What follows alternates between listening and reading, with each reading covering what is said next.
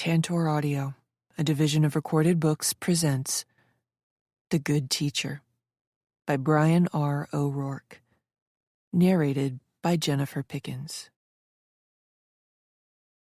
Prologue. Now. Nellie slowly came to. She didn't know where she was.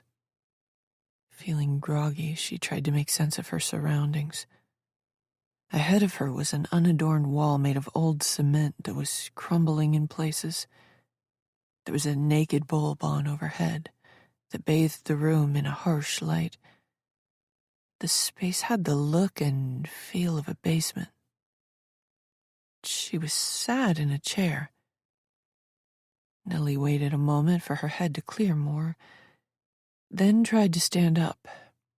She could barely move. She got a few inches off the seat, but that was it. Then she looked down. She was tied to the chair.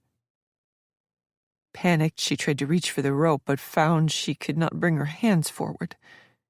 Something metallic was painfully digging into her wrists. With mounting horror, she realized she was also handcuffed. Nellie let out an involuntary shriek. She tried again to stand, but could only manage the same few inches. When she tried to move her feet around, she discovered her ankles were duct taped together. No. She couldn't move, and she was trapped in a strange basement. What is happening? At that moment, her mental fog lifted and everything came back to her. She recalled where she'd been and what had happened. She was in terrible danger. Nellie began to tremble. 6 days ago, she had come to this new town to restart her life. But now she was going to die, and there was nothing she could do about it. A door behind her opened. Light poured in from another room. A moment later, she came face to face with her captor. Hello, Nellie. Chapter 1.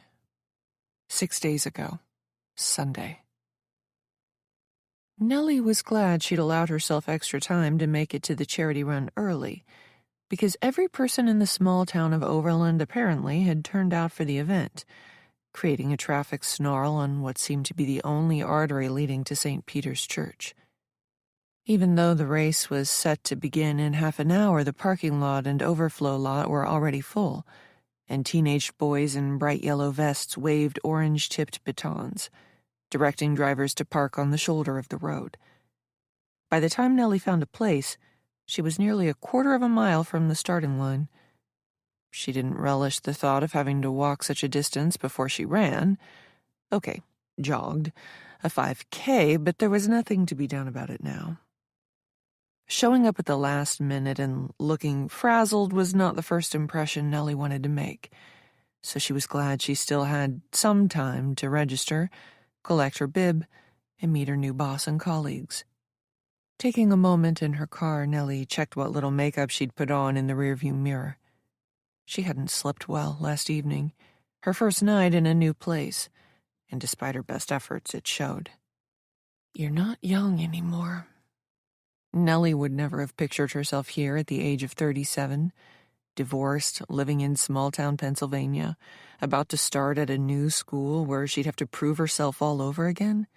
But those were the uncomfortable facts.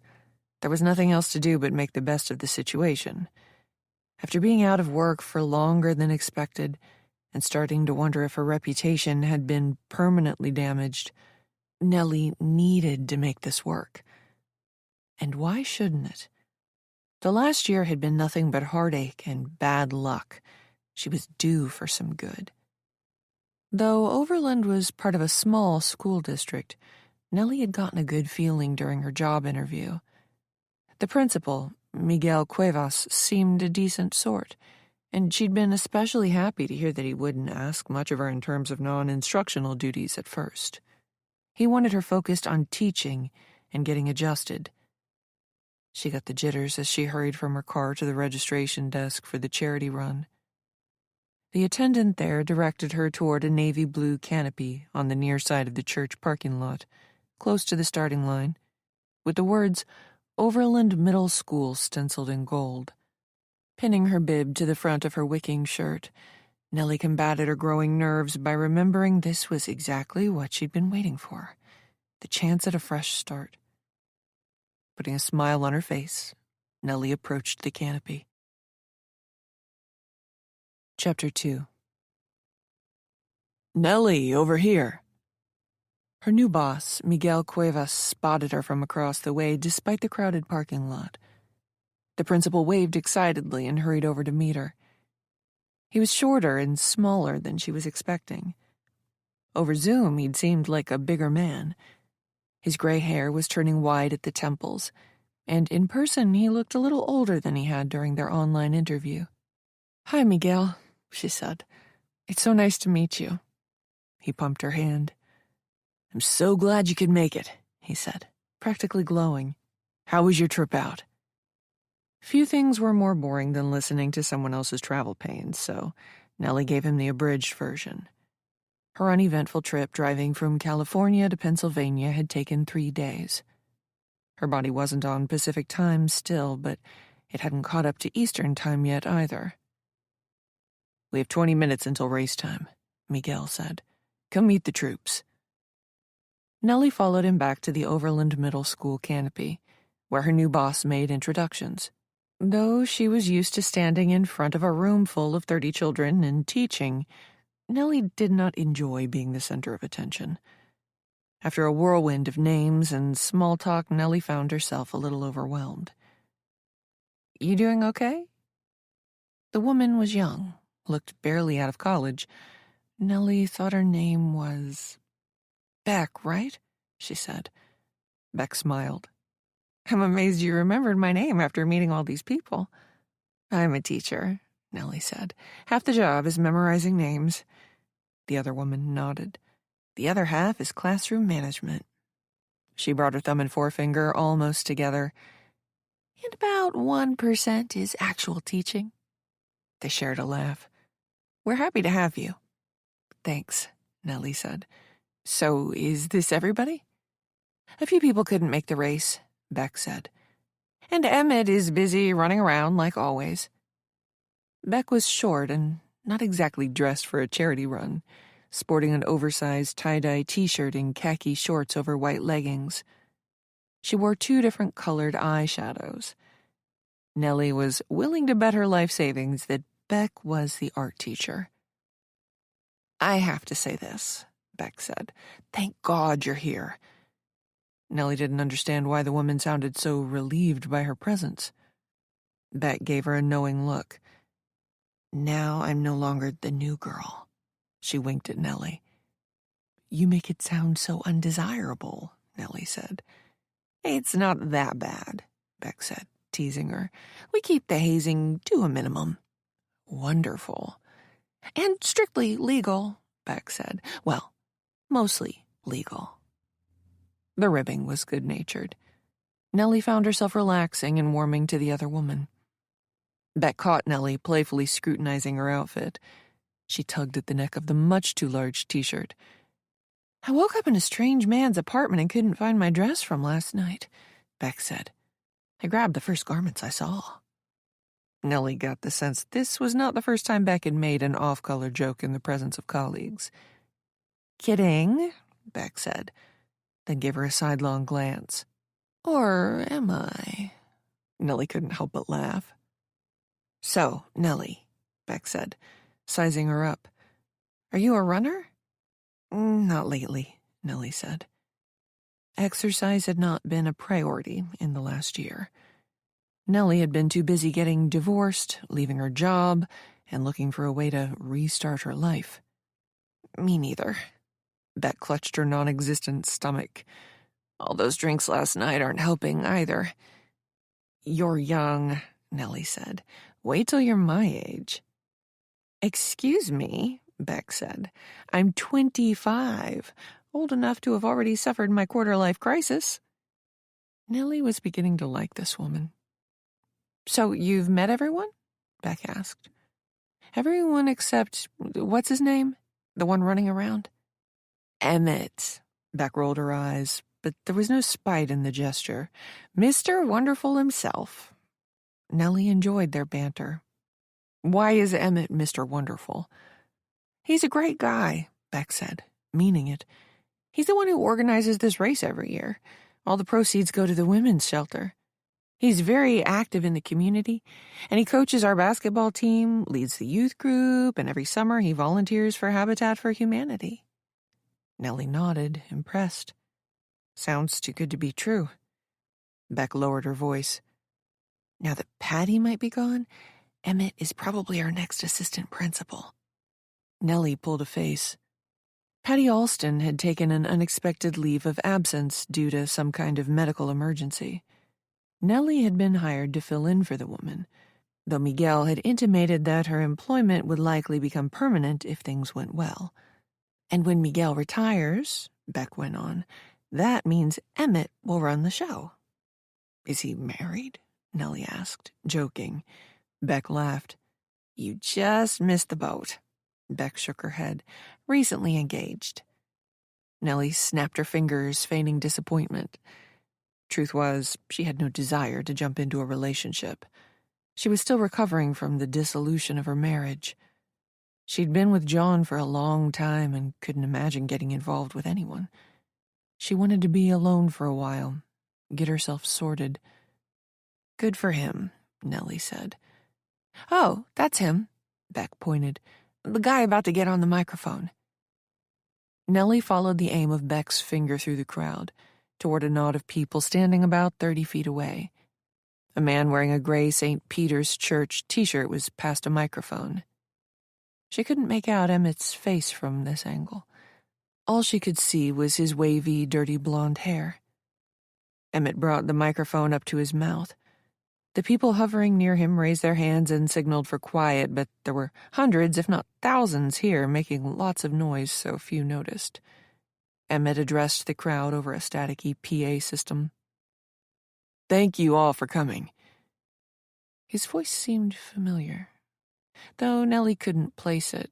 Perhaps it reminded her of the baritone of some famous actor. Either way, she didn't know anyone named Emmett.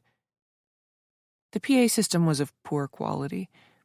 Nellie picked out every third or fourth word he said. There were times when the crowd burst into laughter or cheered at something he'd said. He thanked everyone for their support, then asked one of the priests, who was also wearing a gray St. Peter's Church t-shirt, to offer a blessing. When that was done, Emmett reclaimed the microphone and whipped the crowd into a frenzy. He had the charisma of an energetic MC and seemed perfectly at ease addressing such a large gathering.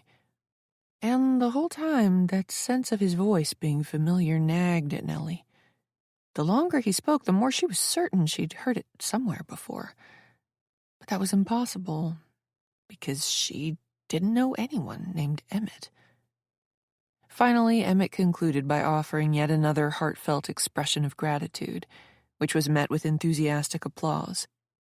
Everyone adored this guy. Nellie couldn't help but be impressed and, surprisingly, a little envious. Not of Emmett specifically, but of the sense of community here. She couldn't help but feel like an outsider. Emmett handed the microphone off to another man, who went on to explain the route and markers. He made a joke about having the most difficult job of all, the starter, which required him to fire a fake gun into the sky to signal the beginning of the race.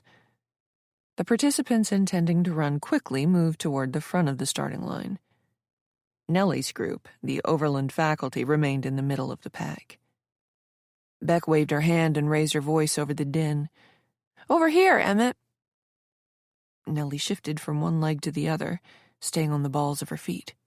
Though she'd run her fair share of 5Ks over the years, she was experiencing pre-race jitters now. She hadn't jogged more than a mile in quite a while, and she'd abandoned her admittedly modest exercise regimen when life had taken a turn. She was worried she wouldn't make it through the race and didn't want to embarrass herself in front of coworkers she hardly knew. She'd felt compelled to participate when Miguel had mentioned the event in passing, suggesting it was a great opportunity for her to meet her new colleagues before she got started. but now she was regretting it. "Emmett!" Beck called out.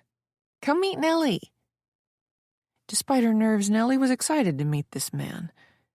If what Beck had said was true and Emmett was the next in line to succeed Miguel as principal in the near future, then it was very important to make a good impression with him also. Putting on a big smile, Nellie turned and came face to face with "Emmett?" Beck said, touching the man's shoulder. "This is Nellie, our new history teacher. And Nellie? This is Emmett." Nellie's smile slipped. Emmett looked an awful lot like someone she'd known, briefly, many years ago. He was a few inches taller than her, with gray, narrow-set eyes and wavy, dirty blonde hair. He looked to be about Nellie's age, around 40 or so. This close, Nellie could see he was in fantastic shape, with a trim waistline and broad shoulders.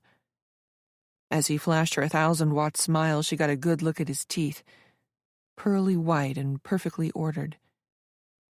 But there was something about Emmett that reminded Nellie of someone else, of someone terrible, a boy named Marshall. She felt all eyes on her. Nellie propped up that smile, hoping it looked genuine, though she was absolutely terrified. She wasn't certain she could move. There was a change behind Emmett's eyes, a fleeting recognition as he continued to flash his bright smile. Or was she imagining it? She couldn't be sure. All of a sudden, Nellie was in a sweat, and the race hadn't even started yet. "Nellie, it's so nice to meet you." Emmett stuck out his hand. "I'm Emmett. I teach English language arts. I've heard so many good things about you." His hand hovered between them. Nellie felt the scrutinizing gazes from Beck and others nearby. She knew she needed to shake this man's hand, but the very thought of pressing her palm against his, of allowing him to grip a part of her body in any way, made her lightheaded. She was breathing heavily, as if she'd already run the race. "Likewise," she forced herself to say. "It's nice to meet you, too." Somehow she managed to shake Emmett's hand. His palm was calloused and cold. She hid an involuntary shudder. His grip was firm, a little too firm. She could feel how strong he was. The cords in his arms stood out. His pecs strained against his t-shirt. He looked deeply into her eyes. "I really look forward to working with you." One corner of his mouth turned up in a strange grin. "And getting to know you better." Bang. Chapter 3. "Are you okay?" Beck asked. "Fine," Nellie said. "Just out of shape." Beck gave her what the kids called a side-eye. They were only a few minutes into the race, and even though the pace the faculty had set was comfortable, Nellie was struggling. Emmett led the way, moving at what appeared to be a leisurely lope for him, while Beck ran alongside her.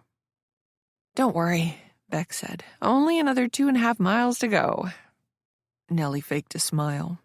Beck, for all her complaining and worry a moment ago, seemed perfectly fine. But Nellie's eyes turned inevitably ahead, to the man calling himself Emmett.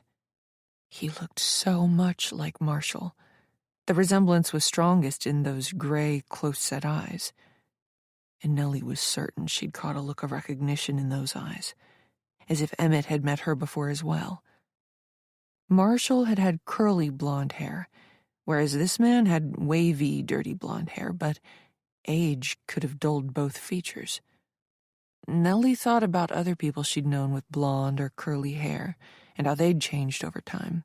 Both men had the same pinched features as well, as if their nose were a magnet pulling their eyes and mouth toward it. The mouth was a little off-center, too, and possessed the same shape, higher on one side than the other. There, however, the similarities ended. Emmett was a physical specimen with broad shoulders and a tiny waist. He carried a lot of muscle and very little fat. Marshall, that 16-year-old boy she'd known so briefly, had been pudgy and oafish, his waist wider than his shoulders. She recalled that he'd tried out for the football team in high school but hadn't made the cut. Or had he been kicked off the team? It was difficult to remember. Emmett, on the other hand, glided along with little effort, looking very much like an athlete. She suspected he could run this race much more quickly if he desired. But the differences went beyond the physical. Marshall had been awkward, leering, lurking, the kind of guy who hung out around everybody else but not quite with them. He pretended not to be gawking at you from the corner of the room. He muttered things about your appearance just softly enough that you couldn't be sure he'd said them. When someone engaged him in conversation, he had trouble meeting their eye. His friends called him funny, but she'd always thought they were being polite. Marshall's jokes were non sequiturs, punchlines to the strange ramblings of someone who'd been having a conversation with themselves in their own head. "You sure you're okay?" Beck asked, sounding genuinely concerned. Nellie clutched her side. A stitch was beginning to form. "I don't know what's wrong with me," she said. "Why don't we walk a minute?" Beck said. They slowed. Beck told the other members of the faculty they'd catch up. Nellie didn't know about that. Her side was hurting. She was out of breath and out of sorts. She'd be embarrassed by this poor showing if she weren't so preoccupied thinking about Emmett and Marshall. Was it him? Was Emmett the man who, with that emotional sixth sense most women seem to possess, Beck intuited there was something the matter with Nellie that went beyond the cramp in her side? The younger woman reached out and put a hand on Nellie's shoulder, giving her a meaningful look. "Are you all right?" "I'll be fine." Nellie forced a smile. "Just need a minute, then we can pick up the pace." "Take your time," Beck said. As dozens of people zipped by them and the faculty disappeared past the bend in the road ahead, her mind turned to the past, back to that horrible rainy day in September. It had been over 20 years ago, but to her it would always feel like yesterday. Chapter 4. "It's going to rain," I say. "Maybe we shouldn't go?" Thunder rumbles in the distance, an ominous sign if ever there were any. But my best friend Tina ignores it and pedals on, picking up speed on her bike as we zoom down the hill. "Don't be lame, Nellie," she says. I pump my legs. It's difficult to catch up to Tina. I don't own a bike, so when we get together I borrow the one she grew out of. It's too small for me, and only the lowest gear works, which is annoying. For every pedaling motion Tina performs, I have to do about 4 to match her. But even if I had a nice new bike like Tina, it'd still be difficult to keep up with her. She's always moved faster than me, in every possible way. 3 years ago, she announced we were done playing with dolls because she had French-kissed Alan Barowitz. And this summer, when I asked if we could play some board games, she laughed like I was making a joke and told me we were going to the pool because she wanted to flaunt her new bikini and planned on touching Sean Pepper's penis. "I'm really not supposed to go here," I say, which I know is an even lamer excuse than the threat of bad weather. "My mother will kill me if she finds out." Tina glances over at me. "You need to lighten up, Nellie. She won't find out. But if something happens, nothing horrible is going to happen." We're biking to the old factory, about half a mile up the road from Tina's place. It's been abandoned for so long you can barely see it from the road anymore. The trees and other vegetation have crowded it. Vines cover the face of the building. I've never been inside, but ever since we started 8th grade a month ago, Tina's done nothing but talk about it. It's where teenagers, usually high schoolers, go to have a good time. The bad teenagers, that is. If Mom knew I was coming here, I'd be in big trouble. She doesn't want me hanging around boys yet. According to her, the only honest man is the one who isn't talking, and even then you can't be sure about him. 2 years ago, when I first got my period, we had the talk, and that nipped what little growing interest I had in boys in the bud. Mom told me that most men just want to use women for sex and then leave them when they get pregnant. She told me they couldn't help themselves, though I had some friends with married parents who seemed happy. Mom was speaking from personal experience, so it was difficult to argue with her.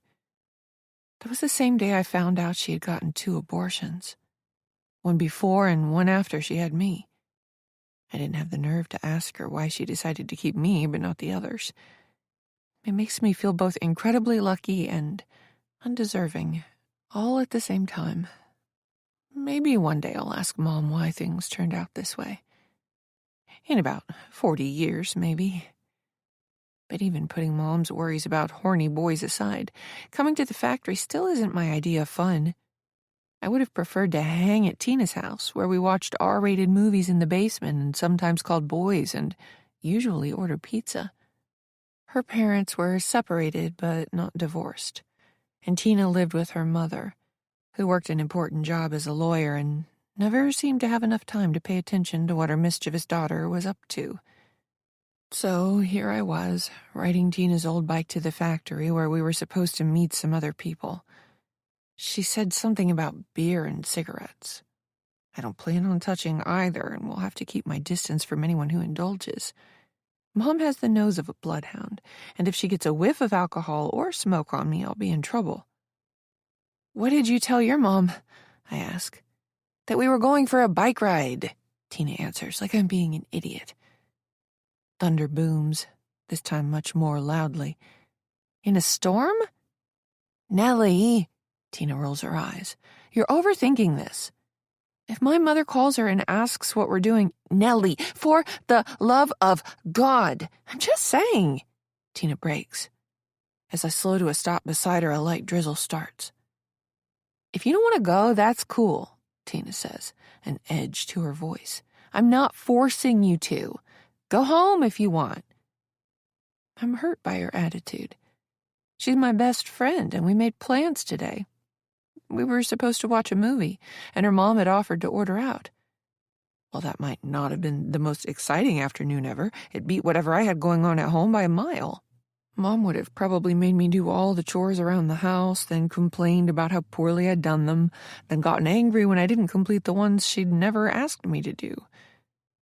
"Look, Nellie, hanging out in my basement to watch an old movie or whatever, it's lame. So is calling random boys and all that. I'm about to turn 14. Right, 14, not 20. We weren't in college. We weren't even in high school. Tina had always moved faster than me, but the differences of late were becoming more glaring. We were like these bikes. She kept changing to a faster gear, while I was stuck on the lowest one. I bite back tears. Tina's been my best friend since 2nd grade. She's called me lame before, but I always took it as a joke. But now I'm starting to wonder if she means it. Her expression softens when she registers my reaction. "Hey, come on, it's going to be cool. We don't have to stay long. And who knows? You might meet a cute guy." I want to go home, but I don't want her thinking I'm lame either. Okay. The rain picks up while we bike the rest of the way to the factory. Ducking under the rusty chain displaying a "Keep Out" sign, we walk our bikes up the overgrown entrance to the building. Behind the tree line is a parking lot filled with weeds taller than I am, crushed beer cans, broken glass, some needles, and a dumpster that looks like it was forgotten about. The building itself is missing some windows, and there are "Keep Out" signs posted in several places. One faded orange piece of paper nailed to the main entrance reads, "Condemned." "Are you sure it's safe?" I ask, not able to help myself. Tina rubs my shoulder. "They just post these signs to scare people off." With a growing sense of dread, I walk my bike around to the side of the building where a large roof juts out and there are big bays with sliding panels. This must be where the deliveries came in. The abandoned factory doesn't look any more stable or inviting back here, but at least we're out of the rain. "How do we get inside?" I ask. Tina smiles. "This way." After leaning our bikes against the side of the building, I follow her to an old metal door. She turns the knob. The interior is dark, weak afternoon light streaming in through the few windows that haven't been boarded up or papered over. A strong metallic odor hits me. I must make a face because Tina says, "Don't worry about that. You won't smell it in a minute." Stepping inside, I find myself in a large open room that's filled with junk, old machines, office equipment. I pretend I don't notice something small and furry scurry away from us, seeking refuge under a rotting desk. "Great, isn't it?" Tina asks. I can't bring myself to lie. My skin is crawling. "Come on," she says. "I'll give you the tour." We move carefully around dangerous-looking, rusting equipment through haphazard aisles of clear space into another area with a long hallway and a series of doors on both sides.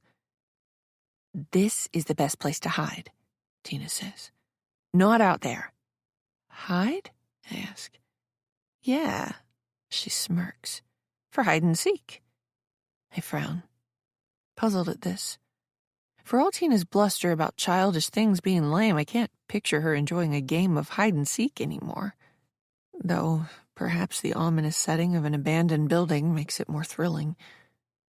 Either way, I'm not much interested in playing hide-and-seek here, of all places, with boys I hardly know. Mom has put the fear of God into me when it comes to the opposite sex. "Come on," Tina says. We move down the hallway. They could film a horror movie here. This place is creepy. There's all kinds of junk strewn everywhere, almost giving the impression that the people last here left in a hurry, like they were afraid of something terrible, like they just found out a huge asteroid was on a collision course with Earth, or like there was a group of sociopathic serial killers out hunting them. I don't know. My mind goes to dark places sometimes. I step over what appears to be a used condom floating in a yucky puddle of standing water. A few short months ago, I would not have known what it was. But at the beginning of the school year, we had health education. The few pictures they showed us were funny. Half the class erupted in laughter at the sight of a penis. I hear dripping somewhere. As we proceed down the dingy hallway, the soft murmur of voices in a distant room reaches my ears. "Are you going to hold it together?" Tina asks. She's teasing me, trying for a laugh, but I'm not really in the mood. Every alarm bell inside my brain is going off. This is not my thing. But I don't want her to think of me as her lame friend who only wants to play with dolls and make tie-dye t-shirts and talk about the Babysitters Club books. "I'm fine," I lie. At last we reach the end of this hallway, coming to a T-junction. Tina makes a right and leads me to a large office. I can hear a lot of voices now, loud and clear. I smell smoke and something else, too. Must be alcohol. At least I've gotten used to that god-awful metallic smell. I don't notice it anymore. "We're here," Tina says, stepping in from the doorway. I take a deep breath and follow her inside. There are about 15 people here. She and I are the only middle schoolers. Everyone else is high school age. It's a small town, so I recognize them all, with the exception of one heavyset boy with long, curly blonde hair. When our eyes meet, half his mouth curls upward in a gross smile.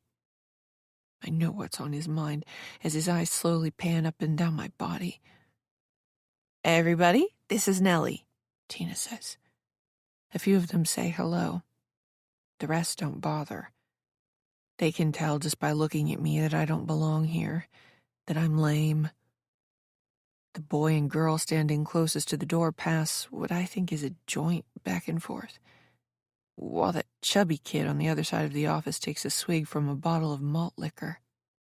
Tina strides right up to Sean Pepper, who offers her his can of beer. She runs her hand up and down his stomach first, and then sips from his drink. I put my back against the wall and try to activate my superpower, invisibility. I don't want to be here, and it's obvious from the muted reaction I get that nobody else really wants me here either. I'm not sure Tina even does, to be honest. Perhaps she just brought me along out of habit or a sense of obligation. Maybe to her I'm that annoying friend she can't bring herself to cut ties with. Another boy and girl sitting on a tarp-covered sofa go back to making out. The boy's hand disappears under her shirt. He's groping her boobs in plain sight of everyone else. Tina and Sean are already deep in conversation. A trio of freshman girls are shooting me scathing looks, and though I can't hear them, they're obviously talking about me. A couple of boys, who I think are sophomores, smoke cigarettes. Two more girls, with their skirts hiked way up on their thighs, dance provocatively even though there's no music playing. I don't know why I'm here. I'd rather be home, helping Mom with chores. I'd rather be studying my least favorite subject, math. I'd rather be anywhere else, doing anything else. Eventually, everyone loses interest in me, even the nasty girls in the corner. I melt into the wall, becoming part of the background. Tina begins teasing Sean, rubbing his stomach and thighs, drinking his beer, pushing up against him. It's clear what's on her mind. And even in the strange gloom of this office, it's impossible not to notice the bulge in Sean's shorts. It's almost like he wants her, and everybody else, to see what he's packing. I want to go. The chubby blonde guy continues to leer at me. I pretend I don't notice him. But he must be able to tell how uncomfortable I am. Forcing myself to catch him staring in the hopes he'll be embarrassed and look away, I meet his eyes. He doesn't avert his gaze.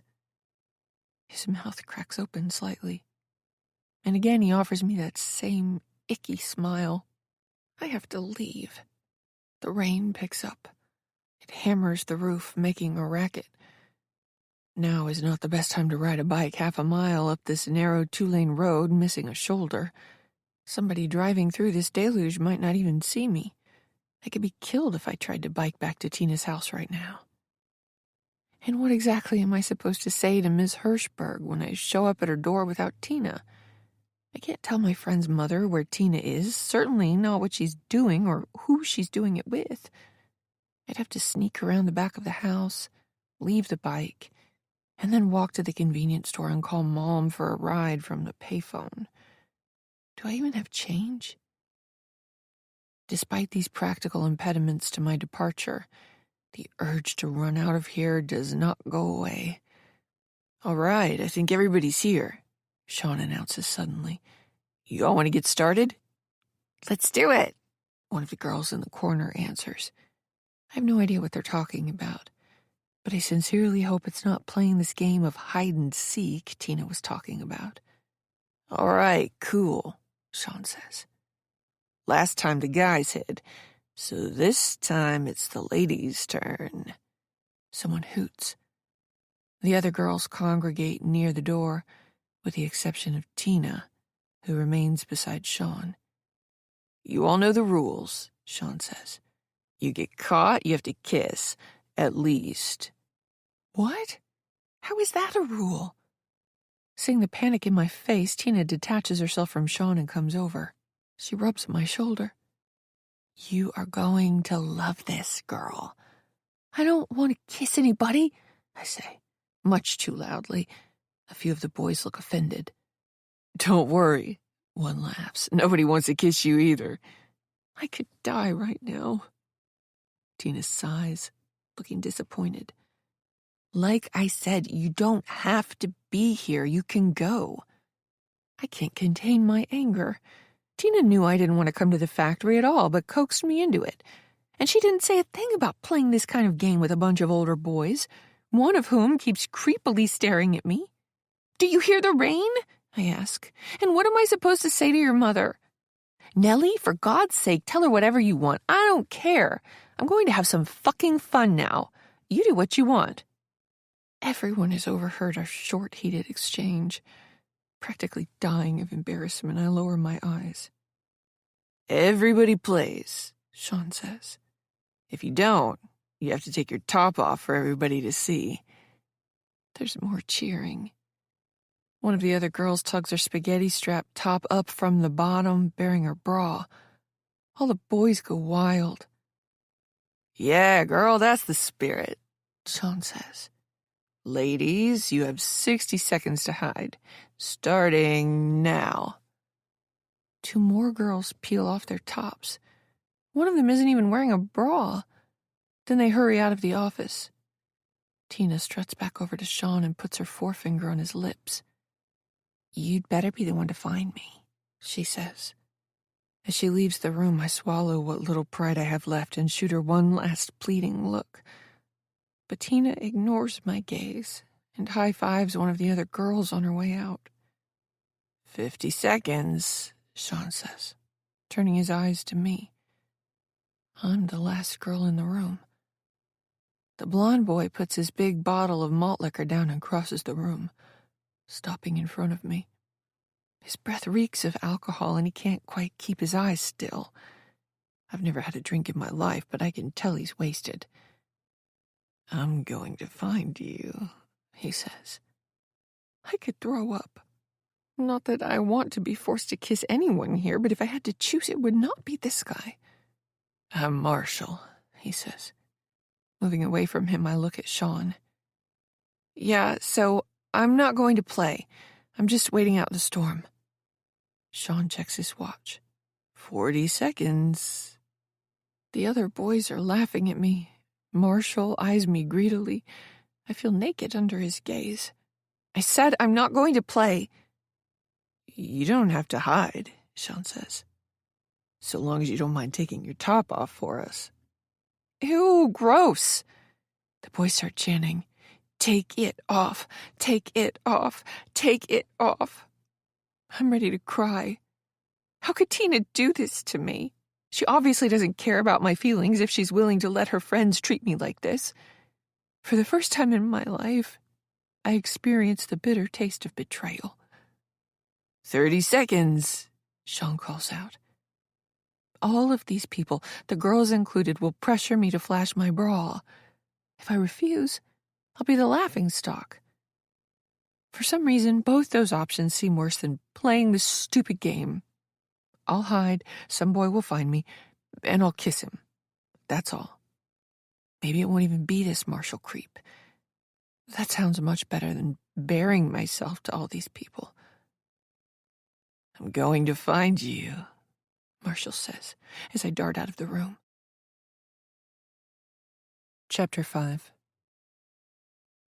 After the race, the faculty met near the navy blue canopy in the church parking lot. Many vendors had set up for the occasion, including several food trucks and a handful of microbreweries. Nellie was surprised at how quickly and how much her colleagues were grabbing drinks, but Miguel didn't seem to mind. Nearby, one vendor boasted the county's best pulled pork sandwiches. The food smelled great to Nellie, but she didn't have much of an appetite. A knot of young men, Nellie thought they were college-aged, were stuffing their faces and horsing around nearby. They must have finished the race quickly and gotten started drinking immediately. Judging by the volume of their voices and the barbecue sauce smearing their faces, they were already in their cups, as her mother would have said.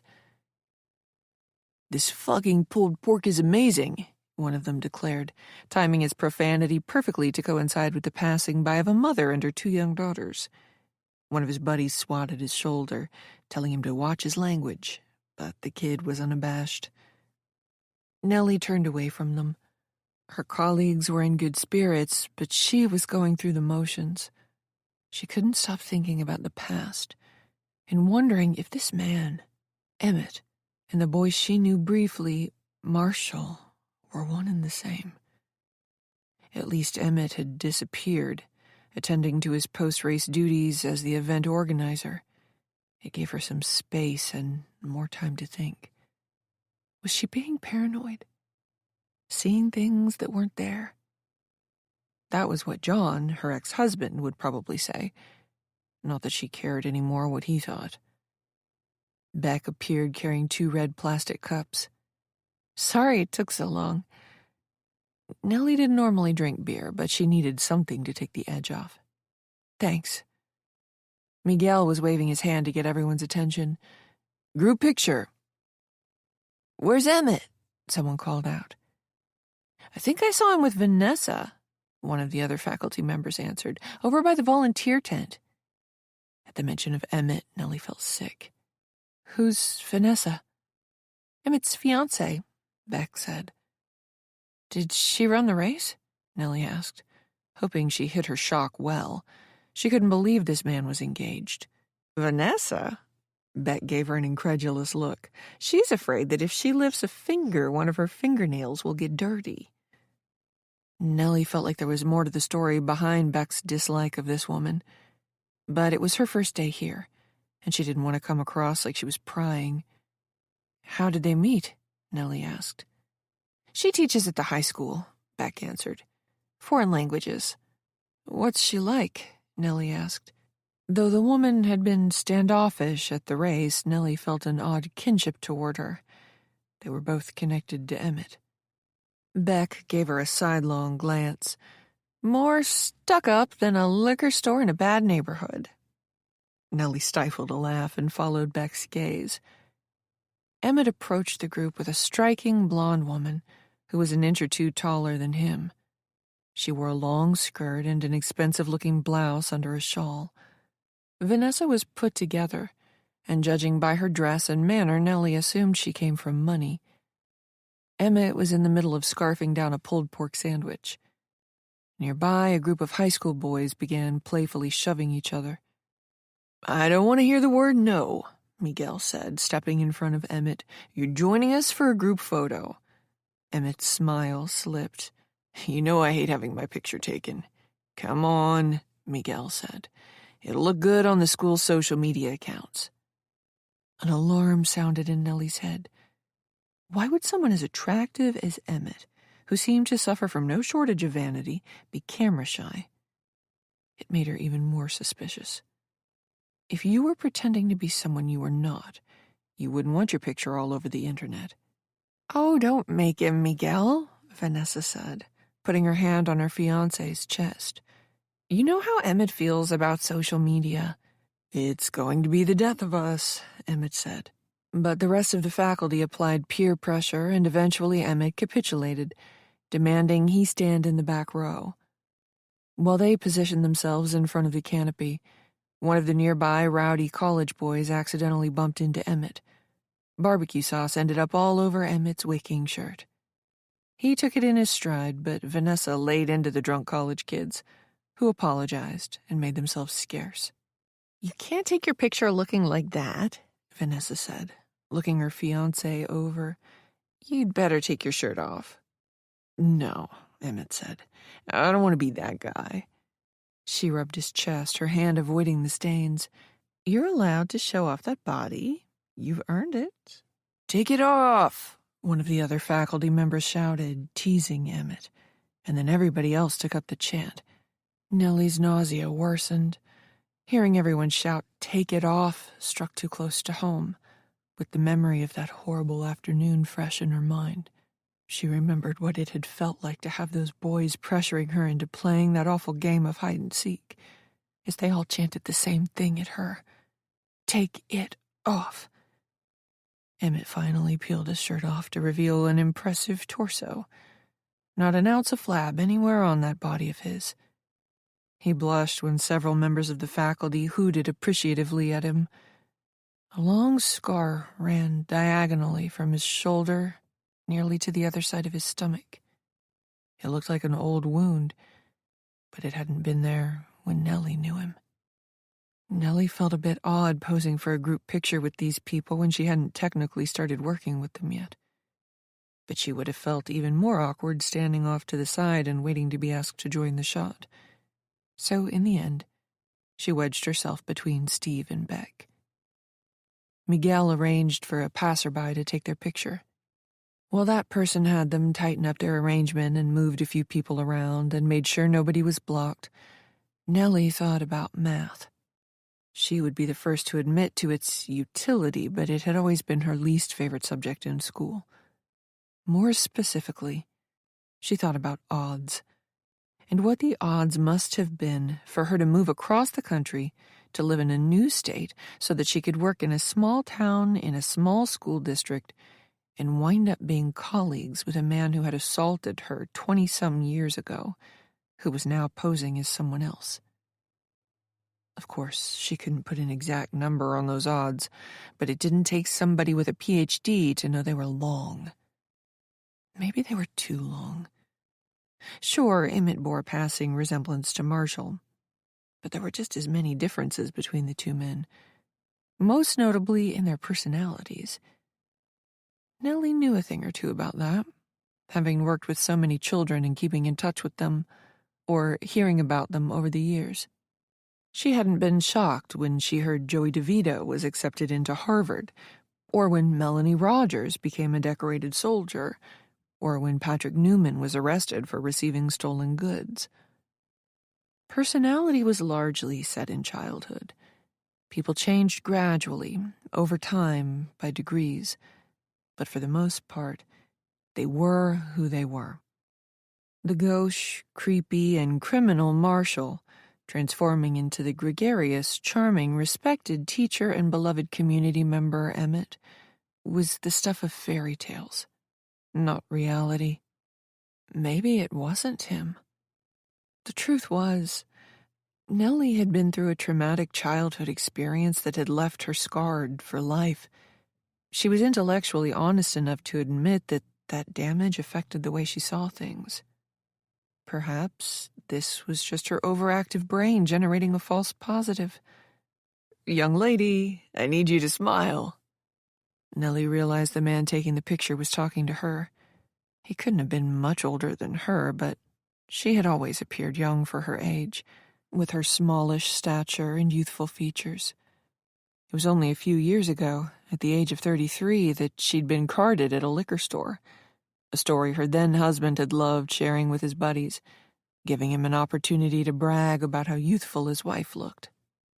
Perking up immediately, she plastered a smile on her face and hoped it was convincing. She was embarrassed to have been caught not paying attention and holding everyone up. While they posed, Nellie told herself she should take this slow, not jump to any conclusions. Though, at the same time, she couldn't ignore that terrible feeling of certainty. Part of her was convinced Emmett was Marshall. The rational and intuitive sides of her mind were in disagreement, and she didn't know how to reconcile that. Nellie lingered after the photo was taken, not wanting to be the first to leave and be seen as antisocial by her new colleagues. She chatted up a few people she hadn't gotten the chance to talk to, all while keeping one eye on Emmett. Not once did the man glance in her direction, though she got the feeling he was acutely aware of her presence. By the time several faculty members had left, Nellie's half-finished beer was warm. The skies had turned gray, and the air was cold. She was looking forward to getting back to her apartment so she could spend some time looking both Emmett and Marshall up online. She didn't know what she expected to find, but she had to do something. She said goodbye to Miguel and Steve, who were deep in conversation. Beck noticed she was leaving and hurried over. "Nels," she said. Apparently they were already on a nickname basis. Nellie liked it. "Do you want to go out for drinks?" It took Nellie a moment to realize Beck meant tonight. "I'd love to, but I'm still getting settled," Nellie said. "Maybe later this week?" Beck mock pouted. "All right, but I'm going to hold you to it." They exchanged numbers. While she had her phone out, Beck held it up for Nellie to see the screen. "By the way," Beck said, "you look great in this picture." It was one of the group photos from earlier. Miguel had forwarded them around. Nellie didn't think she looked great in it. The sun was in her eyes, forcing her to squint a bit, but she appreciated the compliment. While she examined the photo, she couldn't help but scrutinize Emmett for a moment. In this photo, with his shirt off and that ugly scar prominent, he didn't resemble Marshall as much. What? Beck asked. Nothing, Nellie said, catching herself. I can't get over how old I'm starting to look. Beck shook her head. You look great. Are you on social media? You should post this. My Facebook is on life support, Nellie said. You should post this, she repeated. You'll have about 50 guys asking for your number. Nellie laughed. She'd always been plain-looking, cute on her best days, forgettable on the others. Now that she thought about it, she wasn't sure 50 guys had shown an interest in her entire life. She didn't plan on posting the group photo, but now that Beck had mentioned it, she realized she should update her profile. At the very least, she should friend request, or whatever the appropriate term was, the Overland Middle School page. Beck gave her a hug, then went off looking for food. Nellie was about to leave when she heard a voice. Nellie. She turned to find Emmett's fiancé standing behind her. The woman had at least half a foot on her, with icy blue eyes and long, straight blonde hair that fell to her shoulders. I'm Vanessa, she said, holding her hand out. It's so nice to meet you. Hi. They shook hands. Emmett, conversing with the PE teacher, whose name Nellie couldn't remember at the moment, looked over at them with a blank expression. I teach French and Spanish, Vanessa said. From what I hear, we're lucky to have you. Tell me, what brings you all the way from sunny California to our quiet little town? Nellie was distracted by Emmett's gaze and a bit intimidated by this striking woman with a rather patrician manner. I was looking for a change, she said, keeping her answer intentionally vague. And this seemed like a good fit. Really? Vanessa frowned. I heard you were coming from a very large school district. It must have been incredibly well-funded, too, being situated in California. Not too many teachers I know would want to leave that. You must have been looking for quite a big change. The woman had put Nellie on her heels. She felt the need to explain herself, but thought better of it. Yes, I was. Vanessa arched an eyebrow as if she didn't believe Nellie. Well, like I said, we're lucky to have you, though you have some big shoes to fill. Patty is a wonderful teacher. Nellie smiled. That's what I hear. I do hope she comes back soon, Vanessa said. The children love her. Nellie didn't say anything. Miguel hadn't shared the details of Patty's abrupt leave of absence, but Nellie had gotten the sense that Miguel had been taken by surprise by the request. It was also a strange thing for Vanessa to say. If Patty suddenly returned from her leave of absence, as unexpectedly as she had taken it, then Nellie would likely be out of a job. Miguel had made assurances that he would try to place her in the event that happened, but she had known that was as soft a guarantee as he could make. Oh, Vanessa said, as if realizing her gaffe, I'm sure Miguel would figure something out if that happened. Don't worry. Nellie didn't say anything. Everyone else had been so welcoming of her, but this woman was frosty. We're a tight-knit faculty, Vanessa said. More family than coworkers. When you prove yourself, you'll be welcomed in with open arms. Nellie gaped. She'd been teaching for 15 years. While she wanted to do a good job and gain Miguel's approval, she also felt that she didn't have to prove herself to anyone, least of all this woman. Her experience should have spoken for itself. Her references were glowing, and despite whatever problems she'd had at her last school, her reputation had remained intact. Vanessa, dear, are you giving our newest colleague a hard time? Emmett approached them with a big smile and a beer in hand. He had an easy, almost carefree manner which surprised her. Nellie had wanted to skip out without engaging with the man again, but no such luck. He put his arm around his fiancée's shoulders, giving her a little squeeze. I was not, Vanessa said, giving him a peck on the cheek. I only wanted to introduce myself. Emmett gave Nellie a knowing look, like they were in on some joke together at Vanessa's expense. It made her uncomfortable. You'll have to forgive my fiancée, Emmett said. She's lived in Overland her entire life and has been teaching here for 18 years. She can be a bit territorial. Nellie smiled, keeping her eyes on Emmett. Now that they were face to face again, the resemblances between him and Marshall were stark, much more prominent than the differences. Vanessa playfully batted Emmett's stomach. At some point between the photo opportunity and now, he donned another St. Peter's t-shirt. This one was a bit too small for him, though, taut against his pecs and tight around his bulging arms. "Nellie," Emmett said, leaning in, "I'm afraid I owe you an apology." Chapter 6. Emmett's words froze Nellie. Why did he owe her an apology? He hadn't been rude before the race. To anyone watching, as a matter of fact, he would have appeared warm and kind, welcoming.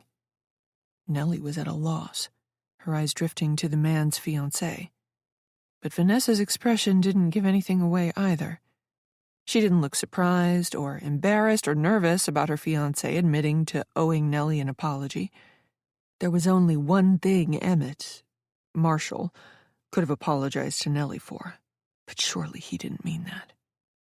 "I really am sorry," he said. Nellie had no idea how to respond. They seemed to be talking about something specific, but also not. Was he owning up to his crime? While nothing had come of his allegations before, the cultural landscape around sexual crimes had improved much. Back then, people said things like, "He said, she said, can't blame a guy for trying. Did you see what she was wearing?" But these days it was different. These days, men were playing with 5 fouls. As impossible as it seemed, Nellie wondered if her presence had jarred him, if seeing her had stirred up remorse. People changed.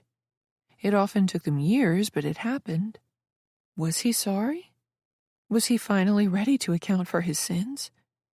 Or had he even regretted his actions for some time, been too ashamed to face her and admit to them?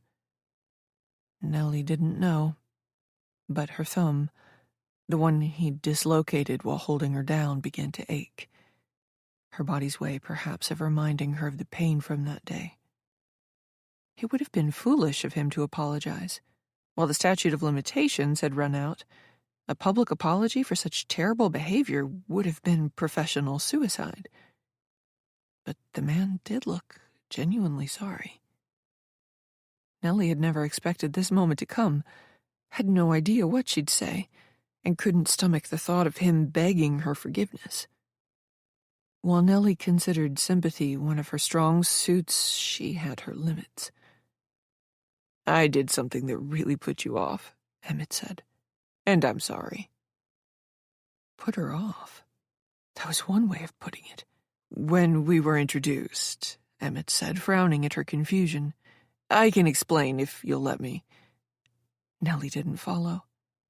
She hated how weak her knees were, how terrified she felt, how this man had destabilized her.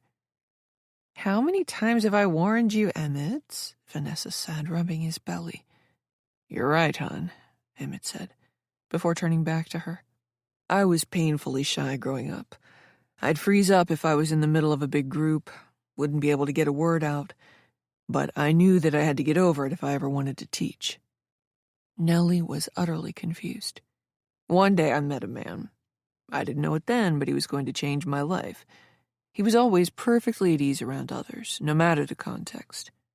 Eventually, I worked up the nerve to ask him how he did it. Back then, we didn't use the term hack like we do today, but that's what he taught me. For a month straight, he forced me to introduce myself to 20 people every day.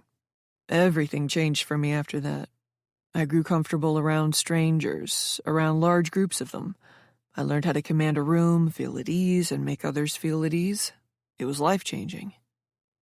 "I don't understand." "Sorry, I'm coming to it." He offered another ingratiating smile. "He taught me this hack. When you're meeting someone for the first time, you pretend they're an old friend. It's a way to trick your own brain. It changes the way you smile and look at this other person.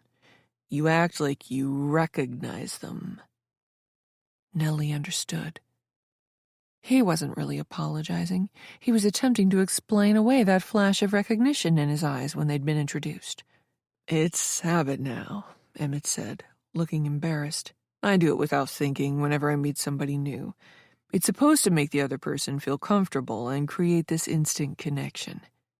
It sounded made up to Nellie, and she felt like he was using this as an opportunity to flaunt himself.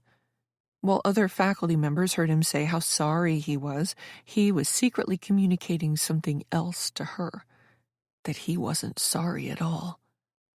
"He does it to everyone," Beck said, coming up beside her. "And it works.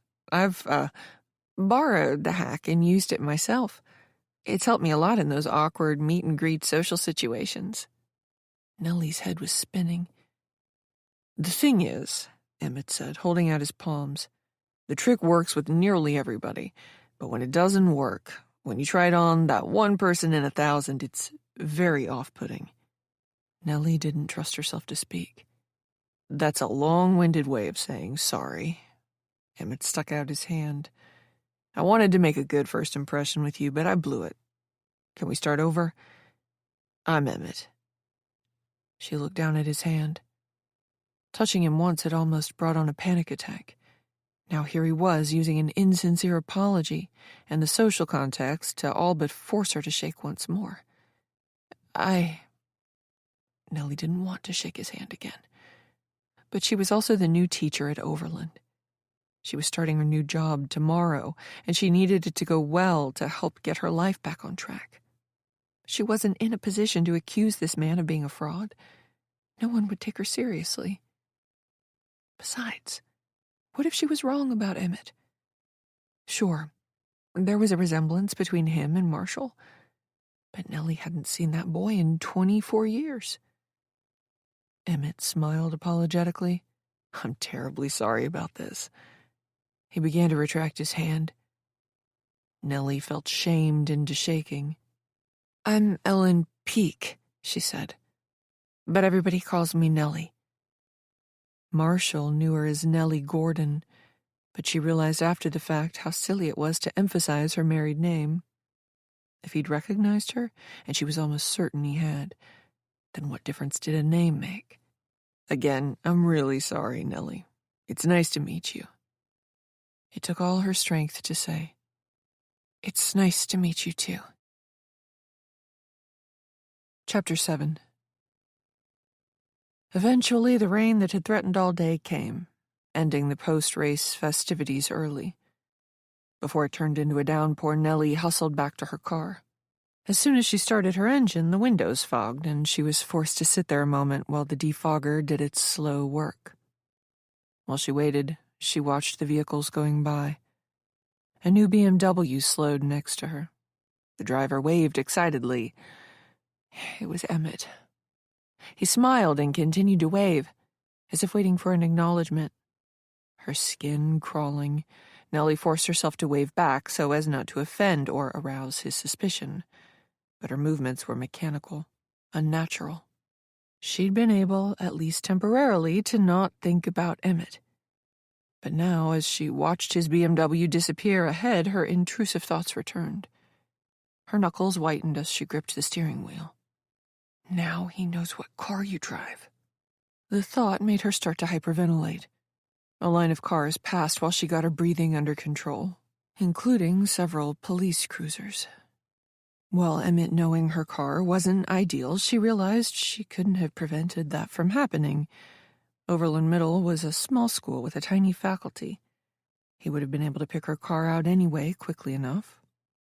But all the same, it made her nervous. What should I do?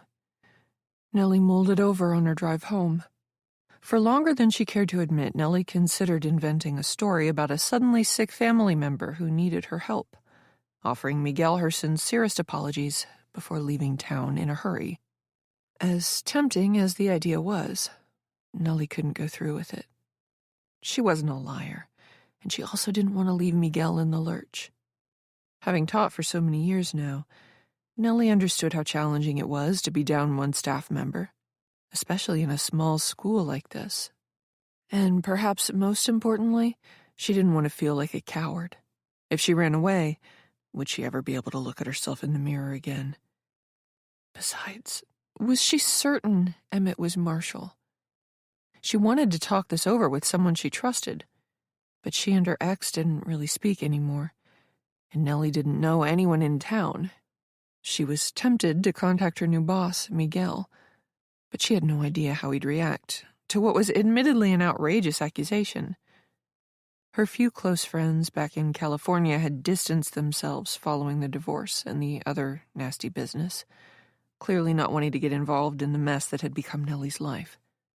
She didn't even consider calling her mother. She felt all alone. On her way home, she passed her new place of employment, Overland Middle School.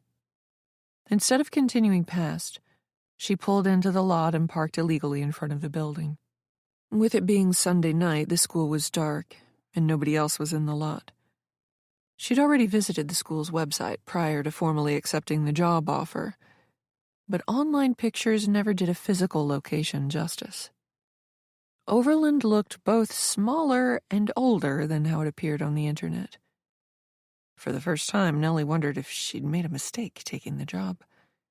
She'd had trouble finding work the last year. Money had been a concern, of course, but she had her savings, and John was good about alimony. The truth was, she'd started to worry she'd never teach again. She feared she'd be forced into some office job she'd never wanted, the last 15 years of teaching good for nothing. When Miguel had offered her the job, she'd accepted on the spot. The principal had chuckled at her overeagerness, telling her to give it some thought and get back to him.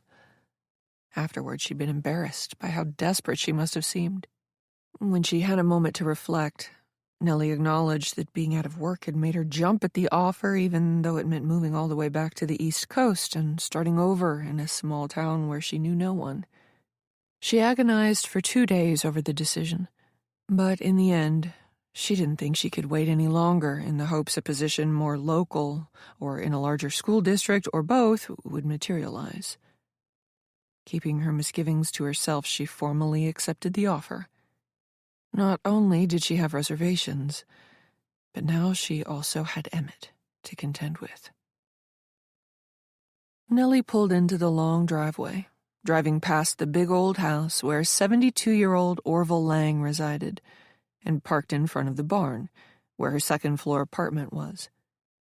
Her legs ached as she climbed the wooden stairs. Once upon a time, running a 5K would have been a breeze, but she could tell she'd be sore tomorrow. Her lower back was also tight from being in the car for so long. She had no appetite and spent 20 minutes moving around the small apartment, having no outlet for all her nervous energy. Eventually, she managed to get herself under control. With a deep, calming breath, she opened her laptop and started searching. Marshall Dawes had no online presence, no social media, no LinkedIn. He had graduated from Lenape High School 22 years ago. Nellie found his name on a list of graduates, but that was it. She tried MySpace, but discovered it was a very different website than the one she'd used briefly decades ago. Either way, she couldn't find a profile for Marshall Dawes. Emmett Moore was a bit more active online, but that wasn't saying much. Like Marshall, he was not on social media. He did have a LinkedIn profile, but there was no photo. According to his page, he'd worked at Overland Middle School for 3 years.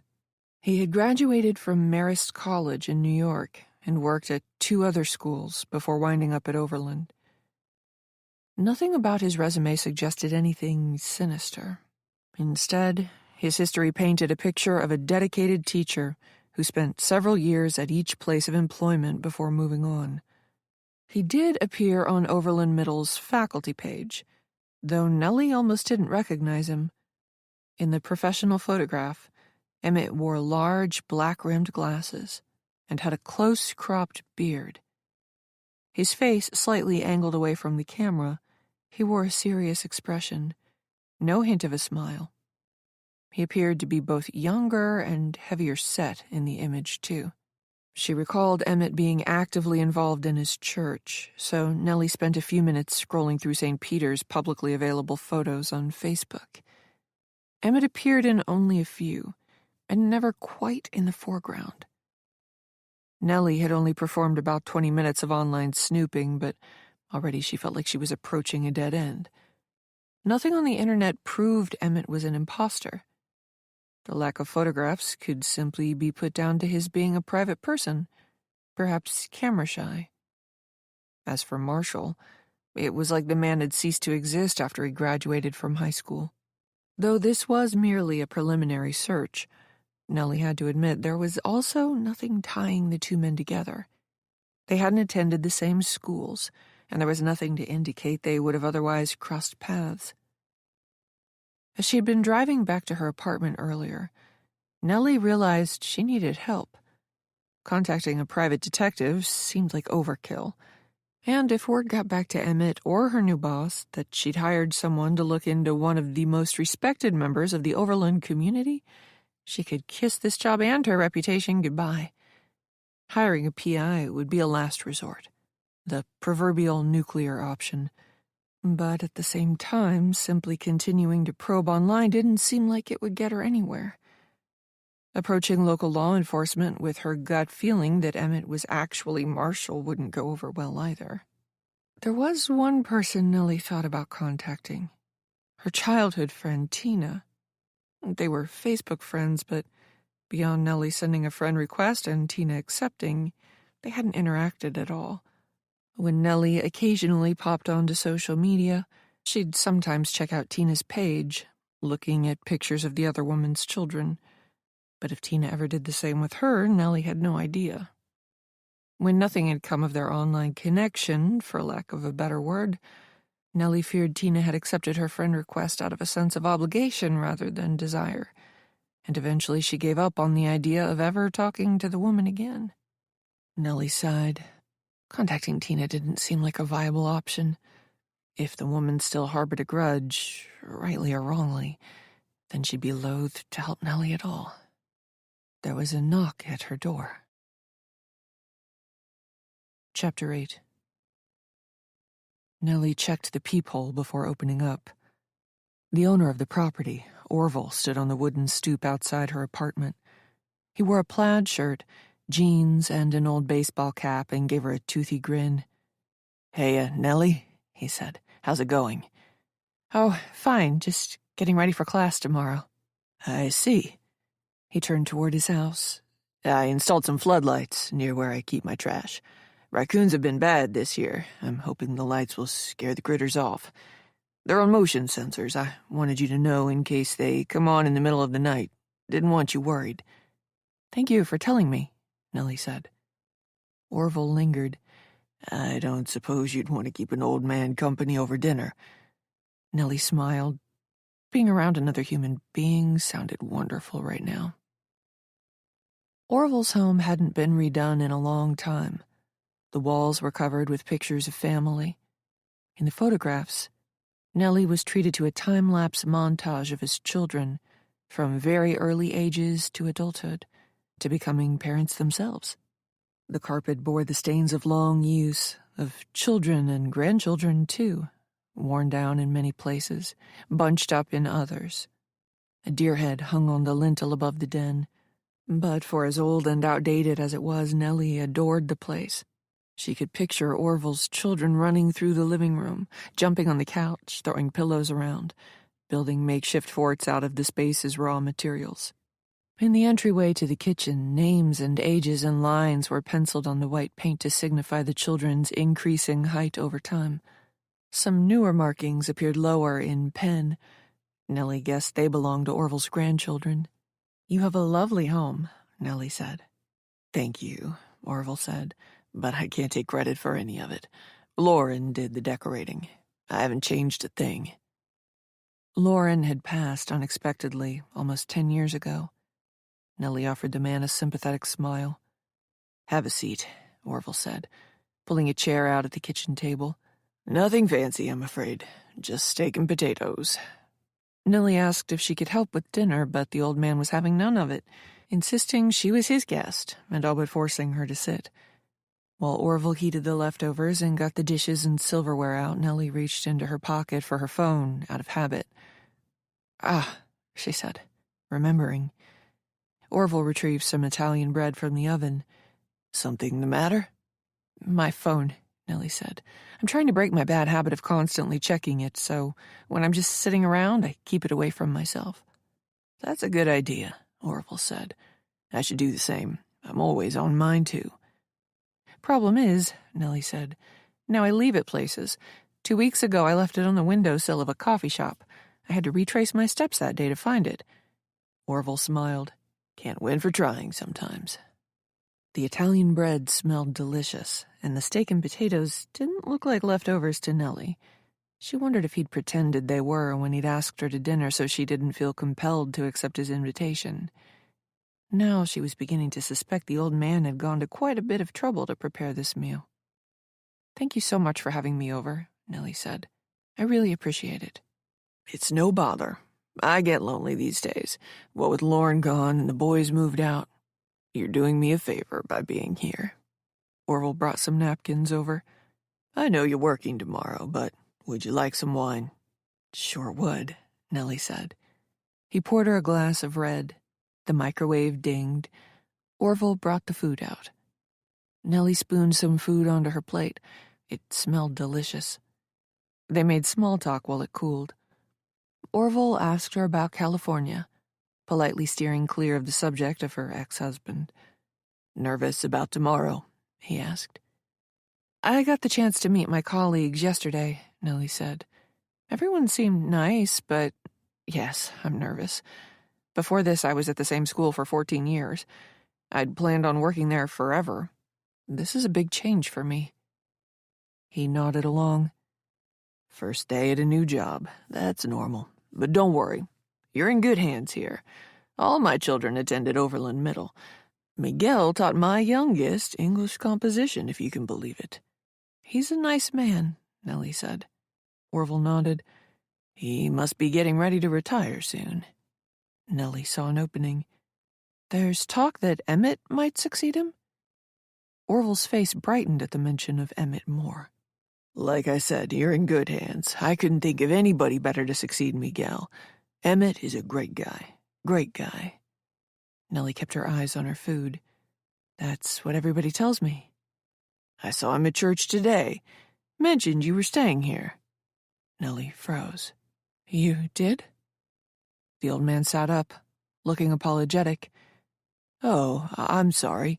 I didn't think anything of it." Nellie forced a smile, but her insides were churning. Emmett knew where she lived. The thought was terrifying. "It's okay," she managed to say. "I really am sorry," Orville said, sounding pained. "I didn't think anything of it. Small town, everybody talks. It's not like a big city. But I guess I shouldn't have told him that." "It's just—" Nellie searched for the right words to say, some half-truth. "I've had problems with men before, and I don't want strangers knowing where I live." "My gosh." Orville put his fork down. "Nellie, I'm so sorry. Won't happen again." He'd apologized several times now, but Nellie said nothing. She kept her eyes on her food and forced some potatoes into her mouth, even though her appetite had vanished. An uncomfortable silence developed. Orville fidgeted in his seat. "You don't have to worry about Emmett," he said. "He's a good man, really. That one wouldn't hurt a fly. He leads the middle school youth group at St. Pete's. He's wonderful with the children." Nellie kept her expression neutral, but she wanted to scream. The thought of Emmett being a teacher, working with children. "He runs the youth group?" Orville's expression brightened. "Oh, yeah. The best. The youth group had a lock-in event Friday night." "A lock-in?" "That's what they call a sleepover." Orville put his wine down. "Emmett usually coordinates one every season. The kids love them. They play games and watch a movie. The parents love it too. Their children get to socialize, and they know their kids won't get into too much trouble at church." "He seems to have his hand in a lot of things." Orville gave her a strange look. Nellie forced a smile, feeling her cheeks turn red under Orville's gaze. I'm impressed, is all. He's up all night with the kids, then he's managing the charity run. It's a lot. Orville grinned, as if he took pride in the other man's good deeds. That's Emmett. Always up to something. Always up to something. Chapter 9. 5 days ago. Monday. I run while Sean calls out how much time is left. Every time I think I've found a good spot to hide, I discover one of the other girls has already taken the spot, and they shoo me away.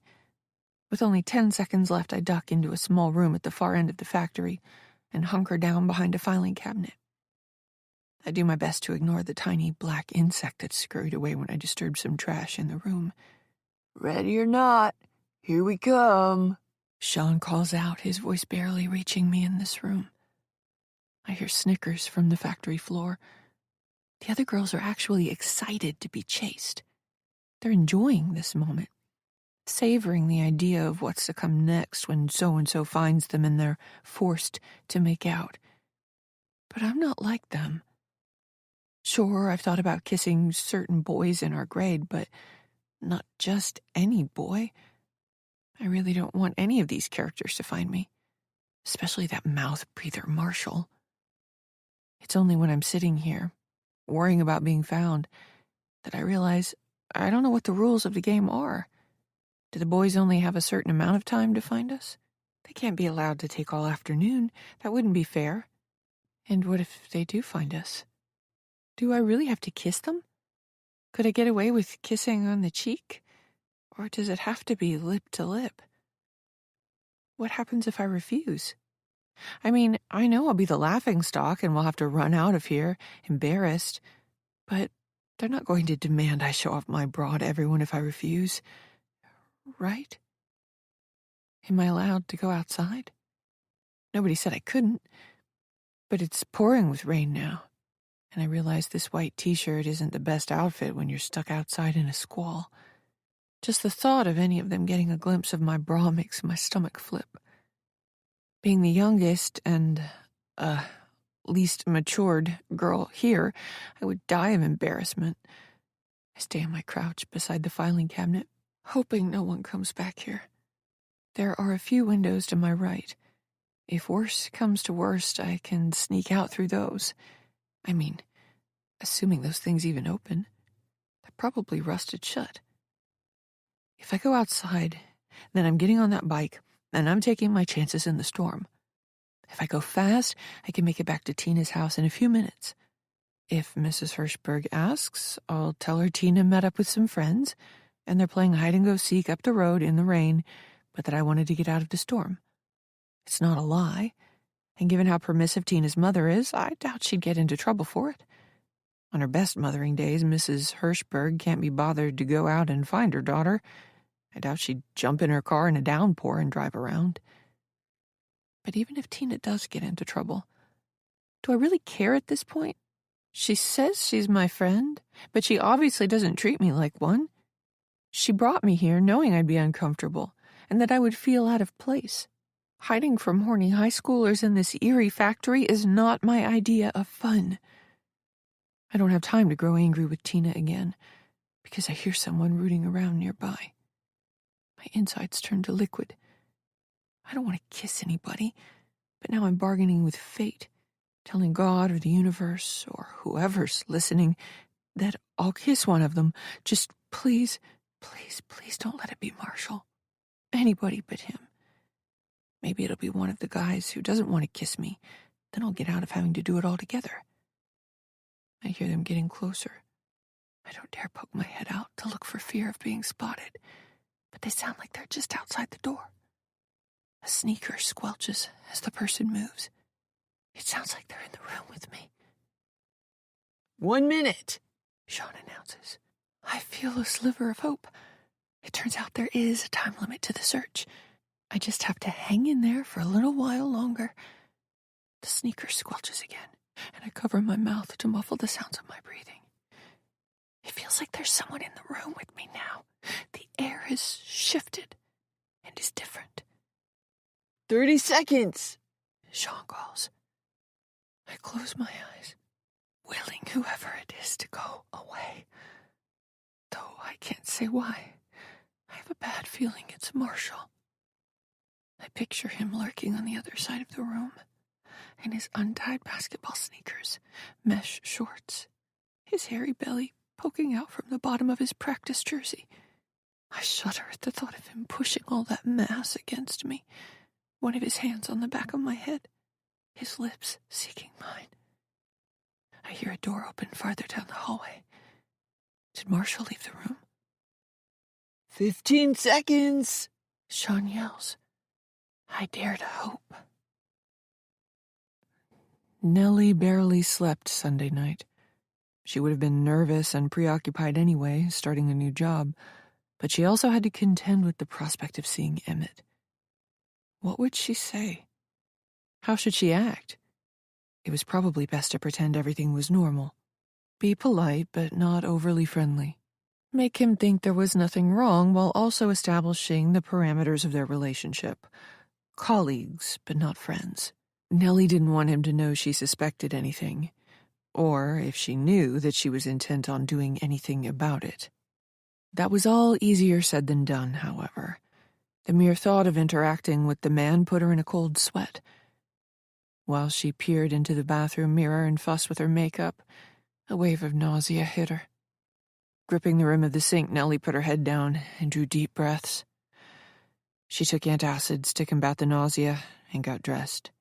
She checked her bag multiple times to ensure the lesson plans and her lunch, leftovers from last night, were there, but she almost walked out of the apartment without her phone. This time she'd left it on the kitchen counter next to the stove. The drive to Overland Middle School was only 15 minutes from her apartment. She drove through beautiful country, passing long green pastures and fields of cornstalks. Some of the leaves had changed color too, the landscape beginning to take on its autumnal hues. Nellie loved this time of year. As much as she enjoyed summer break, returning to school in the fall was always exciting. She loved what she did for a living. But she wasn't excited this morning, and the beautiful view did nothing to calm her nerves. The antacids had helped a little bit, but the nausea returned as she neared school. She arrived nearly 45 minutes early, wanting to make sure she had enough time to get settled. There were a handful of cars in the small parking lot, one of them being Emmett's BMW. Nellie parked as far from his vehicle as possible without making her choice comically obvious. She checked her makeup again in the rearview mirror and tried not to think about Emmett. She needed to focus on her job this morning. Outside of accusing the man of being an imposter without any proof whatsoever, there was nothing Nellie could do about him right now. She hated how powerless that made her feel. Checking her makeup for the umpteenth time was just a stalling tactic, so Nellie forced herself out of the car. The autumn air was crisp and damp and smelled of earth. Her breath came out in tiny white puffs as she crossed the parking lot. "Hey, Nellie." She froze at the sound of Emmett's voice. Trying to recover quickly, she put a smile on her face and turned to greet the man. She'd given his car a wide berth, not realizing he'd been sitting in it. "Good morning, Emmett." As he approached, she took him in. Emmett wore an expensive black overcoat, a white shirt that looked freshly pressed and starched, and an orange and navy striped tie that matched the school colors. He was well put together, albeit a little overdressed, Nellie thought. Maybe he liked wearing nice things, but Nellie suspected his garb was a subtle power play. John, her ex, had constantly worried about such things, being a salesman and working in a highly competitive environment where your colleagues could be friends one minute and bitter rivals the next. He'd always told her that you didn't want to dress better than your boss, but you did want to outclass your coworkers. It was a sly way of establishing a higher place in the pecking order than your peers. If Emmett was gunning for the open assistant principal position, then John's theory applied here. "Ready for your first day?" he asked, blowing the steam off his hot cup of coffee. While Nellie had tossed and turned all night, Emmett looked well rested. He looked like he'd slept like a baby. "I'm ready." Great, he said, giving her a 1,000-watt smile. I'm so glad you're here. She wondered if her smile looked as fake as it felt. They fell in step as they headed for the school entrance. Another car pulled in, hip-hop blasting so loudly from the speakers that Nellie thought the windows must be open, but they weren't. Emmett waved enthusiastically at Beck as she whipped through the parking lot, driving way too fast. Remember when you used to listen to music that loudly? Emmett asked, shaking his head. I can't do that anymore. Right, Nellie said, hating how timid she sounded. Emmett used a badge to unlock the door, then held it open for her. After you. Things had happened so quickly with the job offer. Nellie would have liked to take a day to get acclimated to the building and set up her classroom, but there'd been no time. Miguel had begged her to start immediately, and the cross-country drive had taken its toll. She'd arrived later than expected Saturday afternoon, and had spent Sunday getting her apartment together, then participating in the charity run. As a result, this was the first time she'd set foot in the building. A 30-ish woman with big curves and long brown hair looked up from the front desk as they entered. Nellie had met her on Sunday, but was glad the woman's nameplate was visible. Otherwise, she would not have remembered. Good morning, Megan, Nellie said. Nice to see you again. Welcome, Megan said, rising at her desk. I'm glad you got in early. I can give you the tour. Nellie was about to thank her, but Emmett jumped in. I'm happy to show Nellie around, he said. Megan looked tentatively toward the closed door behind her desk, Miguel's office. Her smile slipped. Miguel asked me to. Emmett smiled easily. You've got a lot to manage this morning, especially with the changing bus routes. That phone of yours will be ringing off the hook. Let me take care of it. Nellie couldn't think of a tactful way to ask if Megan could show her around instead. Thanks. Megan looked relieved. You're the best. Emmett oozed charm. You get pulled in a lot of directions, Megan. It's the least I can do.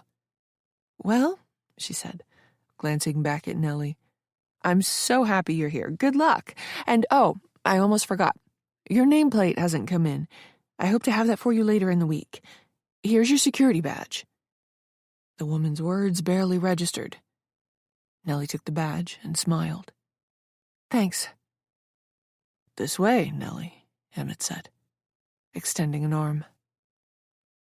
He spoke. She listened, but Nellie hardly heard him. He showed her the gymnasium first. Coming from a well-to-do school district in California, with a campus to rival that of a small college, Nellie was struck by how tiny the gym was. The basketball court was not full-sized. It was so narrow. The three-point line was cut off on the wings, not extending to the baseline. There was also no room along the sidelines to stand, and no space on the far side of the court to sit. Spectators must have watched the game from the stage behind one of the baskets. Nellie, Emmett said, like she hadn't responded to something he'd said. Let's head this way. She nodded, mutely. Emmett held the door for her, but positioned himself awkwardly in the doorway, leaving little room. He gave her a wink and a smile as she approached. It's cozy, Emmett said, but it's home. Nellie waited a moment for Emmett to move out of the doorway, but when the man didn't take the hint, Nellie was forced to squeeze past him. His aftershave was strong and smelled like cedarwood. Only inches from the man, Nellie averted her eyes, but still felt uncomfortable. Emmett wasn't unusually tall, but he had an undeniable physical presence about him. Whatever space he occupied, he filled it. She followed him as he droned on about the upcoming soccer game, the middle school dance in a month's time, and back-to-school night, which was only a few days away. Nellie groaned at the thought of having to meet the parents of her brand-new students so quickly. She wouldn't have much substantive feedback for anyone unless their child was poorly behaved.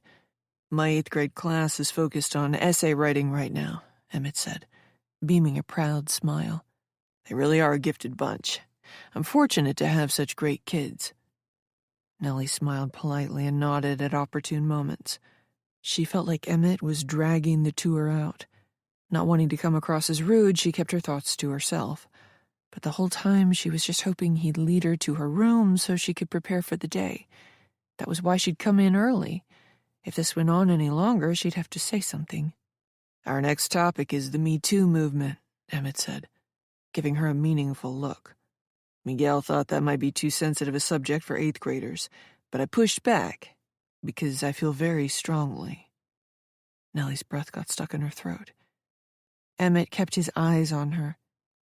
"I expect some of the parents won't be too happy, but it's an important moment in history. Men must learn to respect boundaries. Women should be made to feel safe." Nellie felt her pulse in her temple. She dared to meet Emmett's eyes, but the man gave nothing away in his expression. He simply gazed down at her with that same warm smile. "Don't you agree, Nellie?" he asked. She was in a nervous sweat now. "Yes, of course." His smile relaxed, as if he'd been worried she'd disagree. "I've divided the class in half," Emmett said. "One group will write from the perspective that Me Too hasn't gone far enough, while the other half will take the opposite position." Nellie nodded, not trusting herself to say anything. "Not to get all personal or, God forbid, political, but I'd like to hear your thoughts on the matter," Emmett said. "It's our goal to build a safe space here for everyone." Nellie had strong opinions on the subject, but she was too unnerved to think of anything meaningful to say. "It's difficult, right?" she said, chuckling nervously and hating herself for it. "I mean, on the one hand, women should be safe, but on the other, it's important not to jump to conclusions." She wanted to scream. That was not how she felt, but she was not at all ready to have this conversation with Emmett, all the while having to pretend like the feeling of utter dread in her stomach wasn't real. "Fair point," Emmett said. "It's important to protect women, but it's also important to assume a person is innocent until proven guilty. Right here is the art room." "Coming through!" Beck barreled out of the art room, already in her paint-spattered smock. "Morning, Nellie," she said as she raced by. "Forgot my coffee in the car." Emmett chuckled and shook his head. "I love that young woman's energy. Wish I still had it. By the way, do you drink coffee?" Nellie forced a smile. "Can't function without it." He nodded knowingly. "We'll grab a cup in the lounge. Up here is my beautiful bride-to-be. Vanessa, darling, are you in here?" Vanessa popped out of the next classroom. She was dressed smartly, in gray straight pants and a white blouse that looked like it had just come out of the store this morning. The woman was truly striking. "Good morning, Nellie." Vanessa gave her fiancé a quick peck on the cheek before offering Nellie a cold look. "What are you two doing?" "Emmett is giving me the tour." Nellie had almost said Marshall. Vanessa nodded silently. She didn't seem too happy about that. The woman wasn't offering a very warm welcome, but Nellie had more important things to worry about. "Well, he's the man for the job," Vanessa said flatly. "He's only been here for a few years, but he knows everything." Nellie wondered if there was more to what the woman had said. Was Vanessa implying that Emmett knew about Nellie and her suspicions? No, that wouldn't make any sense. That would mean Vanessa knew Emmett was actually Marshall and, at the very least, that Nellie had accused him of attempted rape. Nellie couldn't imagine Vanessa intending to marry the man while knowing that. "She's being modest," Emmett said, putting his arm around Vanessa for a moment. She stiffened at the display of public affection. "Vanessa has lived in town her whole life and taught here longer than me." She awkwardly squirmed out of Emmett's grasp. "Nellie, would you like to see my room?" Nellie got the impression Vanessa was only being polite, and barely at that. She couldn't help but notice how Vanessa had reacted to Emmett's putting his arm around her. Perhaps the woman was uncomfortable with PDAs while at work, though Nellie wondered if there was more to it. Had Emmett come clean last night and told her about his previous experience with Nellie? "Would you like to see my room?" Vanessa asked again. Nellie realized she hadn't answered. "I'd love to, but now isn't the best time. I'd really like to get to my classroom so I can prepare for the day." "Of course." Emmett looked at his watch. Wow, look at the time. Students will be arriving in 20 minutes. We better keep moving. Vanessa extended a long arm. Glad you're here, Nellie. Good luck today. The woman's hand was icy to the touch, her grip a little too strong. I do hope you're a good fit, Vanessa said, holding on for a moment too long. We had to bring someone in for third quarter last school year, and she was— No, honey, Emmett said. I'm sure Nellie won't be a troublemaker. She has a good reputation and strong references. I'm sure she won't be either, Vanessa said, her voice growing haughty. I was only remarking about the last time Miguel was forced to hire someone quickly under special circumstances. It did not work out, unfortunately. Nellie couldn't help but feel the sting of the woman's words. Forced to hire someone. Under special circumstances.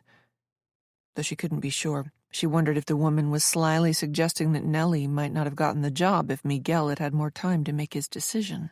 She felt Emmett's eyes on her again.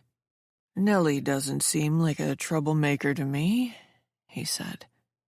He was smiling brightly, but the gesture didn't quite reach his eyes. Chapter 10. I know you want to get to your class, Emmett said, but I want to show you the teacher's lounge first. Don't worry, it's on the way. Despite his promise to get her situated quickly, Emmett had stopped off at the bathroom, where they ran into another teacher coming out. Not wanting to be rude, Nellie made small talk with the man in the hallway. Before they could get moving, an older woman who taught 6th and 7th grade math came around the corner. She hadn't participated in the charity run yesterday, so Nellie felt compelled to introduce herself. By the time they reached the teacher's lounge, homeroom was starting in 15 minutes. Nellie was growing antsy. It's a new Keurig. Emmett tapped the coffee maker proudly. What can I make for you? Nellie picked out a dark roast and went to make it herself, but Emmett stood in front of the machine. I'll show you how it works, he said. I've used a Keurig before, Nellie answered, an edge to her voice. Emmett shook his head. It's the latest model, not as intuitive as it used to be. Here. He held out his hand for her coffee mug. Nellie reluctantly handed it over. Emmett placed it under the machine's funnel and punched a few buttons. The procedure didn't seem any more complicated to Nellie. The Keurig immediately whirred to life. You're free 4th period, right? Emmett said. Did he have her schedule memorized? Yes. He smiled. I know because you've got the same schedule as Patty.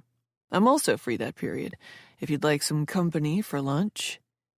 Nellie was at a loss. Don't you want to eat with Vanessa? She's not always free 4th period. Emmett looked offended that she hadn't immediately said yes. But I understand if you'd prefer to eat alone. Some days I like to do that, close the door to my classroom and sit in peace. First day and everything. Nellie managed a sweet smile. I'll see how I'm feeling. When her coffee was done, Emmett handed her the mug. Oh, I wanted to show you what's in our supply closet. Sorry, she cut in. Do you mind if we keep going? No problem, Emmett said. They passed another teacher, and Megan hustled in the opposite direction.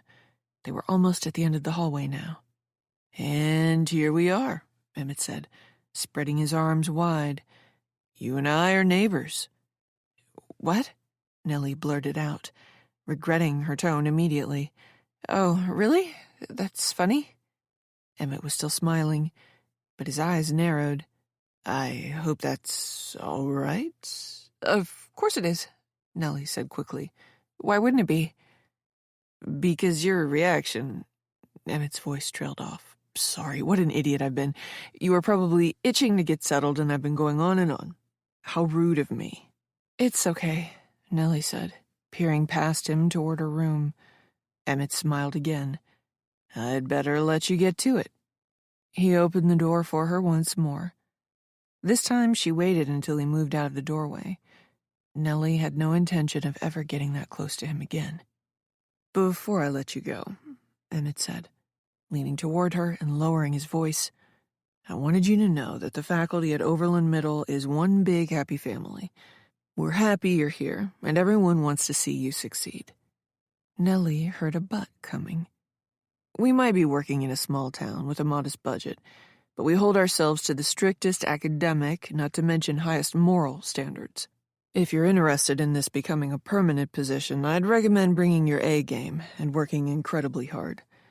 The woman Vanessa referred to had also come from a large school district and thought this job would be a walk in the park. But she was wrong. She had 20 years of experience, but couldn't hack it. Nellie was shocked at this man's nerve. He was her peer, not her boss, and Nellie's experience should have spoken for itself. She wondered, too, if he was trying to intimidate her for other reasons. I doubt this is the case with you, but in a school with a larger faculty, it's easier for a weaker teacher to hide, Emmett said. Similar to bystander syndrome, when you've got a sizable group, people can avoid responsibility. Nellie couldn't take any more of this. I'm an excellent teacher, and I plan to work hard. He smiled. I'm sure you will, Nellie. Good luck today, and if you want some company during fourth period, I'm just across the hall here. He started to leave, but remembered something. I almost forgot. Miguel plans to audit one of your classes tomorrow. He wanted me to give you the heads up this morning. He would have told you himself, but he's tied up with a school board meeting right now.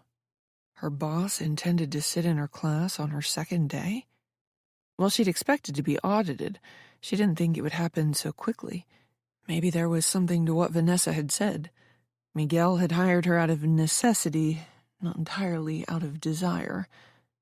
The thought was disheartening. She would have to wow the man. Don't worry, Emmett said.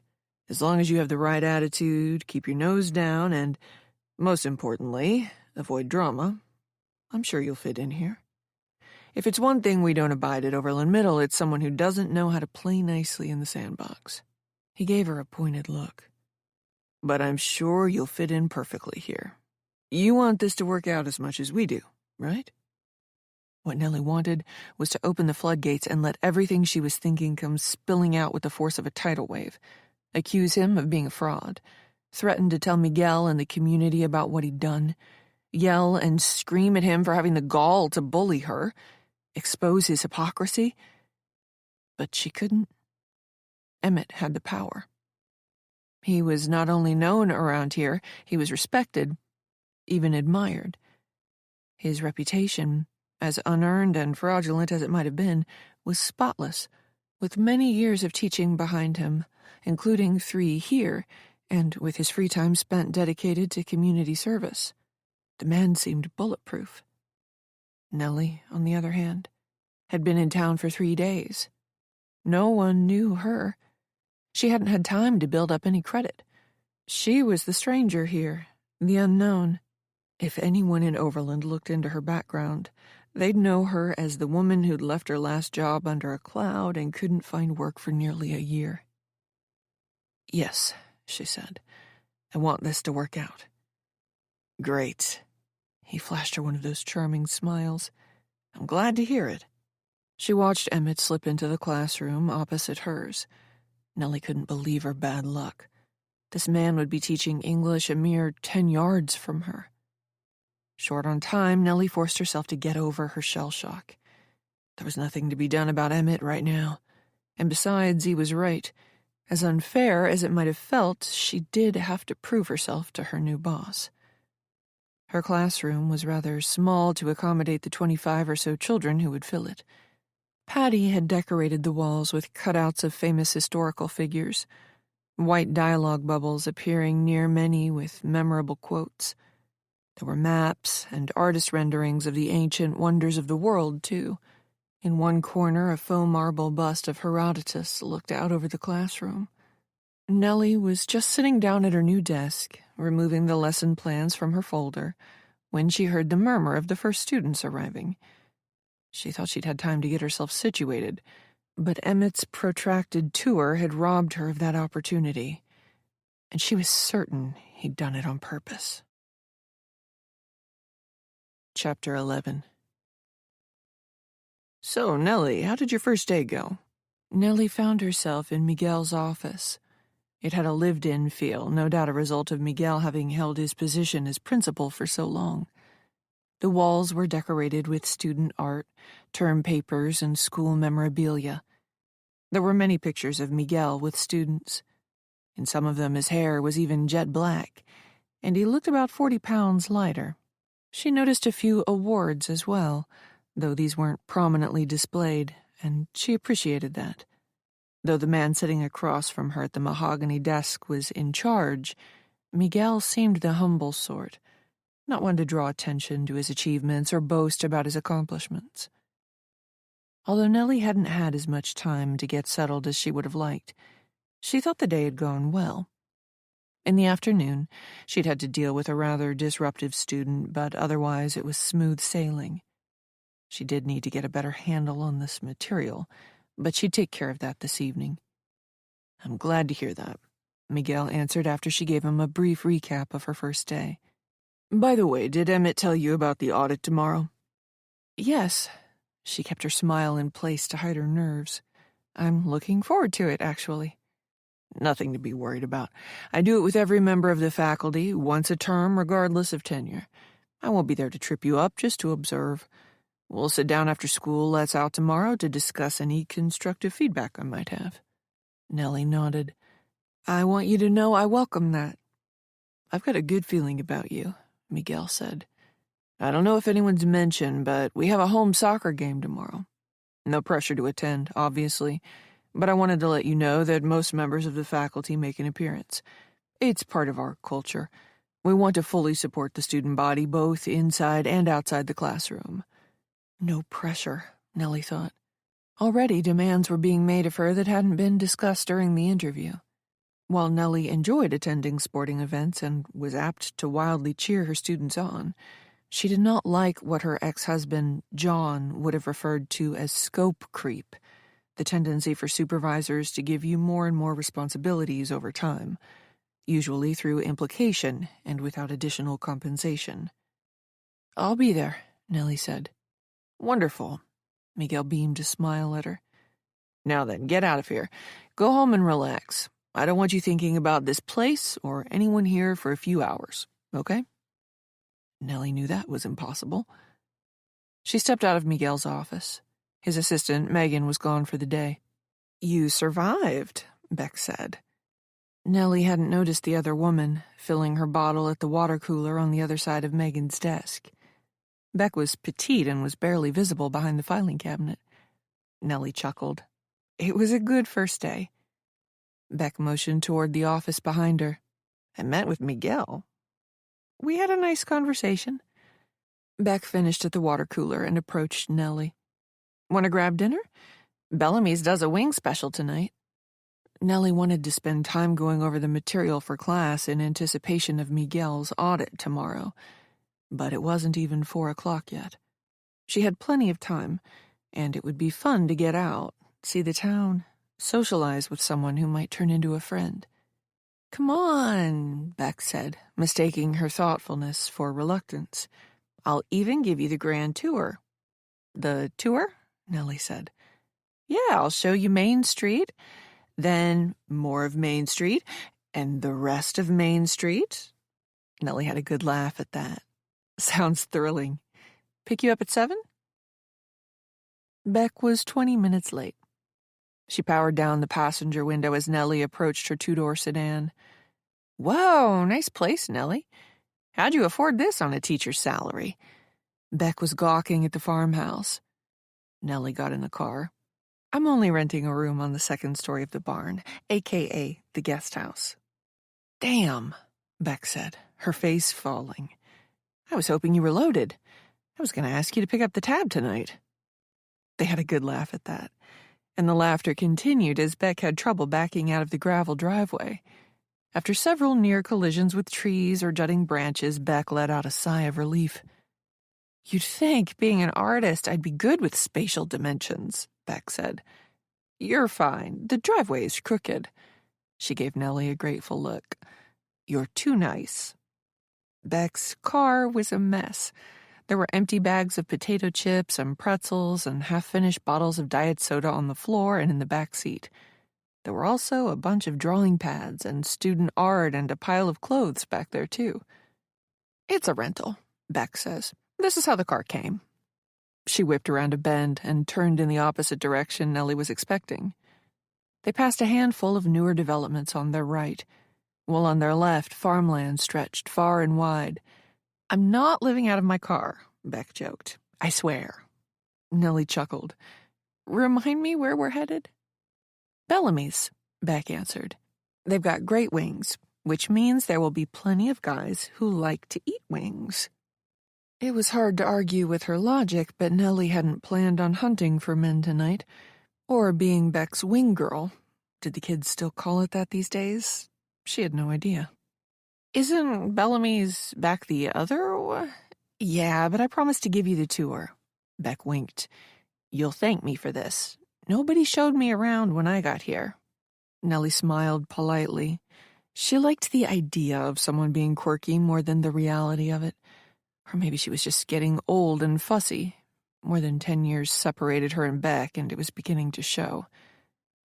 Nellie had thought they were grabbing a bite to eat, but Beck was on the prowl. Nellie had also assumed Beck's offer of a tour was figurative, not literal. But Beck apparently intended to show her around Overland, population 7,000. It wasn't exactly the night Nellie had in mind, and she wished she could ask Beck to skip the tour so they could get to dinner. But she didn't want to come off as rude. For all her quirks, Beck seemed like a good person, and Nellie had no friends here. She decided to make the best of the evening. If she was out later than expected, it would be fine. She'd still have time to go over the material for class tomorrow again before bed.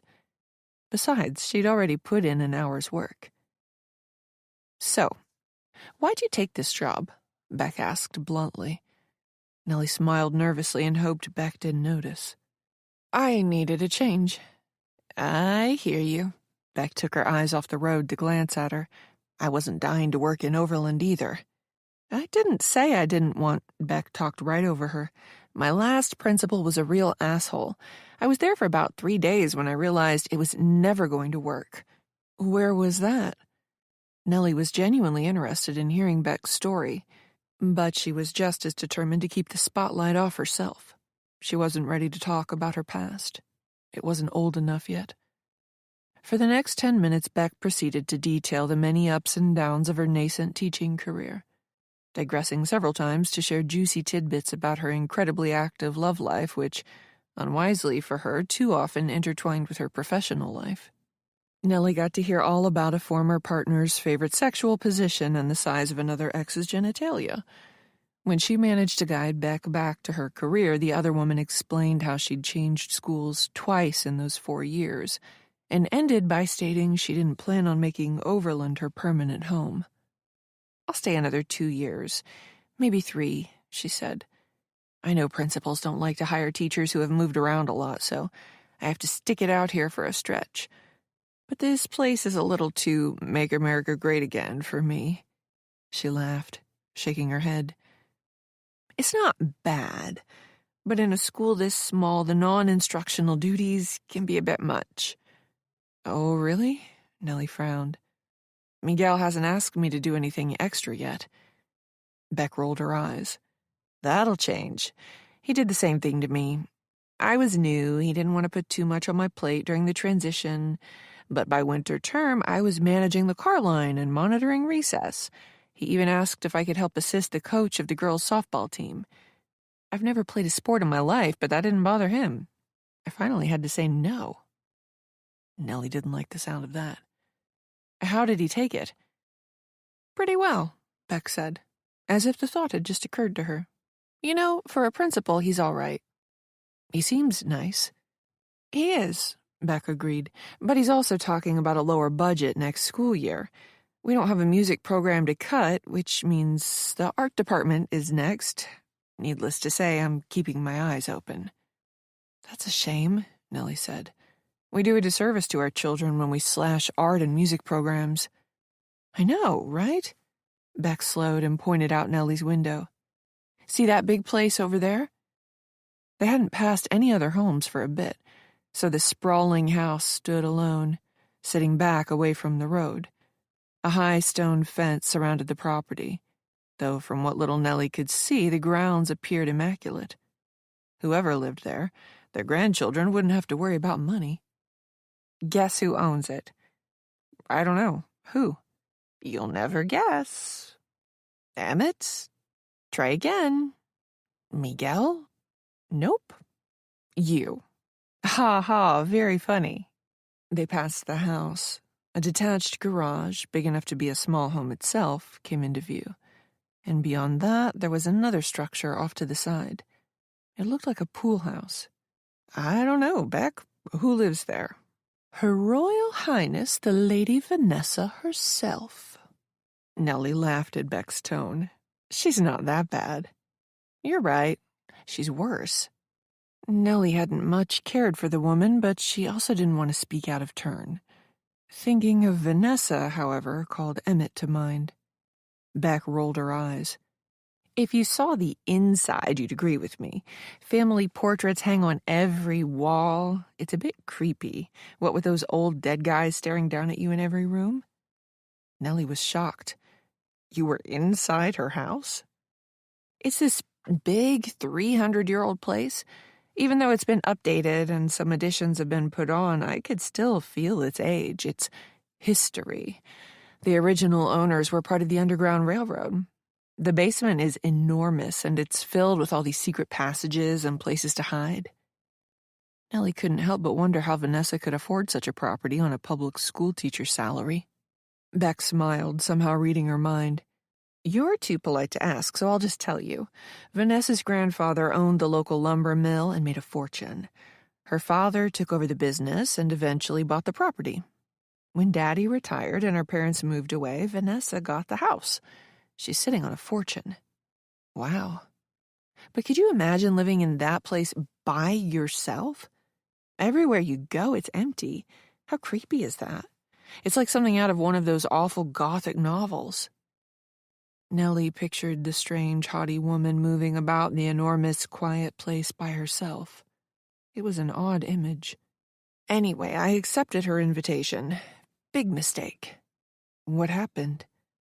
Beck braked at the intersection, controlled by stop signs, then hung a left. They passed a farm advertising corn mazes and haunted tractor rides for the upcoming Halloween season. She's a no-soul, Beck said. What do you mean? Have you looked into her eyes? Beck said. There's nothing going on behind them. Nellie laughed. She was beginning to see how Beck was a bit dramatic. But this time, Beck did not laugh along with her. She was deadly serious. Sounds like you had a great time, Nellie said. Best night ever, Beck snorted. The moment I got there, Vanessa asked me these insanely personal questions. Like what? She asked if I graduated with honors, what my parents were like, if I'd ever been in trouble with the law. Then she asked me what I thought of Emmett. What about Emmett? Beck shot her a quick look. It was really strange. They'd just started dating when I was over, and I got the sense that Vanessa wasn't so sure about him. I felt like that was why she'd invited me over, to get another woman's opinion of him. But you two hardly knew each other, right? And you hardly knew Emmett yourself. Beck nodded. It was the weirdest convo of my life, and that's saying something. What made her ask about Emmett, if you had to guess? Beck thought it over. I got out of there so quickly, she didn't have a chance. Nellie knew she was prying a bit too much, but she couldn't miss out on this opportunity. But it was like she didn't trust him, Beck said. Or trust her own judgment of him, if that makes sense. Nellie tried to hide what she was thinking. Beck laughed. Anyway, I didn't even finish my vodka tonic, and believe me, that is out of character. Nellie wanted to keep Beck talking about Emmett. She had to find out everything she could about the man. Vanessa and Emmett make an odd pairing, Nellie said. Right? Beck slapped Nellie's thigh excitedly. I said the same thing. Neither of them have been married before. Vanessa's never been married? Nellie asked. You'd think guys would be beating down her door. She's stunning, I'll give her that, Beck said. And she's loaded. But like I said, no soul. Nellie chuckled. What do you think of Emmett? I hate to admit this, but Emmett's a good guy, Beck said. Why do you hate to admit it? Nellie asked. Beck rolled her head side to side. You know how some people seem too good to be true, and you just want to find something, anything wrong with them? Only you can't? Like Mr. Rogers. He really is that good. If he weren't 40 years old, I would have thrown myself at him. He's also engaged, Nellie pointed out. Details, Beck said, waving a hand. Nellie couldn't tell if Beck was joking. Let's be 100% with each other, Beck said suddenly. Why don't you like Emmett? There was no judgment in Beck's tone, only curiosity, but still Nellie had to be careful. What makes you think I don't? Nels. Beck gave her a sidelong glance. We are cool. What happens in the sedan stays in the sedan. Most of the time, anyway. Nellie was stricken. She tried some humor to avoid answering Beck's question. I don't want to think too hard about what's happening in this car. Oh, she gently whacked Nellie's shoulder. You're right, you probably don't. Nellie laughed along as Beck related yet another lewd story, while hiding her disappointment. She'd been hoping Beck would have some dirt on Emmett. But like everyone else in this town, the other woman had fallen under Emmett's spell. Chapter 12. Bellamy's was a local sports bar, and Beck's prediction turned out to be correct. The chicken wing special the place was running tonight had attracted a load of men. For every woman in the place there appeared to be 4 or 5 guys. Most of the men looked to be in their 30s, but there was a pocket of guys playing pool in the far corner of the place closer to Beck's age. A lot of heads turned when they entered the place. Most eyes glommed onto Beck, who was a curiosity in a small, fairly conservative place like this. She was dressed provocatively tonight, wearing a skirt that might not pass the dress code at a strip club and a white top that left little to the imagination. Nellie did, however, catch a few men checking her out as well. She couldn't remember the last time that happened, and it was a welcome distraction from her troubled thoughts. While they waited for a table, Beck spent most of her time banging out text after text on her phone. My ex, she said, rolling her eyes. Check out his junk. Without warning, Beck stuck the phone in Nellie's face. She was treated to a view of a man's privates. Red-faced, she turned away. He's what they call underemployed and lacks ambition, Beck shrugged. But can you blame me for dating him? The man was inarguably well endowed. Through a fit of shocked laughter, Nellie managed to mumble an incoherent acknowledgement of Beck's reasoning. Her new friend sensed Nellie's embarrassment and turned a devilish grin her way. What? Beck asked, acting like what she'd just done was perfectly normal. It's not weird that I showed you a dick pic, is it? Nellie couldn't control her laughter. She was in near hysterics when the host waved at them to follow. It was later than Nellie would have liked when Beck dropped her off. As Nellie was about to ask their server for the check, 2 guys who had been playing pool in the corner approached and offered to buy them drinks. Beck had already had 2 and didn't need another, and Nellie wasn't interested in more alcohol. But Beck eagerly accepted their offer. As a result, Nellie had spent the next 45 minutes listening to this 23-year-old guy tell her all about his last 6 months working out at the local CrossFit gym, doing her best to keep her eyes from glazing over while Beck chatted the other young man up. Nellie had held out as long as she could, not wanting to spoil Beck's fun, but in the end she told Beck she had to review her lesson plans. Back in her apartment, as the night grew long, Nellie tried to focus on schoolwork, but found the task almost impossible. While she was nervous about Miguel's audit tomorrow, Emmett kept invading her thoughts. She would only get through a sentence or 2 of her worksheet before he would appear in her mind, or the things he said would echo in her ears. She was almost certain about who he really was, but she had no proof. Eventually, she gave up trying to do more work. It was approaching 10 o'clock, time for her to go to bed. But Nellie knew that wasn't happening. She was too amped up. She boiled water on the small stove for chamomile tea and sat at the kitchen table while it brewed, unable to rein in her racing mind. When the kettle whistled several minutes later, she realized just how lost in thought she'd been. After pouring herself a cup, Nellie moved to the couch. Her laptop sat on the coffee table in front of her. Think, Nellie, think. then take action. She wanted to approach the sheriff, but all she had was a story and her word that Emmett was Marshall. She needed more. Nellie went online. She decided to probe social media again. Perhaps there was some mention of Marshall Dawes elsewhere, a distant relative or perhaps an old friend discussing him. Anything to get her started. She spent the better part of an hour searching but not coming up with anything new. Once more, doubt wormed its way into her mind. Was she just imagining the whole thing? What was more likely? That Marshall Dawes had assumed someone else's identity and now worked as a middle school teacher of all things? Or that this man, Emmett Moore, merely resembled someone from her past? Nellie had to admit the latter was more probable. The more she thought about it, the wilder the idea seemed. In this day and age, it must have been nearly impossible to live your life as an imposter. People left too many footprints, both in person and online, for that. More importantly, if you were going to pretend to be someone else, why would you settle down to become a middle school teacher of all things? The job was public-facing and required multiple and periodic background checks. Nellie herself had recently updated her clearances, as a matter of fact. And as a teacher, you interacted with dozens, if not hundreds, of new people each year, every new contact serving as a potential problem. Nellie had to admit there were better ways to keep a low profile. Marshall would have been better served working for a small company, where he could keep his contacts to a minimum. Even better, he could have found a job working from home, where he could get away with very little human interaction, where other people wouldn't be staring him in the face every day. What was she thinking? Emmett was probably Emmett.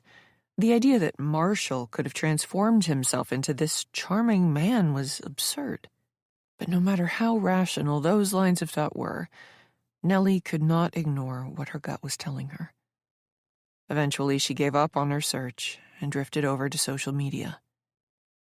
Other than posting that picture yesterday, she hadn't been on Facebook in ages. Perhaps she could find something here. As she was about to enter the name Marshall Dawes in the search bar, however, she realized there were private messages waiting for her. After opening a new page, Nellie was in for a shock. She had a message from Tina. The subject line was, "Marshall?" ? Exclamation point in all caps. Nellie opened the message. "Hey, Nellie, long time no talk, but I had to reach out when I saw that picture of you with Marshall." Nellie gasped. She wasn't imagining things. Tina had gone on to write that she missed Nellie and would love to catch up, providing her phone number. Though it was getting late, Nellie noticed that Tina had only sent the message about 20 minutes ago. She decided to throw caution to the wind. Nellie grew incredibly nervous as she dialed Tina's number. The two women hadn't spoken since high school, and the last pleasant conversation they'd ever had went all the way back to 8th grade. Their falling out had been terrible. It had left Nellie, who at the time was already in a dark place, reeling. She had needed support after Marshall assaulted her, but instead Tina had shunned her. Nellie's reporting of the crime had resulted in Tina getting into some serious trouble at home, and Tina had never forgiven her for it. When Nellie had turned to her mother for support, her mother had told her to get over the loss of her friend, dismissively telling Nellie that this was typical teenage behavior. It was only years later, when Nellie arrived at college, did she see Tina's poor behavior for what it truly was. "Nellie Gordon," Tina answered. "Is that you?" If Nellie hadn't known whom she was speaking with, she might not have been able to place this surprisingly hoarse voice. Hearing it now, Nellie was reminded that Tina had started sneaking cigarettes when they were 12. From the sound of it, she'd been chain-smoking ever since. "It's me, as I live and breathe." For a moment, neither woman said anything. Nellie thought enough time had passed that their history should have been water under the bridge, but she didn't know if Tina felt the same way. "It's still Nellie Peake," Nellie said, filling the awkward silence. I haven't gotten around to changing my name back. Right, I've been saying the same thing for 5 years. Nellie had taken note of Tina's last name on Facebook. Walker, so you're divorced? It's complicated. Nellie wasn't surprised. With Tina, things were always complicated. I'm sorry to hear that. It is what it is. There was wailing in the background. Oh, wow, is that a baby I hear? Yes, Tina said. Long story, but then again, what isn't? Right.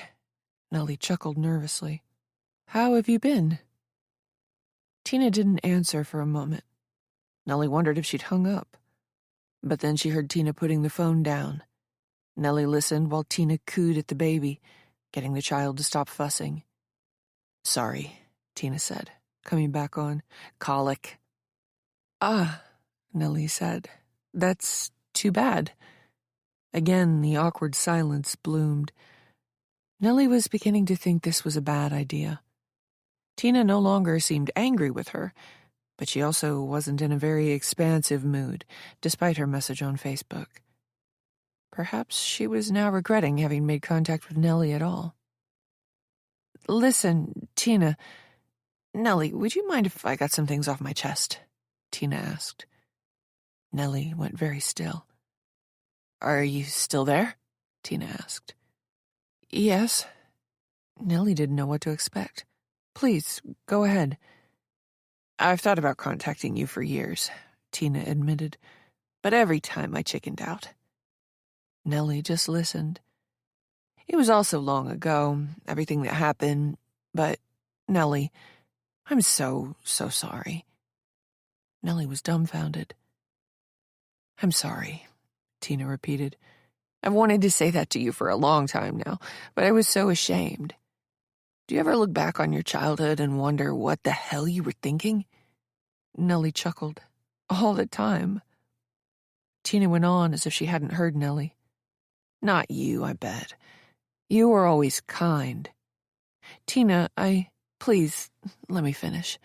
This is really difficult for me, but it needs to be said. Tina's voice grew heavy. Nellie, I've screwed up so many things in my life that I've lost track of all the apologies I owe. You've always been at the top of my list, but I didn't think you'd ever want to hear from me again. Of course I would, Nellie said. Not sure that had been true, but it felt true now. I treated you badly, but it wasn't until I heard about Marshall a few years later that I really felt terrible. Nellie was at a loss. Heard what about Marshall? You didn't hear? No. Oh, Jesus. Tina drew a breath. I thought you knew. Nellie waited for it. She was glad she was already sitting down. Another woman came forward. Chapter 13. Nellie hadn't known what Tina was going to say, but it certainly wasn't this. When did this happen? Nellie asked. He was in his 20s, Tina answered. What happened? Nellie asked. Are you sure you want to hear this? Tina asked. Nellie appreciated Tina asking the question. Yes. It's a bit of a story, Tina said. I'll start at the beginning. Tina was 20 years old and just beginning to show with her second child. Being the single mother of a toddler and pregnant with another, she didn't get out much. So when her mother unexpectedly offered to babysit for a long weekend, she jumped at the offer. With a full weekend at her disposal, Tina reached out to someone she'd met at work. The other woman had temped at Tina's office during her winter break from college, and the two had struck up an unlikely friendship. The sorority girl undergraduate and the 20-something single mother. The last thing Tina wanted to do was spend her Friday and Saturday nights at the local pubs, seeing all the same brain-dead guys she'd partied with in high school.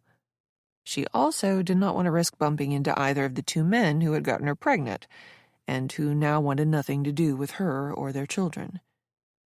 She wanted to be somewhere else. With her decent grades in high school and a mother willing to pay for her education, at one point, Tina had been destined for college. But then the baby came, and whatever vague plans she'd had to go away for school evaporated. Her unlikely friend, Alice, had invited her to the on-campus apartment. Tina was overjoyed. Though she'd only been there for the weekend, she would be getting a taste of the college experience at least. Tina packed a bag, kissed her young child goodbye, and hit the road. She was so looking forward to this weekend.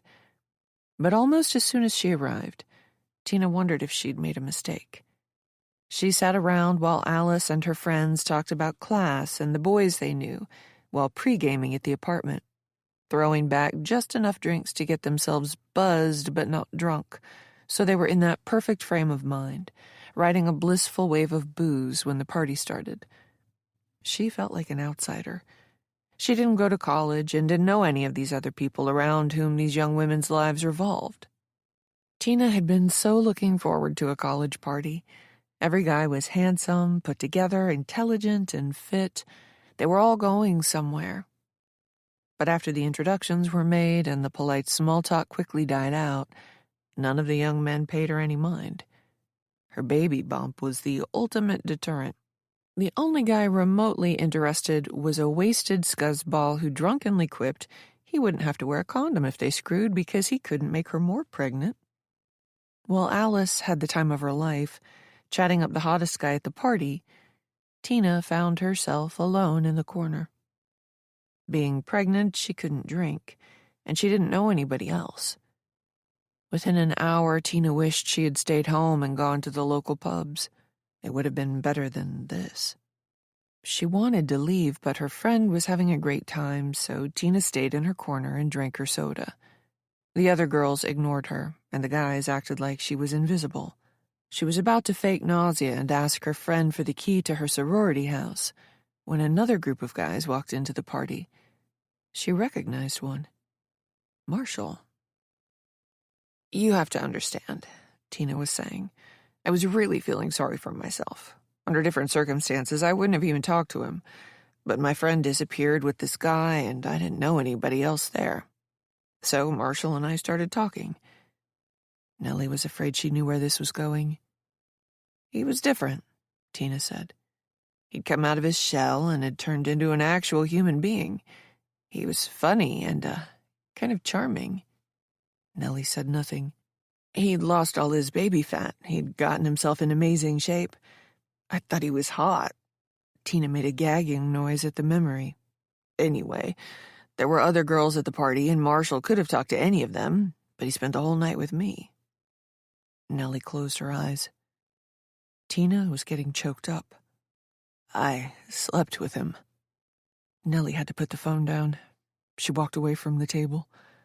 Without the phone to her ear, she could barely hear Tina's voice. "Nellie, are you still there?" Nellie folded her arms and stared down at the phone. This was too much. "Like I said," Tina added, her voice small, "I was in a really bad place.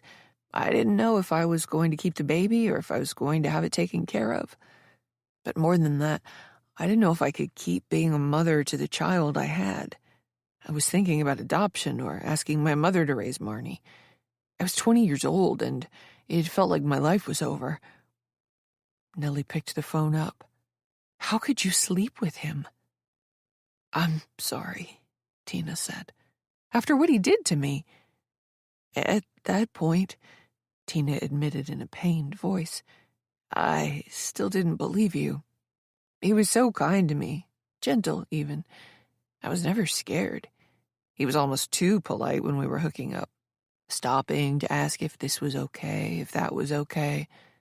Nellie wanted to scream, but she choked down her rage. "But now, you believe me?" "I should have then." "What changed your mind?" Nellie asked, her voice icy. "A month or so later, my friend from college called with the story. A friend of a friend situation. This poor girl accused Marshall of rape." Nellie closed her eyes. She felt vindicated.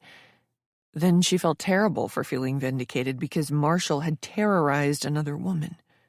"I hope the university kicked his ass out of school, at least." "He wasn't a student," Tina said. He lived near campus and knew some of the guys enrolled. It was a long time ago. I don't remember all the details. But I never saw him again. Nellie pushed her anger at Tina aside. "Tina," she said, "I was actually calling to talk about Marshall. Nellie, before you go on, let me just say how sorry I am again." The woman sounded pained and sincere. Nellie knew she should have accepted Tina's heartfelt apology. She'd done plenty of things she wasn't proud of when she was young and dumb and hurting, but the shock of this was still too much. Tina filled the awkward silence. "Anyway, I have to admit I was completely shocked. I never thought I'd see you anywhere near Marshall again. Never mind posing in a group photo together." "This is going to sound crazy," Nellie said, not addressing Tina's apology. "But the man you saw in the picture, you mean Marshall? Are you sure it's him?" "Yeah, why are you asking? I'm confused." "Because I need to know. You're sure it's him?" "Yes." Nellie closed her eyes and took a deep breath and held it. All her wild emotions threatened to burst out of her, but she kept them inside. "I don't understand why you're asking me these questions," Tina said. "You saw him with your own eyes, didn't you?" "He's on the faculty where I took a job," Nellie said. "Are you serious?" Tina asked. "That guy shouldn't be anywhere near children." "Right." Nellie's heart was racing. "Do you know where he went after he left campus?" The baby started to wail. "Hang on," Tina said. Nellie heard Tina put the phone down again. She called out to someone that the baby needed to be fed. When she came back to the phone, Nellie regretted not accepting Tina's apology. The moment for it seemed to have passed. "How old is your baby?" Nellie asked. "She's not my baby," Tina said. "She's my granddaughter." Nellie's jaw dropped. Tina was only half a year older than her. She turned 38 next July, on the 23rd. It was amazing how they hadn't spoken since graduation, yet Nellie still remembered Tina's birthday. It reminded her of the times she'd been invited back to Tina's house after the party, watching her friend open presents. That one time they ate an entire ice cream cake together, the crippling stomach aches that ensued. "You're a grandmother?" Nellie asked, incredulous. "That's wonderful. Congratulations." "Marnie was younger than me when she got pregnant. I warned her, but nobody listens to their mother when they're 17. Tina had been pregnant with Marnie during senior year of high school. By then, she and Nellie weren't on speaking terms. But Nellie would never forget seeing Tina at the graduation ceremony. Her former friend had always been whip-thin, but on that hot June day, Tina was as big as a house. She gave birth to Marnie not long after. "Where were we?" Tina asked. "I asked where Marshall went after he nearly got arrested." "No idea," Tina said. Nellie mulled it over. "Did your college friend Alice know him?" "Yes," Tina said. "He was in with those guys at the party, and they hung around with the girls a lot." "Are you in touch with any of those guys? Remember their names?" "They didn't give me the time of day, Nellie." "How about your friend?" Nellie asked. "Alice might know them, or she might know someone who—" "Alice is dead."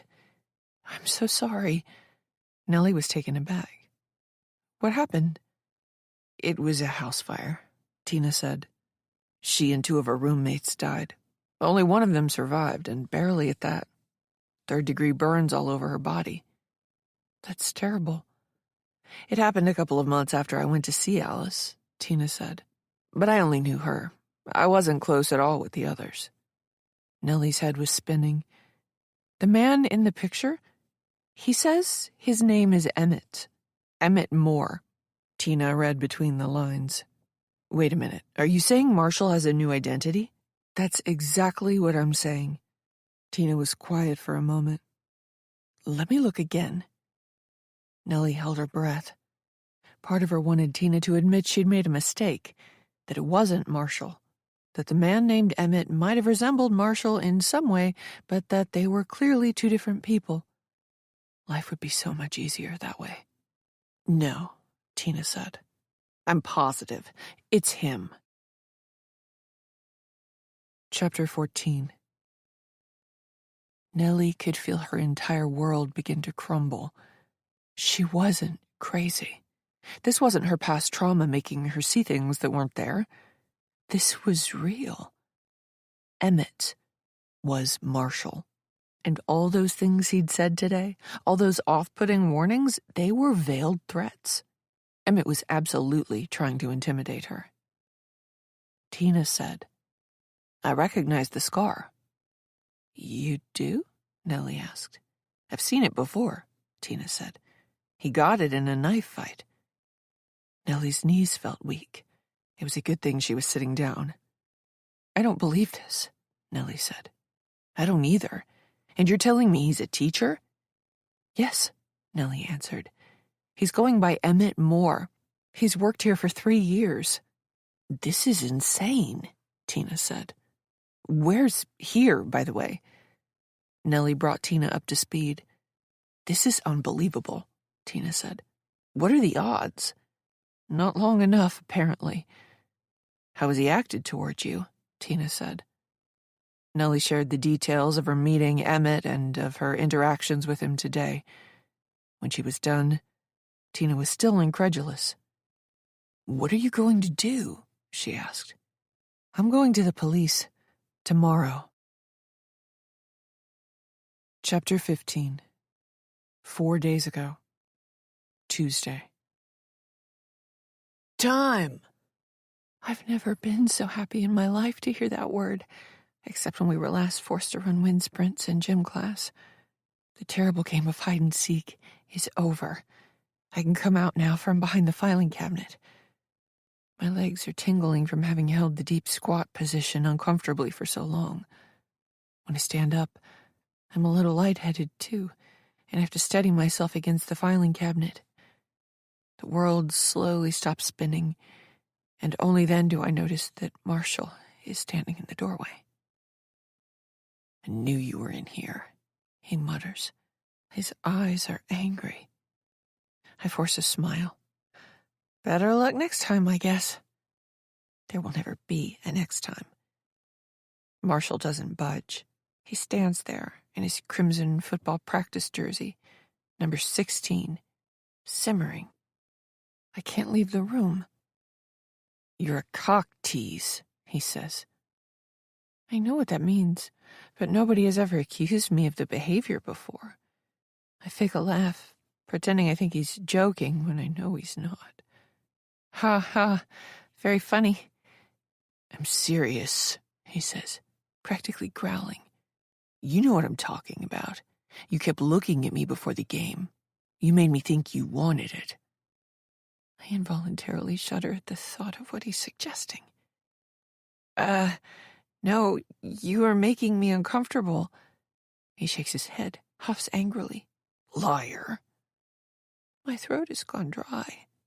I want to scream, but my body seems incapable of producing a loud sound at this moment. "Could you please move?" I ask. He doesn't. "You know you want it." He locks eyes with me, and I freeze. I can't move, can't scream, can't even think. A wicked smile plays on his face. Marshall enjoys seeing me frightened. He steps into the room, and the murky light of this rainy afternoon grows even dimmer, and the world seems to grow smaller and close in on me as he approaches. "There you are!" It's Tina. She pokes her head in the doorway. Marshall turns angrily to look over his shoulder. "Maybe I should give you two some privacy?" Tina asks. I'm furious at Tina, but seeing her there and hearing her voice has snapped me out of my terrifying paralysis. "No," I blurt out. I hurry past Marshall, past his chubby, hulking body that smells like old sweat and alcohol and cigarettes, and rush out of the room. I run toward light, a strange illumination that did not fill the factory before. Nellie was aware of light hitting the curtain in her bedroom window. But that was confusing because her body was telling her it was still the middle of the night. Groggy, she checked her phone. It was 3 o'clock in the morning.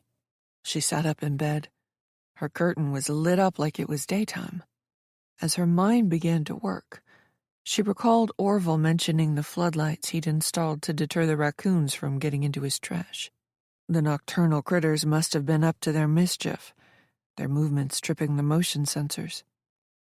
Nellie shifted the curtains and squinted against the glare. She didn't see any animals moving about near Orville's house.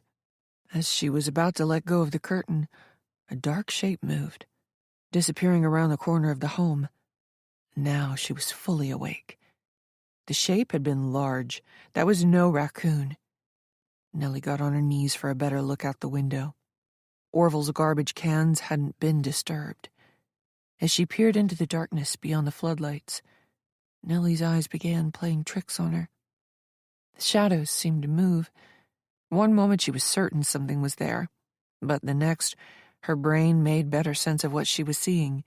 A tree, a clump of firewood, Orville's old riding mower. She stared out the window for a long time, even after the floodlights went dead and darkness settled on the house once more. The shape had been large enough to be a man, and Emmett knew where she lived. Her alarm jarred her awake in the morning. Nellie had had trouble falling asleep after speaking to Tina, both excited and nervous at the prospect of approaching the police with her suspicions, now that it wasn't just her who thought Emmett was an imposter. And then the floodlights had activated in the dead of night. It had been difficult dropping off after that. Every few minutes she'd heard a noise, or thought she'd heard a noise, and had to work up the nerve each time to look out the window. Thoroughly spooked, she had tossed and turned for another hour or two. She yawned her way out of bed and through her shower and during her breakfast.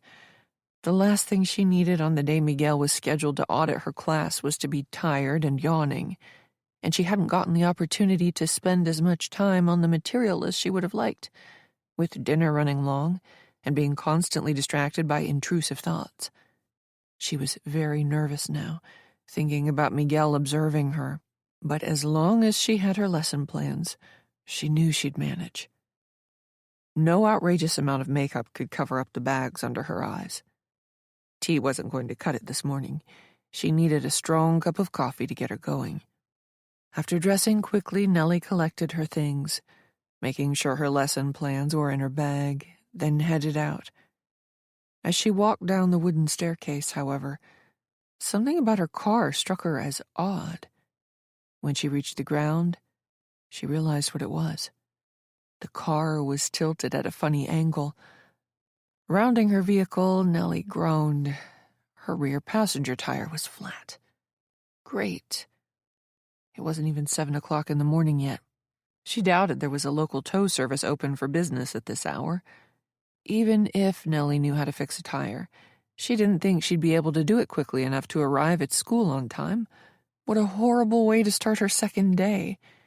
She felt like she couldn't catch a break.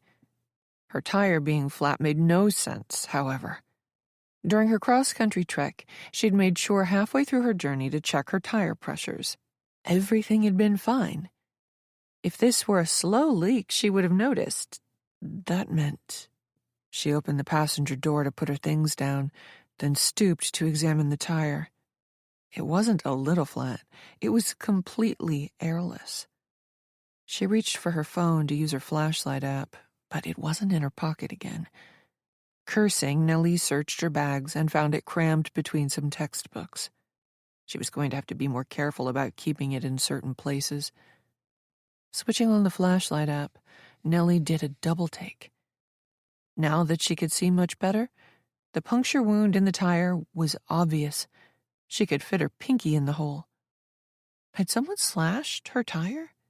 Nellie stood, immediately spooked. Who would have done this? And why? There was only one person she could think of. Emmett. But when would he have done this? It would have been too risky at the school parking lot. Another teacher might have seen him messing with Nellie's car. Then it struck her. The floodlights. The dark shape. He'd been here, in the middle of the night.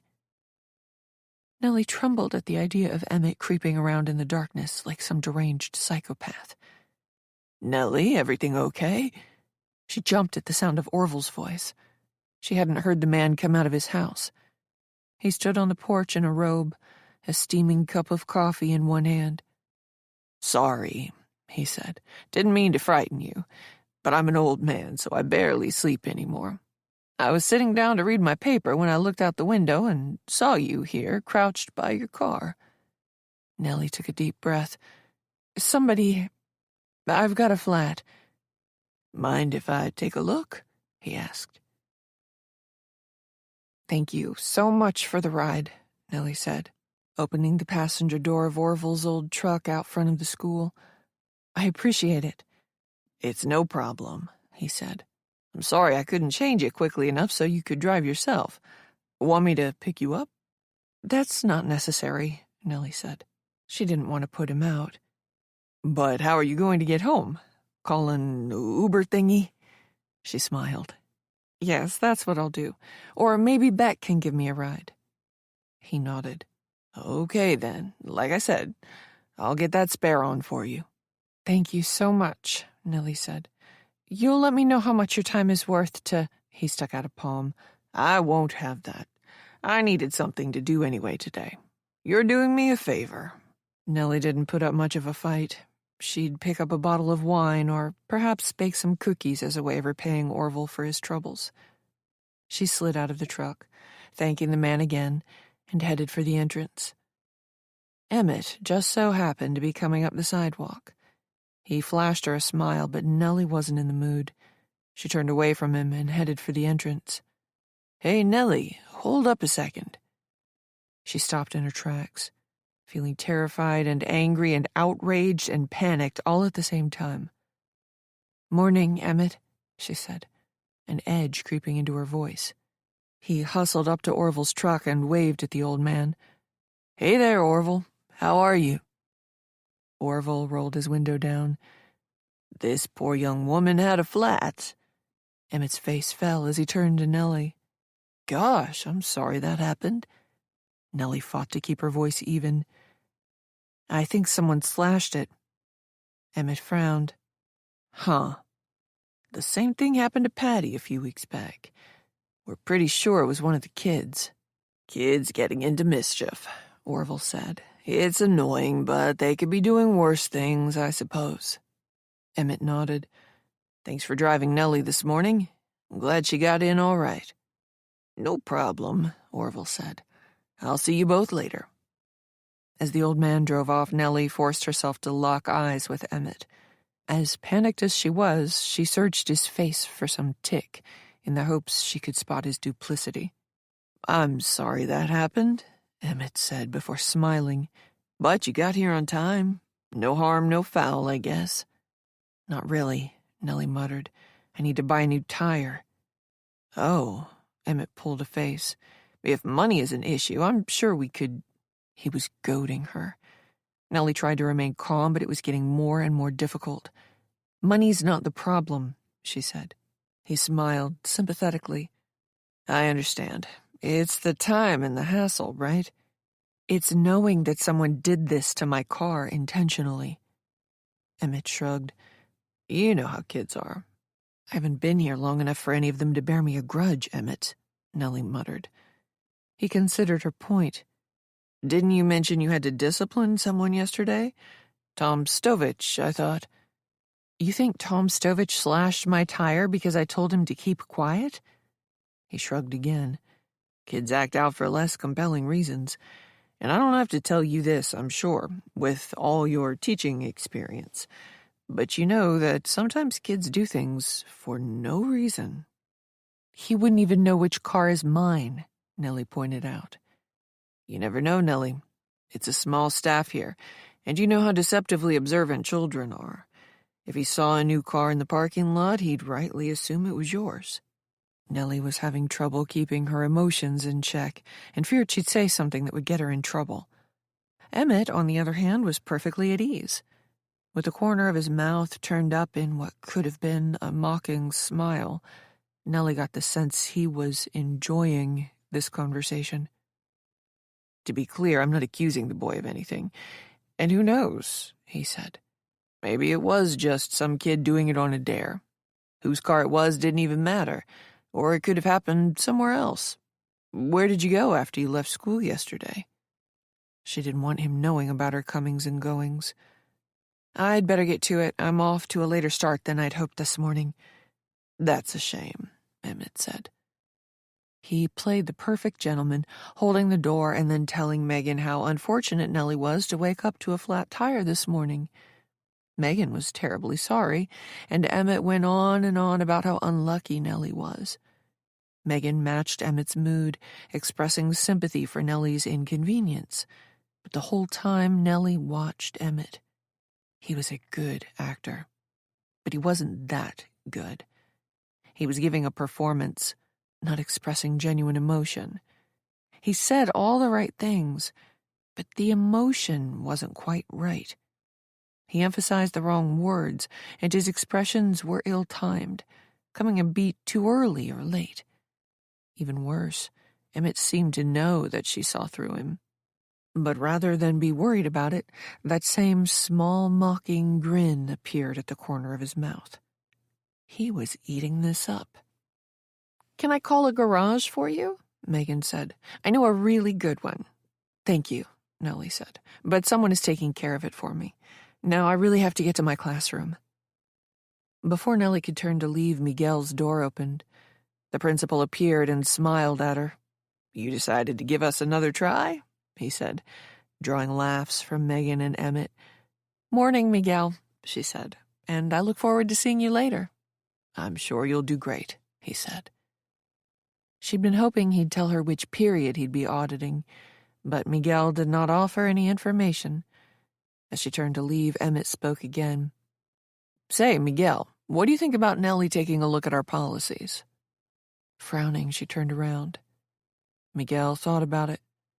Emmett added, "It'd be nice to have a different perspective on them." Emmett turned to her. "We're updating our bullying and safe space practices."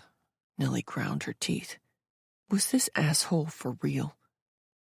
"I think that's a great idea," Miguel said. "It'd be nice to have a fresh set of eyes on the policies, especially with Nellie coming from a much larger district.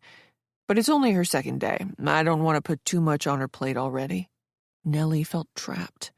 Emmett should have had this conversation with Miguel behind closed doors, outside of her presence, so that no one felt obligated. And it didn't help that Megan was present either. Nellie felt like she couldn't say no. "I wouldn't ask her to do any of the heavy lifting," Emmett said, as if she were fragile or not up to the task. "Perhaps we could read them over during fourth period when we're free. If she has any feedback, I'll incorporate it myself." "I know you're probably not used to this," Miguel said, turning to her. "But in a small school like this, I'm afraid we're all forced to wear many hats. What do you think?" Nellie felt the weight of their stares. "Sure, Miguel. I think I can spare a few minutes during fourth period.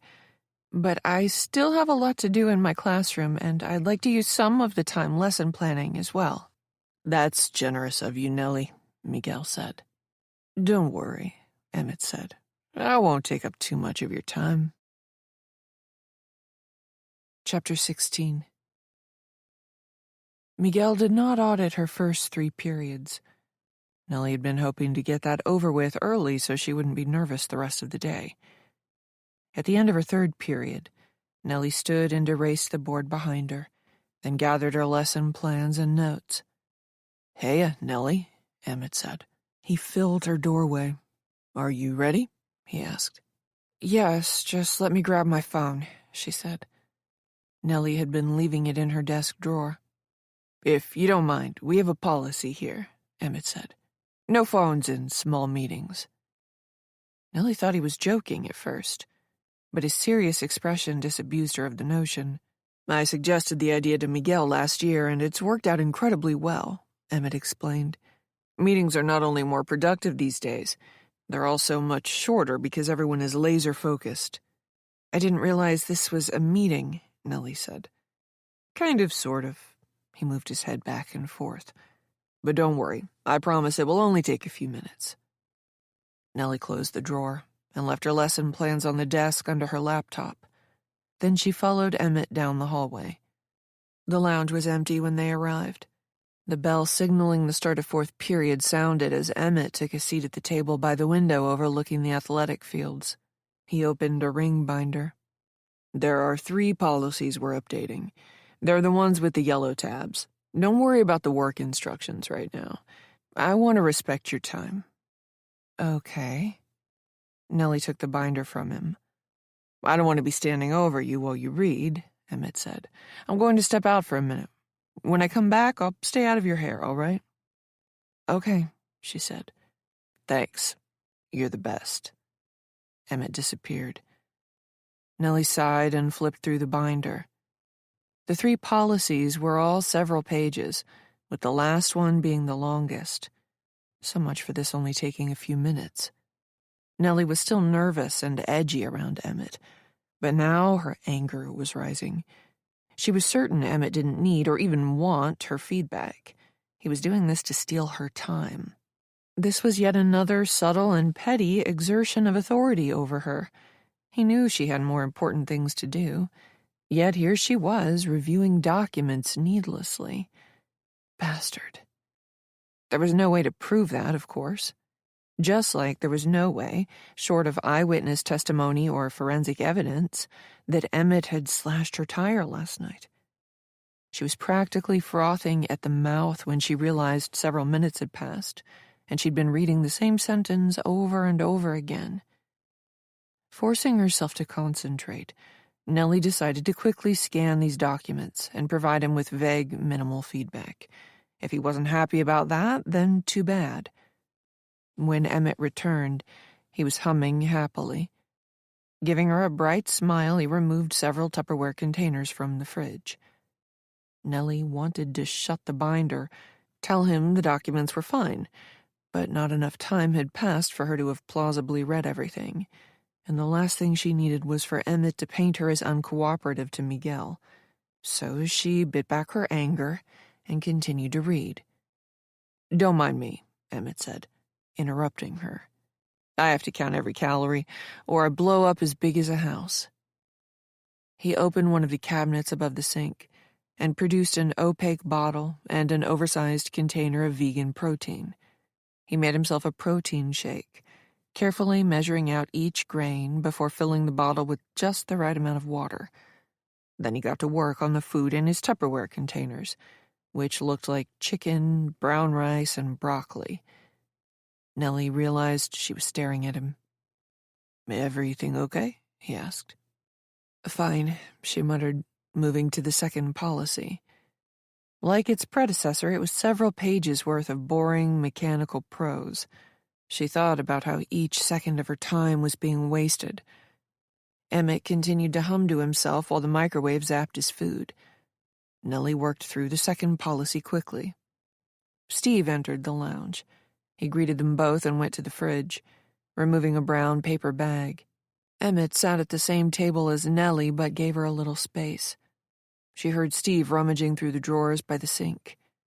Distracted by the sound, she looked up to see what he was doing. "Hey, Emmett," Steve said. "Any chance you've seen the knife I brought in?" Nellie was about to return to her reading, but the thought struck her. A knife is missing from the kitchen. Nellie couldn't help but draw a connection between the misplaced utensil and her slashed tire, especially since Emmett was sitting only a few feet away. "Sorry, buddy," Emmett said. "You know how things disappear around here." Nellie looked over at the man. He spooned some brown rice and chicken into his mouth. "Yeah, I know," Steve said. "Care to join us?" Emmett asked. Steve shook his head apologetically, his expression becoming distracted. "Sorry, but I've got some work to do." He left the lounge and Nellie went back to reading. She flipped to the third policy about creating safe spaces at school. "I think that one's really important," Emmett pointed with his fork. "The students and faculty need to feel like this is a place where they can be free from bullying, aggression, and intimidation." The irony was not lost upon her. In what horrific universe did she find herself being forced to read an anti-bullying policy written by the man who'd attempted to sexually assault her years ago? Nellie blazed through the text. The policy said all the right things, but the words rang hollow to her. because this vile man was sitting only a few feet away, slyly doing all the things he had just railed against. After a quick scan, she sped her way through the document, acutely aware of the passing time and wanting to get back to her classroom. Though Orville had been kind enough to stop for coffee on the way to school, one cup wasn't enough. "I hope these things aren't boring you," Emmett said in a disapproving tone. "These policies are important. Ideas matter. The goal here is to craft a message that will positively shape the landscape of this learning environment." Nellie wanted to gag at his overblown, self-important corporate speak. "Sorry," she said, "I haven't been sleeping well." "Must be the time difference and the big transition." "Yep." She kept her eyes on the document. "That's it." "Nellie," Emmett said, leaning forward, "you didn't have to agree to look these over. If you felt like you had too much on your plate and couldn't take on anything else, you were allowed to say no." Nellie looked up and met his eyes. "I was allowed to say no?" Emmett stiffened at her question. "Of course you were." I was allowed to say no. She knew she shouldn't have said that, but the words had just come out all on their own. There was no mistaking their double meaning. Emmett looked almost offended. "We care about work-life balance here. At Overland, we want to put our teachers in the best possible position to succeed. Don't ever feel like you have to agree to something out of pressure." Nellie closed the binder. "These look good to me." He arched his eyebrows. "Oh, you're done?" "I read quickly," she said, rising. Emmett held out a palm. "Hold on, there was one more thing I wanted you to take a look at." "What?" Emmett took the binder from her. "It's where is it?" Nellie forced herself not to roll her eyes. She'd already lost 15 minutes to this pointless busy work, and now Emmett was asking for more. He flipped through the binder. "Emmett, if it's all right with you, I can take a look after He snapped his fingers. "Here it is. This won't take but a minute." Without waiting for her response, he spun the binder back around. Nellie reluctantly sat, choking down her anger. Only a moment after telling her she could have politely declined this task, Emmett was asking her for more. This was going to be absurd. At this rate, she'd have to scarf her lunch down if she wanted to take any time reviewing her materials. She glanced at the one-page document. "What do you have for me?" "This is the certification I crafted," Emmett said. "The faculty will sign this, or something like it, to acknowledge they've read and understood these policies. We're also considering—" "It looks fine to me," she said, her anger rising. He seemed offended by how little thought she'd given it. "I value your feedback, Nellie, and want to know what you think. Don't worry about offending me. I've got thick skin." "It's a one-page document that basically says I've read and understand," she pointed out. "I don't have much to add." He nodded. "Fair enough, but how about the policies themselves?" "I think you've done a good job," she said, rising. "Now, if you'll excuse me, I really do have to prepare for the rest of the day." He checked his watch. "Look at the time. I'm sorry to have kept you. I honestly didn't think it would take so long. If I'd known, I would have asked you to do this after school." Nellie didn't have another break until 7th period. She rushed to the bathroom, fixing her makeup and hair, then filled her water bottle at the cooler by Miguel's office. The principal's door was closed, and Megan was away from her desk. Nellie strode back to her classroom. Someone had snuck a soda into her last class, apparently, and she found an empty snack-sized bag of potato chips in the corner. She tidied up quickly, then returned to her desk to go over the lesson plans. She'd been holding out hope Miguel would pop in during 2nd or 3rd period, when she taught the much more familiar material about colonial America. For 5th period, she was switching back to early South American history. Moving her laptop aside, however, she discovered her lesson plans were not on her desk. That was odd. She swore she'd left them here. Growing worried, Nellie searched her desk and then riffled through her drawers. Her phone was where she'd left it, but the lesson plans were gone. "What the hell?" she muttered, her panic rising. Nellie expanded her search. She checked her bags, the trash can by her desk, the trash can near the back of the room. She looked inside desks and under them. She stuck her head out of the door and peered up and down the hallway. Now, frantic, she returned to her desk. What had she done with them? Mentally, she retraced her steps. She was almost 100% certain she'd left them under her laptop for the coming period. But had she taken them with her to the lounge? It was worth checking. Hurrying down the hallway, Nellie re-entered the teacher's lounge. Emmett was still at the same table, enjoying his lunch. He gave her a concerned frown. "Everything okay, Nellie?" "Oh, yes." She didn't want him to know she was panicked. "I thought I left something in here." Emmett went through the motions of looking around, even getting out of his chair and searching under the table. "I don't see anything," he said. "What did you lose?" She wanted to tell him that she didn't lose anything, but her time was short. She thanked him for looking, then hurried back to her classroom. Though she'd already turned the room inside out, Nellie went through the same routine. The lesson plans were not here. What the hell is happening? Nellie knew she hadn't misplaced them, but that meant someone had snuck into her classroom and taken them. She couldn't imagine a student doing it. Couldn't imagine anyone except Emmett. But that wasn't even possible. She'd just spent the last 20 minutes with him. He'd never had the opportunity. Then she realized that wasn't true. Emmett had stepped out of the lounge, claiming he'd forgotten something. Had that been enough time for him to get to her class? Either way, there wasn't much she could do about it now. Fifth period was fast approaching. Nellie had always preferred to create her lesson plans by hand.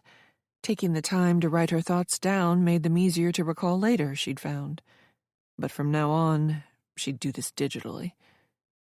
Flipping to a fresh page in her notebook, then opening the text, Nellie attempted to recreate her lesson plan from memory. She hadn't gotten very far by the time the bell sounded. Her notes were a jumbled mess, reflecting her haphazard recall. The students filed in a moment later. Nellie asked a girl sitting in the front row to take roll, giving herself another minute to conjure up the important details for today's lecture. Then, Emmett walked into her classroom. "Apologies for the last-minute change of plans," Emmett said, "but Miguel was called into something important." It took Nellie a moment to grasp what he was saying. "You're going to sit in my class?" she asked. "Megan is proctoring my test for me," Emmett said by way of explanation, then realized he'd answered a question that Nellie hadn't really asked. "Is something the matter?" Nellie scrambled to come up with a good reason why the audit should be canceled, but she couldn't, and feared she would come across as worried and desperate, afraid of being reviewed. "No," Nellie said, "but unfortunately my lesson plans have disappeared." Emmett arched an eyebrow. "I'm sorry?" Anger ripped through her. He'd heard her perfectly well, and, she suspected, he'd had a hand in their going missing. But he was going to play the innocent and feign surprise. He was going to make her explain herself. Force her to grovel if he could. "I left them here before you and I met," she said. "You probably remember that? I put them right under my laptop." Emmett looked lost. He slowly shook his head. "I'm sorry, Nellie, but I wasn't paying attention to what you were doing with your lesson plans when I came by." "But you must have noticed," Nellie said, as the bell signaling the start of fifth period sounded. By now her conversation with Emmett had drawn everyone's full attention. The children knew something was up. "When you came in, I was holding them in my hands, remember? And I slid them under my laptop when I mentioned grabbing my phone?" Emmett shrugged. "I'm sorry, Nellie, but like I said, I wasn't paying attention to whatever you were doing." The children had gone quiet. She heard snickers in the back of the room. They could sense she and Emmett were having a disagreement, and that she might be in trouble. Nellie's face turned red. "Either way," Nellie said, "they're gone. Someone must have moved them." Emmett frowned, looking back over his shoulder at the children. "We'd better discuss this in the hallway." The children were eating this up. Red-faced, Nellie followed Emmett into the hallway like she was a student herself, about to be reprimanded. Emmett, at least, closed the door so the students wouldn't be able to overhear their conversation. "Someone must have taken my lesson plans," Nellie said, wanting to take charge of the conversation. "When I realized they were missing, I managed to recreate what I could from memory. Under the circumstances, I don't think it's fair that I be audited when—" Emmett's expression grew stern as he thrust out a palm. "Nellie, I don't know what happened to your lesson plans, but I can assure you no one moved them. As you know, we take roll every period. If I check around, I'm certain all students will have been accounted for during fourth period." "Someone could have asked to use the bathroom," Nellie said, wishing she didn't have to play this game of make-believe. She wanted to say what she was thinking, but without proof, she couldn't accuse a colleague of such outrageous behavior. Or it might not have been a student. He gave her an exasperated look. "Really, Nellie, this is getting ridiculous. Now you're accusing a member of the faculty of stealing your lesson plans? Who would do such a thing?" Under other circumstances, such an accusation would be ludicrous. But she was staring into the eyes of a fraud. A dangerous man she was certain was trying to sabotage her. "I don't know," Nellie said. "But the point is, it's hardly fair for Nellie." He folded his arms and gave her a patronizing look. "Part of being a good teacher is being able to solve unexpected problems on the fly." He looked down at his watch. "Class started 2 minutes ago, and you've got a room full of idle 7th graders in there. What are you going to do about it?" Nellie couldn't believe this was happening. He'd set her up. She didn't know how he'd managed this and had no proof that he did, but all the same, she was certain. Now he was going to force her to teach without a full lesson plan and perform the audit himself. He was setting her up to fail. Nellie swallowed hard. He wanted to break her, but she would not go down without a fight. Chapter 17. The audit hadn't been a total disaster, only a minor one. She had managed eventually to foster a productive conversation toward the end of the period, after explaining that the explorers had slyly played off different groups of indigenous peoples against each other, effectively driving a wedge between tribes that could have allied against the Europeans. But that had been the sole highlight of an otherwise disjointed class, interrupted many times by a few students who'd just been looking for any reason to be disruptive. Nellie had done a good job under the circumstances, but she assumed Emmett was providing Miguel with only criticisms of her performance. "Knock, knock." Beck was at her door. Nellie motioned for her to come in. "You made it through another day," Beck said. "Close the door, would you?" Nellie asked. Beck did, and sat in the chair beside Nellie's desk. Her smock was covered in what appeared to be fresh paint, but Nellie didn't have the energy to worry about her chair getting messy. Beck had picked up on her mood. "Is something wrong?" "My lesson plans disappeared," Nellie said. She was still livid about it, as well as Emmett's insistence on auditing her, but she had to be careful about what she said. "I didn't have them for 5th period when Emmett showed up to audit me, but he went through with it anyway." "Uh-oh," Beck pulled a face. "So you winged it?" "Half-winged it," Nellie said. Beck looked pained. "How did it go?" "I've taught better classes." Beck winced. "I'm sorry." Nellie shook her head. Her anger was getting the better of her. "Though it wasn't half as bad as Emmett is going to make it out to be." Beck's expression changed to one of confusion. "I don't think you have anything to worry about. Emmett has always been fair. I'm sure he'll take that into account when giving Miguel his feedback." Nellie pushed away from her desk and stood. She was dangerously close to saying things she shouldn't. Beck was startled by her sudden dramatic motion. Nellie walked over to the window so Beck could not read her expression. She could just make out the edge of the athletic fields. Several students wearing soccer uniforms ambled toward the pitch, reminding her of the home game scheduled to start in the next half hour. Now she was regretting the promise she'd made to attend. "I left them right on my desk," Nellie said, hating how her voice betrayed her emotions. "I remember it specifically." "You think someone moved them?" Beck asked. Nellie nodded. "Maybe it was the same jackass who slashed your tire," Beck said. Nellie turned. No student did that to my tire. Beck frowned. Where else did you go yesterday? Nowhere else but home, Nellie said. Beck slowly put it together. Are you saying that a teacher slashed your tire? And moved your plans? Nellie faced the window again. She hadn't said yes, but Beck must have known what she was thinking. When did this happen again? Beck asked. Fourth period. Well, let's see. Who's free fourth period? Steve, Jen and Emmett, sometimes Vanessa and Lee. I think that's it. So it'd have to be one of them. But you said you were with Emmett, so he's out. Not the whole time, Nellie answered, a bit too quickly. We walked to the lounge together. Then he left for a few minutes. Beck palmed her forehead. Right, he came to see me. Nellie narrowed her eyes. He did? Are you sure? Beck nodded. He asked me about the signage for the upcoming Halloween dance. I'm doing the artwork for it. Beck's classroom was on the other side of the building. Emmett wouldn't have passed by Nellie's room to visit Beck. How long did you two speak? Nellie asked. Beck gave her a look like she was being paranoid. A few minutes. We talked about the signage, and then he asked me if I was coming to the soccer game. Nellie shook her head. She hadn't timed Emmett's absence, but the man had only been gone shortly. Was there enough time for him to have gone to Nellie's room, catch up with Beck, and return to the lounge? She couldn't be sure. Either way, what could she do about it? If she accused Emmett of something, he had an alibi in Beck. Come to think of it, Beck said, I noticed him stopping by Megan's desk on his way back to the lounge after we talked too. Something about the dance.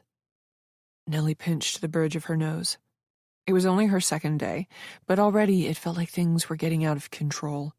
Emmett had all the power here, and she had been made to look a fool. There was a knock. Nellie peered through the window in her classroom door to find Megan standing in the hallway. After Nellie motioned for her to enter, Megan stuck her head into the classroom. Miguel would like to see you. How'd you fare today? Megan asked. Nellie got the sense that the woman already knew how she'd done. Having all these fake conversations was beginning to wear her down. Good, Nellie said, hoping she sounded confident. I'm looking forward to the soccer game. Megan smiled as they headed toward Miguel's office. We should win this one. Red Lion isn't as good as us. They walked the rest of the way in silence. Megan went back to her desk. Nellie heard people talking in Miguel's office, but she couldn't make out any of the words. She knocked gently on the door. Come in. Miguel was sitting behind his desk, his hands folded on his belly. He did not smile at Nellie. There was only one other person in the room. Emmett sat in one of the two chairs facing Miguel's desk. He gave Nellie a perfunctory nod. Please have a seat, Miguel said, pointing to the empty chair. Nellie knew they had been talking about her. Inwardly groaning, she sat in the chair next to Emmett. She steeled herself for what she knew would be a difficult conversation. She'd have to defend herself without getting defensive, which was always difficult. To her surprise, Emmett opened the conversation. Nellie, we asked you in here. Emmett, Miguel interrupted him. Why don't you give us the room? I'd like to speak to Nellie one-on-one. Emmett's mouth hung open. Nellie suppressed a smile. She knew she was in for some trouble, but she would at least enjoy this moment of watching Emmett at a loss. Of course, Emmett said, rising. Nellie, I hope you're still coming to the soccer game? She gave him a steely-eyed look. I wouldn't miss it. Emmett closed the door behind him after he left. Nellie's joy was short-lived, as Miguel cut right to the chase. Nellie, I took a chance on you, he said, and I want to believe in you. But what happened today is simply unacceptable. After his curt dismissal of Emmett, Nellie was hoping Miguel would go easy on her. Instead, the man had been blunt, and now she was worried about her job. Nellie opened her mouth to protest, but Miguel raised a hand. You are responsible for your classroom, Miguel said. You are responsible for your lesson plans. From what I hear, the lecture went poorly. You didn't know the material well enough to teach without the plans, and you lost your place several times. This is not good, Nellie." This time she did not wait to speak. "I left the lesson plans on my desk right under my laptop. I know I did." "What are you saying?" Miguel asked. "Someone must have moved them." Miguel tipped his head back in disbelief. "Who would have done such a thing, Nellie?" "I don't know," she said, wanting to shout Emmett's name, "but I am certain I left them on my desk." "Though you haven't named anyone, you are making a very serious accusation." Miguel narrowed his eyes. "Do you have any proof of this?" She swallowed hard. "No, but I swear I left them on my desk." Miguel was unmoved. "Put yourself in my position, Nellie. What's more likely here? That a teacher accidentally misplaced her notes, or that one of her colleagues purposely moved them? I mean, really, who would do such a thing? This is your second day here. Which member of my faculty wants to see you fail?" Nellie hated to admit that he was right. From his perspective, the idea was preposterous. He took her silence to be an acknowledgement of his point. "And either way, you did not prepare well enough to teach that class," he said. Nellie thought that was unfair. "I haven't taught early South American history in years. No teacher is an expert on everything. Fifth period was literally the second time in over a decade that I've lectured on that subject." She felt herself tear up. "All the same, you lost control of your students." Miguel's lips grew thin. "Classroom management is an important aspect of teaching." Nellie was outraged. "Emmett told you that?" Miguel nodded. "I understand what it feels like to be flustered. Lord knows I was in that position plenty of times myself as a young teacher." Nellie bristled. She wasn't a young teacher anymore. She had 15 years of experience and knew what she was doing. Emmett had fed this man outright lies about her performance. "But you have to keep your composure, especially when the situation goes left," Miguel added. Nellie shook her head. "I did not lose control of my classroom." "I wasn't there," Miguel said, "but I trust Emmett. I've known him for a long time. He's always been fair." Nellie realized she was shaking. Seeing her getting worked up, Miguel's face softened. "I appreciate how difficult this must be for you," Miguel said. "You went from being out of work for quite a bit while going through a divorce to moving across the country and starting a new job immediately, 1 month into the new school year, no less. I know this has been a major transition, and I want to be sympathetic to that, Nellie." Nellie managed not to cry. "It's only your second day, and you're still getting acclimated, obviously," Miguel smiled. "And I'd be a hypocrite if I acted like I never made mistakes." Nellie's messy feelings were threatening to come out. She resented the fact he thought she'd made a mistake. Miguel said, "I'd like you to come up with a plan of action for your lessons moving forward. Please have that ready for me tomorrow morning, and also, please let me know how I can support you. I want to see you succeed here, Nellie." A plan of action. Nellie knew what that meant. It was the beginning of a paper trail in her personnel file. She didn't get the sense Miguel was planning to fire her, but this document would serve as a starting point in the event he decided to let her go. 2 days in, and she felt like her job was already in jeopardy. "Yes, of course. This won't happen again," Nellie said. "I promise you." Her phone buzzed in her pocket. Nellie had forgotten to leave it in her desk, in keeping with the school's policy on meetings. Miguel's smile vanished. "We don't like for people to bring phones to small meetings," Miguel said.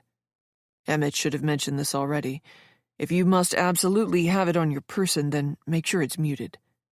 Nellie's face was on fire. "Sorry." Miguel was not happy about the interruption. The good humor and compassion he showed a moment ago were short-lived.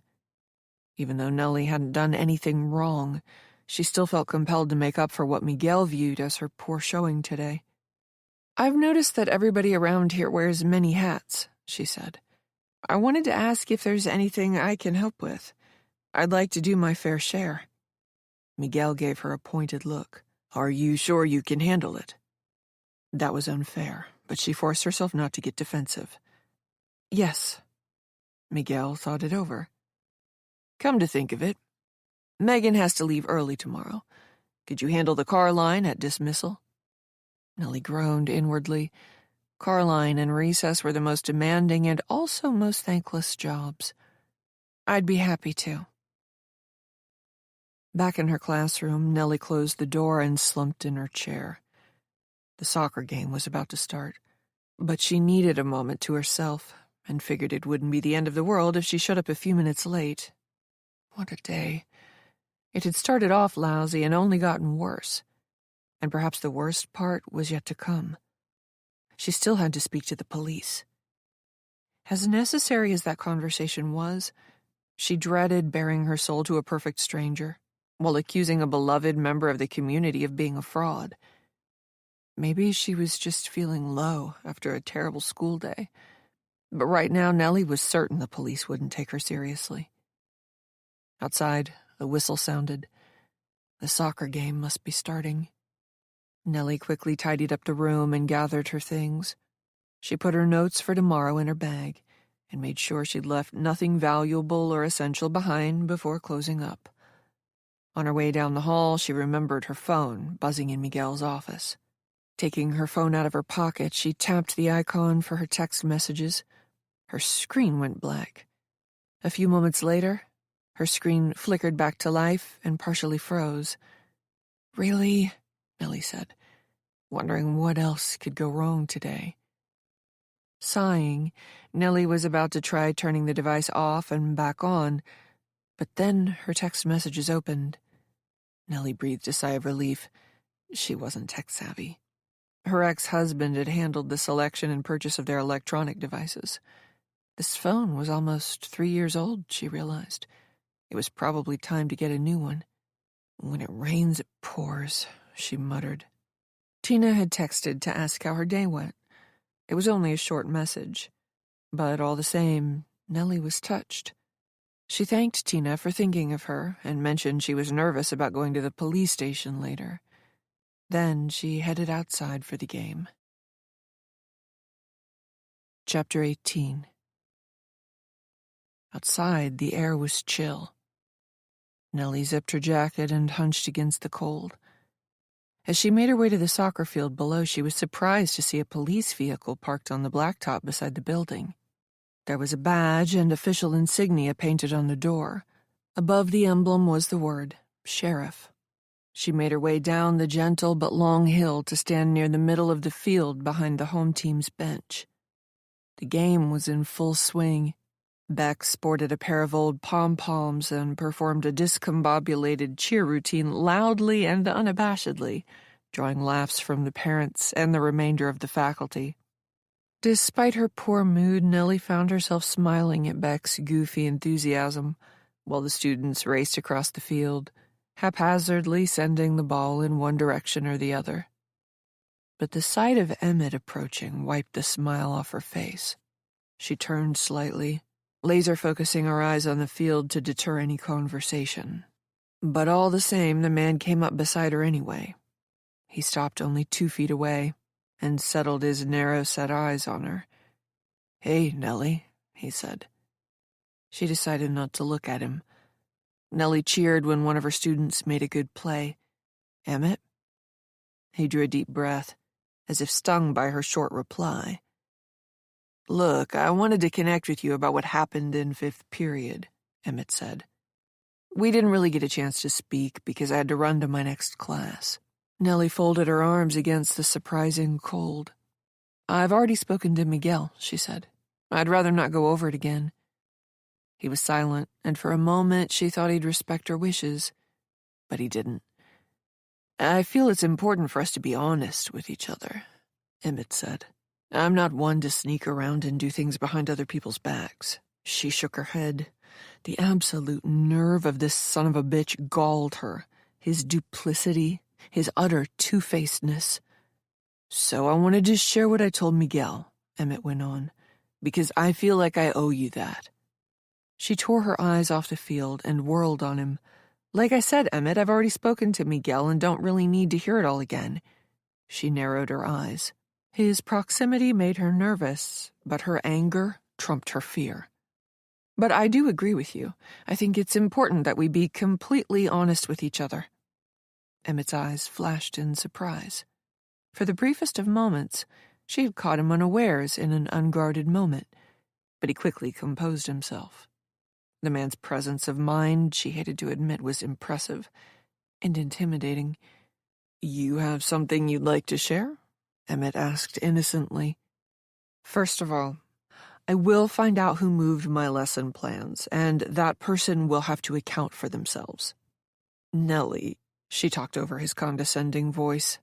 "Second, you and I both know that your auditing me under those circumstances was hardly a fair test of my capabilities." His grin was mocking. "And most importantly, I did a good job in 5th period teaching material I was unfamiliar with under those circumstances. And never once did I lose control of that classroom. I don't appreciate your mischaracterizing my performance. We both know that if Miguel had been there, he wouldn't have seen it that way." Emmett was taken aback. "Nellie, I'm many things, but a liar is not one of them." She couldn't stop herself from scoffing. "I offered Miguel my honest opinion of your performance," he went on. "I understand why you're getting defensive, though. People identify with their jobs and draw much of their self-worth from their performance. It's very difficult for some to take constructive feedback, I get that." She had half a mind to walk right over to the sheriff, point at Emmett, and loudly proclaim his identity so that everyone standing on the sidelines could hear. "I'm not getting defensive," she muttered. "I'm standing up for myself. But if you want to work here," Emmett said, "then you must learn to accept feedback, Nellie. It's the only way you'll improve. I understand why you're upset. The experience is still fresh in your mind. You've just had a difficult conversation with Miguel, and you're naturally worried about your job. But don't turn this around on me. I didn't touch your lesson plans, and let's be honest, the most likely explanation isn't that someone stole them. It's that you misplaced them. You need to take responsibility for that, as well as for your performance." Nellie was so angry she could cry. "But I do apologize," Emmett said, offering a repentant grin that almost looked genuine.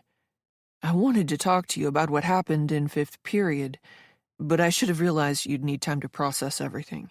You're still a little raw, obviously, and I should have been more sensitive to that." Screw you. She wanted to say it, to scream it. She wanted to rake his face with her nails, gouge his eyes, kick him in the groin, get him on the ground, rain blows down on his head until it required the strength of 3, no, 4 grown adults to pull her off him. Nellie had never wanted to hurt anyone before. Actually, that wasn't true. She had fantasized about beating Marshall Dawes up. That was why she'd taken all those self-defense classes over the years. Because she'd dreamed up this scenario where one day she would run into the man somewhere and it would just be the two of them, and she'd beat the ever-loving shit out of the scumbag. What childish thoughts, though. Even if she'd run into Marshall in a dark alley, she couldn't attack him without facing serious repercussions. Showing that kind of aggression and turning violent would end her career. Not to mention the fact that, even with her training, the man standing before her was a physical specimen. Emmett was in marvelous shape. He was bigger, stronger, faster than her. He could probably break her in half if he wanted. Sure, she might get a lucky shot or two, but once he got hold of her, the fight would be over. This man could have his way with her. "I'm really sorry, Nellie," Emmett said. "How about we regroup later this week and talk? I feel like we haven't gotten off to a great start. But I want you to know I'm on your side. I want to see you succeed here. We all do." Nellie bit back tears and choked down rage. She took comfort in the fact that she'd speak to the sheriff tonight. Then this monster would be in trouble. The thought made her smile. She couldn't wait to see this bastard's face when the sheriff hauled him down to the station for questioning, maybe even during an arrest. She hoped she could be there for it.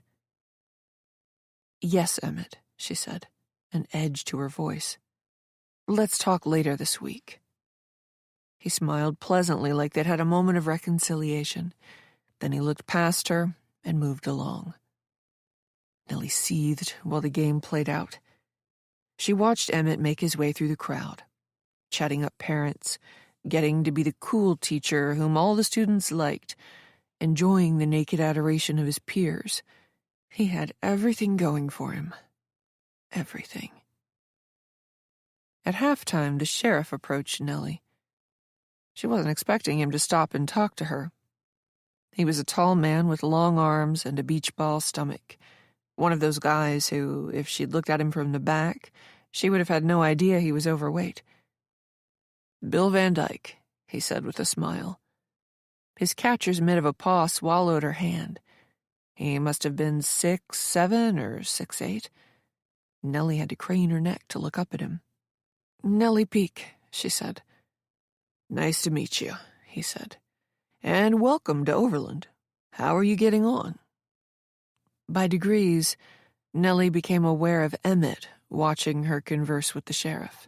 She didn't want the man knowing she planned on speaking to Bill Van Dyke about sensitive matters, but at the same time she enjoyed making Emmett sweat a little. There was no harm in chatting the sheriff up. After all, they were only introducing themselves, and in a small community like this it was perfectly normal for teachers to be acquainted with the sheriff. "It's been an adjustment," Nellie said, thinking of how hard her day was. But she pushed that aside and smiled brightly at the sheriff, acting like nothing was wrong at all. "Everyone I've met has been so nice. Overland seems like a great community. I'm still getting settled, of course, but I don't think it's going to take me long." "It's a great town, and we aim to keep it that way," he said, his voice growing serious. "When did you get in?" She told him her story, bringing him quickly up to speed. The sheriff listened politely, showing a genuine interest. When she was done, he smiled and nodded, explaining that his nephew attended the school and played for the team. "Well, it was nice meeting you, Nellie," the sheriff said, offering his hand. "Likewise." "If you ever need anything, you give me a call," he said. Little did the man know she'd be stopping by later. They shook hands again. She took some satisfaction in knowing that Emmett was watching her converse with the sheriff, hoping the conversation he couldn't hear was making him uneasy. Then Bill was moving past her, working his way through the small crowd. He greeted each of the other faculty members by name, coming at last to Emmett. The sheriff greeted the other man with noticeable enthusiasm, patting Emmett on the shoulder as they pumped hands. Emmett's eyes drifted briefly to Nellie, and he flashed her a quick, mocking smile as if to say, "The sheriff likes me more than you." Nellie frowned. Was there anyone in this town not under Emmett's spell? Beck shoved one of the ratty old pom-poms in Nellie's face. "I need a co-cheerleader," Beck said. Nellie laughed until she realized Beck was serious. No, thank you." Though she was used to standing in front of a classroom of middle schoolers, Nellie did not like calling attention to herself. "Come on," Beck said. "It'll cheer you up." "Yeah, come on, Nellie," Emmett said, putting his hands together. "Let's see your stuff." Before she knew it, the rest of the faculty was egging her on. She really didn't want to stand on the sidelines and make a fool of herself in front of people she hardly knew. But Miguel was watching, and she wanted to come across as a good sport. So Nellie snatched the pom-pom from Beck and moved to the edge of the field. Beck winked at Nellie. "Just follow my lead." Nellie plastered a smile on her face. "I'm going to kill you." Beck laughed. "This won't hurt a bit." "You owe me," Nellie said, still smiling. "How about a ride home?" "How about a ride to the bar instead?" Beck dropped Nellie at home after the game. She pushed for a quick drink, just one, but Nellie politely declined enough times that Beck gave up. Before Nellie climbed out of Beck's tiny car, Orville popped out of his house and approached. He waved at Beck while she backed out of the gravel driveway. "Hey, Nellie," he said. "How'd it go today?" A lot of people asked that question out of habit, but Nellie got the feeling Orville was actually interested in her answer. She smiled at him, not wanting to relive today's experiences. "Oh, fine." She pointed at her vehicle. "Thank you so much for— Wait a minute, where's the spare tire?" Nellie's spare tire was supposed to be smaller than her regular ones, just something to put on the car in an emergency so you could get somewhere else safely. But the new tire on her car was regular-sized. Orville shrugged. "I know a guy. He came out and put the tire on for me." Nellie was happily surprised. "You did?" "He owed me a favor," Orville answered.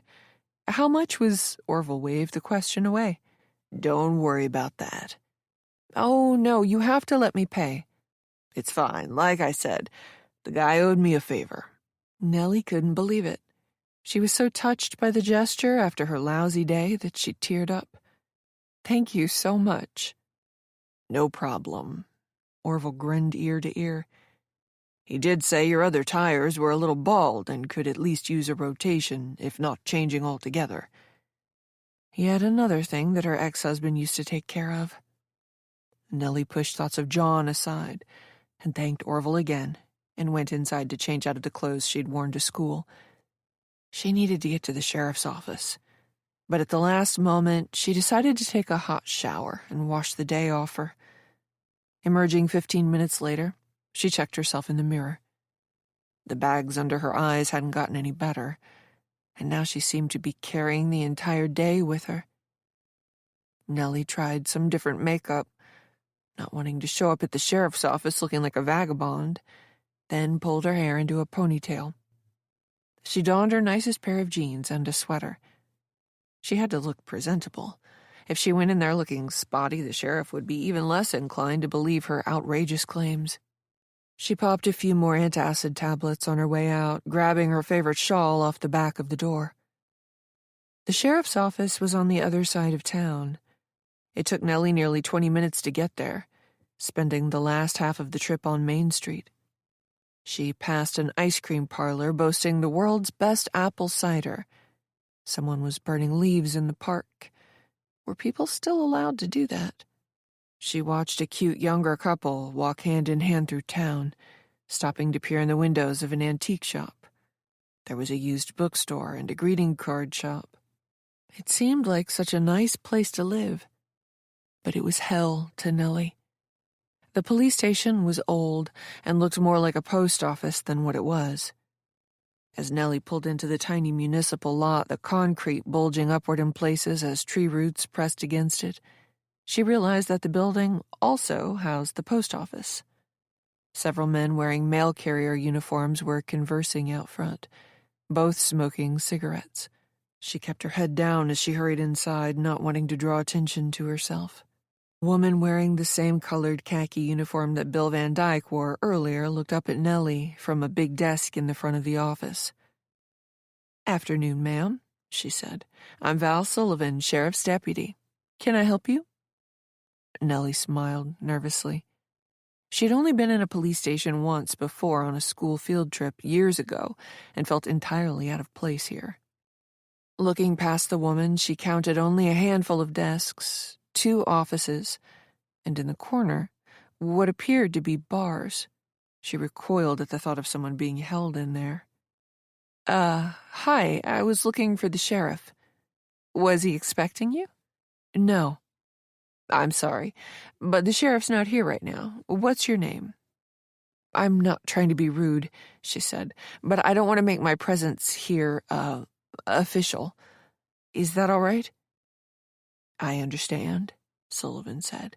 "Do you mind if I ask what this is about?" Nellie smiled apologetically. "It's a private matter." "I see." The woman nodded sympathetically. "Well, he's due back in about 20 minutes. You can wait in here or come back, up to you." Nellie thought it over. She didn't want word getting to Emmett that she was nosing around the sheriff's office, so she didn't relish the idea of hanging out here for all the world to see. But at the same time, if she left, she'd simply have to come right back. "I'll wait. Can I get you something to drink? Our coffee is terrible, but at least it's free. You get what you pay for, I guess." Nellie wasn't in a humorous mood, but she managed to smile. "I'm fine." "Water?" Sullivan asked. Water would be great. Okay, great. Grab a seat and I'll bring you one. While Nellie waited, she grew antsy. She wasn't thirsty, but sipped the water to give herself something to do. The seconds ticked by. Despite the antacids she'd gobbled up, she was still feeling queasy. In her head, she went over what she'd already gone over again and again. Growing increasingly nervous, she stood and paced the small waiting area.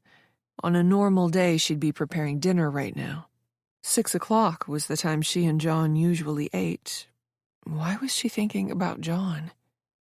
"Is there anything else I can get you?" Sullivan asked. "No, thank you."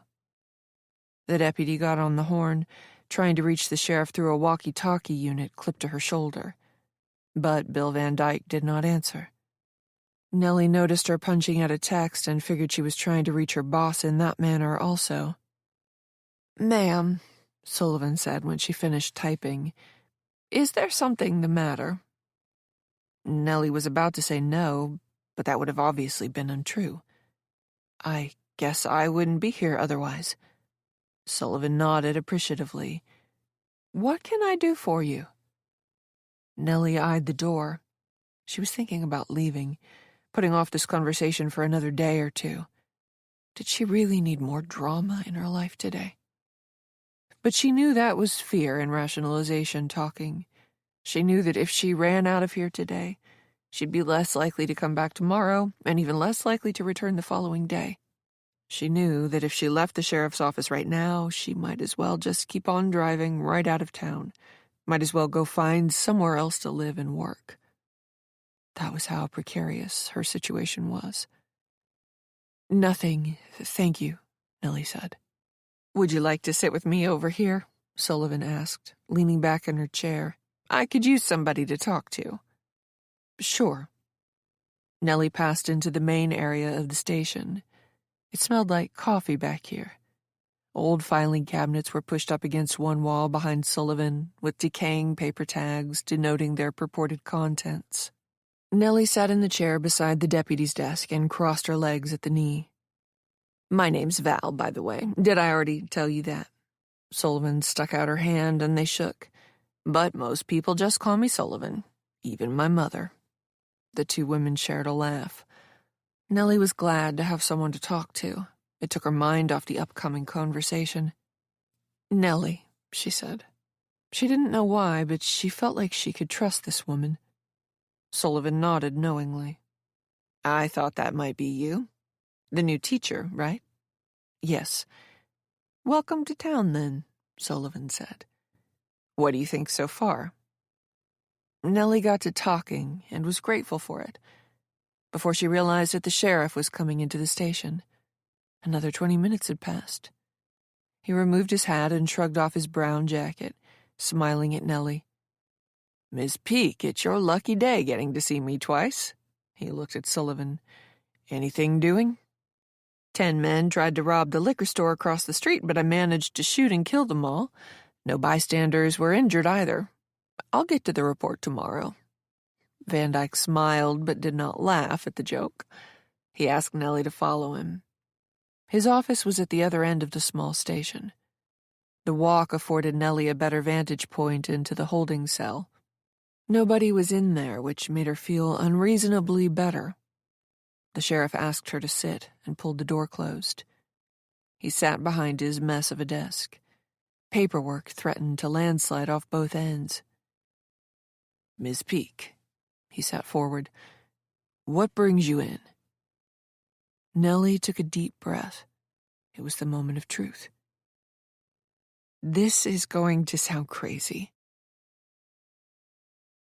Chapter 19. The sheriff waited, his expression blank. "But please hear me out," Nellie said. Bill Van Dyke nodded at her. "Nellie, I've heard plenty of crazy things in my day. I doubt anything you have to say will surprise me." She wasn't so sure. Her eyes drifted to the window behind him, which commanded a view of the street and municipal lot where her car was parked. She wanted to leave. But Nellie decided to plunge in. "I grew up in a small town, much like this one in New Jersey. Nellie began. "From the time I was a baby all the way through high school. After graduation, I went away to college in California, and I haven't been back home since. I met my ex-husband not long after I started working, and—" Why was she telling him this?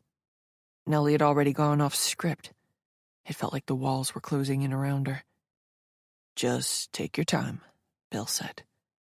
His voice was gentle, but it did not soothe her. She laughed nervously. Her back was slimy with sweat. She peeled off her shawl, but still felt overheated. Nellie just had to say it.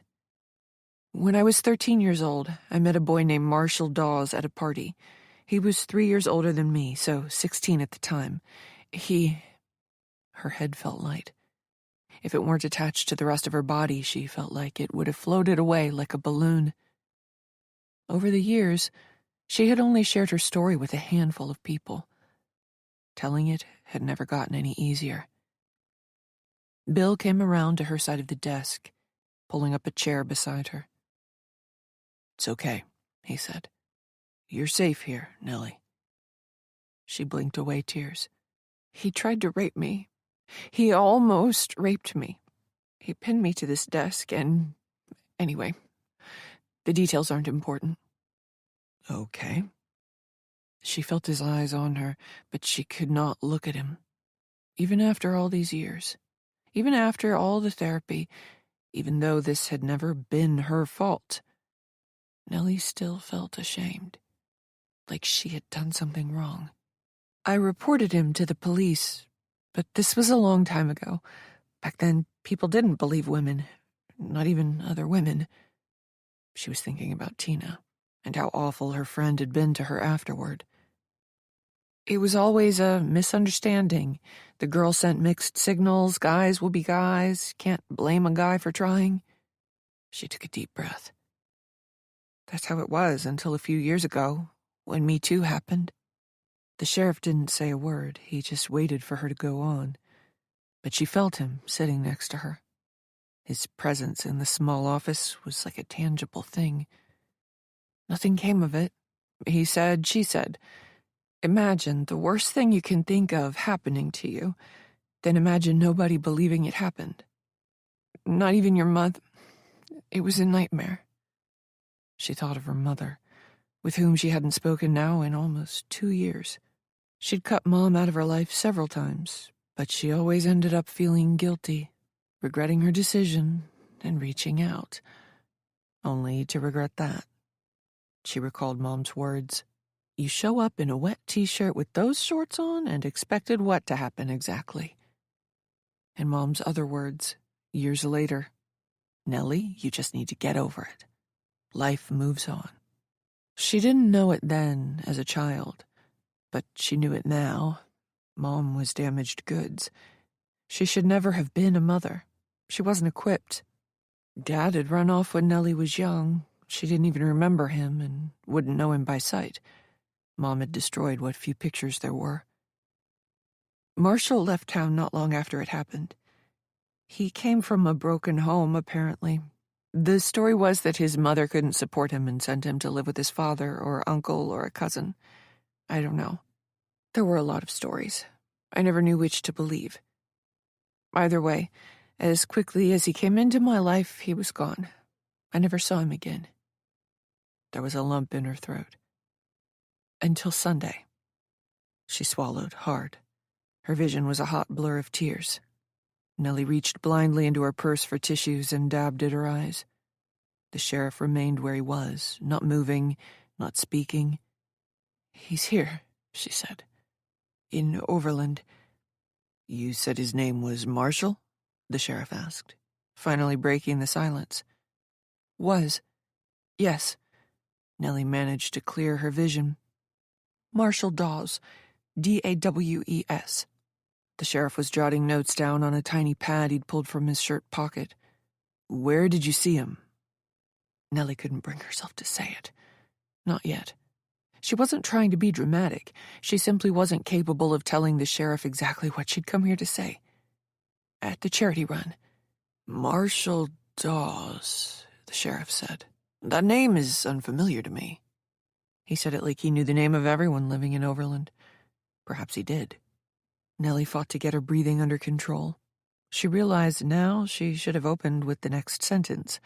She'd been pulling the proverbial Band-Aid off slowly, as if that would lessen the pain of what was to come. It was only making things worse. "He's not going by Marshall anymore," she said, forcing herself to look the sheriff in the eye. "His name is Emmett Moore." The sheriff went unnaturally still. Nellie wanted to take it back, wanted to get in her car and drive away. But now it was too late. She had crossed a personal Rubicon. Life returned to Bill Van Dyke's body. Without perhaps even realizing it, his mouth took on a skeptical expression, a puckering of the lips.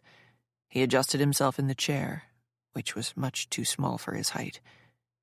"I want to make sure I understand what you're saying. You're telling me you think Emmett Moore is the same person as this Marshall Dawes, who attempted to assault you. How long ago was this?" Nellie knew this had been a mistake. She noted his careful choice of words. "You're telling me you think," and there was no misinterpreting his tone when he'd asked how long ago the assault had occurred, as if the number of years made her story less plausible. 24 years ago, she said in a tiny voice. He nodded, wrote something down in his notebook. For a moment, he would not look at her. Nellie felt the need to fill the silence. She had to plead her case, though she knew sounding desperate would only work against her. "Like I said, I know how this sounds, but I'm certain it's him. I'd recognize that man anywhere. But you don't have to take my word for it. I contacted an old friend. Her name is Tina Hirschberg, Walker. Her last name is Walker now. Anyway, we got in touch, and she saw a picture of Emmett from the race. She's certain it's him, too." The sheriff nodded as if he'd finally received a piece of information that made sense. "As you can imagine," Nellie said, "I'm going out of my mind. I've had to interact with this man at school, pretending like nothing is wrong while he..." "While he what?" the sheriff asked, scooting forward on his seat. "While he plays games," Nellie said. "Mind games." Bill frowned. "Has he made you feel uncomfortable?" "Well, yes. I mean, I don't like being around him." "But has he done something specific to make you feel that way?" Nellie had to think about it. They had interacted several times, but could she point to anything objective to support her assertion? "He talked about having his students write an essay on the Me Too movement," she said. "You know that story about the actress who just came forward?" The sheriff nodded. "I'm familiar." "Well, there was that." He looked up from his notepad. "Is that it?" He asked like that wasn't enough. "You don't understand. It was the way he said it. He brought that uncomfortable subject up on purpose. He had to know it would upset me. It was his way of sticking the needle in, his way of demonstrating his power and how protected he is. He can literally reference the fact he tried to put his penis inside me without getting into trouble." The sheriff winced at her choice of words, but Nellie didn't care. "He has a great reputation in this community, and apparently he thinks that makes him untouchable." "What else has he said or done?" the sheriff asked. "Has he explicitly threatened you?" "No, but..." "But what?" This was not going well. "My tire was slashed." "Your tire?" Why was he acting like she was speaking a foreign language? "Yes, my goddamn tire," she said, regretting her outburst. "Sorry. I woke up this morning to a flat. You can ask Orville about it. He dropped me at school today." "I see. And you think Emmett did this to your car?" "I don't see who else would. I've been here all of 3 days," she said. "Nobody else knows me that well." "Did you see him near your car?" "No, I didn't catch him in the act, but..." She squeezed her eyes shut and pinched the bridge of her nose. "Like I said, who else would do this?"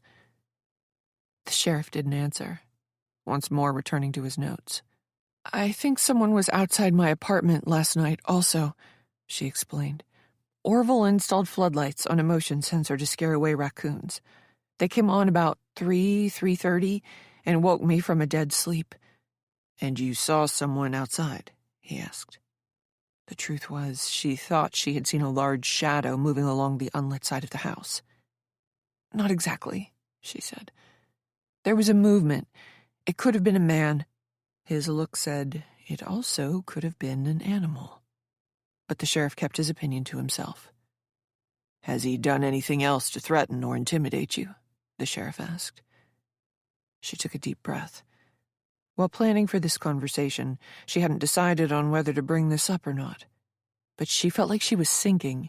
Nellie needed him to take her seriously. "Look, I don't bring this up lightly, but I have to say something because..."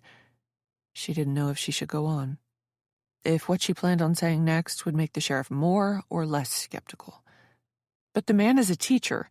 He shouldn't be around children." "I understand your concern." The sheriff scratched more notes. "How did you hear about Marshall's brush with the law?" Nellie repeated her conversation with Tina, leaving out the parts where Tina had apologized for her poor treatment of Nellie in the past. "And your friend, Tina, agrees with you? She thinks Emmett Moore is actually Marshall Dawes?" "Yes," Nellie said.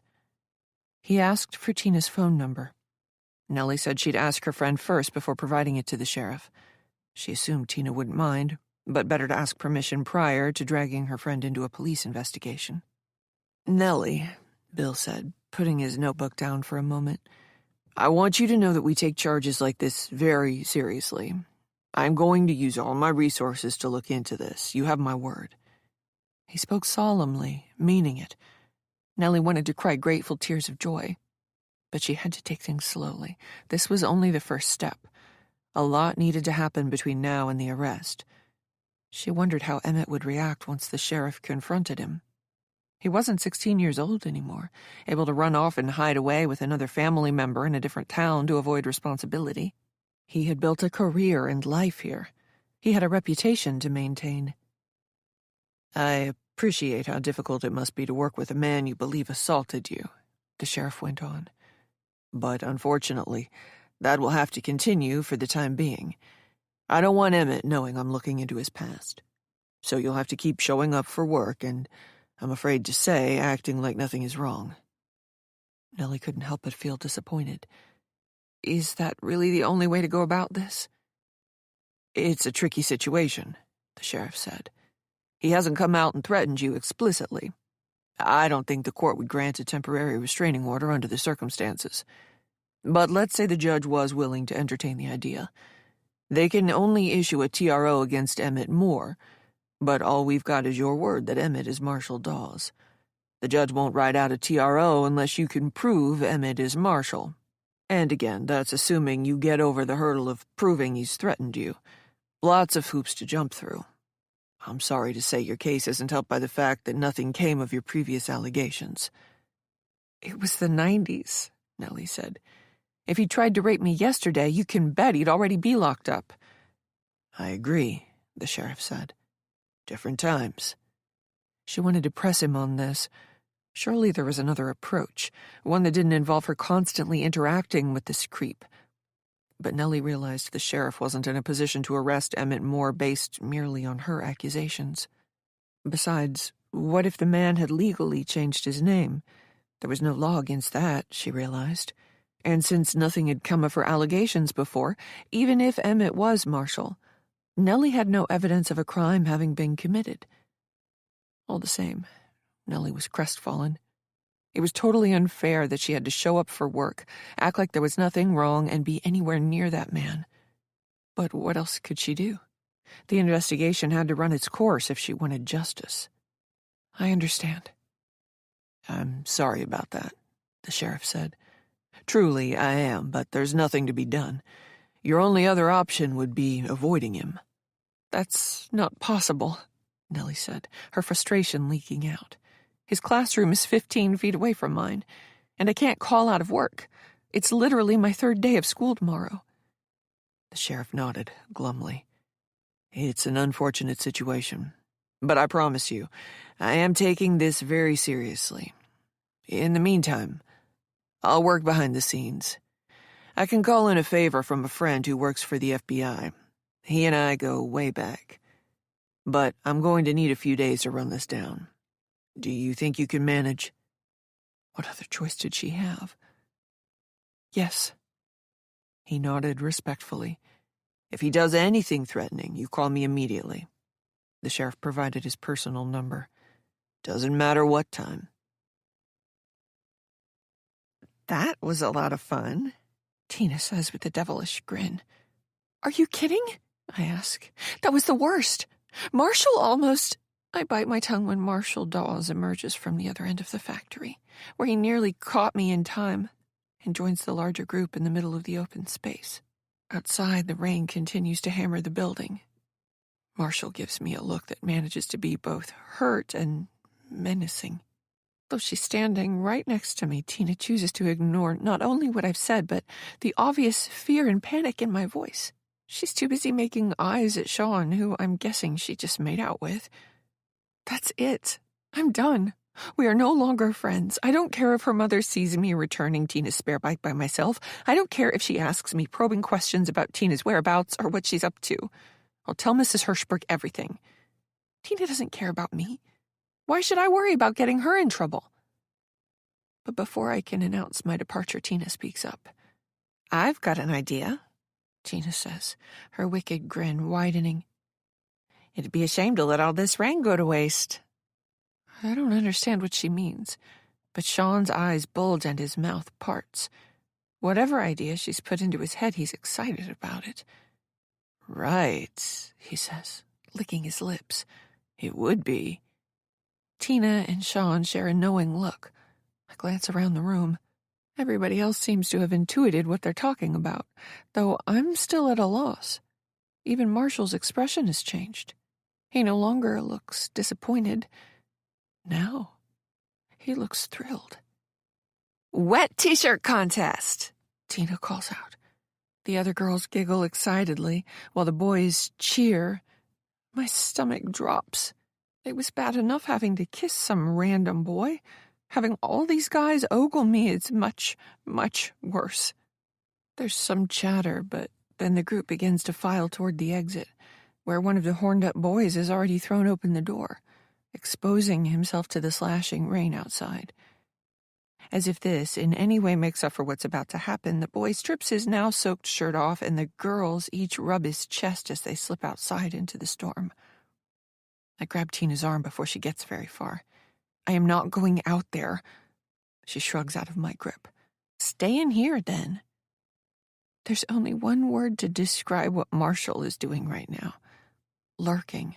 He occupies that awkward middle distance, not far enough away to give us privacy, not close enough either to officially be part of our conversation. I can't stay in here. Tina rolls her eyes. "What's the matter? You've got tits." At the mention of my boobs, I turn red-faced and angle myself away from Marshall, not wanting to give him any excuses, not that he needs them, to ogle me. "What's the problem?" Tina asks. I don't want to discuss the size of my breasts or lack thereof with this mouth-breather lurking only a few feet away. "Tina, would you stay with me?" She laughs like I'm being childish. For as mad as I am with her, her dismissive, callous attitude still hurts. I'm not sure if this is the moment where we stop being friends, or if that moment already happened, or if it's still technically to come. I can't sort out my feelings while I'm worried about exposing my tiny boobs to a bunch of high schoolers, and while creepy Marshall is just waiting for his opportunity to put his hands on me. But the bottom line is, Tina should still care about me. "I'm going outside." She flicks a glance over her shoulder. "You two can do whatever you want." Tina flicks her hair back and strides toward the door. I watch her go, the whole time begging her to turn around, praying she turns back into the Tina I've known for years, the slightly rebellious, little bit sassy, but ultimately kind, caring young woman I've always thought of as my best friend. But she doesn't. Instead, Tina slips through the door. The dull gray light of a stormy afternoon swallows her. With a joyous shriek, she disappears into the hammering rain while another cheer from the oversexed boys outside sounds. "Nellie?" Marshall is silently moved beside me. I start at the sound of his voice, but then Paralysis kicks in. I want to move, but find myself rooted to the spot. "You're really hot," he says. Bile rises in the back of my throat as Marshall moves in front of me, his eyes ticking in my body. "Why don't you go outside?" I ask. "All the girls are—" "I don't want to see them," he says. "I like your tits." No boy has ever said such a thing to me before. I know that adults talk like that, but to me it's gross and off-putting. Marshall is only one step away. I can smell the stale sweat on him again, the alcohol, cigarette smoke. His teeth are yellow.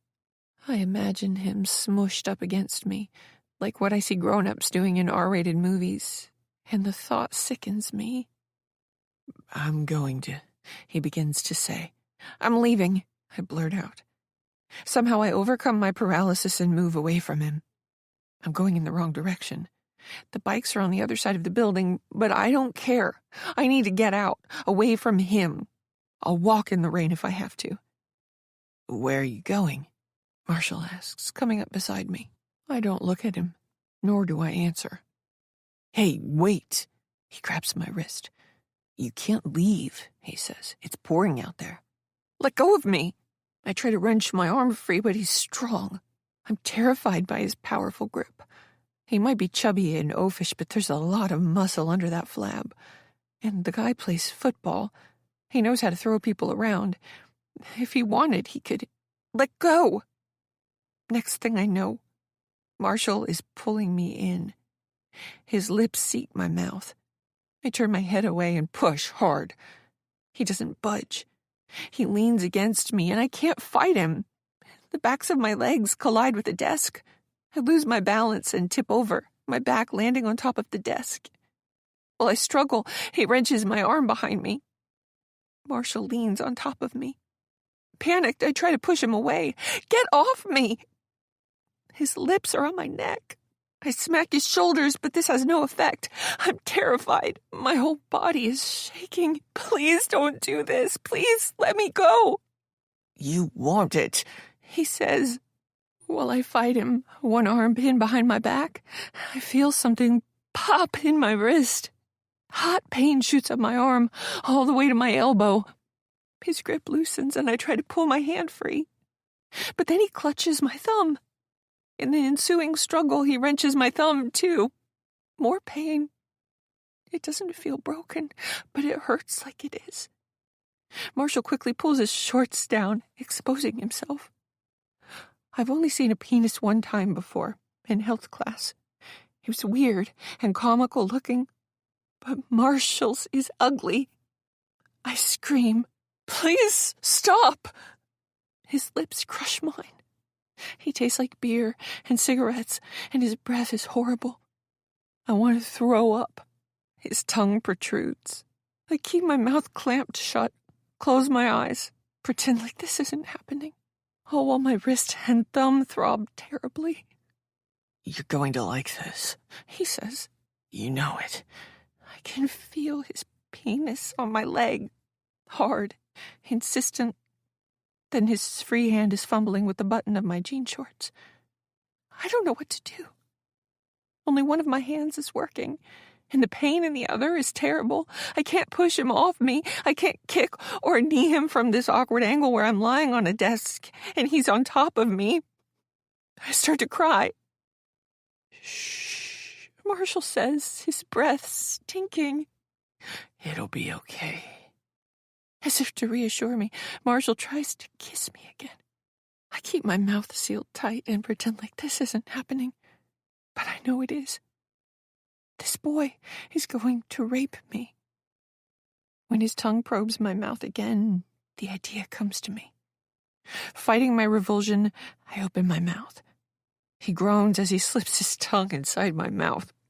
I wait until it's jammed far inside, and then I bite as hard as I can.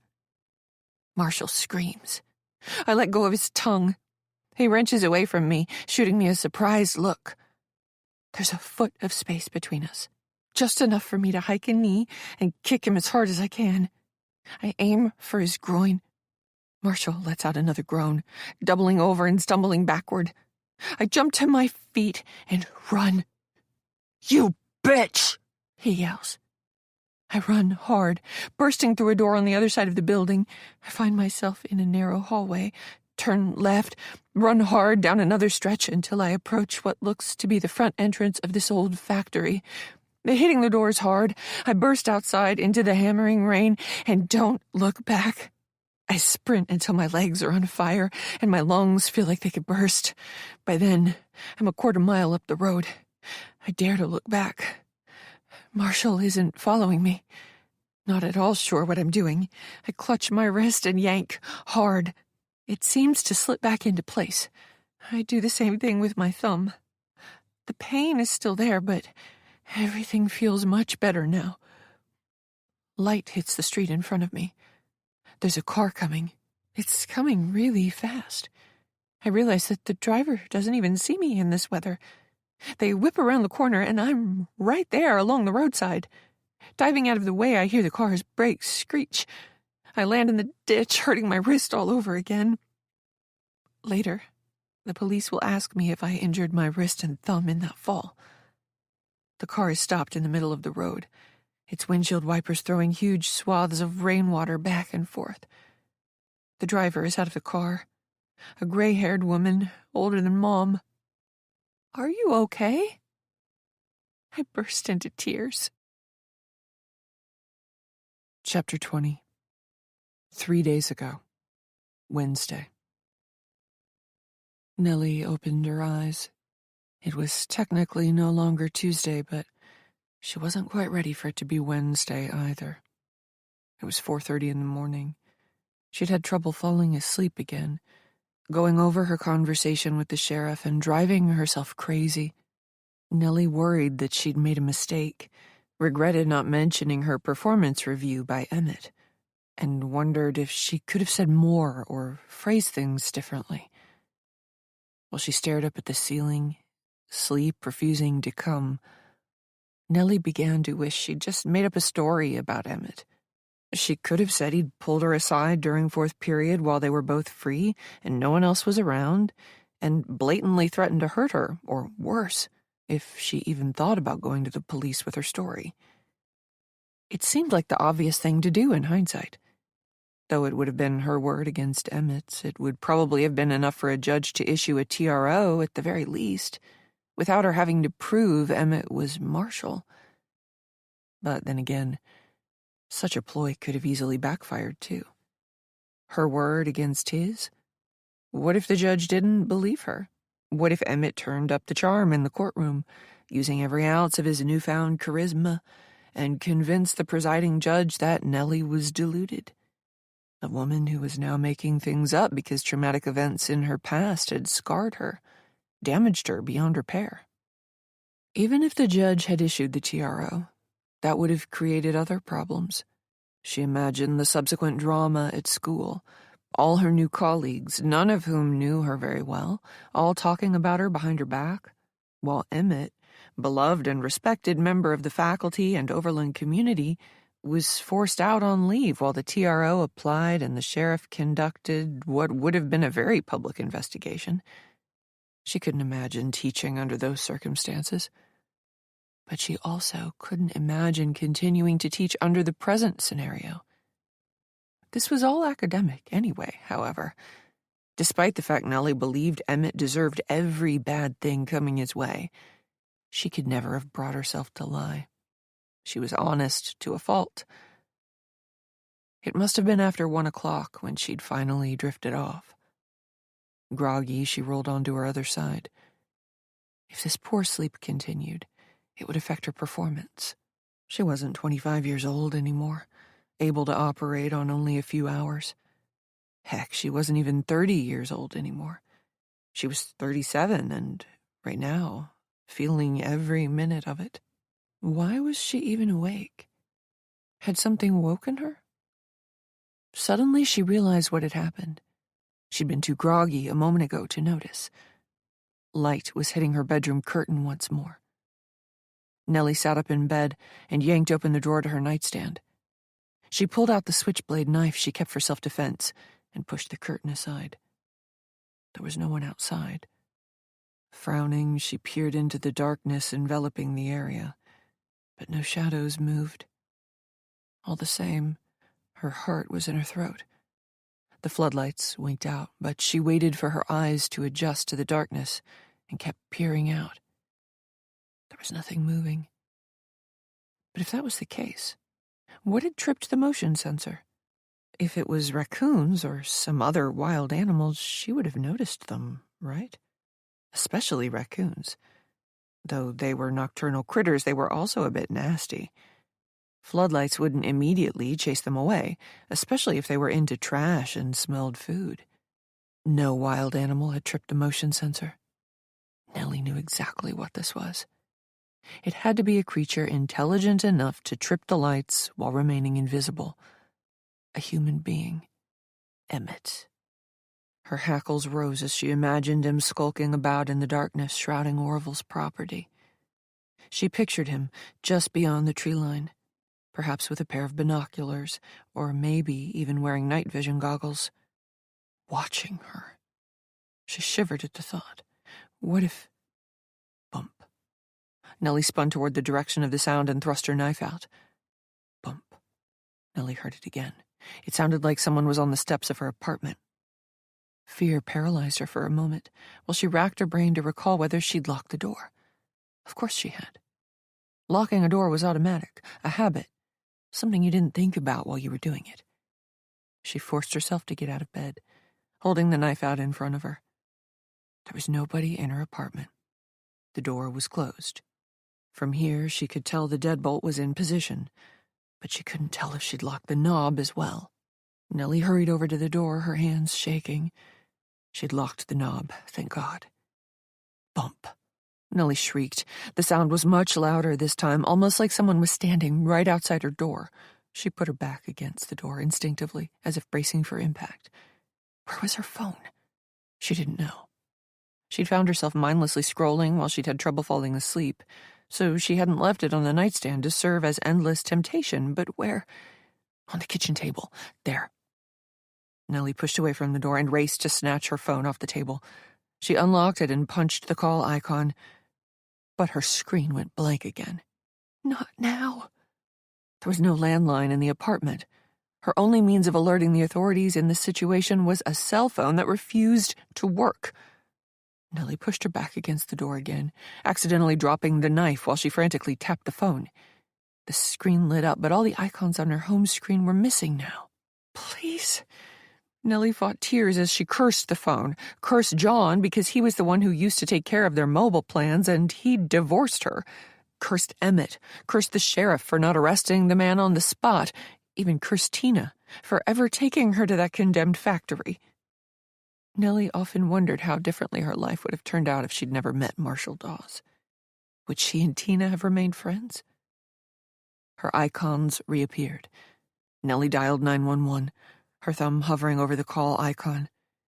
She forced herself to look out the peephole, fully expecting to see a menacing figure standing on her stoop, some hood obscuring their face in the darkness. But there was no one there. Nellie waited another minute. Her pulse eventually dropped from heart attack to panic attack. She peered out the peephole, then made a circuit through the apartment to look out her other windows. There was no one there. Eventually her adrenaline dipped, and she crashed. Putting her back to the door once more, Nellie slid to the floor. The t-shirt she slept in was soaked through with sweat. By the time she'd calmed down enough, it was after 5 o'clock. With this much nervous energy, there was no chance of her getting back to sleep before her alarm sounded in less than an hour. Sighing, she rose on tired legs. Might as well get an early start on the day. Nellie was the first to arrive at Overland that morning. She yawned her way into the teacher's lounge, putting her lunch away. Today she'd brought soup. Rooting around in the drawer under the coffee maker, she picked out what she thought was the strongest brew. Of course, now that she was at school, her body decided it was time to feel sleepy again. Nellie had a hard time keeping her eyes open as she hovered over the coffee maker. The brew was bitter but strong. She walked to her classroom. The light was harsh in the early morning darkness. Nellie sat at her desk and opened her bag. She got the terrible feeling that she'd forgotten to do something, but her brain would not tell her what it was. Nellie shrugged away the feeling, writing it off to being overtired and trying to cope with all these adjustments. Using her laptop, she transferred her notes from yesterday into a digital file. She wasn't about to let anyone steal hard copies of her plans again. She felt much better about today's subject matter and wished Miguel could see her in action. Maybe she could ask him to audit her. Thinking of Miguel made her remember she owed him a plan of action. It had slipped her mind yesterday, with the soccer game, having to prep for today, and then meeting with the sheriff. He hadn't specified what the document should look like, but she also hadn't asked any clarifying questions. Nellie hoped a few bullet points would be enough to satisfy him. As she opened a new Word document on her laptop, she heard someone coming down the hallway. She feared it was Miguel approaching. That would be just her luck, the principal arriving earlier than usual. She'd have to stall for time if it was him. Not a good look for her, but she simply wasn't ready. She found herself hoping it was Emmett, as weird as that sounded. He seemed to arrive early, and his classroom was right across the hall. Perhaps she'd get lucky. But it was neither of those men. In fact, it wasn't a man at all. "Good morning, Nellie." The high heels Vanessa was wearing only served to accentuate her height, seeming to stretch those already long legs out to comic proportions. The woman's head nearly reached the top of the doorway as she stepped into Nellie's classroom before being invited. Once more, Nellie thought of Vanessa and Emmett as an odd pairing. Emmett was gregarious, totally in command of any social situation, while this woman was cold and pained by interactions. "Do you mind if I come in?" Vanessa asked after the fact. Nellie wondered what this woman could possibly want. She had nothing against Vanessa, but she also didn't think it wise to get close to the woman engaged to Emmett. "Sorry, Vanessa," Nellie said, "but I'm right in the middle of— I actually need your advice," Vanessa said. Nellie was so surprised she didn't know what to say. "My advice?" For once, Vanessa's typically frosty demeanor thawed. She had a vulnerable look in her eyes as she closed the door. She sat in the chair beside Nellie's desk, looking out of sorts. Despite everything else Nellie had going on, she was genuinely concerned. "Is everything all right, Vanessa?" Nellie asked. Vanessa's lips thinned. She fidgeted in her chair for a moment before steeling herself to look Nellie in the eye. "I hope you don't take this the wrong way," Vanessa said, "but word got around about you being divorced, and I was hoping I could talk to you about that." Nellie stiffened. It was one thing to assume that your coworkers were discussing you behind your back, but it was another thing to know it with certainty. "Look, Vanessa," Nellie said, now feeling a bit put off. "I don't like to discuss my private life at work. And believe me, I'm not one to pry," Vanessa said. "I'm a very private person myself, which makes this incredibly hard." Nellie was at a loss. Vanessa grimaced. "It's just, I'm getting cold feet. You know, about marrying Emmett." Nellie tried to hide her surprise. "Oh?" Vanessa nodded, her eyes drifting down to her restless hands. "I'm sorry. Maybe this wasn't a good idea." She rose and headed for the door. Nellie didn't want to come across as nosy, but this was a good opportunity to learn a little more about Emmett. "Wait," she said, motioning toward the chair once Vanessa turned back around. "I'm certainly no expert on marriage, but if I could be any help—" Vanessa hesitated, but eventually returned to the chair. "Sometimes I feel like I don't even know him," Vanessa said, looking her deeply in the eyes for the first time. "Do you know what I mean?" She had never felt that way about John, until the end of their marriage. "I think so." Vanessa smiled as if relieved to hear that. "Thank God. I thought I was going crazy." "I think that's normal for most couples," Nellie said. The other woman's smile slipped. "But it's more than that, it's—" Nellie tried to hide her interest, but on the inside she was bursting at the seams to hear more. "Those times when I don't know Emmett, It's like he's this completely other man. Nellie wanted to tell Vanessa to trust her instincts. She was tempted to tell this woman everything in this unguarded moment. "What do you mean?" she asked, keeping her voice neutral. "I don't." Vanessa tipped her head back and looked up at the ceiling. Nellie could tell this conversation was very difficult for her. "It's scary sometimes. Do you know what I mean?" Nellie had inched forward on her seat. Now she leaned in. "Do you mean you're scared of Emmett?" Vanessa hesitated just long enough. "I'm being silly," the woman said dismissively. "It's just the jitters." Vanessa rose quickly. "I'm sorry to put this on you. Lord knows you have enough going on without having to worry about my relationship with Emmett." "Wait," Nellie said, also rising, but Vanessa was already at the door. "Vanessa," Nellie said, "if you ever need to talk to somebody—" Vanessa's hand was on the doorknob, but she hadn't opened it yet. She turned just her head to peer back at Nellie. "I just worry that I'm getting myself into something I'm going to regret. I've been alone for so long, and I was perfectly happy that way, to be honest." Nellie held out her palm. "Vanessa, I have to ask you again. Are you scared of Emmett?" Vanessa smiled like Nellie was being silly. "No, of course not. He'd never hurt a fly." Nellie looked the other woman in the eye. "Right?" Vanessa asked. There was a pregnant pause. Before Nellie could answer, Vanessa continued speaking. "I'm imagining things." She laughed, but it was forced. "You should have seen him last night. He was so upset about what happened with you yesterday. He was worried that he'd been too unfair with his feedback and that maybe he should have postponed the audit." Nellie's eyes bulged. Emmett and Vanessa might have been engaged, but it was unprofessional and unacceptable of Emmett to have shared any details of the audit with his bride-to-be. Vanessa caught Nellie's reaction. "He didn't go into specifics, Nellie. He would never do a thing like that. He's got a really high emotional intelligence.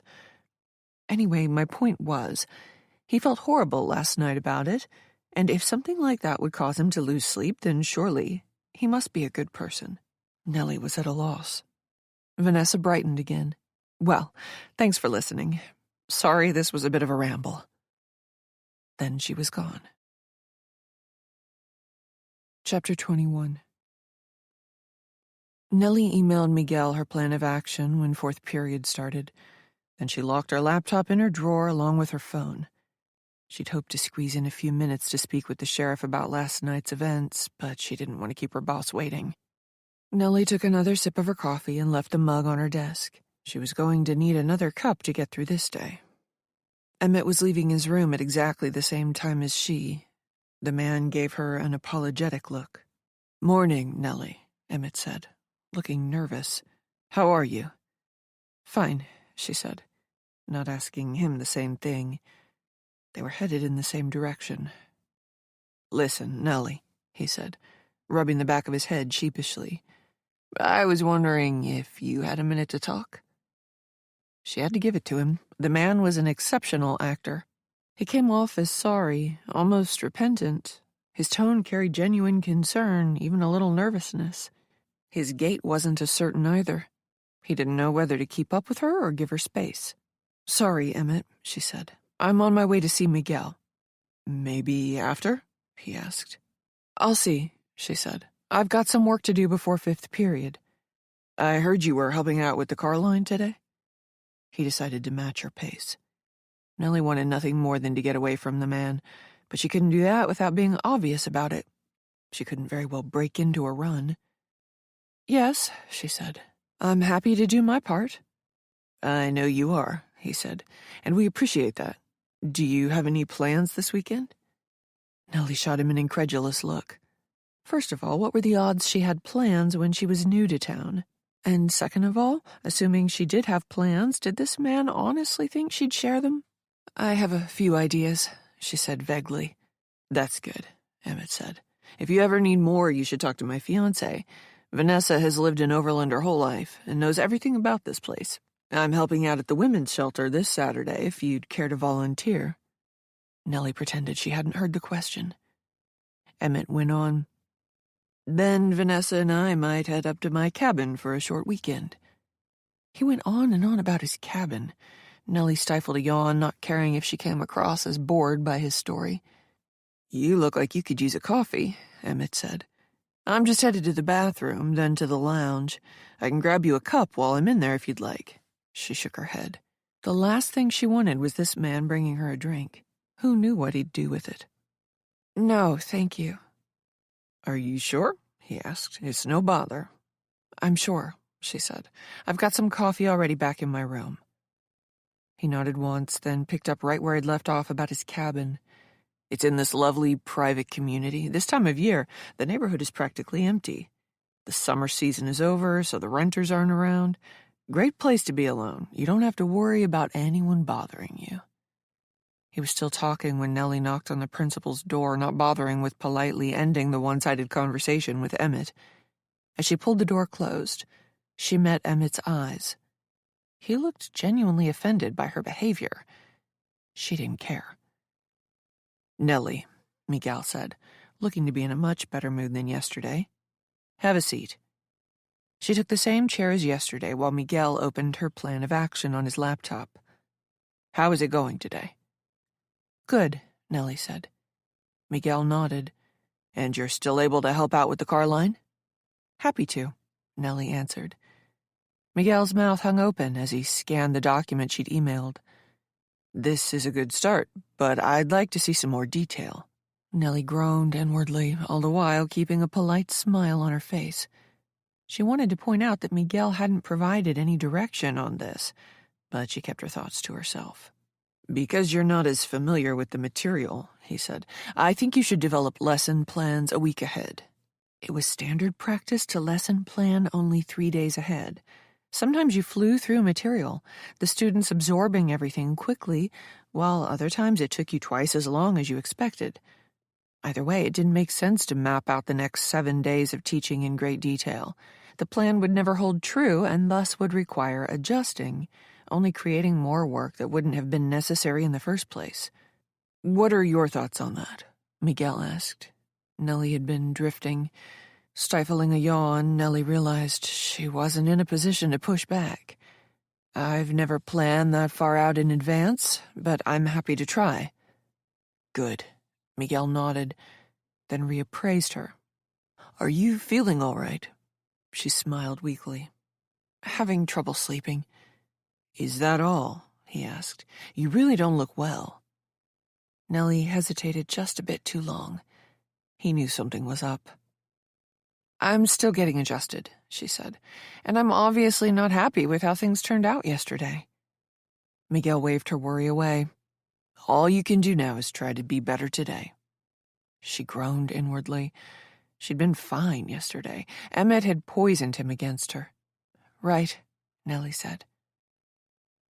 Nellie stopped in the teacher's lounge and took her thermos out of the fridge. As she was doing so, her phone buzzed with a text. Nellie set her thermos down on the counter and opened the message. It was from Tina.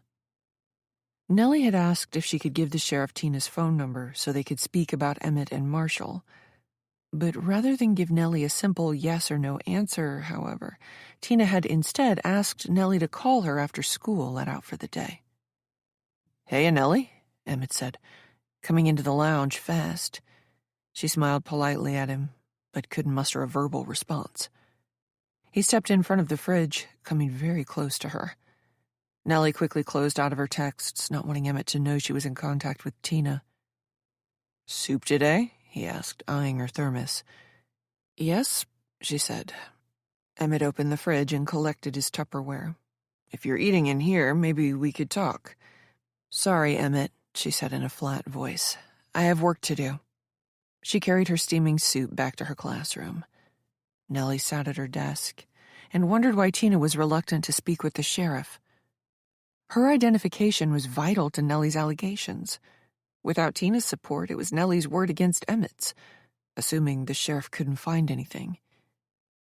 She didn't have much of an appetite, but she forced herself to finish her soup. Her coffee was only lukewarm, but rather than risk another encounter with Emmett, she forced herself to drink it that way. Having lost its warmth, only served to exaggerate its bitterness. Chapter 22. Tom Stovich was going to be a problem. She'd heard from Beck that he'd been held back in grade school, so he was a year older than his 7th grade peers. More than a year, actually. Tom stood 6 feet tall and had already begun to fill out, looking more like a high school sophomore than someone in 7th grade. Nellie suspected he suffered from a learning difference, which she sympathized with. Many children went undiagnosed for years, slipping through the cracks of an admittedly imperfect system. She genuinely felt for these poor kids. They needed intervention. They needed to be taught differently. At the same time, this was the 3rd day in a row he'd been disruptive. Nellie had made it clear on Monday that she had a zero-tolerance policy for phones during class. If she were dealing with college students, she might take a different attitude. But these were 12 and 13-year-olds. They didn't know how to use their phones responsibly. The devices proved much too tempting and addictive. Even worse, every time she noticed Tom sending what she assumed was a text, his buddy sitting in the back row would check his own phone and start cracking up. Based on the hurt looks several other students had adopted during these text exchanges, Nellie suspected Tom and his friend were making inappropriate comments about their classmates. "Phones away, Tom," she said. He'd been smiling, but now he adopted a serious expression. "I'm sorry, Ms. Peaks," he said. "That's Peak," she corrected him, her face reddening. She'd overheard another student refer jokingly to her like that in the hallway between class. It didn't take a genius to figure out the nickname was a reference to her breasts. Kids didn't realize how obvious they were sometimes. It wasn't the first time she'd heard that joke in her career. More like the 10,000th. "Sorry, Ms. Peak," he said, appearing contrite. "But my cousin is very sick. She has cancer, real bad. I was only texting my uncle to see how she's doing. She started chemo recently." Nellie suppressed a look of disbelief. She might have given him the benefit of the doubt if this wasn't the first time he'd been disruptive. But so far Tom was 3 for 3, causing problems every day this week. "I'm sorry to hear that, but you can check in with your uncle between periods," she said. "Now, put your phone away or I'll confiscate it." "You can't do that," he said, an edge to his voice. "And why are you yelling at me? I just told you my cousin is sick. She's got cancer." He was the one yelling, not her. Normally, this disrespectful attitude didn't bother Nellie. 15 years of teaching middle schoolers had hardened her, but today she was in no mood.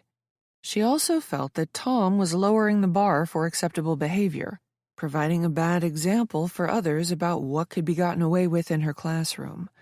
She had to nip this in the bud. She held out her hand. "Give me your phone."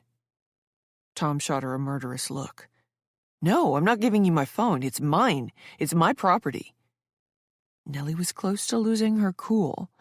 She considered sending Tom to the principal's office, but she didn't want Miguel thinking she couldn't handle something this mundane herself. It would make her look weak, not exactly the message she wanted to convey to her boss right now. So she approached Tom's desk. The class perked up. Middle schoolers loved drama. Tom hugged his phone and hunched over it so she couldn't reach it. "You can't take my phone." Nellie held her hand out, palm up. "Give me your..." Right when she extended her arm, Tom did something very strange. He flailed in his chair. His shoulder briefly and gently came into contact with her hand.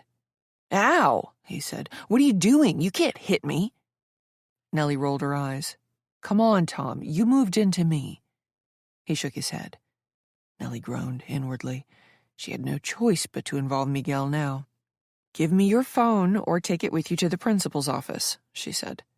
"Fine," Tom said. "I'll tell him you hit me." "Tom," she said, losing her cool, "don't be ridiculous." "I saw you," Tom's buddy in the back said.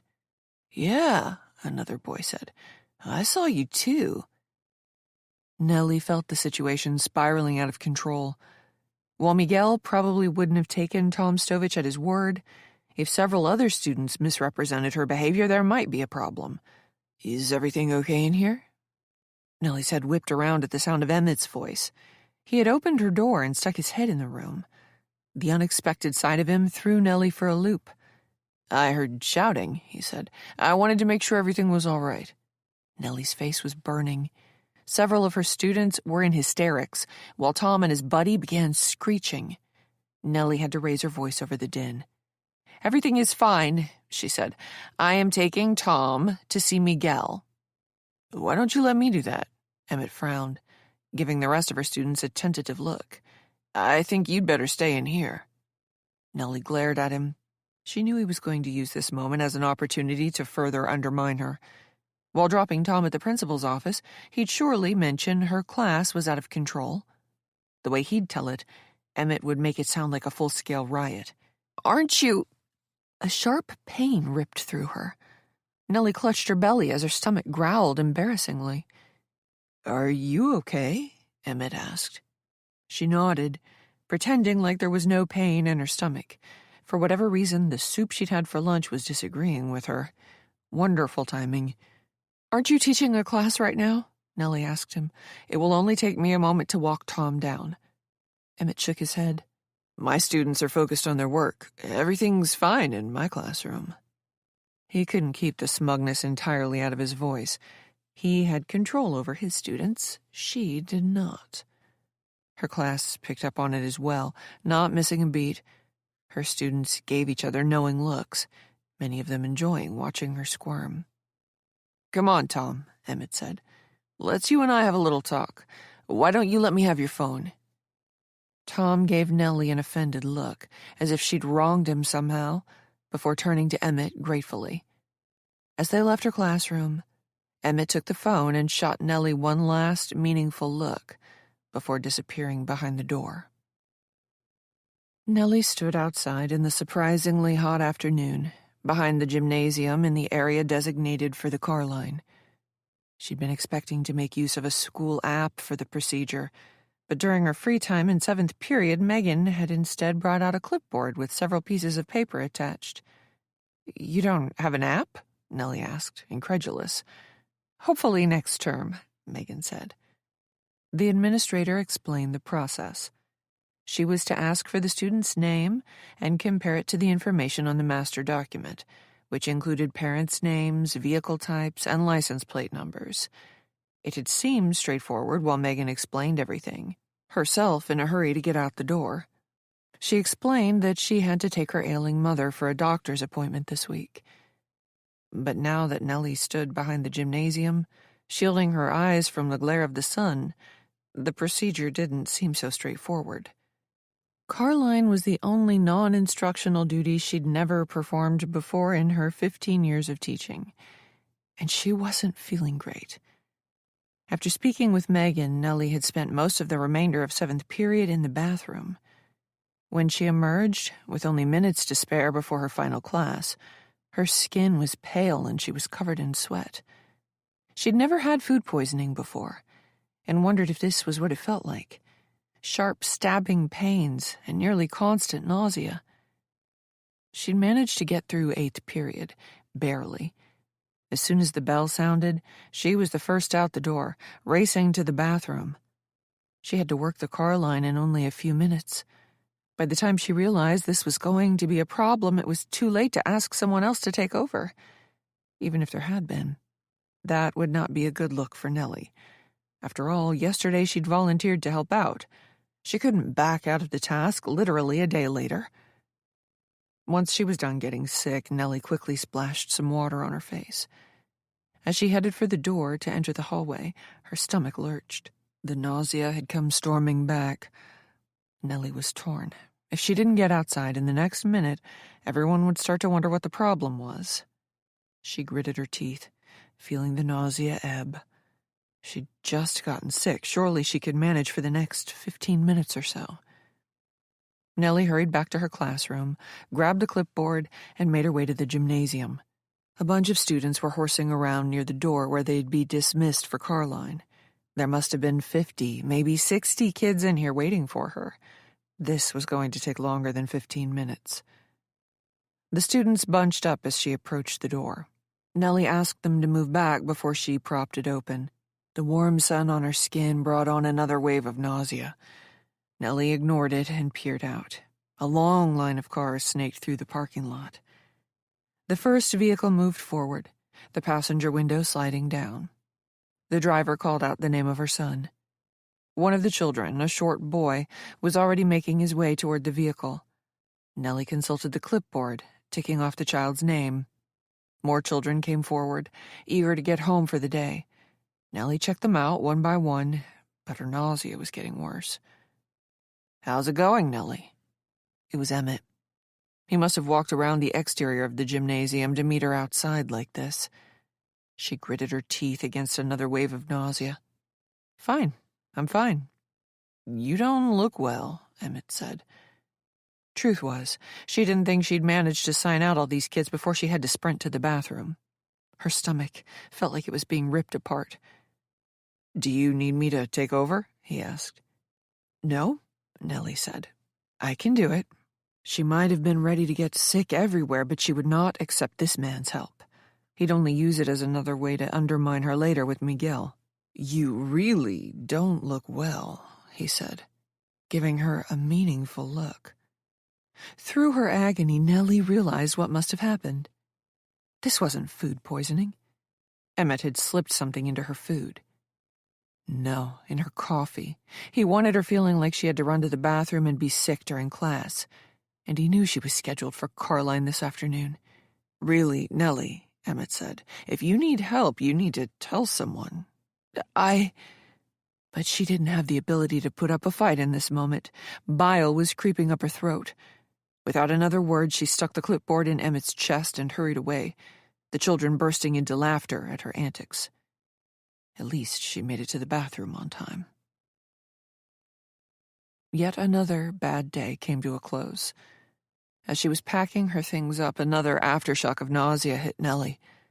Feeling weak, she feared she'd have to run to the bathroom once more. But the feeling mercifully passed. All she wanted to do at this point was avoid her colleagues and boss and sneak out of the school. If Miguel had something to say about Tom Stovich, she'd listen tomorrow. But she wanted today to be over. Nellie locked her desk drawer and then turned out the lights. Proceeding down the hall, the sight of Miguel's closed door brought a smile to her face. She could get out of here without another difficult conversation. Tomorrow she could start over. Tomorrow would be better. It certainly couldn't get any worse. Before she reached the front desk, however, Miguel's door opened.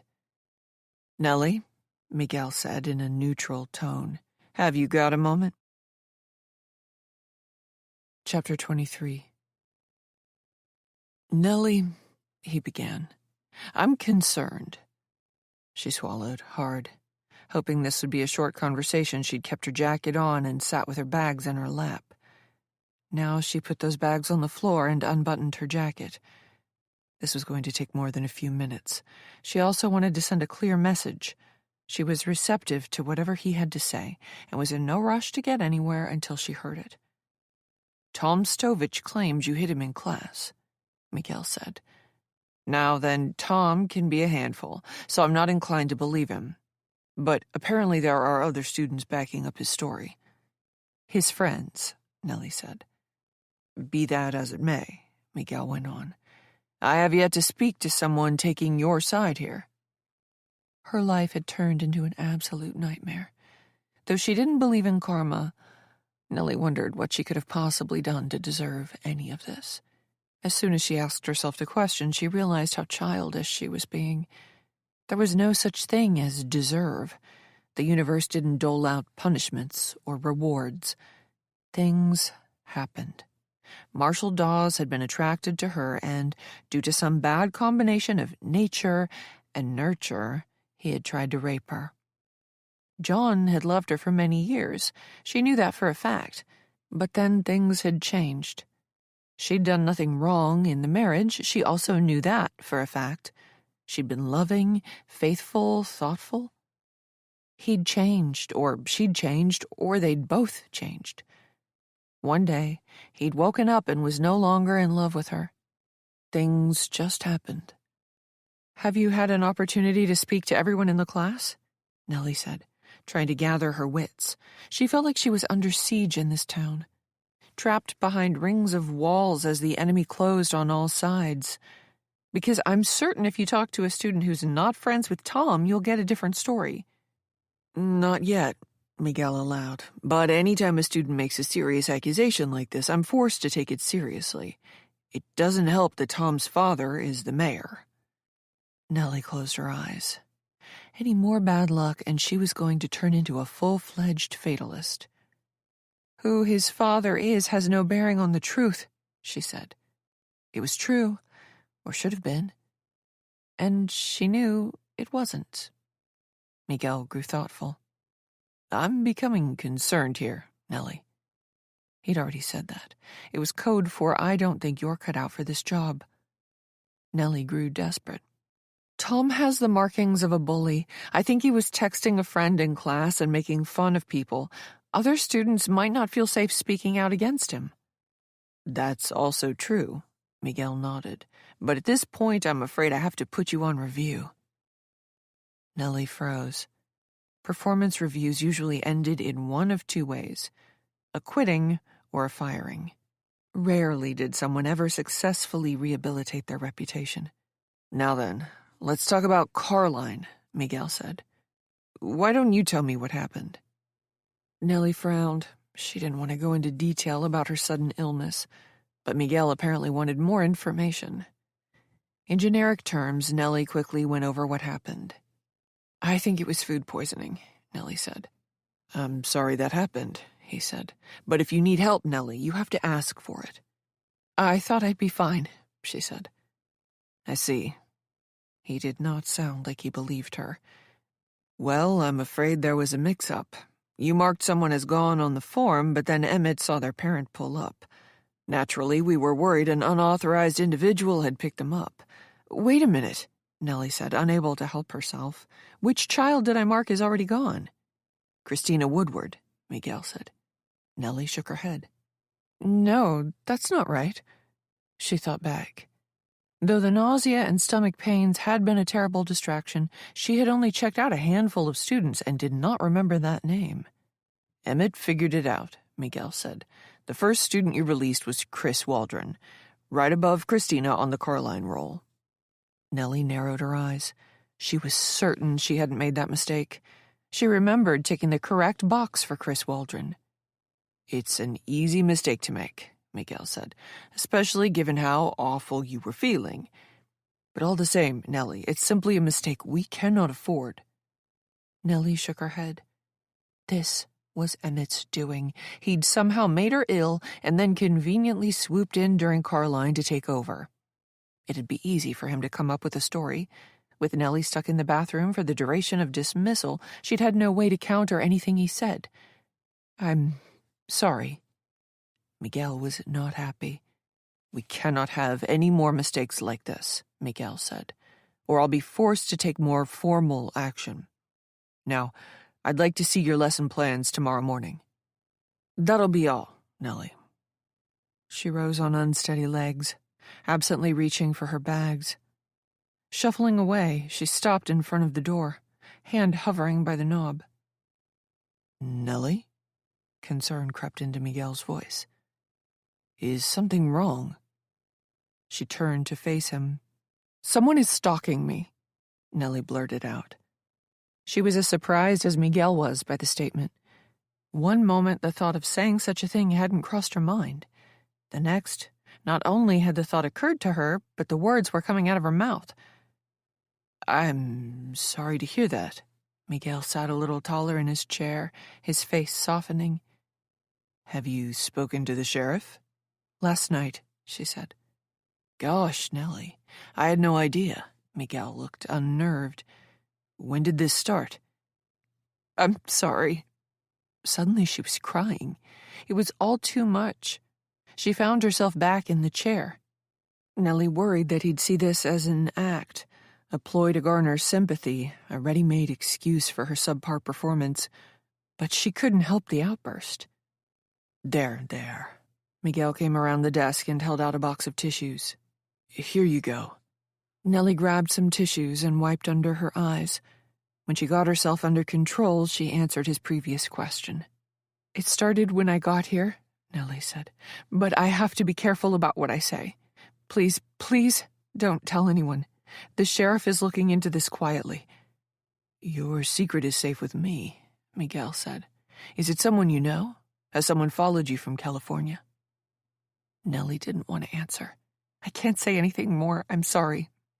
"No, I understand." Miguel was shocked. "Nellie, I want you to know that this is a safe space. You can tell me anything, of course." "Thank you," she said. "I don't mean to put this on you, but I'm telling you because I think it's affecting my performance. I can't sleep and I'm preoccupied. I'm not trying to make excuses for anything, but it's difficult." "Whoever they are, they had better hope I don't know them," Miguel said. The irony. If only Miguel knew who was making her life hell. But she couldn't tell him anything. She needed the sheriff's support before she accused Miguel's favorite teacher of criminal behavior. Miguel filled the silence. "Is there anything I can do?" "No," Nellie answered. "But thank you for offering." "Do you need some time?" "No," she blurted out. "I want to work, Miguel. I live for teaching. I love this job." "Are you sure?" She wondered if he saw this as an opportunity to get her out of the building for a few days. Maybe it was the chance he needed to bring someone else in. But she dismissed the idea. Miguel seemed like a good man. She put herself in his position and had to admit she wouldn't have acted any differently. "I'm sure." Nellie drove home in a fog. Not a literal one, but a mental one. One more mistake, and she was in serious trouble. While it was theoretically possible to emerge unscathed from a performance review, Nellie knew the odds were absolutely against her. The review lasted for a period of 30 days. A lot could go wrong in that time, and none of it her fault, too. All it might take was for one more student to complain. She could picture it now. Miguel would call her once more into his office. Behind closed doors, he would explain the situation to her. "Listen, Nellie, it's not working. Right now, I don't have enough to fire you, but that's the direction we're headed. This is your opportunity to step down. It'll be so much better for all parties involved if you do. I don't feel comfortable providing a reference, but at least this way you'll be able to say you weren't terminated. These things happen. Sometimes it just doesn't work out. I'm very sorry." She pulled into the parking lot of a shuttered 3-store strip mall. A hobby store used to be located at one end, some of the peel-off lettering still decorating the window. The middle store was completely empty, its signage absent. At the other end sat what used to be a gas station. The pumps were gone. That was how she felt. Hollowed out, no longer there. Nellie looked at herself in the rearview mirror. "Get it together," she said. "This is your life."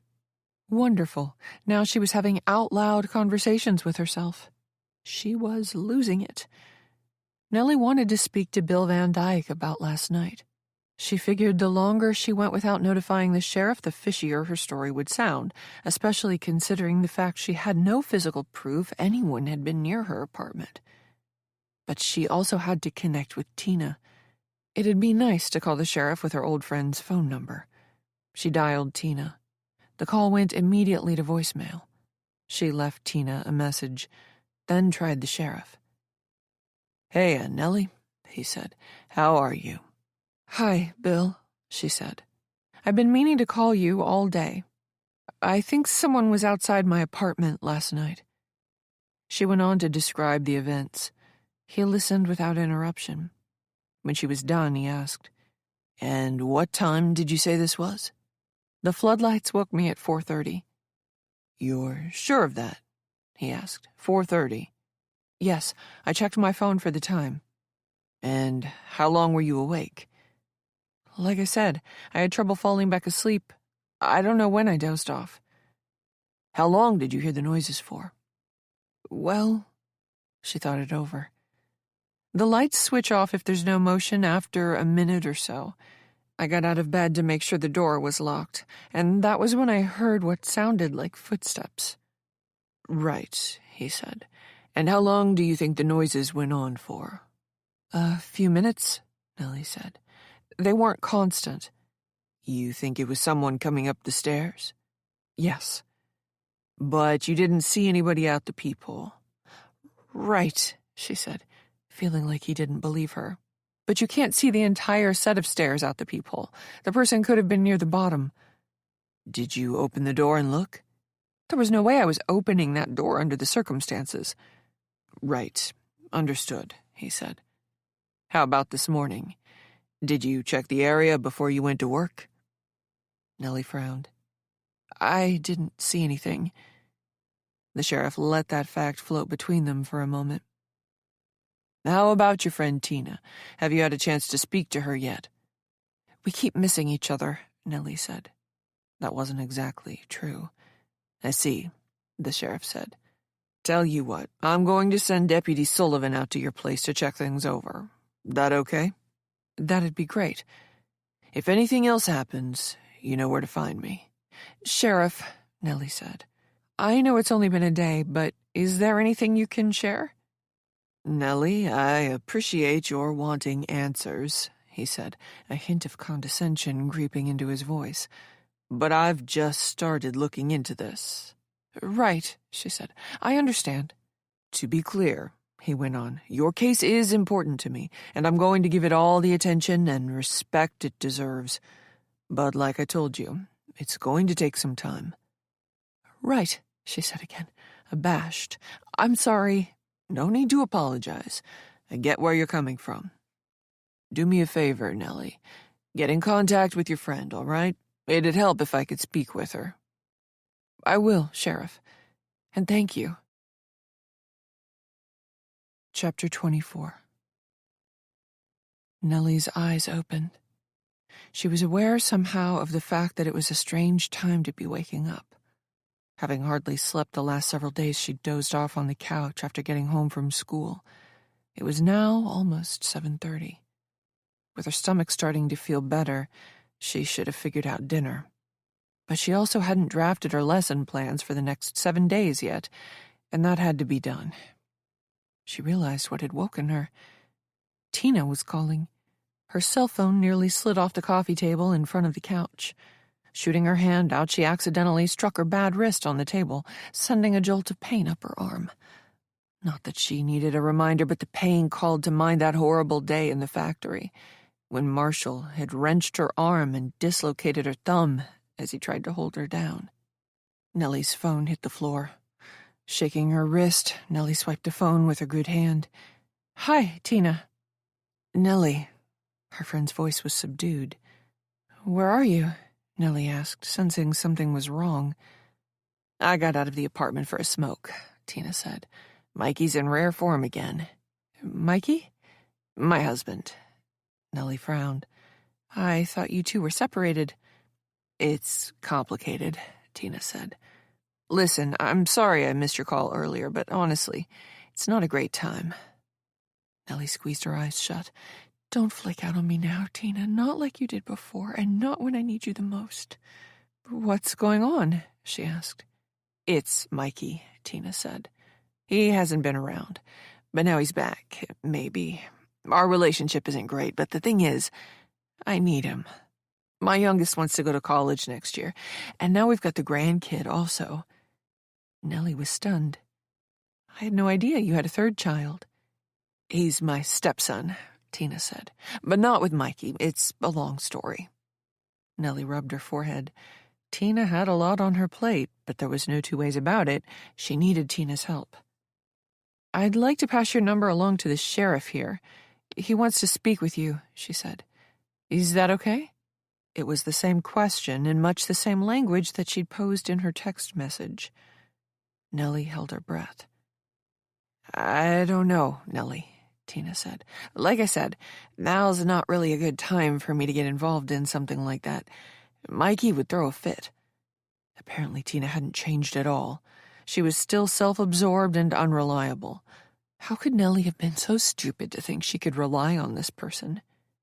Nellie grew angry. All I'm asking you to do is tell the sheriff what you told me. We're talking a 10-minute conversation tops here. It's just that, Tina lowered her voice even further. Mikey has gotten into trouble before, and he's not up to anything right now, but we have to be careful. He doesn't want me speaking to the police. This could not be happening. Tina, you have no idea what I'm going through here. My life is an absolute nightmare. At school, Emmett is setting me up to fail. Outside of work, he's stalking me. He slashed my tire, and he's been sneaking around my place in the middle of the night. I'm not sleeping, and now my job is in jeopardy while this guy ruins everything. I need your help. I want to help, Tina said. I really do, but... Nellie trembled with rage. She didn't want to resort to the nuclear option, using guilt, but she was at her wit's end. I know what you told the police, Nellie said. Tina was slow to answer. What are you talking about? Nellie hadn't been certain before. She'd heard rumors over the years, all hearsay upon hearsay. She'd never known if she should believe it. Part of her didn't want to. But now she knew. It explained why Tina was feeling guilty these many years later. She hadn't just turned her back on Nellie at the worst possible time. This wasn't a case of two middle school friends no longer having anything in common, drifting apart in predictable fashion. It was much, much worse. You told the police I was interested in Marshall, she said. Didn't you? Nellie, it was true. Good God, it was actually true. Anger ripped through Nellie. That's why they didn't take me seriously, Nellie said. While I was telling them that Marshall assaulted me, you and the others were telling the cops I'd been flirting with him. Tina sighed. Nellie, it was a long time ago. You bitch. Why would you... I'm sorry, Mikey's coming. He doesn't want me talking to you. I have to go. I'm so sorry, Nellie. As darkness fell, Nellie's anxiety grew. She searched an old toiletry bag and found some medicine her last therapist had prescribed. It had expired several months ago, but she popped one anyway. It wouldn't have its full force, but hopefully it would still blunt her jangly nerves. Nellie pulled on a shawl and opened her door. She descended the rickety stairs as a cool breeze picked up. It was supposed to rain overnight. Perhaps the weather would deter Emmett from sneaking around and terrifying her. Or maybe not. She crossed the footpath and then headed up the driveway to Orville's house. The light in the living room was still on. She figured he was still awake. Nellie knocked on the front door and waited. Orville opened a moment later, wearing a pair of sweatpants and a dark robe. Hey, Nellie, everything all right? Do you mind if I come in for a moment? Sure. He offered her something to drink, starting with coffee and then progressing to stronger things, beer, wine. But Nellie politely declined. She didn't plan on staying long. I came knocking earlier, he said. You did? Nellie frowned. What time? Around 7. I wanted to talk to you because the deputy was by. Oh, right. She should have mentioned Sullivan would be coming. This was, after all, Orville's property. I thought I heard someone on my stairs last night, Nellie said. Really? She nodded. Did you see anything unusual when the floodlights came on? He shook his head. I sleep like the dead. I didn't even know they'd come on last night. Nellie sighed. Hoping Orville had also seen something was a long shot. If he had noticed anything, he surely would have told her. I'm certain I heard someone on my stairs, she said. He frowned. Are you sure? I'm sure, no doubt about it. Nellie caught a chill and folded her arms. I wanted to ask if I could install some lights around the barn. I'd pay for it, of course. Orville didn't hesitate. I can work on that tomorrow. Now that I know how to do it, shouldn't take me long. Oh, no, Nellie said. I'd hire a professional. I don't want to trouble you. He smiled at her. How many times do I have to tell you, Nellie? I need things to do to keep myself sane. I should be thanking you. Now, come on. How about a glass of wine? She was tempted, but her sleep cycle was already off. Alcohol, even a tiny amount, would only make things worse. Maybe another night. Thank you so much." She returned to her apartment. Nellie rooted herself on the couch and brought her laptop out of hibernation. Her draft lesson plans were open. She tried working on them, but found it impossible to concentrate. It grew late, but she didn't feel tired.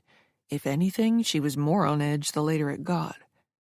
Nellie had planned out 5 days in advance. The number of assumptions concerning progress and timing were so many that she feared the final product was a complete fiction.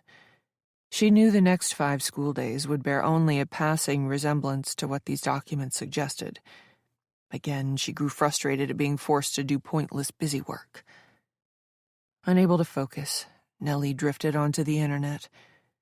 She searched for Emmett and Marshall, but only saw the same articles as before. Changing her search parameters to cast a wider net, Nellie looked for reports of a woman being assaulted on that college campus around the time Tina would have visited. She didn't expect to find anything, but she did. Buried in a long dormant sorority forum, one member posted a story that sounded close enough. Some creep who didn't even attend the university had tried to rape a junior. The post did not identify the woman by name, but mentioned she was local. Then someone else, wanting to show how they were the most informed anonymous user on the internet, just had to mention that they knew the woman. Without naming her, they stated the victim was involved in a tutoring program that undergraduates hosted to gain credits toward their teaching certificate. Other posters complained about the university not employing enough campus security officers, and the conversation got off subject. Nellie was intrigued. She went to the university's website. The tutoring program was, surprisingly, still being offered. There was a generic email address at the bottom of the subpage for the program. Nellie briefly considered sending a message, but what would she say? Almost 20 years ago, an undergraduate tutor had been assaulted by a man living on or near campus? Even if the university maintained records going that far back, they certainly wouldn't release any personal information on those people, and Nellie was in no position to obtain a warrant. Nellie was about to click away when she noticed a subheading on the toolbar that read, "In Memoriam Irene Petselis." Out of curiosity, she clicked on the subheading, and the website opened another page. Near the top of the page was a black and white photograph of a dark-haired young woman with a bright smile. In the picture, she was wearing a T-shirt with the Greek letters Lambda Mu on the front and stood in front of a pillared sorority house. Intrigued, Nellie read the blurb on the page. "Thank you for visiting this site. Irene was a beautiful, smart, and above all kind woman who dedicated her life, which was cut tragically short, to education. After graduating, Irene became a grade school teacher and went on to revive the university's tutoring program, designed to help local grade schoolers with learning differences. Irene had been enrolled in the program herself when she was a child, then served as an undergraduate tutor while earning her degree, and yearned to pay it forward by helping the next generation of neurodivergent learners. Irene loved to tell her story in the hopes of inspiring others like her. I remember when I was 12 years old and barely reading at a 4th grade level, and I thought I'd never be able to go to college. Fortunately, my mother had heard about the tutoring program run by the university for children like me, and the rest was history. Within a year, with the help of great students in the college, I was reading at grade level. My confidence level soared, and I started to believe in myself. Being able to read opened doors for me. It made college possible. During her tenure at the university, Irene was a member of Lambda Mu sorority, an outstanding student athlete, an actress in a list of the woman's extracurriculars, and many postgraduate accomplishments followed. But Nellie scrolled back to the picture of the young woman. She studied that oval face, the dark hair, the tiny mouth. Nellie typed Irene's full name into a search bar. The first result was an obituary from 5 years ago. The poor woman had been 35 when she passed. The obit was vague on details, however. Nellie backtracked and found an old news article. Irene Petselis had been murdered. She'd been found strangled to death in a back alley not far from campus. Police had confirmed evidence consistent with sexual assault prior to the murder. Nellie searched for more information on the subsequent police investigation, but the articles were few and far between. No arrest, from what she could tell, had ever been made. The police had never found Irene Petzella's killer. Nellie toggled back to the in memoriam page on the university's site for the tutoring program. She read through to the bottom. The young woman had had a bright future. She'd planned on becoming a teacher, interested in helping other children just like herself, who could not learn how to read through traditional methods. It was all so sad. But Nellie wasn't just sad. She scrolled back up to the photograph of this young woman, whose life had ended horribly. Nellie imagined the poor woman's final moments. The last thing she must have seen was her killer's face as the person choked the air out of her. The person, no doubt in Nellie's mind that it was a man, had violated her. When he was done, Irene had stared up into the eyes of her murderer, her look pleading and fearful, and she had received no mercy. Nellie wasn't just sad. She was also terrified, because Irene Petzelis resembled her. "Come on," the boy said. "Who cares if we just met?" He put his hand on my bad wrist, already trying to lead me upstairs. But I didn't want to go. The girls I'd come to the frat party with had disappeared. One to the basement, another to a bedroom, leaving me alone at the party. I'd been ready to leave when this guy noticed me alone and came sauntering over. I didn't want his hand on me, and I really didn't want him pulling me somewhere. Without thinking, I tried to wrench my hand out of his grip, but the sudden movement was too fast and hard. My wrist slipped out of place. My thumb almost did too. "Let go!" I screamed my head off, but it was so loud and wild in the middle of this fraternity house that nobody noticed. Dale, that was his name, was a brother here. His smile slipped when he heard me screech and saw the look of pain on my face. "Whoa," he said, like I was being touchy. "Take it easy." I gritted my teeth and clamped down on my wrist. It went out of place from time to time, one of those injuries that would stay with me forever, apparently. But I never got used to the pain. With a quick twist, followed by a flash of more intense pain, I got it back into place. "That was awesome," Dale said, as if he'd just seen the coolest thing ever. "Did you just put your wrist back into place?" I managed to keep my tears in. "Yes?" "Sorry," he said, realizing he was the proximate cause of my injury. I didn't mean to scare you. I thought we were having a good time." His definition of good time and mine were different. Mine did not include listening to him tell me about his workout routine and gushing over how much weight he lifted. At least the pain in my wrist was already subsiding, courtesy of the 2 drinks we'd had before coming to the party. "Don't ever put your hands on me again," I said, turning to leave. "Wait," he called out. "Don't go. I'm sorry." He ran to get in front of me. "I'm sorry," he repeated. "Really, I feel awful. Come on. Least I could do is get you a drink or something. How about it?" It was still early. I had nothing to do back at the dorm except sit in a room by myself and watch late-night television. And one more drink would help dull the pain. "1 drink," I said. "But that's all." He held out a hand as if giving an oath. "I understand. Hey, one of my buddies has a pair of handcuffs." I shot him an incredulous look. His eyes popped. "No, I didn't mean anything sexual. I meant could you get out of them, with your wrist doing that?" I rolled my eyes. "Maybe, but I don't want to try." "Come on," he said. "That would be the coolest thing ever. And also very painful." "Oh, right." He pulled a face. "Sorry, I'm drunk. How about I get you that drink now?" "Sure." The moment he was gone, I no longer wanted that drink. I took some satisfaction in imagining him returning to the living room with a beer for me and coming to the realization that I'd ghosted him. While I walked alone across campus, I crossed paths with all these other students headed out for fun. I wasn't a big partier, but I had been looking forward to a night out. "Hey, where are you going?" I sighed. Had this guy actually followed me out of the party with the drink? Couldn't he take the hint? I turned to face Dale. But it wasn't Dale. It was Marshall. "Did you think you could get away from me?" he asked. Marshall seized my wrist and pulled me toward a dark alley. I screamed for help, but all the other students passing us by shot me funny looks, like this was some joke, and I wasn't about to be raped. "Help me!" Chapter 25.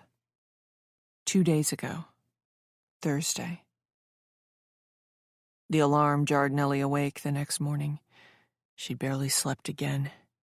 Each noise she'd heard overnight took on a sinister quality.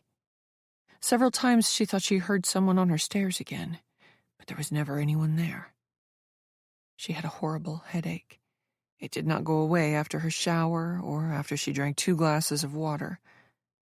Nellie popped some aspirin and then got her things together. She was moving in slow motion.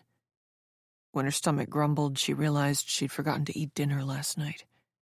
She had no leftovers to take into school for lunch, so she quickly heated some soup again and poured it into a thermos. It was a cold morning, the sky gray. Fog clung to the farmland Nellie passed on her way to school. She arrived later than planned after her slow start this morning. The bags under her red eyes were only getting worse. The aspirin had done little to combat the headache. Nellie made herself coffee, never taking her eyes off the mug, and then finally got settled in her classroom. She emailed the lesson plans to Miguel first thing, so she could focus on the more important task of preparing for the day. She planned to call the sheriff during her 4th period break from her car with the information she'd uncovered about Irene Pastelis. She was just getting down to work when there was a knock at her door. "Morning, Nellie," Vanessa said. "How are you?" "Hanging in there. How are you?" she asked. Nellie wasn't in the best frame of mind, but she couldn't ignore the fact that Vanessa was a victim too.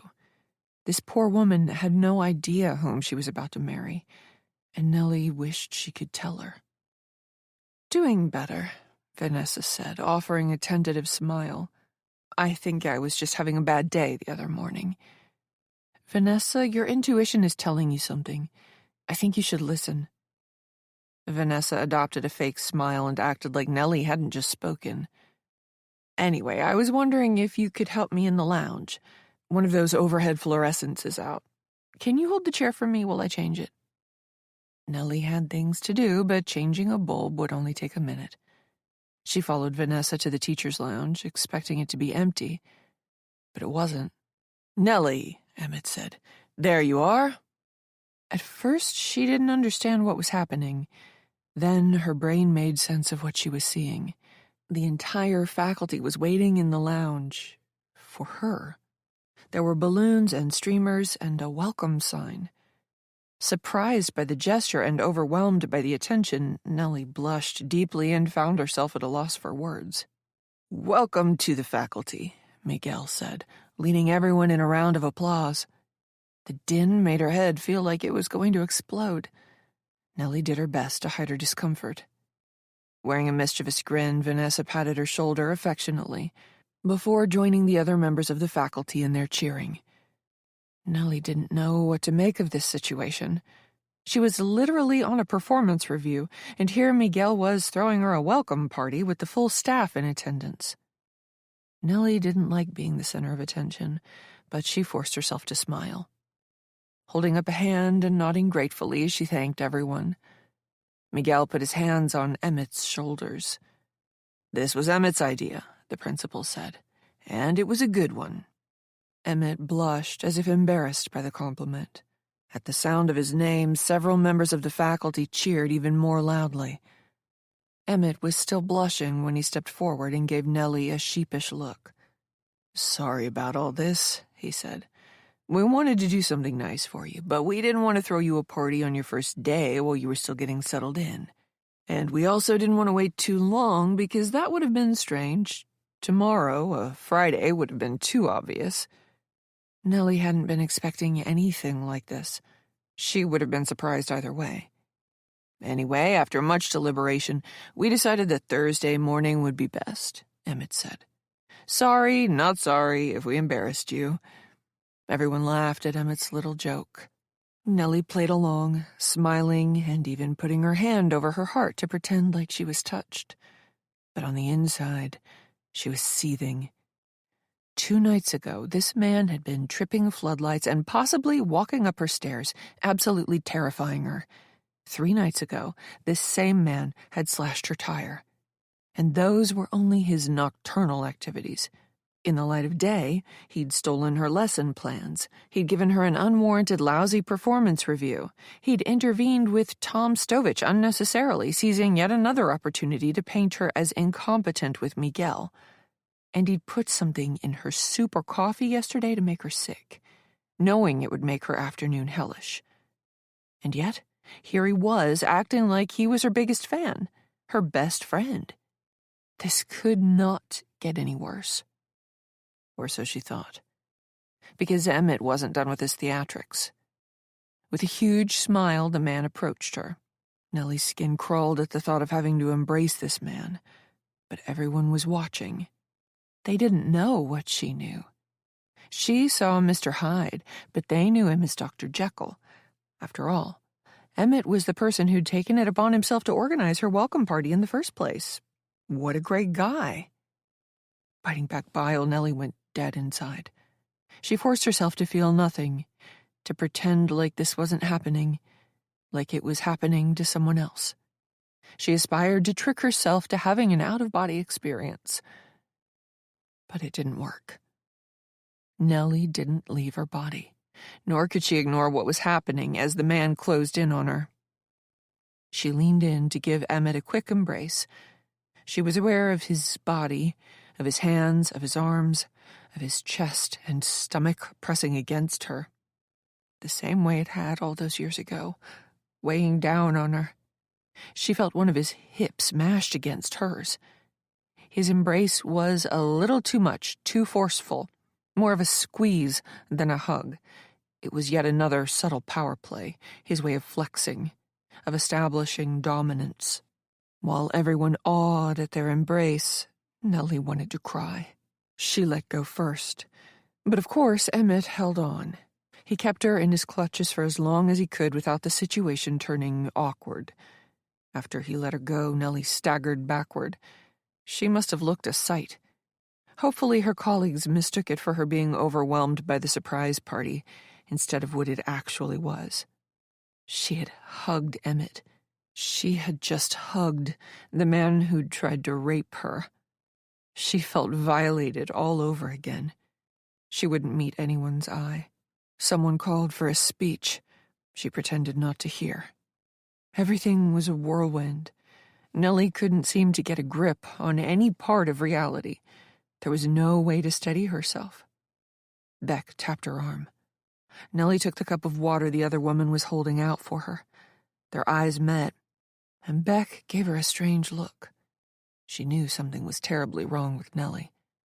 "We wanted to take this opportunity to welcome you to our staff officially," Emmett said, his voice loud and commanding. "I know it hasn't been the smoothest transition for you." Nellie shot him a murderous look, but Emmett smiled easily. She looked around to gauge other faculty members' reactions.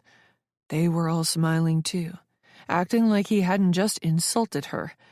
Of course, Emmett had a way to spin what he'd just said.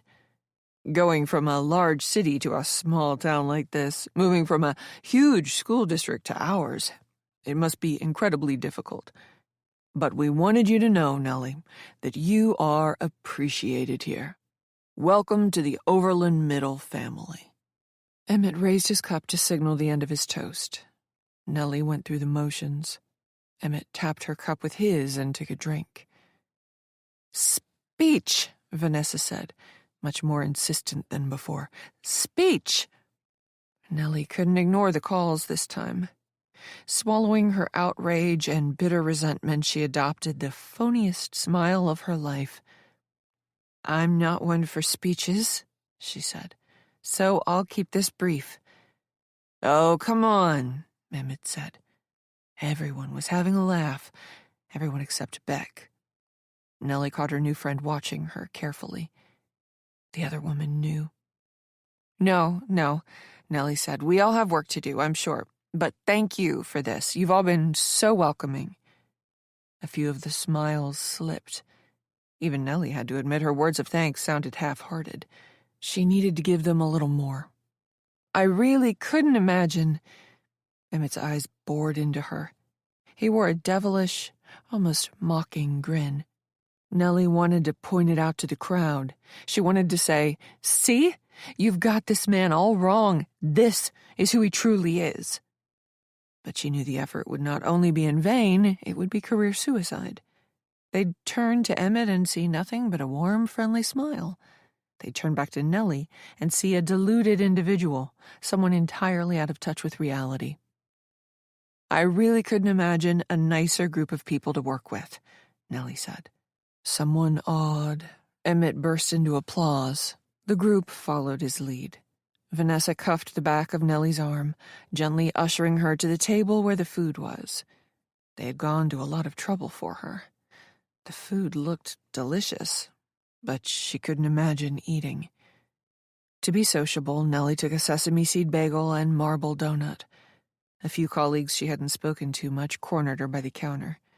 She was aware of them saying things and of herself responding, but it was also like she was somewhere else, like someone else was socializing on her behalf.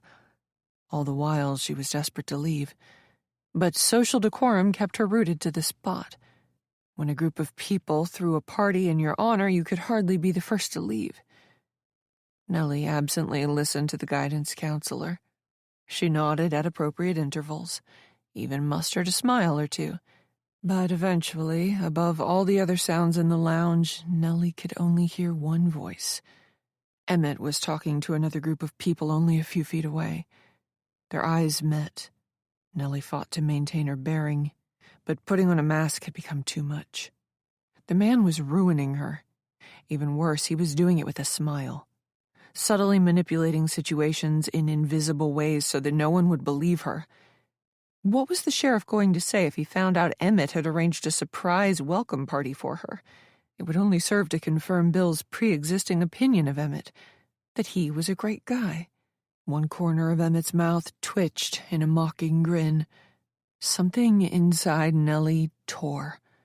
The man was openly taunting her now, right in front of all the staff. But no one noticed. And even if they saw that cruel smirk, they wouldn't see it for what it was. It broke her.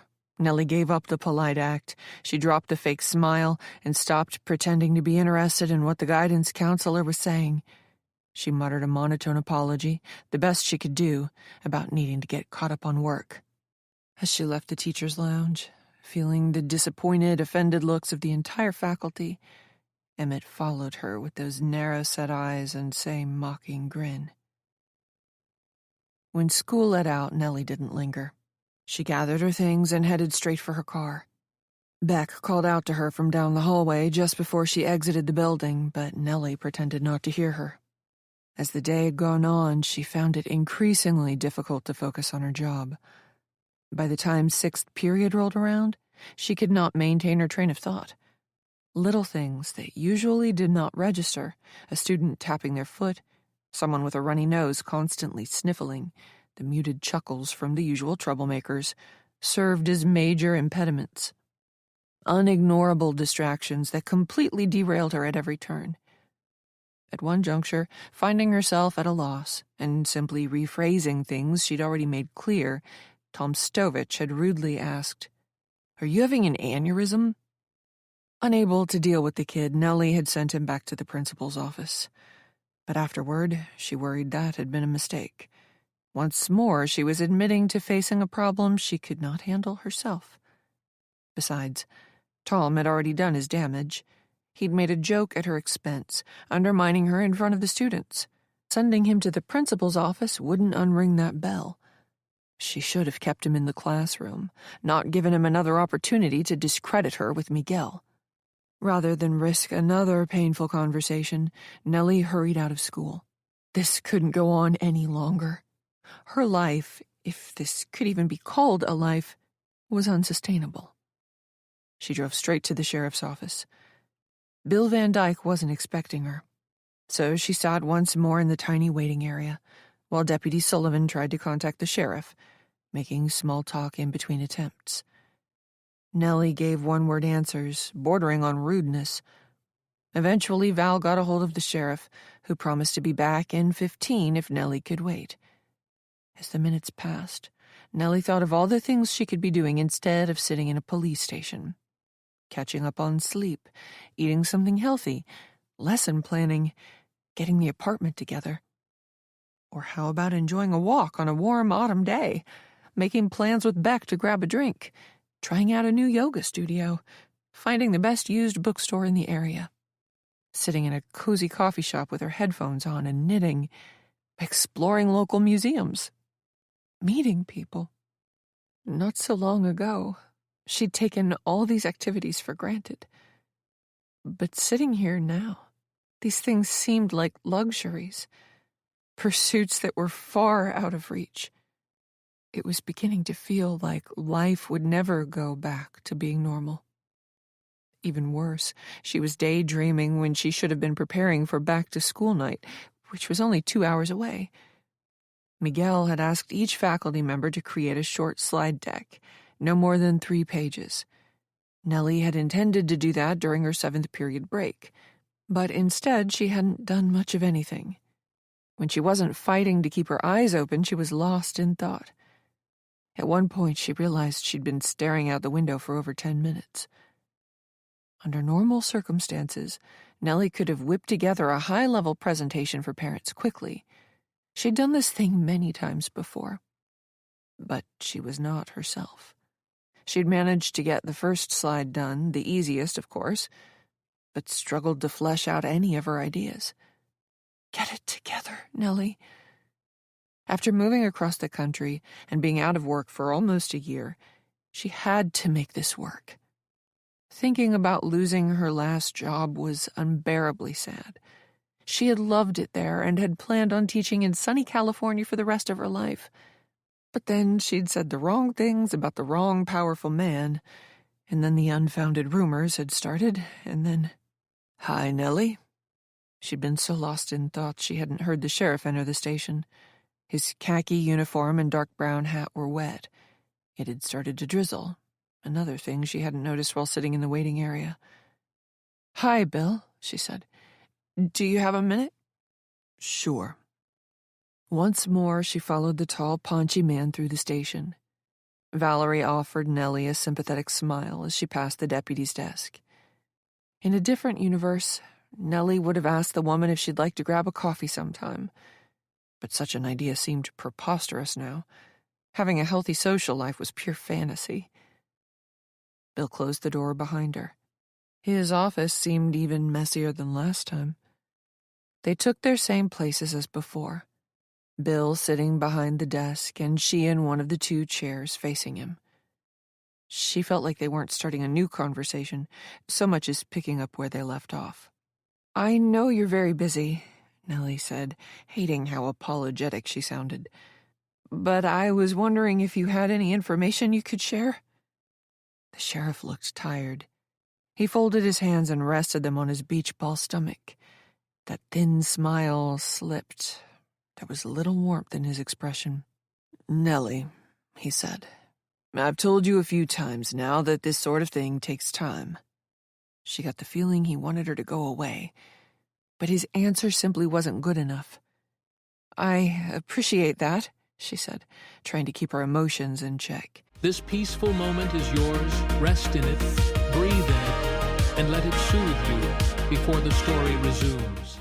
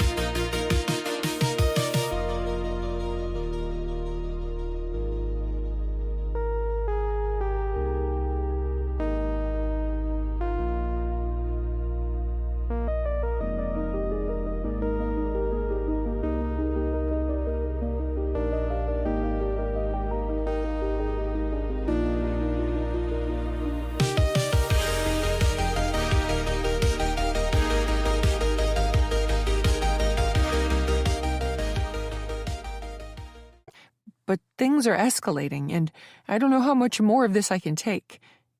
"Escalating how?" he asked. She went on to explain about the disruption in her classroom yesterday, and how she believed Emmett had orchestrated her being sick. The sheriff didn't even bother to hide his skepticism. Foundering, Nellie reminded him of the noises she'd heard outside her apartment 2 nights ago, as well as the tire slashing from 3 nights ago. He was unimpressed. "Have you gotten a chance to speak to your friend Tina?" he asked. Nellie took a deep breath. "I have." He arched an eyebrow. "And?" As upset as Nellie was at Tina, she didn't want to go into detail about why her old friend was being cagey. "She has a lot going on in her life right now," Nellie said vaguely. "I've given her your number. Hopefully she'll call." The sheriff stared at her, unable now to hide his growing disbelief. "Nellie," he said, "I'm going to level with you. I ran Emmett's background check 3 years ago when he first took a teaching job here. Absolutely nothing came up. He was perfectly clean. Glowing references from both colleges." "Both?" Nellie asked, frowning. "He did his first 2 or 3 years at one place and graduated somewhere else. The details escape me now, and quite frankly, they're unimportant. He had no criminal history, no questionable behavior, ever." "But that was 3 years ago when you looked into him, though," Nellie said. Knowing she was treading on dangerous ground now, she couldn't accuse the sheriff of doing a poor job, the one man in a position to help her.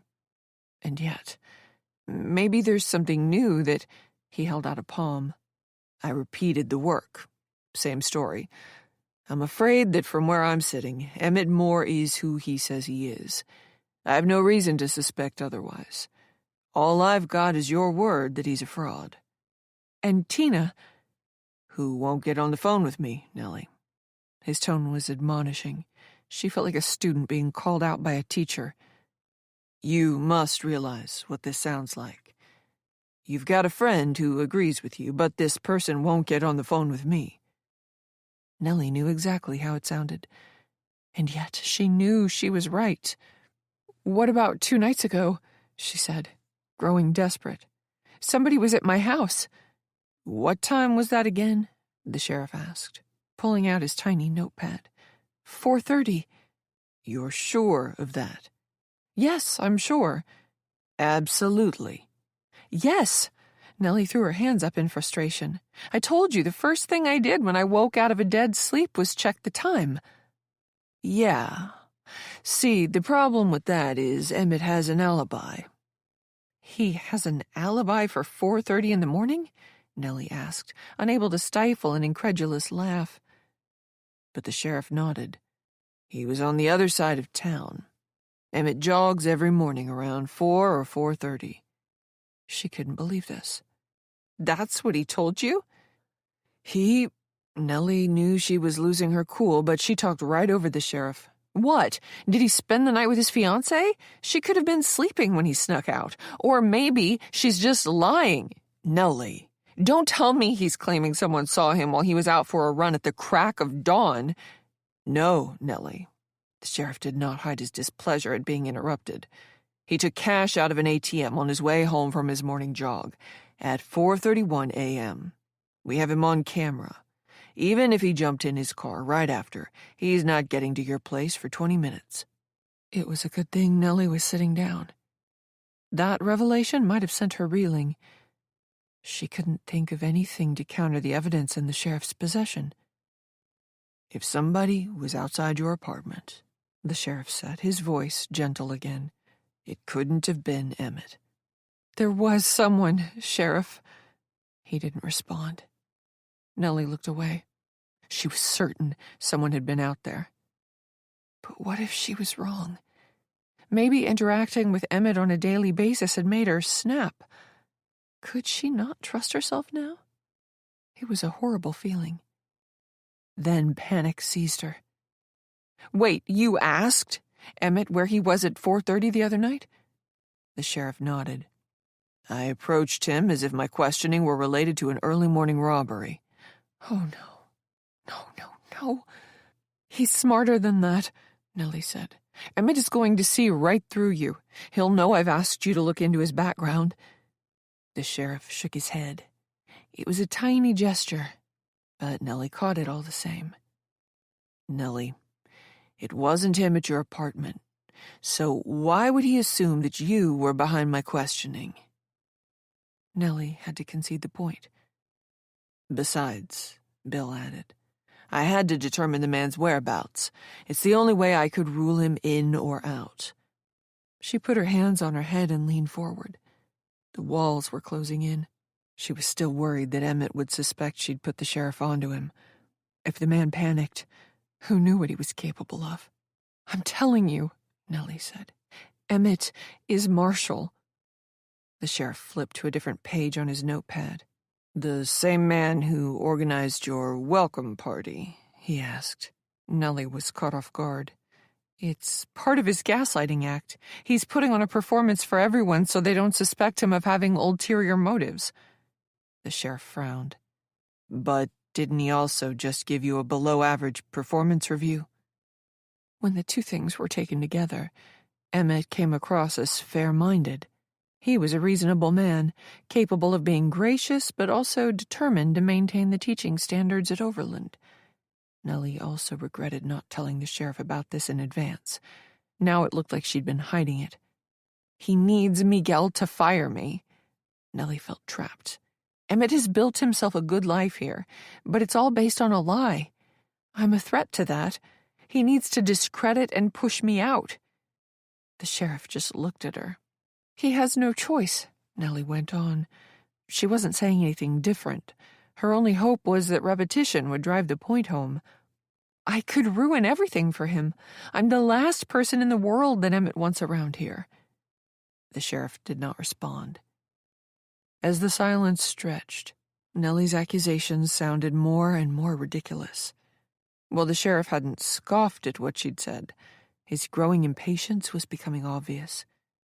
"I'm telling you," Nellie said, inching all the way forward on her chair, "there must be something in his background that gives him away. You just need to find it."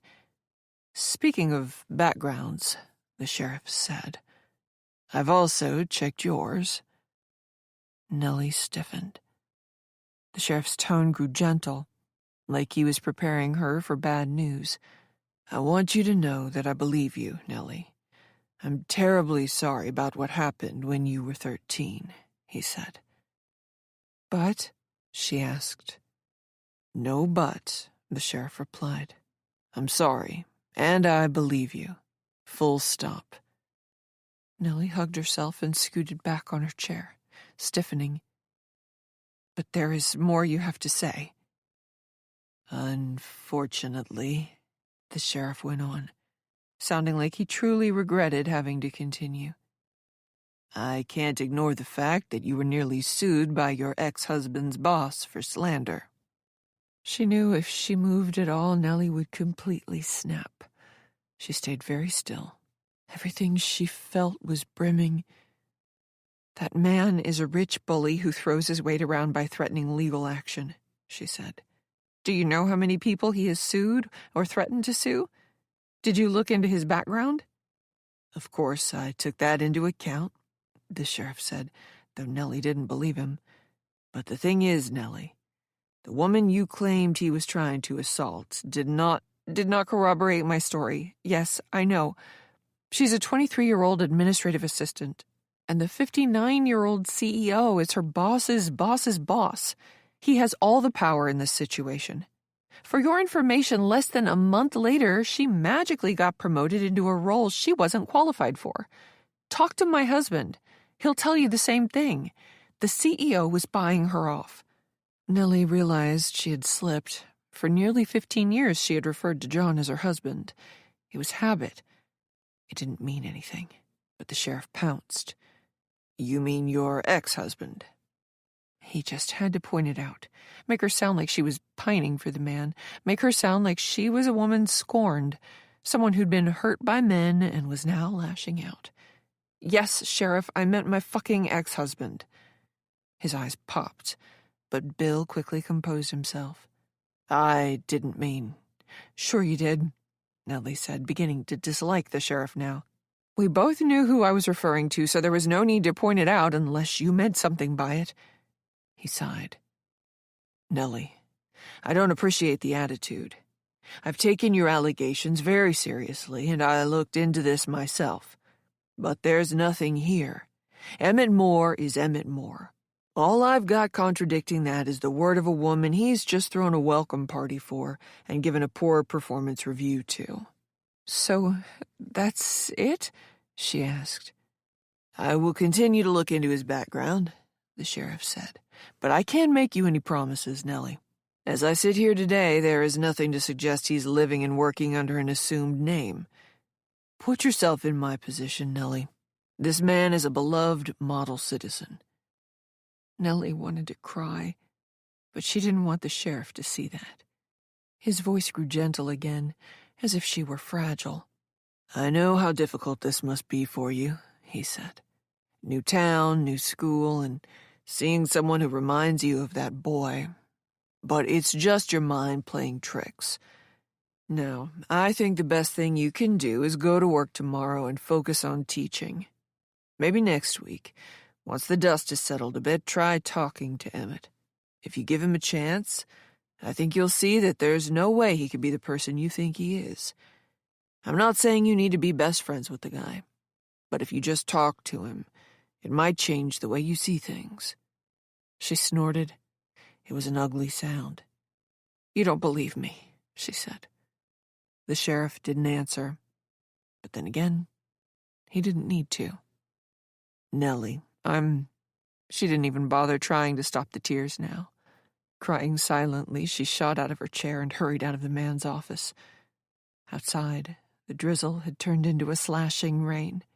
Her feet found every puddle as she raced through the parking lot to her car. Her vision was a blur. She started the engine, but there was no way she could operate a motor vehicle in this state. Nellie looked at herself in the rearview mirror, seeing the red eyes and puffy cheeks and ruined makeup. She had always thought she was aging well, but now she looked old, tired. She looked defeated. The last time she had felt this low had been... She didn't want to think about John. She really didn't want to. Chapter 26. She said no, John. She told him to stop. John paced back and forth. Nellie had presented him with an unpleasant fact. Now her husband had to deal with it. Are you sure? He asked. Yes, Nellie said, her voice loud and her ears hot. She'd had a few drinks at the office party, but she wasn't making any of this up. She didn't like Alan Darowitz. The CEO of John's company was one of those rich bullies who seemed to get his way by simply shouting other people down. There was talk around the water cooler of his becoming involved in yet another lawsuit. The last one, over a year ago, had been brought by a 20-something waitress he'd, allegedly, harassed while on a business trip. There were many stories like that, nothing ever confirmed. There were other stories, too, about former employees suing for wrongful termination, former business partners claiming breach of contract, vendors screaming about services they were never paid for. Nellie did not like how her husband automatically defended the man whenever these things came up. The more successful you were, John said, the more likely you'd be sued one day. He would go on to cite countless examples of prominent businessmen who seemed to spend just as much of their time in a courtroom as they did a boardroom. Secretly, Nellie had been hoping John would move to a new company. John stopped pacing. Did you do something about it? His tie was crooked, his face red from all the stiff drinks, his hair a little out of place. They had left the party quickly after Nellie had walked into the wrong room, catching John's boss trying to force himself on a much younger woman. Nellie was starting to get the feeling that John didn't want to believe her. "Of course I did something," she answered, trying to keep calm. "I was standing right there. What should I have done? Walked away? Acted like it was nothing?" John went very still. His whole career was flashing before his eyes. "What did you do?" "I told your boss to get the hell off her," she said. "Okay," he said. "Okay, that makes sense." Of course it did. What didn't make sense was the fact he needed to convince himself of the fact. "And then Christina ran out of there," Nellie said. "The moment Alan got off her, she was gone." "She might have been embarrassed," John said, glancing away. "You walked in on them fooling around, maybe?" He was trying to find a way out of this mess that did not involve getting his boss's boss, the owner of the company, the man who signed his paychecks, the man who decided what his salary and bonus would be, in trouble. "John, look at me." Her husband turned back around. Nellie was starting not to recognize him, and that scared her. "She said no several times," Nellie said, unable to keep the tremor out of her voice. "I heard her." Witnessing that assault had dredged up her own painful memories and shaken her. The scene had reminded Nellie how quickly things could go wrong, how sexual violence could crop up anywhere, at any time. "I saw what I saw," she said. John nodded then, looking glum. Nellie had thought he was worried about their future. Only later did she realize he was worried about his future. "Did you know about this?" Nellie held up the expensive envelope, the threatening letter from Alan Derewitz's attorney sticking out of it. Flashing the paperwork in John's face, her pulse throbbed in her temple. "Did you?" Nellie asked when he would not answer right away. From his doorway, John looked left and right to check for neighbors. "Come inside, would you?" "No, John, I don't care who fucking hears me." He cringed and held his hands out in a stopping motion. Anything to avoid a scene with the woman he was in the process of divorcing. "Please, come inside." Nellie relented, not for John's sake, but for her own. Despite her all-consuming anger, she realized it was better to have this very private conversation behind closed doors. So, she went inside. John had bought a new house. It was nicer than their old one, the starter home, which Nellie realized had also become their final home together. John closed the door behind her. "Can I get you something to drink?" She didn't feel the need to answer that. Rooting herself to the hardwood floor in his foyer, she thrust the paperwork out again. "Did you know about this?" He shook his head, though Nellie couldn't tell if that was a denial or an expression of regret. "Your pig of a boss is threatening to sue me for slander." He held his palms out again. "Look at it from his perspective. Look at it from mine, John." He took a sad, deep breath. "Christina did not corroborate your story." "He's her boss," she said. "She was worried about getting fired." "That's not true," John said, folding his arms. "She wasn't telling him to stop." "Really?" Nellie felt like her head could explode. "Because it's the 21st century, and I thought no was supposed to mean no." John pulled a face. "She meant not there, not then, but not no." "Oh, come on." If John honestly believed that, then Nellie never knew her soon-to-be ex-husband at all. John wasn't gullible. He was a salesman. In his line of work, he'd become great at reading people, seeing through the things they said. Only a misguided loyalty, born out of self-interest, could have blinded him to the truth. "I was there. I heard the fear in her voice." John leveled his eyes on Nellie. He had never blown up on her before, not once, but she knew it was coming. "Nellie, for Christ's sake, they're dating." His words stopped Nellie cold, cut right through her righteous anger. "What?" He nodded, managing to bring himself down a notch. They started dating not long after the holiday party. Nellie didn't want to believe it, but she did the math anyway. 2 months. Christina and Alan had been together for 2 months. "That doesn't mean—" "Nellie." John's voice was strained. He might as well have been shaking. Nellie could tell he was doing everything in his power to contain his anger and frustration. You have got to stop. Why? You're divorcing me anyway, she spat out. This won't come back on you. You no longer have to worry about what Alan Darowitz thinks of your crazy wife. I'm not worried about me, he roared. I'm worried about you. Nellie was taken aback. Despite everything that had happened and not happened between them, she was gazing at a man who still cared. That didn't sit well with her.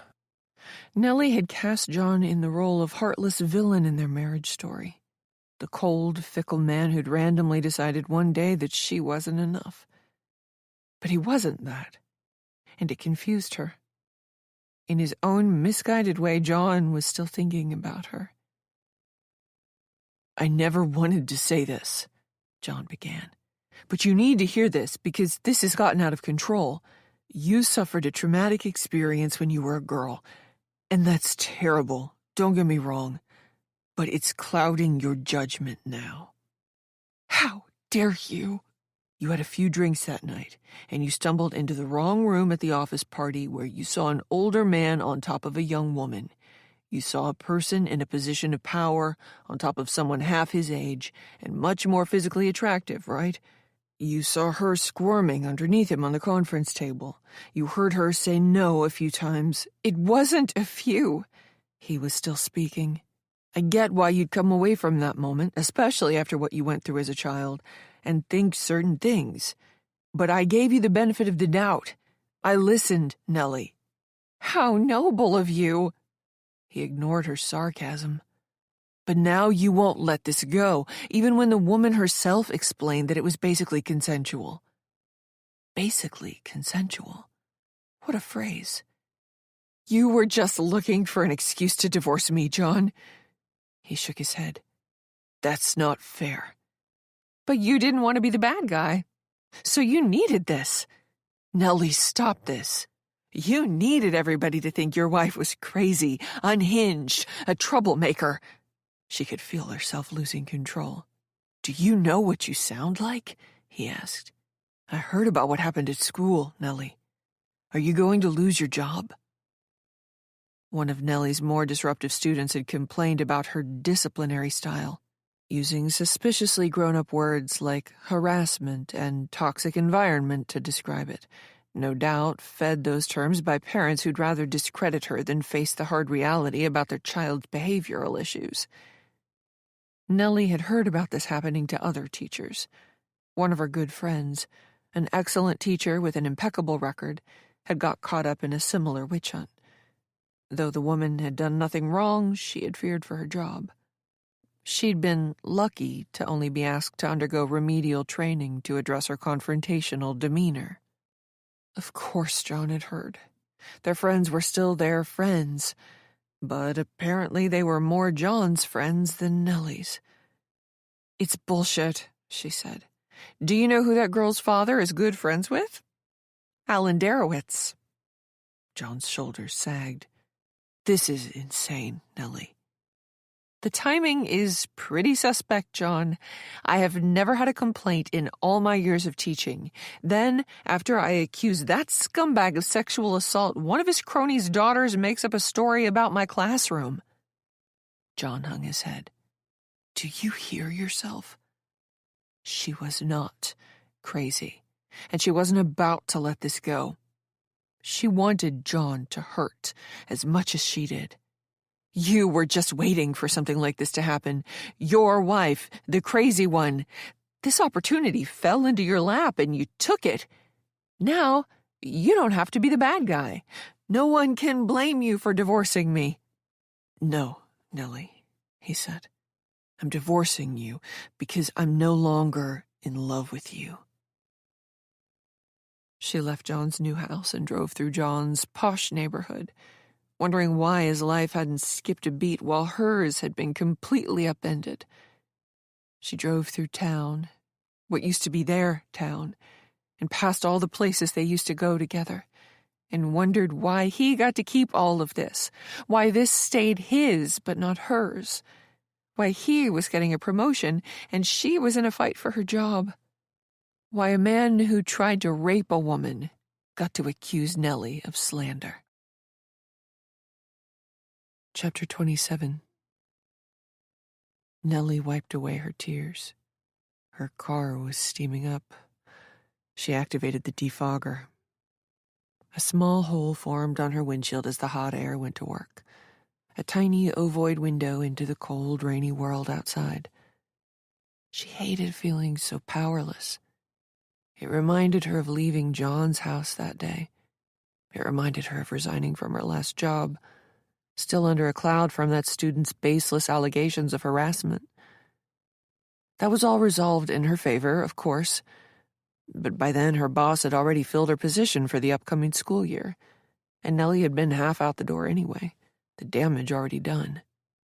But most of all, this feeling reminded Nellie of that day, 24 years ago, when Marshall had forced her down onto the table, when he dislocated her wrist and thumb, while he'd held her there, looked into her eyes as he pulled down his shorts. No, I will not be a victim. Never again. Nellie had already started her life over once. She would not do it again. A lifetime's worth of anger filled her up. Her body shook with the rush of adrenaline brought on by sheer outrage.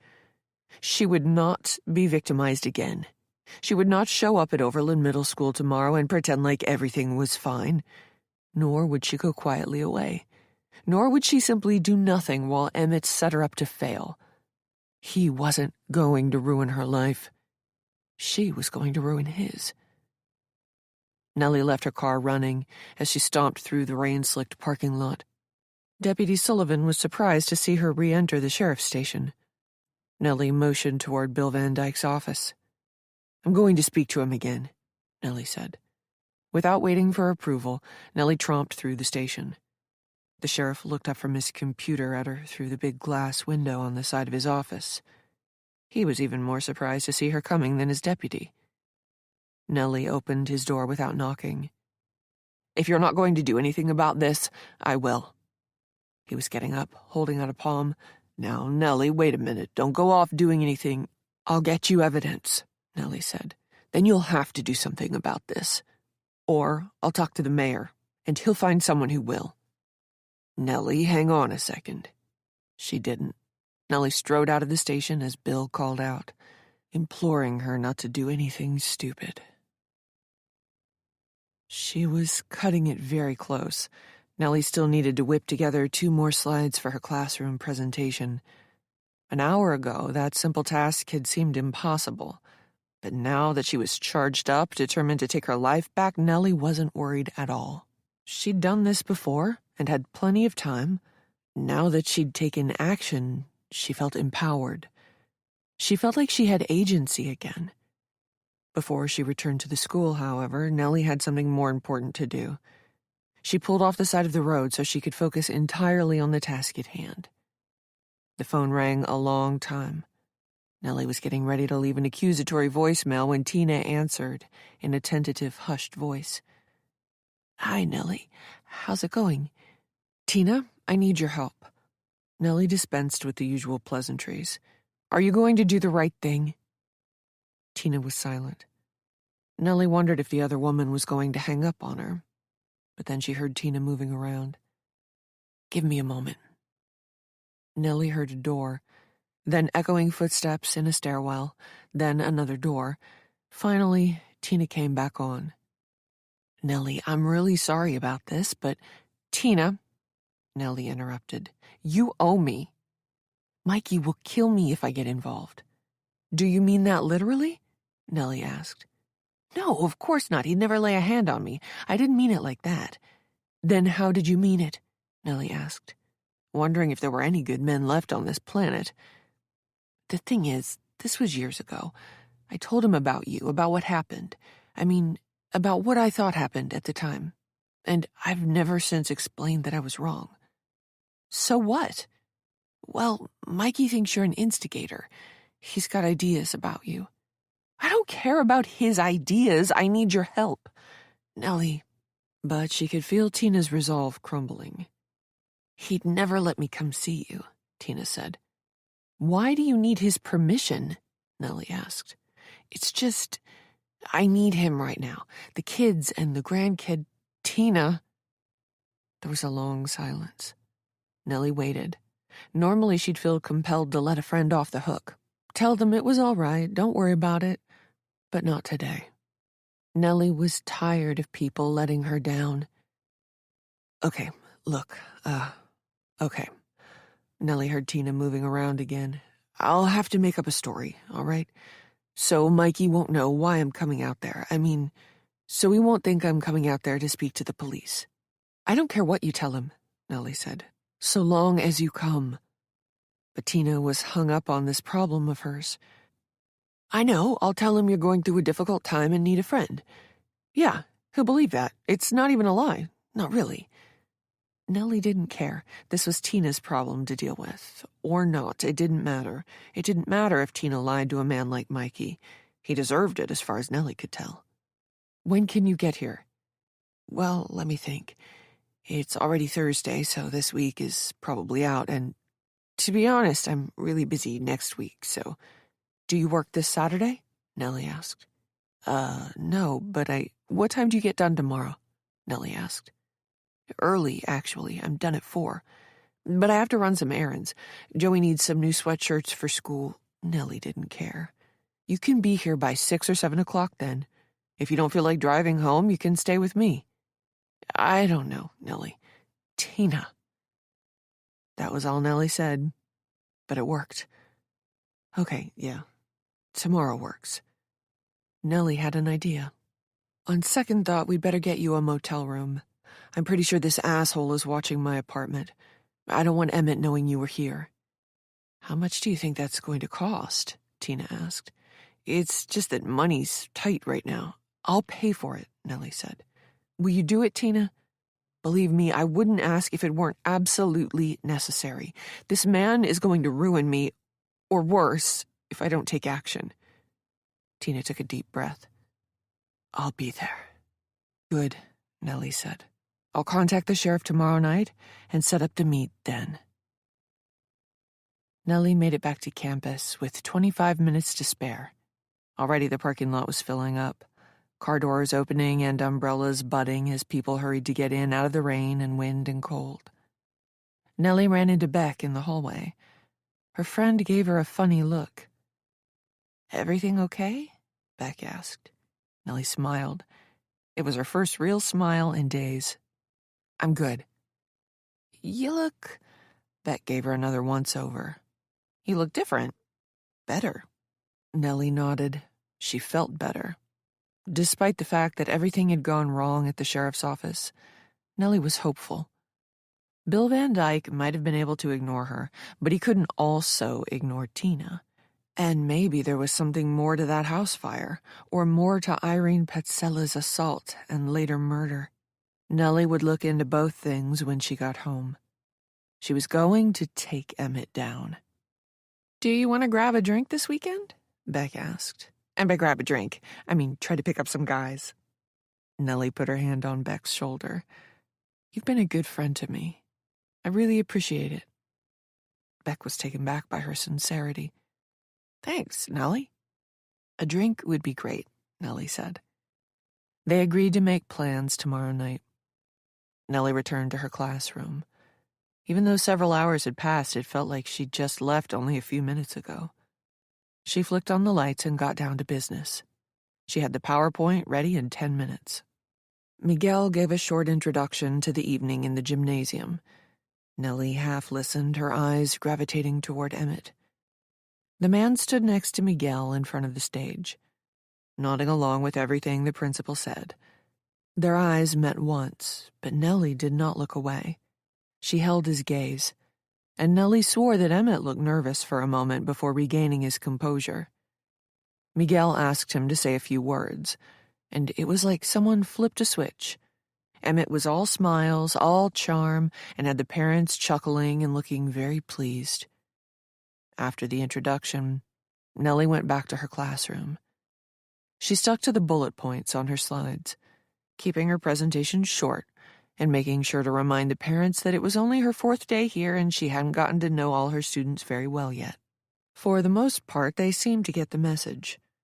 During her first 3 meetings with parents of students from different classes, only one woman approached her after to ask why her son only had a 95% grade average, when she thought he deserved at least a 97%. It was all going smoothly. Nellie looked forward to the night being over so she could get back to her apartment and eat something. Along with her resolve and determination, her appetite had returned. She'd pick up overpriced takeout from a nice restaurant and gorge herself while she hunted online for more information about Emmett, Marshall, and the college house fire. But then the mayor entered the classroom. She already didn't like the man before she even knew who he was. He wore a smug grin and acted like the world revolved around him. Like Emmett, he said and did all the right things, but there was a theatricality to his behaviors. He made sure everyone heard that he'd just come from a very important meeting to attend the back-to-school night. He'd taken time he didn't have out of his busy schedule, was the implication, and would have to run right back out to attend another very important meeting. She smiled politely at him, but the mayor did not return the gesture, instead giving her a tight nod while he found a place in the back of the classroom, his diminutive wife following in his wake, looking every bit like an afterthought in his life. Nellie went through her slide deck again. The mayor surprised her by being disruptive, like his son. Not more than 2 minutes could go by without him making some unnecessary remark or cracking some dumb joke. The man needed to be the center of attention. Due to all the interruptions, it took Nellie nearly 20 minutes to get through her slide deck, leaving little time for questions. "I'm so sorry," she said, "but the next group is about to come in. Please email me with any questions you might have. I look forward to getting to know your children better." "Hold on," the mayor said. "Don't you have time for questions?" "I'm sorry," Nellie said, hoping she sounded sincere. "But the presentation ran long. I'm afraid we're out of time." "Perhaps it could have been shorter then," the mayor said, looking none too pleased. Nellie looked him in the eye. "As I said, I'm happy to answer any questions you might have over email." The bell sounded, signaling the end of this meeting time. Nellie only had one more group of parents to meet. Everyone filed out, but the mayor strode to her desk like it was his classroom. "My son tells me you put your hands on him," the mayor said. Nellie maintained her bearing. "That's not what happened." "I see," the mayor said. "So you're calling Tom a liar?" "Myron," his wife said, looking embarrassed. She shot Nellie a quick, apologetic look. Her husband ignored her pleading tone. "I won't presume to tell you what is going on inside your son's head," Nellie said. "But the truth is, he has been disruptive every day this week." The mayor shook his head. "He's never had behavioral problems before."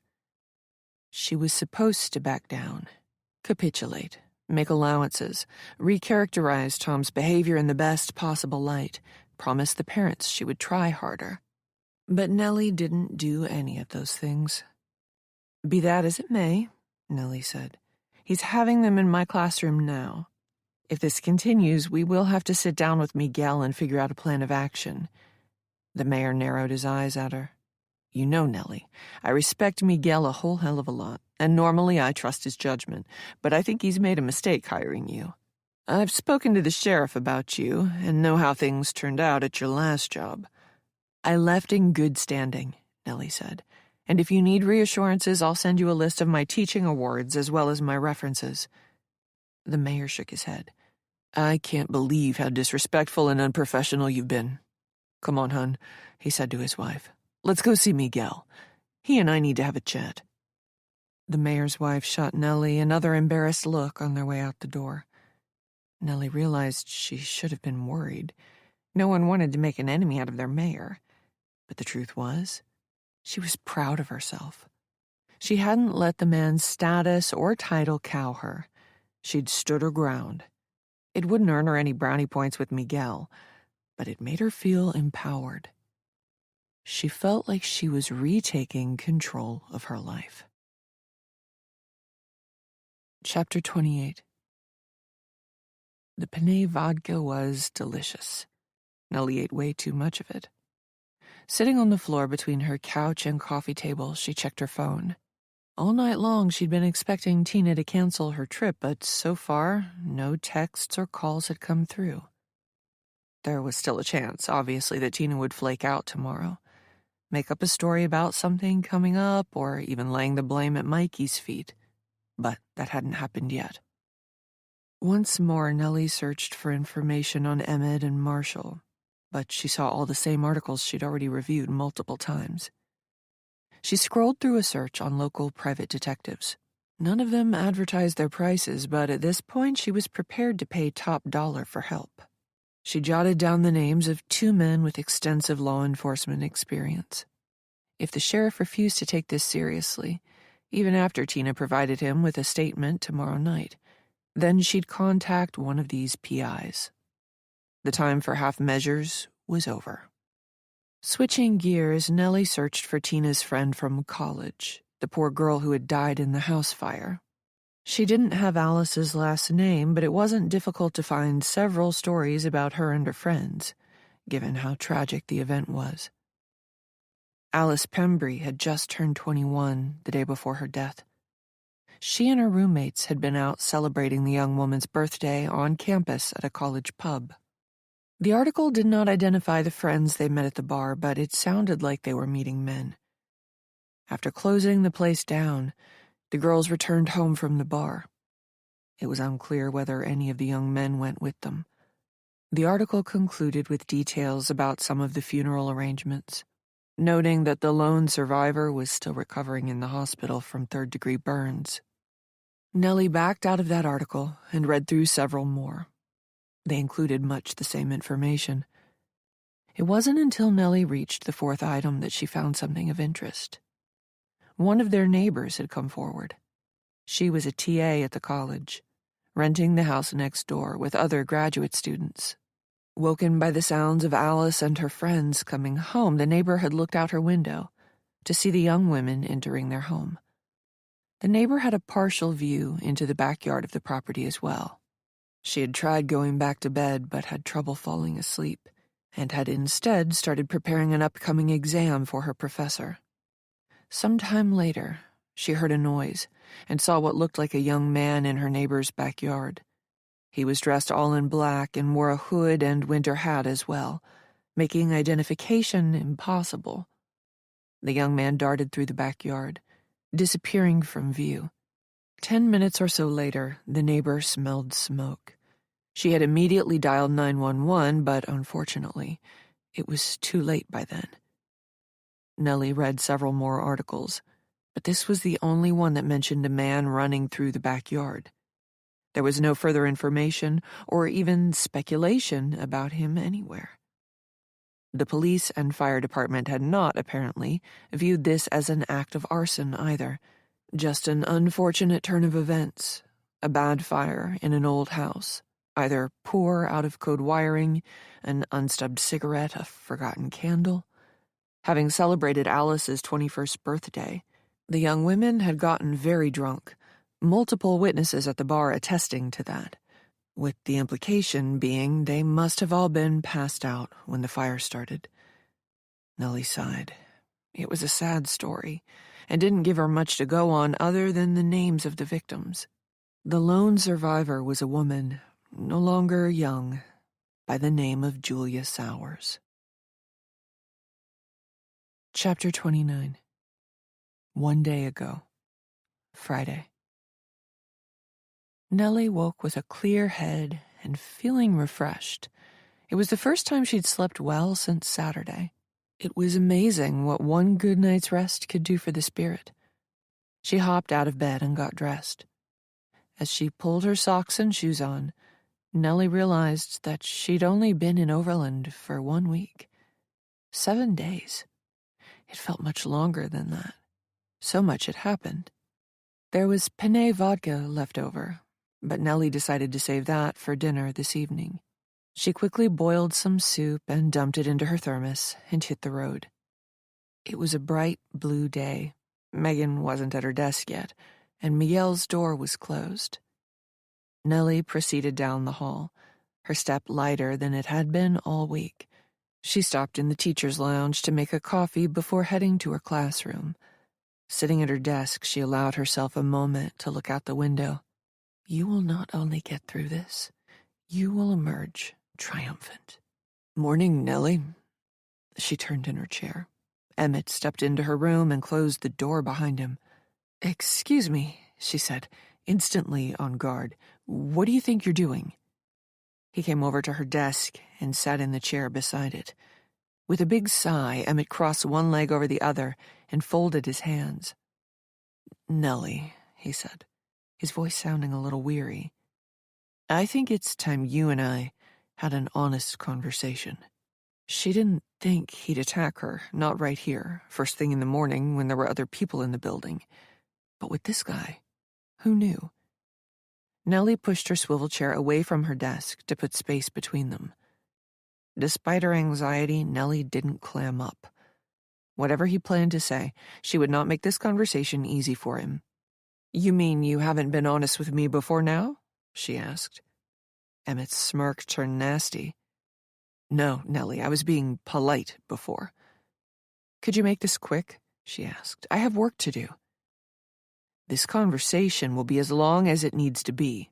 Emmett sat a little taller in his chair. The mayor and I spoke. He's a close personal friend. Nellie's stomach did a little somersault. She was still proud of herself for standing up to the mayor last night, but now she feared it was coming back to bite her. You were rude to the man and dismissive of his concerns, Emmett said. His son is disruptive and disrespectful, Nellie said. Emmett shrugged. It's my understanding that no students have backed up your story. As a matter of fact, the only students speaking up are supporting Tom's account. Nellie folded her arms. You mean Tom's friends are backing him up? I'm shocked. Emmett shook his head like she was being childish. I can see I'm not going to get anywhere with you on the subject of Tom. You're right, Nellie said. So, was that all? Miguel is going to retire soon, Emmett said. Probably after this school year. I'm next in line. Nellie said nothing. I was willing to give you the benefit of the doubt on a lot of things, Nellie, Emmett said, as if he were being magnanimous. But after I spoke with the mayor last night, I did some soul-searching. And, unfortunately, I don't think you're a good fit here. He let that sink in before continuing. In a bigger district, like the one you came from, you had clearly defined responsibilities and could hide among the large staff. But you can't get away with that in a smaller school like Overland. Teachers here must wear many hats and be able to multitask a variety of non-instructional duties. I wasn't able to hide anywhere. And if you took a moment to review my CV, you'd know immediately that I wore many hats in my last job and voluntarily took on a host of other responsibilities, including several extracurriculars. He went on like she hadn't spoken. To be frank, you have poor organizational skills for someone with 15 years of experience, misplacing those lesson plans on only your second day at school. And after giving it more thought, I was fair in my assessment of your classroom management, especially in light of the fact that you've apparently handled classes of 30-plus students before. And in terms of non-instructional duties, you've had problems with those already. Someone took my lesson plans, Nellie said, gritting her teeth. And under the circumstances, I did a good job. As for the car line, I don't want to hear any more excuses. He took a deep breath, as if it pained him to say this. I'm sorry, Nellie, but this just isn't working out. Is this coming from you? She kept her cool. Or did Miguel ask you to deliver this message through channels? He palmed his chest. This is coming from me. I don't see any value in pretending like everything is fine, essentially leading you on. Bottom line, Miguel has his doubts, and if and when I'm principal of this school, you will not be a part of this faculty. It took all her willpower to maintain her composure. I thought you said you were going to be honest with me. He narrowed his eyes. Nellie added, Is that all you have to say?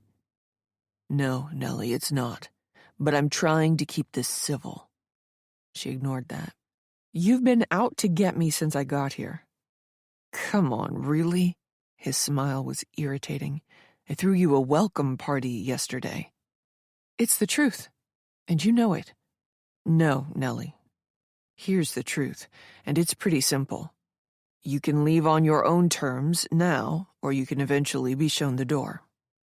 You're telling me to resign. I think that's for the best. Best for who? For everyone, Emmett said. Be reasonable, Nellie. Her whole body was charged, like there was an electrical current passing through her. Nellie felt like she could float out of her chair. There seemed to be no point holding back anymore. Emmett had made his intentions clear. You have had it out for me ever since I got here, Nellie said. You've manipulated all these situations to make me look bad. He palmed his chest and adopted an offended expression. Are you accusing me of something? In case that wasn't clear, yes, I am. You moved my lesson plans and set me up with the car line. I think you've been stalking me, too, showing up at my apartment in the middle of the night to harass me.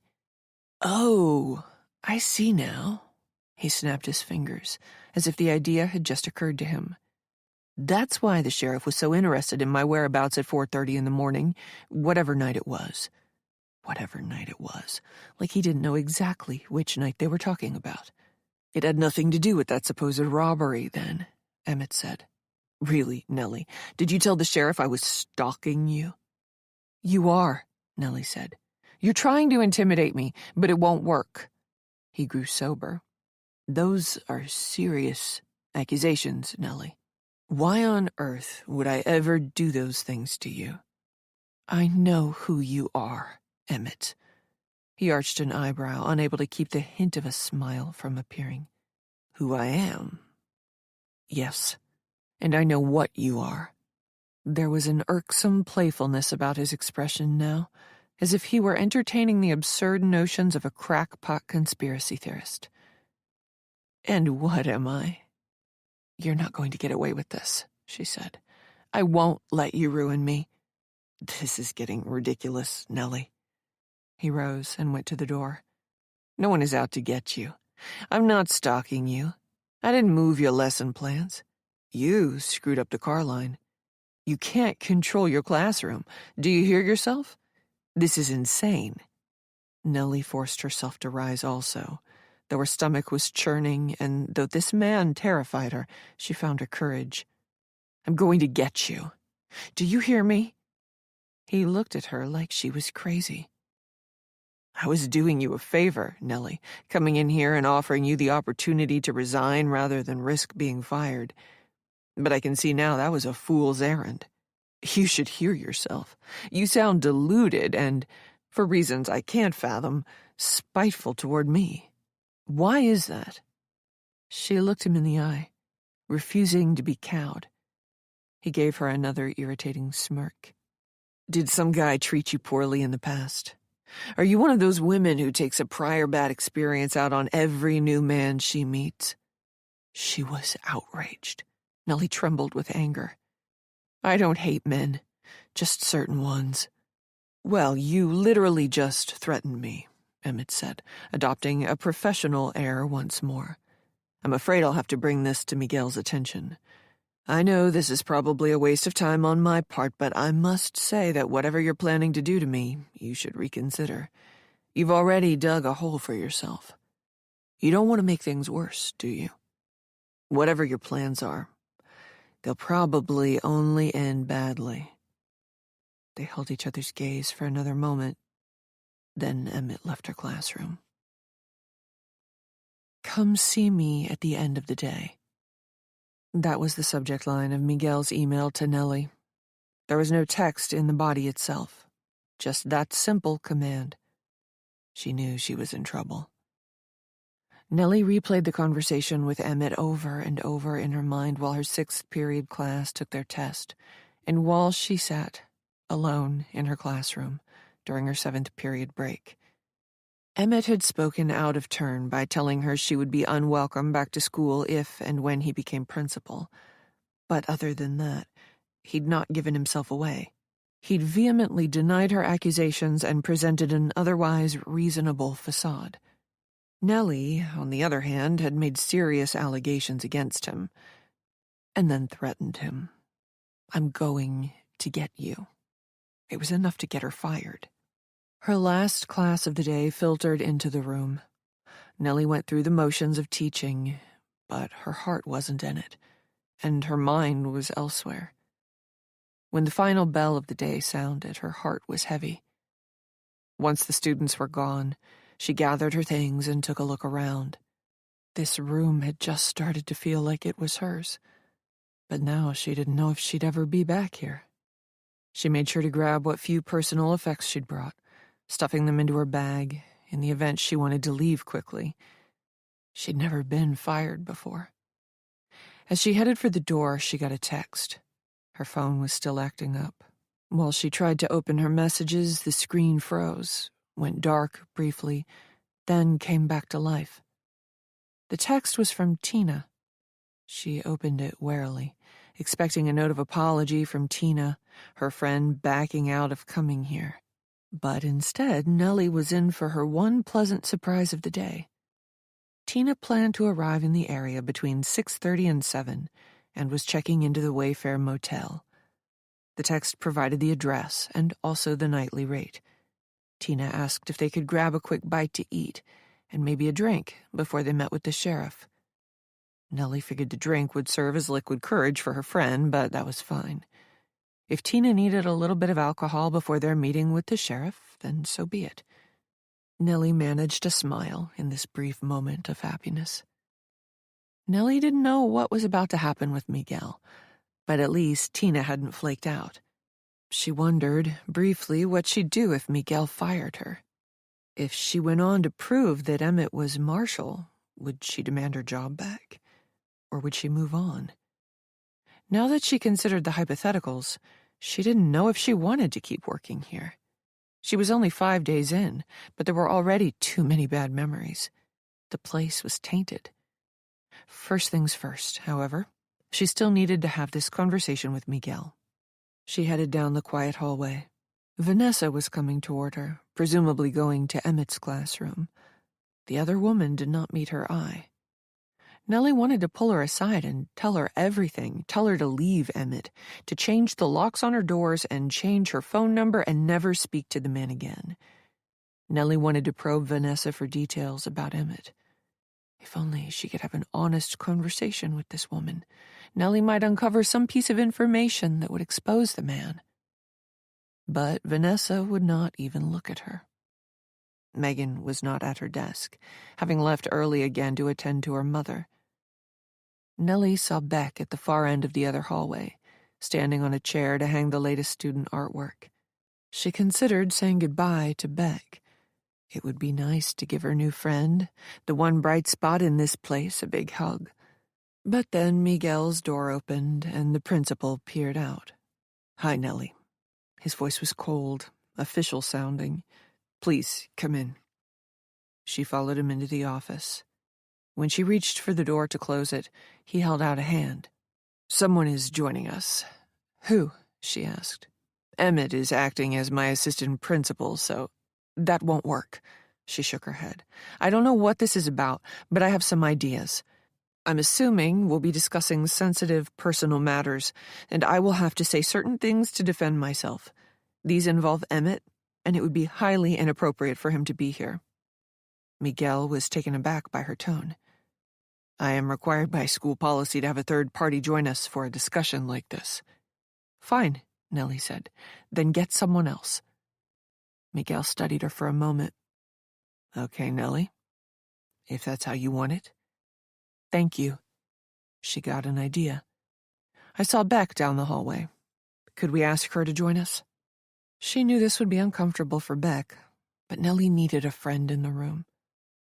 Miguel excused himself. She overheard him briefly speak with Emmett by Megan's desk. The principal returned a few minutes later with an anxious-looking Beck. Miguel closed the door and sat behind his desk, while Beck took the other chair in the room. "Nellie," Miguel said, "these conversations are always difficult, so I'll get right to it. I am putting you on probation as a result of your poor performance and inappropriate behavior. I am required to do so at this point, and there will be a more formal investigation into this matter. That should not take long, however, and I expect to have a final determination about your continued employment status before we return Monday morning." Beck squirmed in her chair, clearly uncomfortable. Miguel was still talking. "I've already spoken to you about your classroom management and organizational deficiencies, so I won't belabor those points. But other issues have cropped up since we spoke, and I am required to raise them so we have a clear record here." He was covering his ass. Beck offered Nellie a sympathetic smile. "I had the opportunity to speak to the mayor this morning," Miguel said. "You were disrespectful toward him and dismissive of his concerns. That is not how we are to speak to the parents of our students." Nellie waited for her turn to speak. "And this morning," Miguel shook his head, his professional demeanor slipping for a moment. "This morning you made several wild accusations against Emmett and threatened him. This is simply unacceptable behavior, Nellie." He sat back in his chair, folding his hands on his belly. "Is there anything you have to say before we conclude this meeting?" he asked. "This is your opportunity to speak." Nellie took a deep breath. If she was going down, she might as well take that son of a bitch with her. "Emmett Moore is a fraud," Nellie said. "His real name is Marshall Dawes. 24 years ago, when we were both teenagers, he tried to rape me." Miguel's face turned white. "Nellie," she talked over him. She would not be stopped, not now. "He pinned me to a desk so hard he dislocated my thumb." Nellie held up her left hand. "Then he forcibly removed my shorts and underwear. He slid his shorts off and was this close to putting his penis inside me, but I was able to fight him off. I haven't seen him since, but when you introduced me to Emmett on Sunday afternoon, I recognized him immediately. I contacted an old friend who knew Marshall back then as well. She took one look at a current picture of Emmett and agreed with me. She is on her way to Overland this evening and will meet with the sheriff. She is going to tell Bill Van Dyke the same thing I've already told him, that Emmett Moore is actually Marshall Dawes. Emmett obviously recognizes me too. He has been stalking me ever since I arrived. He slashed my tire and has been creeping around my apartment in the middle of the night to terrorize me. He's the one who moved my lesson plans. He then gave me a poor performance review even though I did a good job under the circumstances. You weren't there to see it, Miguel, so it's just my word against his. He knows that, of course. He knows you're likely to take him at his word and doubt what I tell you because you've known him for years and I'm new here. Emmett has been manipulating situations to make me look bad. He made it look like I marked Chris as dismissed in Carline even though I hadn't. He intervened unnecessarily when Tom Stovich was disruptive the other day, and then was able to paint what is surely a very unflattering and untrue picture of my classroom management afterward. Again, it's his word against mine, and we both know whose side you're predisposed to take. Emmett is out to ruin me. He has to, in order to save his reputation. By discrediting me, he knows no one will take my accusation seriously, and that way he gets to go on with the perfect life he's carved out for himself here. I'm a threat to him. That's why he wants to destroy me. But I won't let that happen. He doesn't get to win. That man shouldn't be anywhere near children, and I'm a good teacher. I always have been. He won't ruin me. Beck was astonished. Miguel fidgeted nervously in his chair. "I'm sorry you had to hear this, Beck." Nellie reached into her purse and turned back to Miguel. "I assume you want my badge." It took Miguel a moment to find his voice. "Nellie, those are serious allegations you've just made." "Do you want my badge?" she asked, impatient. "Yes, under the circumstances, I think that would be best."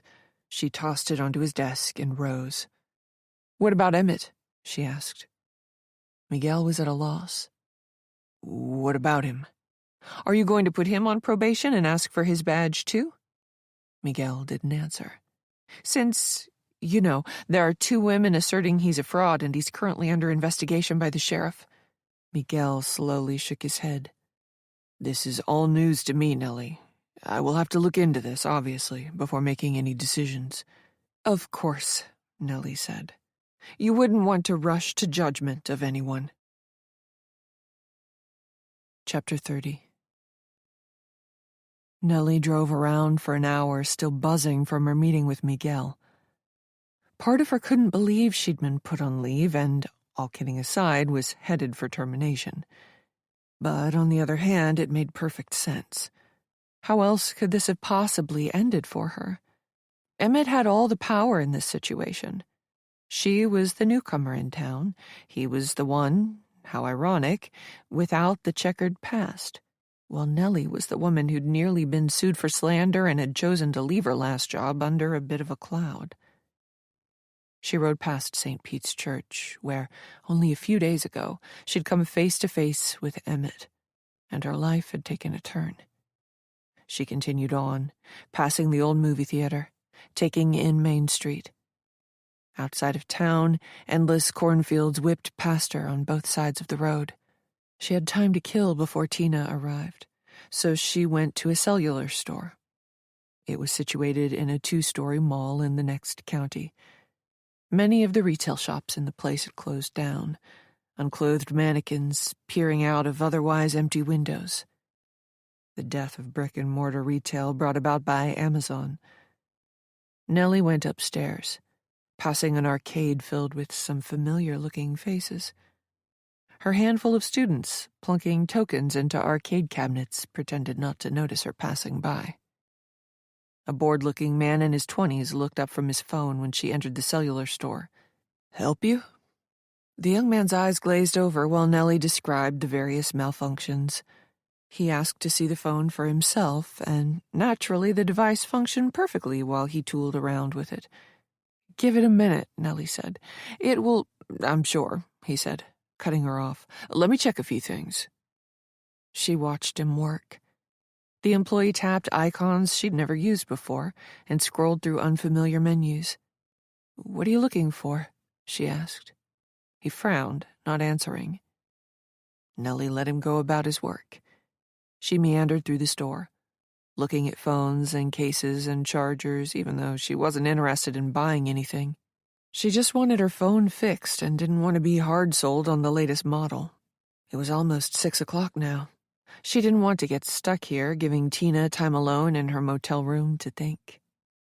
"Oh, you got a text," he said, glancing up. "Tina says she's early."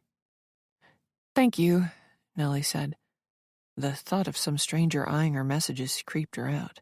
"But please don't read my texts next time." He pulled a face like she was being touchy. "Did you download any apps recently?" Nellie moved back to his workstation. "No." "Are you sure?" "Yes." He shrugged and lapsed into silence again, continuing his tinkering. Nellie waited by his desk. Several more customers entered the store at roughly the same time, queuing up behind her.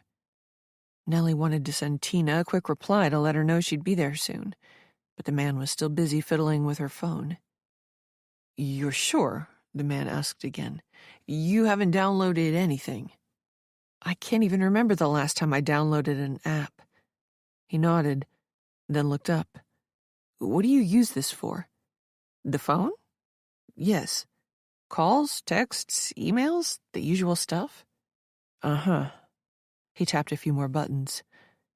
"Internet?" "Sure." "What kind of sites?" An impatient-looking man tutted behind her in line. Nellie shot him a pointed look while he shuffled back and forth on his feet, like he'd been waiting behind her for hours. "The usual," Nellie said. "Sometimes I listen to audiobooks, Facebook occasionally, Google." "Uh-huh." The employee backed out of the screen he was viewing, returning to the home screen. "Nothing, funny?" "How do you mean?" "You know." He gave Nellie a playful, overly familiar smile. "Funny." When she realized what he meant, her face turned bright red. "No, I don't look at that stuff." The man behind her tutted again. Nellie shot him another dirty look. After the week she'd had, she wasn't going to take any flack from some random guy in a cellular store who couldn't mind his own damned business. The employee shrugged, handing her back the phone. "You picked up a couple of viruses." "What? How?" "Look, ma'am, these things happen." He gave her another irritating smirk. I got rid of them, so your phone should be fine now. Just be careful about what websites you browse. It's important to practice what we call safe computing. Now dying of embarrassment, Nellie stuffed her phone into her purse, quickly paid the man, and hurried out of the store. When she reached her car, she read Tina's text. It included the room number where she'd be staying. Nellie plugged Wayfair Motel into her phone for directions. She was 23 minutes away. She wrote, "Be there soon." There was an unexpected road closure. An old tree had toppled and took out some power lines. Nellie had to backtrack and change routes on her phone. Tina hadn't written her back. Nellie couldn't shake the bad feeling she was getting about her friend. Even though Tina had driven all the way out here, that didn't mean she'd actually go through with this. It was scary to think that Nellie's entire future hinged on Tina. Nellie reached the Wayfair Motel nearly 40 minutes later. The office, situated in the middle of the complex, was lit up. From the outside, she could see the front desk was empty. There were only 2 other vehicles in the parking lot, one of them stationed by the office. She drove toward the other vehicle, an old sedan that had seen better days. One of its doors had been replaced, but the new door was a different color than the rest of the car. Nellie parked beside the sedan. It wasn't easy to make out the old numbering on the motel doors. Some of the plastic numbers had been replaced by stickers. The sedan next to her was parked in front of the room where Tina was supposedly staying. Nellie took a deep breath and checked herself in the rear view. She hadn't seen Tina in almost 20 years, and she wanted to look presentable. She couldn't give Tina any reason to doubt her or have second thoughts. The last time they crossed paths, they were both wearing caps and gowns for graduation. Nellie had been headed to college, while Tina had been pregnant with her first. Recalling that moment now, Nellie remembered thinking she might never see Tina again. Nellie was going to school out of state and had no plans to return to her hometown after graduation. It was the fresh start she'd been so looking forward to. Much like coming to Overland had been. Incredibly nervous at seeing her old friend, hoping against hope that Tina would not go back on her word, Nellie stepped out of the car. A tractor-trailer roared by on the narrow 2-lane road fronting the motel. Out of habit, Nellie checked her phone before putting it away in her purse. Despite that idiot's assurances at the cellular store, the device was still acting up. The screen froze on her again.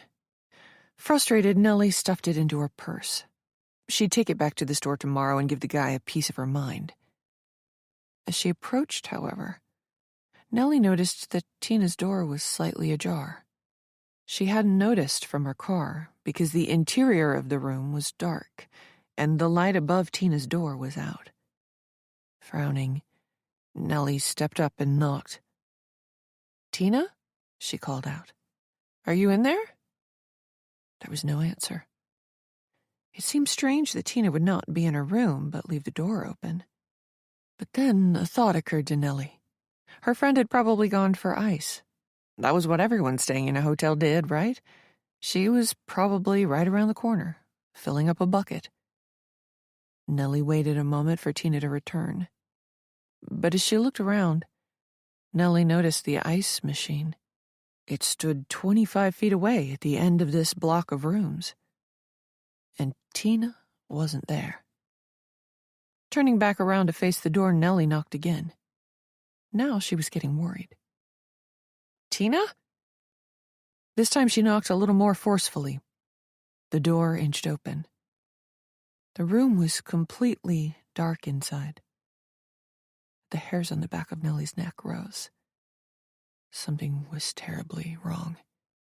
She knew it before she set foot inside that room. Nellie reached in, her fingers finding a nearby light switch. An overhead light came on. The room had twin beds. The pillows of the far bed were out of place, one dangling over the side. The bedspread itself was pulled almost completely off. "Tina?" Nellie pushed the door open all the way. A chair was tipped over in the small area between the bed and the bathroom. One boot was in the middle of the floor on its side, looking eerily out of place. Nellie forced herself to go inside, instinctively putting her hands in her pockets. She was, she realized, already treating the room like it was a crime scene. She found Tina wedged in the small space between the twin beds. Her childhood friend was lying on her stomach with her head turned, dirty blonde hair covering her face. Nellie knew right away. Tina was dead. Chapter 31. Nellie sat behind the wheel of her car on the far side of the motel parking lot. The sheriff had asked her to move her vehicle so they could process the crime scene. Crime scene. She had sobbed uncontrollably while she waited for Bill Van Dyke and his deputies to arrive. Her grief overwhelmed her. Though she and Tina had parted on bad terms and many years had passed since, Nellie still felt the loss of a good friend. For a long time, during their formative years, she and Tina had been inseparable, and that deep connection had persisted through time and differences that now seemed petty. A long-forgotten memory surfaced while Nellie thought of the past.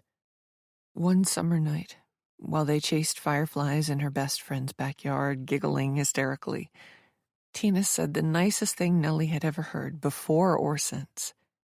Tina had said, "We're going to be best friends forever." Nellie had agreed. Now she grieved for her friend, and her mind turned to Tina's children.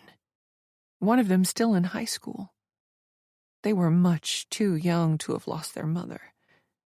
And then Nellie thought about the grandchild, and this brought on another tidal wave of grief. Was Tina known as Grandmom? Nan? Mom? It broke Nellie's heart the more she thought about it. Nellie felt a connection to all these people she had never met. Had they even been notified yet? Probably not. This terrible knowledge was still hers alone, as Tina's family hadn't been contacted yet. While the police went about their business, Nellie's tears eventually dried up. She went dead inside. Staring absently out her windshield as cars whipped by, she was vaguely aware that her own life was now almost certainly ruined. But oddly enough, that realization didn't stir up much emotion. It felt both a foregone conclusion and somehow unimportant. The sheriff had asked her to stick around for questioning. Now Bill Van Dyke made his way through the darkening parking lot as the moon rose in the east. He tapped on her passenger window and asked her to come inside with him. "Her room?" Nellie asked. "No," the sheriff said. "The manager is letting us use the office." She breathed a sigh of relief. Nellie didn't think she could ever set foot in a motel room again without picturing Tina's corpse on the floor, jammed between two beds. The sheriff led her into the motel office, behind reception, and into a small room with a desk and two chairs. Bill sat on the edge of the desk, motioning at the chair for her. "Nellie, I'm terribly sorry about what happened. I know you've had a shock, but time is of the essence in an investigation like this, so I have to ask you some questions. Is that all right?" She nodded. Nellie reached into her purse for her emergency stash of tissues. Coming up empty, she remembered she'd used them all in the car already. She'd just have to do her best not to sob. "I need you to take me through your conversations with Tina this week," the sheriff said. Nellie started at the beginning. The Facebook message on Sunday, the phone calls on Tuesday and Thursday, the text exchanges today. "And remind me," the sheriff said, "why she was coming out here." Nellie gave him a look like he was being thick. "I told you, she was going to meet with you to identify Emmett." "Uh-huh. And what time were you supposed to meet her here?" "We didn't have a specific time," Nellie explained. "She was due to get in between 6 and 6:30. She wanted to grab dinner first before we contacted you. I see. What time did you arrive here? Nellie hadn't been watching the clock. I'm not sure. Probably closer to 7. There was traffic. One of the roads I had to take was closed because of downed power lines. Right. The sheriff was jotting notes on his pad. And you planned on contacting me tonight? Yes. Just out of the blue? The sheriff asked. Nellie frowned. Where was he going with this? Hardly, Sheriff. You know what's going on in my life right now and why I asked Tina to come out here. Why didn't you call to put something on the calendar if you knew Tina would be here? Nellie sighed. How could this possibly matter? Tina was nervous about meeting you, and she'd already tried to back out once. I didn't want to call until we were literally on our way and I could be certain she wouldn't change her mind. You already don't believe me. Imagine how it would have looked if I'd arranged for you to meet Tina only to have her back out last minute. He slowly nodded. Nellie said, Can you tell me how it happened? The sheriff watched her reaction. It looks like she was hit on the back of the head with something before being strangled. Oh, God. Nellie's throat felt like it was closing. Her vision blurred with tears again.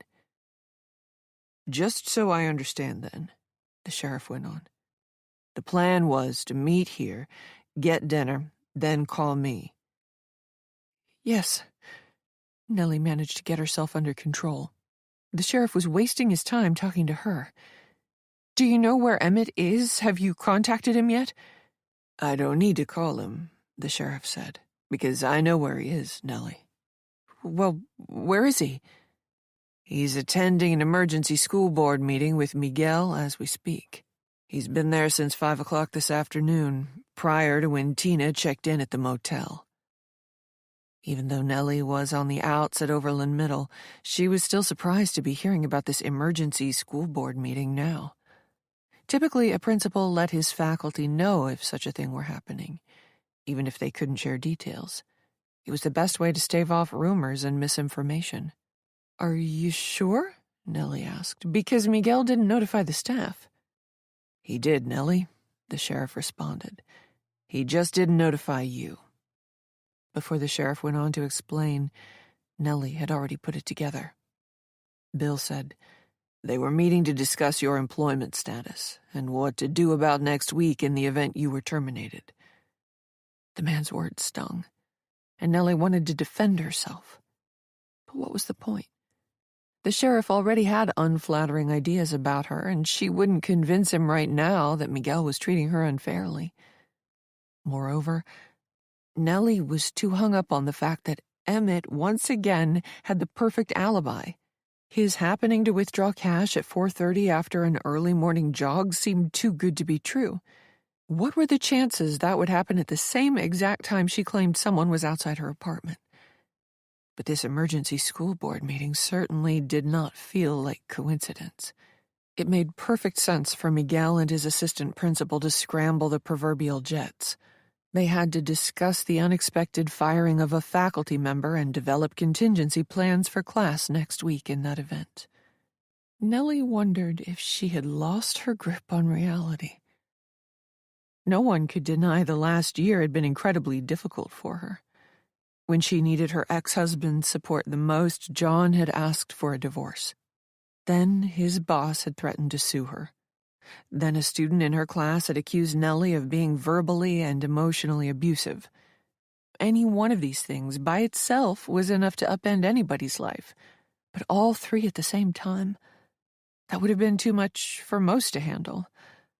Nellie had gotten through it by entering therapy and trying different medications, and she'd only barely gotten through it. It was more likely than not that amount of trauma had permanently damaged her, making Nellie paranoid, overly sensitive, defensive, forgetful, not always present. The type of teacher to misplace important lesson plans and then blame a colleague. The sort of person who would accuse the man throwing her a welcome party of trying to ruin her. The kind of woman who would hear a noise in the middle of the night and think someone was outside her apartment. She was forgetting, of course, the trauma from 24 years ago. Layer more recent events on top of that. Fresh scars upon old wounds that never seemed to fully heal. And what could happen to a person? What if she was wrong? About it all. Emmett wasn't terrorizing her. He was just a guy who looked like Marshall who happened to have a low opinion of her teaching abilities. There was nothing sinister about that. What if she was the one lying, only to herself? What if her performance on Tuesday, while admittedly happening under poor circumstances, had been subpar? Was it possible for a brain to see all these things that weren't there? Of course it was, she realized. People suffered from numerous cognitive biases. They misremembered, misinterpreted, distorted, forgot. Everyone suffered from varying levels of delusion. She was not immune to such human foibles. Had she made all this up? She was about to give up. Asked to leave and get in her car and drive away. She couldn't prove a damned thing. And she had to admit, she looked like the crazy one here. Not Emmett, or anybody else for that matter. But then she thought about Tina. Without prompting or coercion, Tina had taken one look at Emmett and immediately agreed with Nellie. That man was Marshall Dawes. She'd been absolutely certain. While it was possible that both of them could have been mistaken, Nellie didn't think it likely. And then she ran through all her interactions with Emmett, recalling all the times his words had taken on double meanings, the way he'd asked her about the Me Too movement, the way he always seemed to be fighting a smile as he toyed with her. Surely she hadn't imagined all of it. But there was a larger problem to consider, she realized. Assuming Emmett committed this murder, how did he even know Tina was coming to town? He was involved somehow, Nellie said, her tone unconvincing. There's no other explanation. There are a lot of other explanations, Nellie. The sheriff consulted some notes before putting his pad away. Have you ever spoken with Tina's husband, Mikey? No. Why? Do you think he had something to do with this? The sheriff held out a palm. Slow down there, Nellie. I'm the one who has to ask the questions right now. She frowned at his condescending tone. Bill said, I spoke with him just now. Nellie wondered where this could be going. What did he tell you? He said you were going through a rough patch, and Tina came out here to keep you company during a difficult time. The sheriff gave her a pointed look. Mikey didn't say a thing about Emmett. Oh, no. Everything was slipping away from her. That's not true. You mean he's lying? The sheriff asked. No, I didn't say that. Nellie was having trouble thinking clearly now. The sheriff had thrown her off her game. That's what Tina told him. I don't follow, Bill said, his expression growing more skeptical. Tina told me that Mikey is very controlling, Nellie said, hoping it didn't sound like she was making this up on the fly. He didn't want her getting involved in a police investigation because he's been in trouble with the law recently. How do you know that? The sheriff asked. That's what Tina told me. She realized she was yelling. That's what Tina told me, she repeated in a softer voice. But Tina wanted to help, so she told Mikey a story. She didn't want him to know why she was really coming. The sheriff stared at her for a long moment. He didn't believe a word she was saying. Why didn't you want Tina staying at your apartment? He asked. I mean, if she was coming out here to see you, why not put her up on the couch? Nellie knew how it was going to sound, but she said it anyway. Emmett has been stalking me. He's come by my house. If he saw Tina at my place, he'd get suspicious. I didn't want to tip him off. Emmett has an alibi for the night you woke up at 4:30. As if she needed reminding. What about the night before that, though? Nellie asked. I heard someone then also. The sheriff microscopically shook his head. Nellie, did you have anything to do with this? What? No. Of course not. Tina was my friend. Was, he said. A long time ago. This is ridiculous. She was out of the chair, but barely reached the much taller man's chest. Nellie looked up at the sheriff. Why would I do this? You told me before that you and she parted on bad terms. 20 years ago. And you also told me that she didn't even want to come out here, right? Because of Mikey, Nellie said. Because Tina's husband has no criminal record, Bill said. It was like he'd slapped her. What? No, that can't be. That's not what Tina said. First thing we do in this situation is look at the significant other, Bill told her calmly.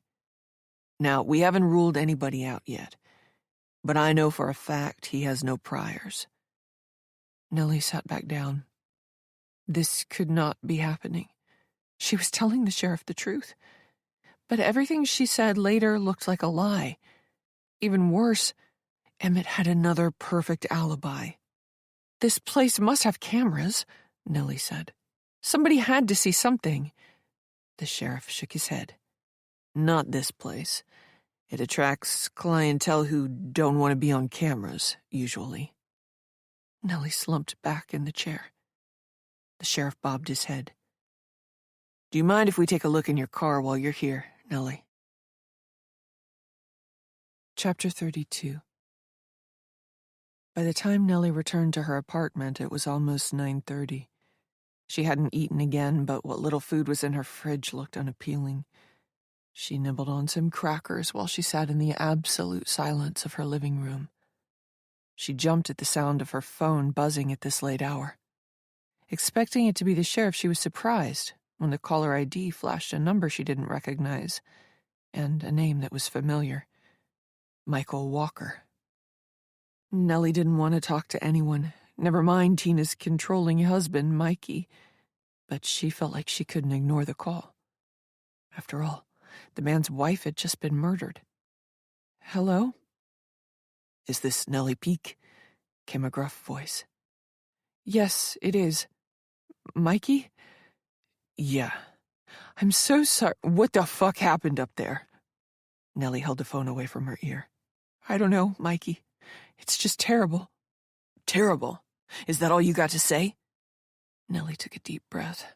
She didn't want to get nasty with the man whose wife had just been murdered, but she wasn't in the mood herself to be verbally abused.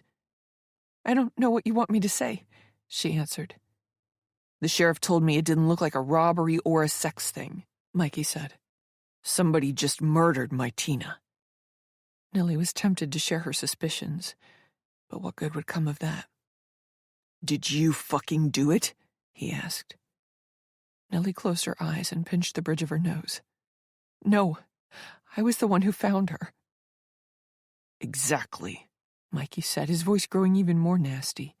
The person who finds the body is usually the one who did it. I didn't kill her, Nellie snapped. She was my friend. Was, he said. Was. You were friends a long fucking time ago. She didn't even want to come out there, Nellie. She told me as much. She was only coming because she felt sorry for you. But she wasn't your friend. You put the guilt trip on her about shit that went down over 20 years ago and she felt obligated. Nellie took a deep breath. You made her feel guilty so she'd schlep the 2 hours out to Bubblefuck, Pennsylvania to see you. Now she's dead. What do you have to say about that? I'm sorry. Sorry? He scoffed. Do you know she's a mother and a grandmother? Do you know that she helps out down at the old folks' home when she's not working? Do you know that her boy suffers from depression and was already suicidal? What do you think this is going to do to him? Nellie had heard enough. It's terrible, but this wasn't my fault, Mikey. Somebody killed her. Yeah, somebody. What happened, Nellie? You two get into a fight? Did you lay the guilt on her about what allegedly happened to you in middle school or whatever? A person can only take so much before they push back. Is that what happened? Did you two get into an argument? Nothing allegedly happened to me in middle school. A boy tried to rape me. Oh, sure. Is that why Tina didn't back up your story all those years ago? Did you bring that shit up again? And when she wouldn't placate you, you snapped? No. I know what you were after, Mikey went on. You wanted her to point the finger at one of your coworkers, right? I'm guessing this guy doesn't like you, so you came up with this ridiculous story to get him out of the way. No. She was just telling you what you wanted to hear, you know? She didn't actually think this guy was Marshall or whatever. That's a lie. No, Nellie. That's what she told me. Nellie gasped. Tina must have said that to Mikey as part of her made-up story for visiting Nellie. She didn't want him worrying that they'd get pulled into a police investigation, so she'd lied and told him that Emmett wasn't Marshall, that Nellie was just deluded, in other words. And that was what Mikey had undoubtedly shared with the police. He'd told Bill Van Dyke that Tina didn't even believe Emmett was Marshall. Now Nellie's allegations looked even more suspect. No one would ever believe her. Nellie had had enough. That's what she told you because you're a jealous, controlling husband who didn't want her getting involved in a police investigation. Don't you put this on me. She told me about you, Nellie said, about how manipulative and controlling you are. I know that your marriage isn't great, but that Tina needed your support, mostly financially, to help with the family. She was placating you, telling you a story so she could do the right thing and help me. You're unbelievable. Don't ever call me again. Nellie ended the call and tossed the phone onto the coffee table. Only seconds later, it buzzed again, Mikey calling her back. She blocked his number. Despite the unpleasant conversation, or perhaps because of it, Nellie felt galvanized. Full of anger and outrage again, she got up and paced the small living room while she tried to figure out her next steps. Emmett had an alibi, but she was certain he was involved in Tina's murder. It was the only explanation that made sense. But what could she do about it? Nellie had found nothing online suggesting Emmett was an imposter, nothing even remotely linking him to Marshall. Tina, the one person willing to back her up, was now dead. The only other person who might have useful information on Marshall was that poor girl who'd survived the college house fire, Julia Sowers. Nellie looked her up online. Her social media was all private. Nellie modified her search, adding the name of the university the woman had attended. She expected to find Julia's name on a list of graduates somewhere, and she did. But she also found something else. Julia Sowers worked at the university. She was a librarian. Chapter 33. Today, Saturday. The next morning, Nellie didn't so much wake up as simply get out of bed. She'd drifted off a few times, but hadn't cobbled together more than 3 hours of sleep altogether. After quickly getting ready, she hit the road. Overland was quiet early on a Saturday morning. She didn't pass too many cars as the sun crested the horizon. Nellie stopped for coffee and a quick bite, realizing after she ordered this was the same bakery that Vanessa had gotten the donuts and bagels from for Nellie's welcome party. Back on the road, Nellie made her way to the interstate. As she was crossing into New Jersey, the sheriff called. She dumped Bill into voicemail. Nellie didn't want to answer any more questions this morning, not until she got some answers first. It took her another 90 minutes to reach the university. Campus library opened at 10 o'clock this morning. She killed some time by driving past the site of the fire. A new home had been built there. Though the property wasn't new anymore, it still stuck out among the other houses nearby, all of which were significantly older. She wanted to knock on doors and ask if anyone remembered the fire or the young women who'd perished. But it was a long time ago, and people came and went all the time on a college campus. Nellie found metered parking near the library. Then she hunkered down, finishing her coffee. Despite hardly sleeping, she was full of nervous energy. At 9:50, a woman proceeded slowly up the wide sidewalk fronting the library. She was short and wore a hat and scarf, even though it wasn't that cold outside. The collar of her jacket was popped, too, creating an overall effect that obscured her face. The woman stifled a yawn as she went slowly up the stairs leading to the library. Nellie waited in the car. The woman unlocked the 3 sets of double doors at the entrance, then slipped inside. The interior lights winked on, one by one. At 10 o'clock, Nellie checked herself in the rearview mirror once more. There was no mistaking the bags under her eyes or the puffy, bloated look of her face. The wrinkles on her forehead were more pronounced than usual. Her skin was dry, flaking near the hairline. Her frown lines stood out. She looked terrible. This was not the image she wanted to project to Julia Sowers.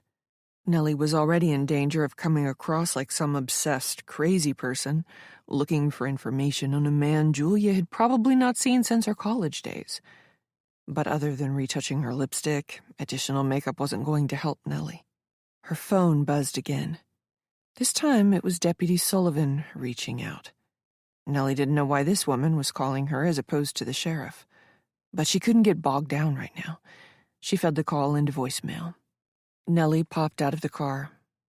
This was a fishing expedition. She had no idea where the conversation would lead, assuming it went anywhere useful. But what else could she do? Nellie entered the library. It was a big, airy place with 2 stories. The morning sun slanted in through skylights above, landing high on the brick walls of the interior. It was quiet, the only sound the hum of electricity pumping through the overhead lighting.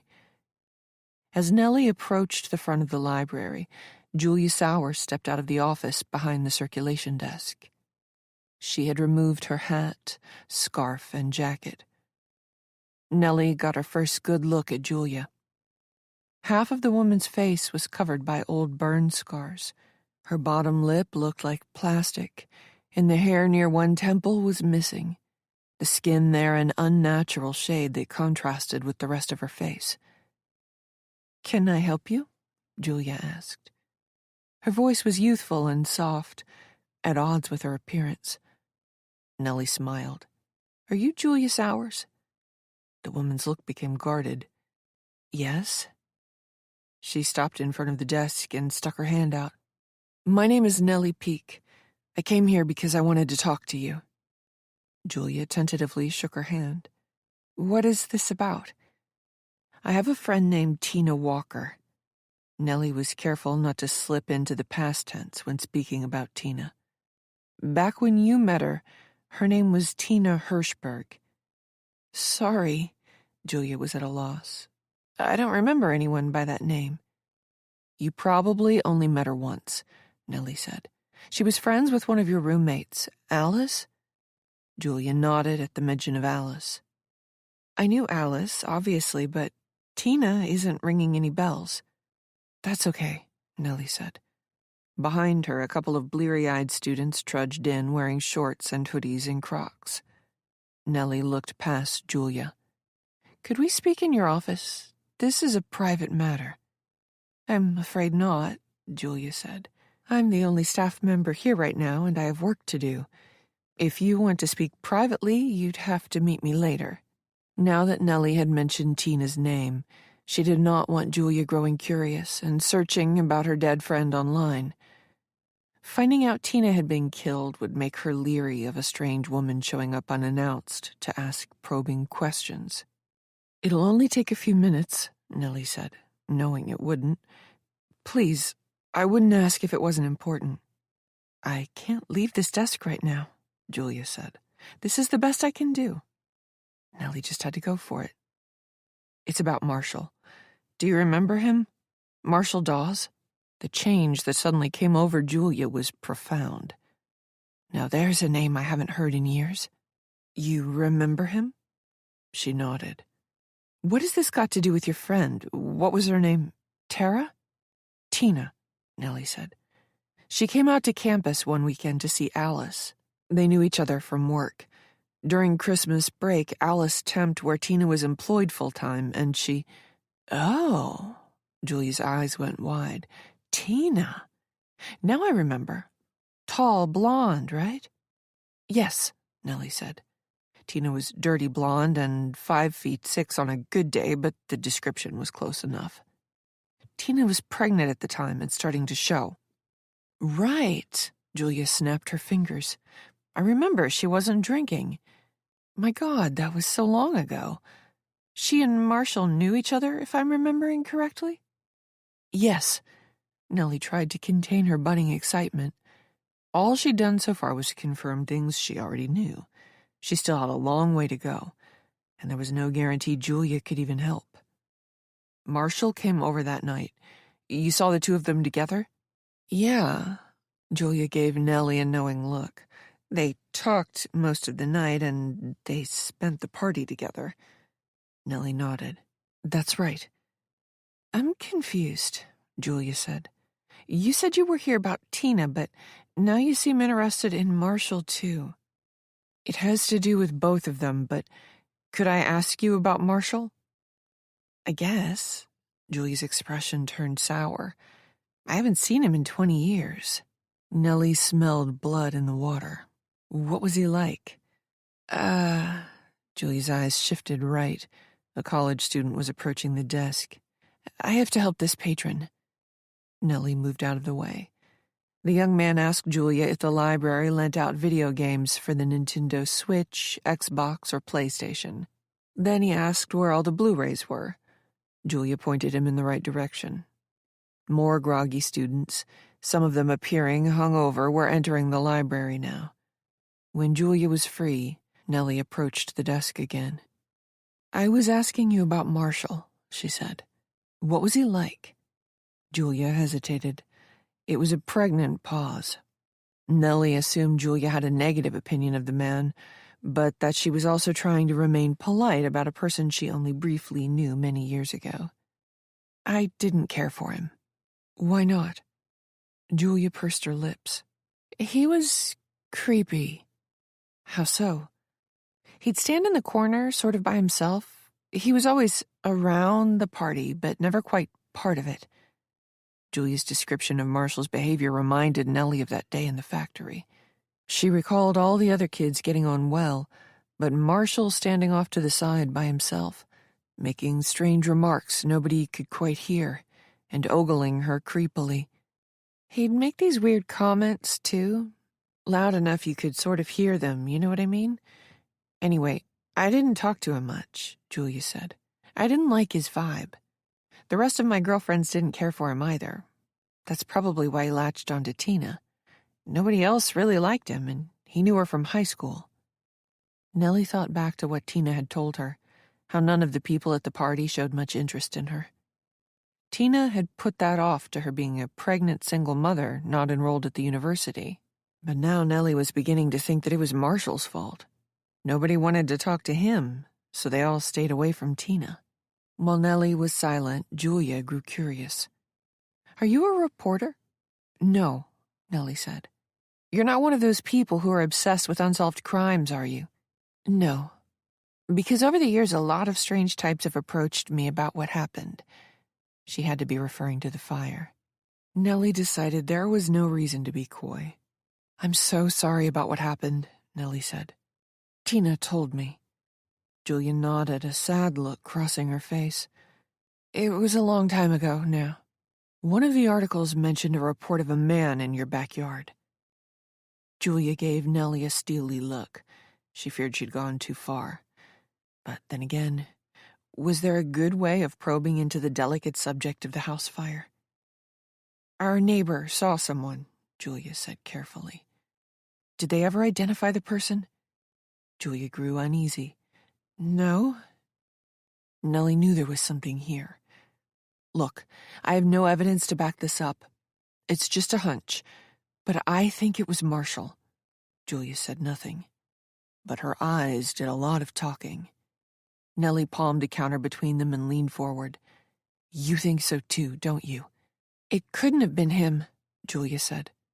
Why not? Nellie asked. Because he'd already left campus by then. How do you know that? Nellie asked. How can you be sure? I'm sorry, Julia said, but I really should get back to work. Wait, please. Nellie looked her in the eye. I need your help. The other woman seemed about to turn away, so Nellie tried a different tack. Did Marshall ever threaten you? Julia sighed. A few nights before winter break, we went out to celebrate Alice's birthday and got really drunk. She was the last of us to turn 21. Marshall was at the bar by himself. He tried coming over, but Alice told him we weren't interested. He was embarrassed and stormed out. Later, when we were walking home, he came out from an alley. He scared the living hell out of me. Anyway, he and Alice got into it. What did they argue about?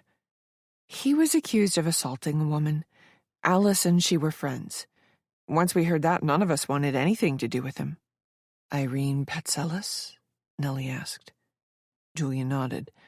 So, you know about that too? Nellie didn't explain how. She had to keep the focus on Julia, keep the other woman talking. Then what happened? She asked. We threatened to call campus security, Julia said. But that didn't work right away. He followed us for a stretch. What finally scared him off? Nellie asked. Alice? Julia smiled as her eyes got a faraway look.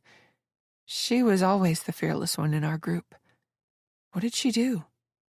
She told him we didn't associate with rapists, and that if he kept following us, she'd dislocate his thumb. Nellie couldn't stop her involuntary reaction in time. She gasped. Are you all right? Julia asked. Nellie couldn't answer immediately. Why did you say that? Nellie asked, fearing she already knew the answer. That's what he did to her. Allegedly, Julia added. Nellie felt sick. She pictured Marshall pinning Irene down the same way he had tried with her. She felt her own arm twisted painfully behind her back, her wrist being wrenched, her thumb. He'd done the same thing to Irene. Can you tell me what you know about Marshall and Irene? Nellie asked. Irene accused him of rape, but the police never arrested him. Irene was really drunk that night, apparently, so her recall of the evening, especially the important details, wasn't great. Marshall, on the other hand, remembered everything. According to him, the sex had been consensual, and while she was drunk, Irene had lost her balance and fallen, accidentally dislocating her thumb in the process. He's the one who popped it back into place. Nellie was having trouble processing this. She kept picturing 16-year-old Marshall on top of her. She remembered how painful it was to have her arm pinned behind her back, with his weight on top of her. Are you all right? Julia asked. I'm fine, Nellie said.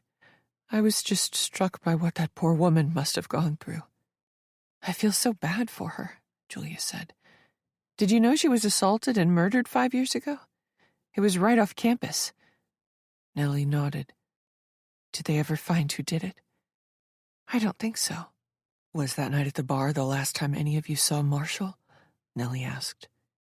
It was the last time I did, Julia said. But Alice saw him one more time, a few nights later, when winter break began. Where did she see him? Julia clammed up again. Will you tell me what this is about? Nellie pulled a face. I promise I'll tell you, but it's really important that I find out about Marshall. Julia suddenly looked at Nellie with fresh eyes. Wait a minute. Are you related to Irene? Julia asked. Is that why you're here? No, she said. My name is Nellie Peake. I never met Irene. Because you two look an awful lot alike. Nellie nodded, sadly. What terrible luck for Irene Patselis, that she happened to resemble Nellie, and that she happened to encounter Marshall Dawes.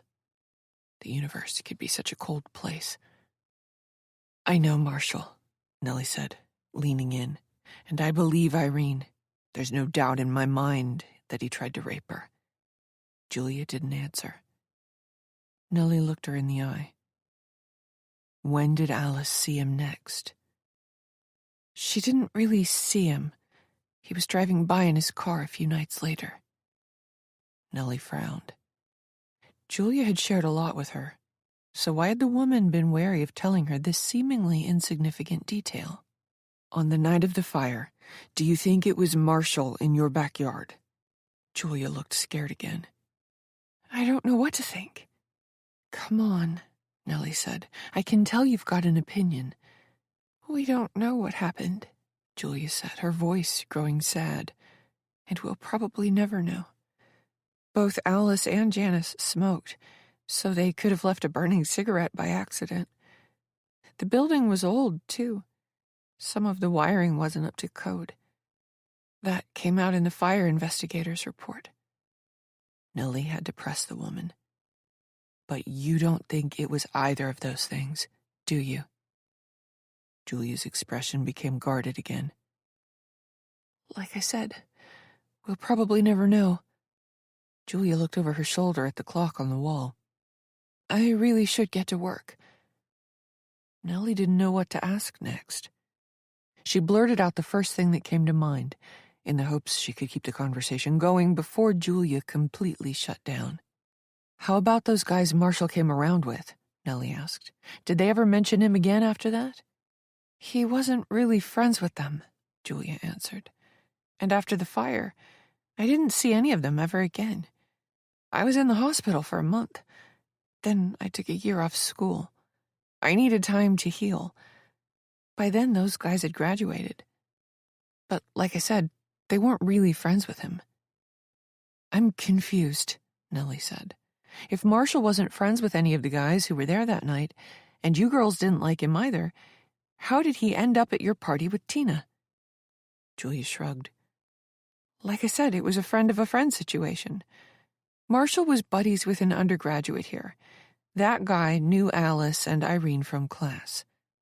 What was his name? Nellie asked. Emmett. Chapter 34. Nellie was floored. Emmett? Julia nodded. Yeah, Emmett. Emmett Moore? That's it, Julia said, catching her unguarded expression of shock. Do you know him too? Nellie racked her brain. But I thought Emmett graduated from Marist in upstate New York. Oh, is that where he ended up? Julia asked. I always wondered. He dropped out of school after that semester. He never came back after winter break, apparently. But yes, Emmett was a student here. Nellie recalled the sheriff mentioning Emmett's having attended 2 different colleges. She tried to contain herself. When did he disappear? He didn't disappear, as far as I know. He just dropped out of school. They left for winter break, and Emmett never came back. Nellie couldn't believe her luck. She had discovered a connection between Emmett and Marshall. Why did he drop out of school? Nellie asked. There were the usual rumors. He had a drinking problem, he got a girl back home pregnant, he found a job that didn't require a degree and paid well, that sort of thing. But nobody really knew. Did you believe any of the rumors? To be honest, I didn't give it much thought. Why not?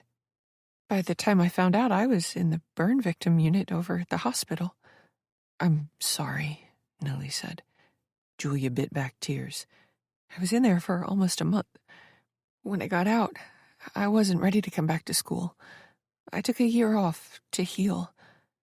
Nellie understood her to mean that she needed to heal her spirit as well as her body.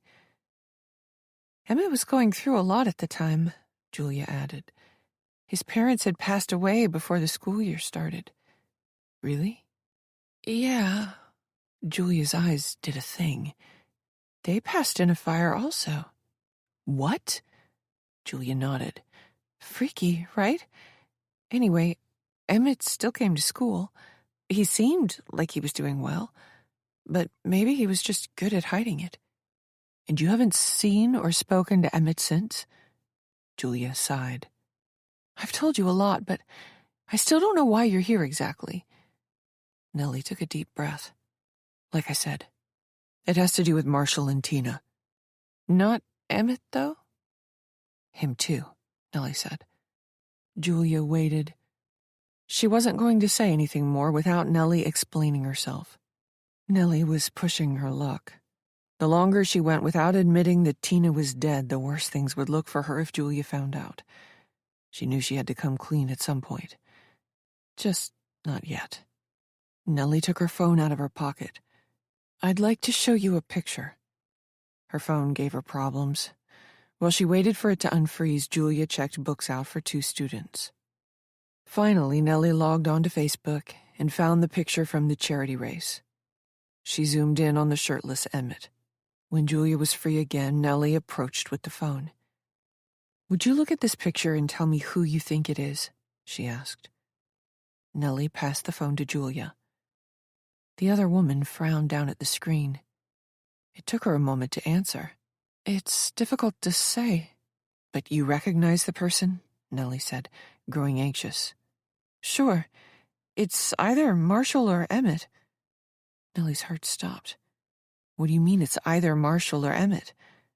Julia took another look at the picture before handing the phone back. "You said you knew them both."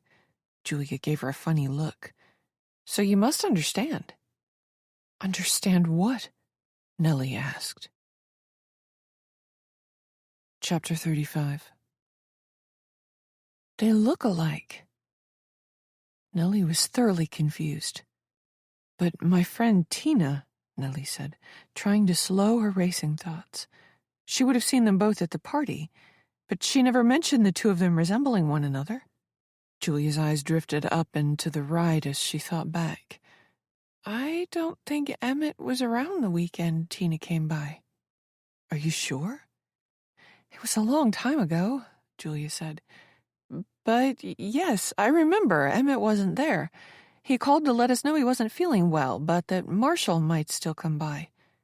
I remember all of us talking in the kitchen. None of us wanted Marshall around, and we hoped he'd just stay home with Emmett." "They lived together?" Nellie asked. Julia nodded. Now Nellie couldn't get her questions out quickly enough. "And you all thought Marshall looked like Emmett?" "It's not that surprising. They are related." "What? You don't know about this?" Julia was growing more and more suspicious. "I knew Marshall and Tina pretty well, but I hardly know Emmett." Julia pressed her. "But you have seen them both." "I guess I never realized. I last saw Marshall 20 years ago." Julia eyed her skeptically. Nellie was afraid she'd end the conversation. "Emmett was adopted," Julia said slowly. "After his parents died, he contacted the agency about connecting with his birth parents. His mother was already dead, and his father was unknown, but somehow he got in touch with Marshall's family. They're first cousins once removed, or second cousins. I can never remember what the difference is, but yes, they could pass for brothers. The resemblance is uncanny." "And you're telling me the person in that photo could be either man?" Nellie asked. Julia nodded slowly. "I haven't seen Marshall or Emmett in a long time, and I only knew them both briefly." "But it could be either." Julia hesitated. "What is this about? You still haven't told me." Nellie knew she couldn't hold back any longer. "My friend Tina is dead, and I think Emmett or Marshall had something to do with it." The half of Julia's face, untouched by the fire all those years ago, turned white. "Marshall I could see, but not Emmett, no way. He was wonderful," Julia said. "How so?" "You took one look at him, and you knew right away he was a good person. The kind of guy who'd give you the shirt off his back. There wasn't a mean bone in his body. And he was so charming and charismatic. He had this way about him, this air. He could put anyone at ease." Nellie got the sense Julia once had feelings for Emmett. The other woman went on. "Most guys like him wouldn't have given me the time of day. But Emmett was always so kind to me. I'll never forget this trick he taught me one night." Julia smiled nostalgically at the memory. She said, "I was painfully shy growing up, so one night I asked him how he always seemed so comfortable and confident. He told me about this personal development course. That's what changed his life." Nellie gasped. Did he share his trick about meeting someone for the first time? You pretend like they're an old friend? Julia's face lit up. Yes, how did you know? Did he share it with you? Nellie nodded. Julia said, That's what I mean. He was such a good guy. Honestly, he wouldn't have had anything to do with a person like Marshall if the two of them hadn't been related.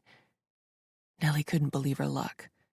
With this new information, the sheriff would have to take her accusations more seriously, though she wanted more, some piece of incontrovertible evidence. I want to make sure I understand, Nellie said, struggling to keep all these facts straight. You went out to celebrate Alice's birthday. That night, Marshall accosted you on the way home. A few nights later, Alice saw him driving past the house. Everyone goes home for winter break, including Emmett, who doesn't return for the following semester. Is that right? Julia nodded. Did any of you ever hear from Marshall or Emmett again? Not Emmett, Julia said. But you did hear from Marshall. Julia said nothing. Nellie pleaded with her. Please, Julia. I think Marshall might have murdered my friend. You have to help. Chapter 36. Nellie hurried out of the library. She paid for more time on the parking meter through the app, then hustled across the street to a campus coffee shop. She needed caffeine, and she needed to think. Nellie hurried back to her car. She wished she had brought a notebook. Nellie wanted to write everything down. Her phone would have to do. She opened a new email and started typing. Even if she forgot to send the note to herself, it would be saved as a draft in her folder. Nellie wrote quickly, ignoring the inevitable typos that were a result of using the tiny keyboard on her phone screen. Julia had shared so many important things. When Nellie was done typing, she read over the information. It was a lot to take in, and it definitely supported her theory that Marshall was posing as Emmett. But was it enough? It wasn't proof positive. Nellie felt like she needed more, but she had no idea where to go next. She toyed with the notion of hiring a detective, but feared a private investigation would take too long. Her reputation had already been ruined, and she was almost certainly about to lose her job. Nellie needed to take immediate action. Perhaps it was time to force the sheriff's hand. With the information she'd just uncovered, he'd have to do something. At the very least, Emmett's character would be called into question. Maybe it was too late for Nellie to save herself, but she could take the bastard down with her. Nellie pulled up the sheriff's phone number. The man hadn't proven useful before, but she didn't know what else to do. Reluctantly, her thumb reached for the call icon. Before she hit it, however, her phone buzzed, startling Nellie. It was Beck calling. Frowning, Nellie answered. Hi, Beck. Nellie. Her friend's voice had an urgency to it. What's wrong? Has Miguel contacted you? Nellie hadn't missed a call or email from him. No, what's going on? Shit. Beck sounded despondent. I'm so sorry, but I have bad news, and some really bad news. He's firing you. This didn't come as a total surprise, but all the same, Nellie was angry. She put the back of her head against the headrest and closed her eyes. Things were coming to a head. Nellie had to act quickly. It might have been too late, as a matter of fact. Now that she'd been officially terminated, any wild accusations she made against Emmett would come across as the ravings of a spiteful woman who'd lost her job. No, he cannot win. I will not let him. Nellie, are you there? Beck asked. I'm here, Nellie said. I told Miguel he was going to regret it, Beck said. Despite her dire situation, Nellie managed to smile. You did? After the official email went around, I called Miguel right away and demanded to know how he could do that to you after everything you said yesterday. But then he told me why. Nellie's stomach dropped. What is it? This is the really bad news, Beck said. I'm not supposed to be telling you this, so if anybody ever asks, just tell them I called to offer my condolences for getting fired. Beck, what is it? Miguel had to fire you because the sheriff plans to arrest you. What? Apparently they searched your apartment this morning, Beck said. Nellie's heart was hammering in her chest. I don't believe this. Whatever you do, don't come back to Overland, Beck said. Bill will arrest you. According to Miguel, they found something in your apartment. Nellie felt like crying. Where the hell else was she supposed to go? What did they find? That's all I know, Beck said. I'm sorry, but I had to warn you. Nellie managed to blink away the hot tears. She stared out the windshield as students ambled past. Only a few minutes ago, she'd been worried about losing her job. That anxiety paled in comparison to what she felt now. The sheriff was going to arrest her. Thank you for calling, Nellie said. I won't tell anyone what you said, but there's still a good chance you'll get in trouble, Beck. You could lose your job, too. I had to call you, Beck said. Why? Beck was quiet for a moment. When I was 18, I got a part-time job at the grocery store. I didn't normally work late, but one night I offered to help stock the shelves so I could get time and a half. A bunch of people who worked overnight had called out unexpectedly. There were only 3 of us working. The one guy went out for a smoke break, and the other, he cornered me in the bathroom. I fought as hard as I could, but I'm tiny, and he was big. Oh, God, Beck. I know what it's like. Beck was getting choked up. I know exactly what you're going through. No one believed me either. Why not? Because I'm a flirt? Beck laughed mirthlessly. The other asshole working that night said I was begging for it. It didn't matter that he was out in the back smoking a joint at the time when it happened. What he said was just enough for the police to doubt me. I'm so sorry. Beck had to compose herself. I knew you weren't lying. I could see it in your eyes, and I could hear it in your voice. I know what it's like to tell a story like that. Nellie smiled as she teared up. Thank you for believing me.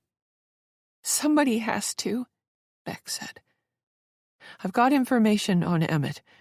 Nellie took a deep breath. I just hope it's enough.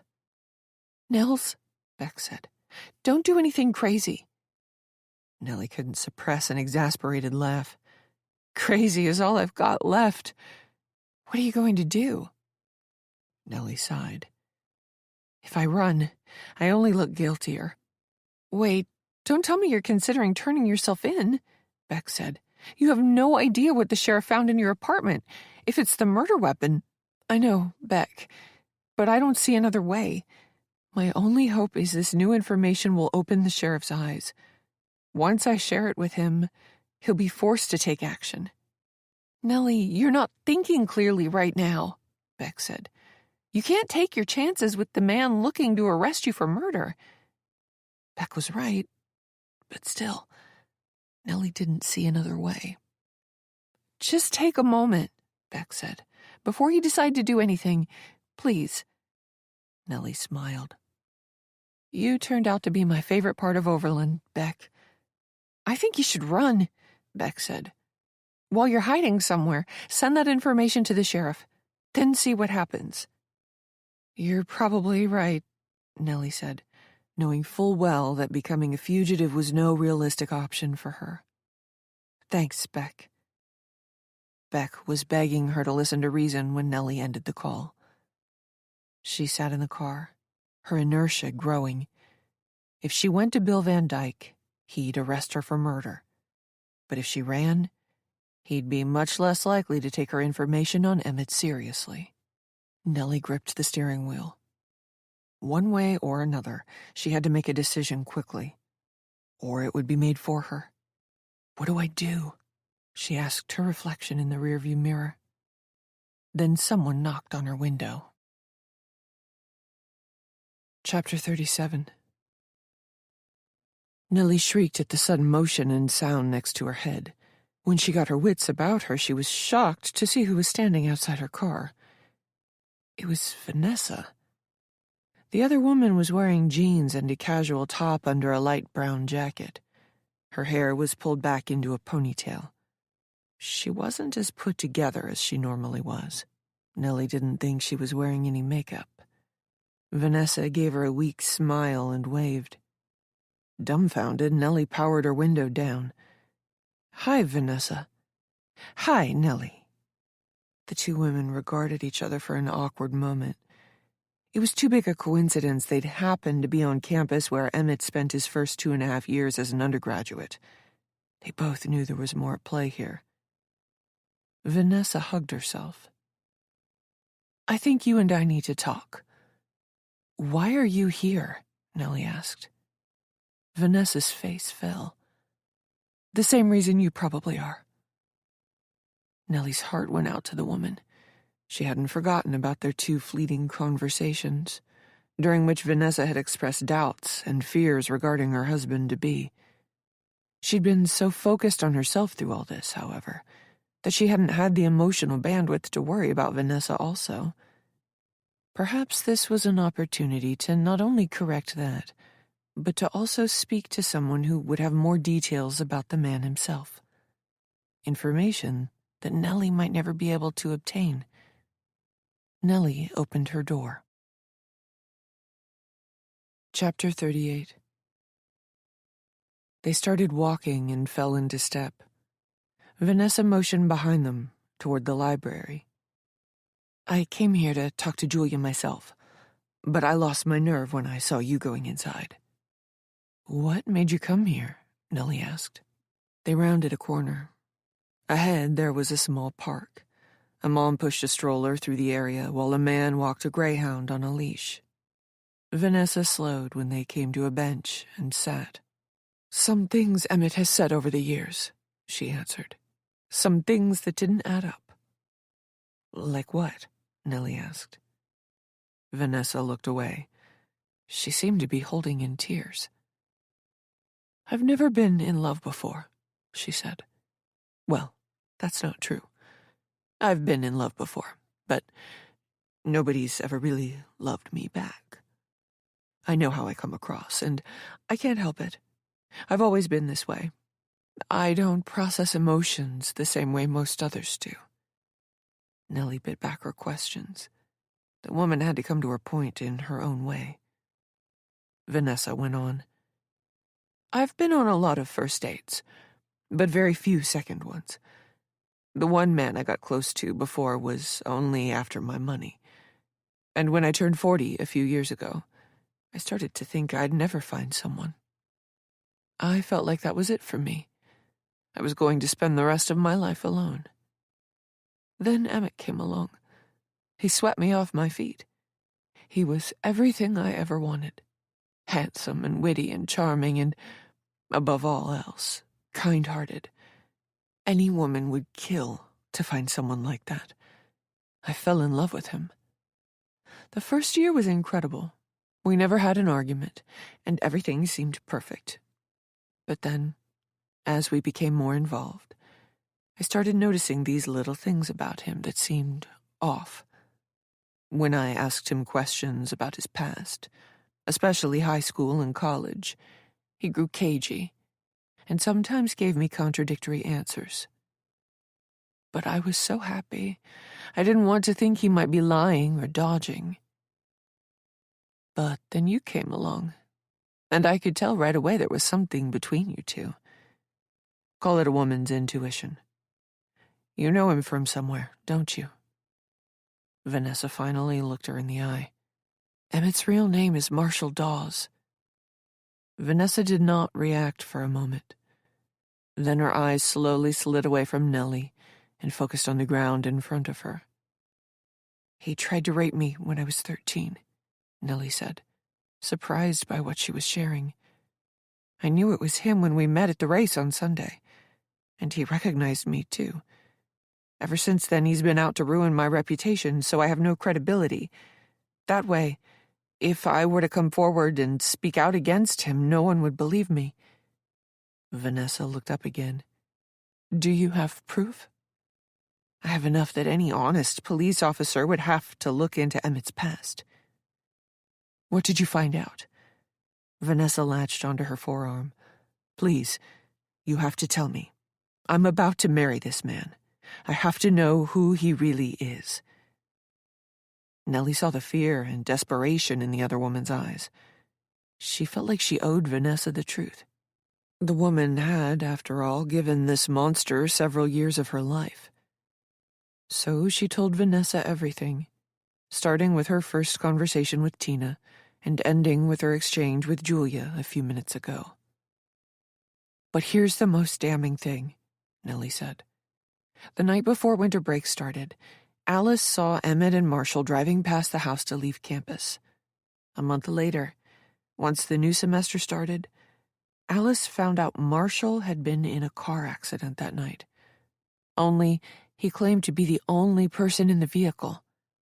When Emmett basically disappeared and wouldn't return her calls or emails, she started to get suspicious.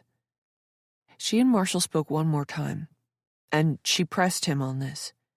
He made up a story about he and Emmett getting into an argument, Emmett demanding to be driven back to the apartment, and Marshall leaving campus alone.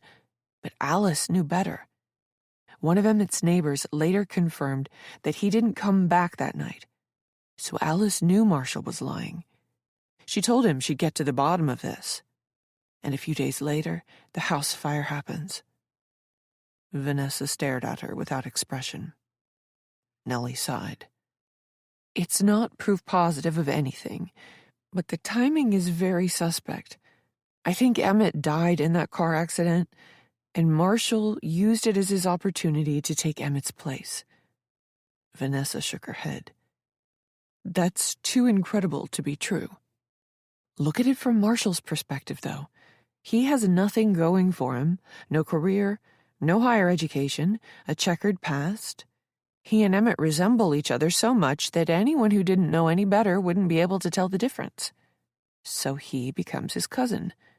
And, all of a sudden, he has nearly 3 years' worth of college credits. Emmett drops out of the university where everyone knows him, takes a year off of school, and transfers to a university in another state where nobody knows him. He never contacts anyone from here again. It's so preposterous." Vanessa looked her in the eye. "But I believe you." "Why did you want to talk to Julia?" Nellie said. "What did you know? If you have more information, we should pool what we know and bring it to the sheriff. Emmett is a fraud and rapist. He shouldn't be anywhere near children, Vanessa, and I think you know that. So what brought you here?" Vanessa's eyes drifted away. "I have to show you." "Show me what?" Nellie asked. "It's in my car." "What is it?" Vanessa's eyes grew sad. "It's all the proof you need." Without explanation, Vanessa rose and began walking. Nellie followed. They left the park and walked another block. It was a quiet street behind the library. Cars parked on one side in front of row homes.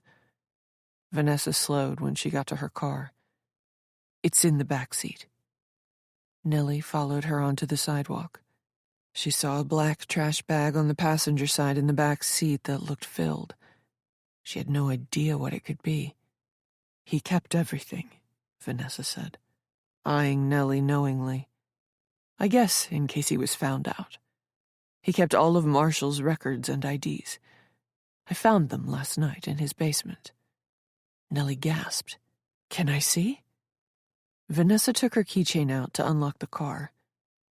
Nellie noticed the woman carried a tiny self-defense zapper on it. Vanessa hit the button to unlock the vehicle. Nellie opened the rear passenger door and reached in to take the bag out. Then she felt a terrible jolt. Her breath caught in her throat, and she couldn't move. Her world went dark. Chapter 39. Nellie slowly came to. She felt groggy, as if she'd been medicated heavily. It took her vision a moment to clear. The unfamiliar room she found herself in coming into focus. The only piece of furniture in here was the uncomfortable wooden chair she sat in. Ahead of her, was a bare wall that resembled concrete but looked much older. Perhaps it was the foundation of whatever structure she was in. Bare walls to her left and right as well, which were constructed out of the same material. Nellie went to stand, but she couldn't move. With budding horror, she realized she'd been immobilized somehow. Her hands were behind her back, her arms pulling her shoulders back in a painful stretched position. She tried bringing her hands forward, but she could barely move them. Someone had handcuffed her. She tried to stand, but could only rise a few inches in an awkward, hunched posture. Not only were her wrists cuffed, but her torso was tied to the chair as well, and her legs were duct-taped at the ankles. Trembling with fear, memory flooded her. She recalled speaking to Vanessa on the sidewalk, remembered seeing the self-defense taser attached to the woman's keychain, and then feeling the heart-stopping jolt of electricity, her body going rigid, then her vision fading. Nellie could only draw one conclusion from this turn of events. Vanessa already knew who Emmett was, and she was willing to kidnap Nellie to protect the man. But what else was she willing to do? Or rather, what was she willing to allow Emmett to do to her? Emmett had no choice. He had to kill her. If Nellie didn't do something, she was certainly going to die. She fought the rising panic and bit back tears. She couldn't lose her mind now. Think. Her hands were cuffed behind her, and she was stuck in this chair. What could she do? A door opened behind her. Light from another room poured in. She rose the few inches the chair and rope allowed, and awkwardly shuffled her feet to turn around.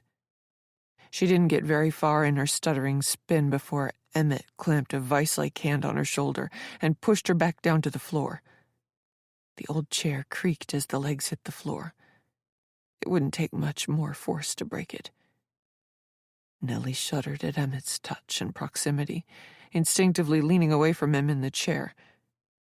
She'd at least managed to turn enough so that the door was in her periphery.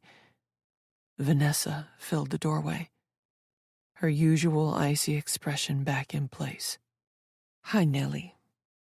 Emmett stood before her, and finally, the mask came off. "Nellie Gordon," he said. "Did you ever think we'd meet again?" She squeezed her eyes shut as tears filled them. So it was true, then. She'd known it all along, but hearing him admit to it somehow made it more real. Emmett Moore was Marshall Dawes. Knowing she'd been right, however, was cold comfort. Nellie was going to be killed, just like poor Tina.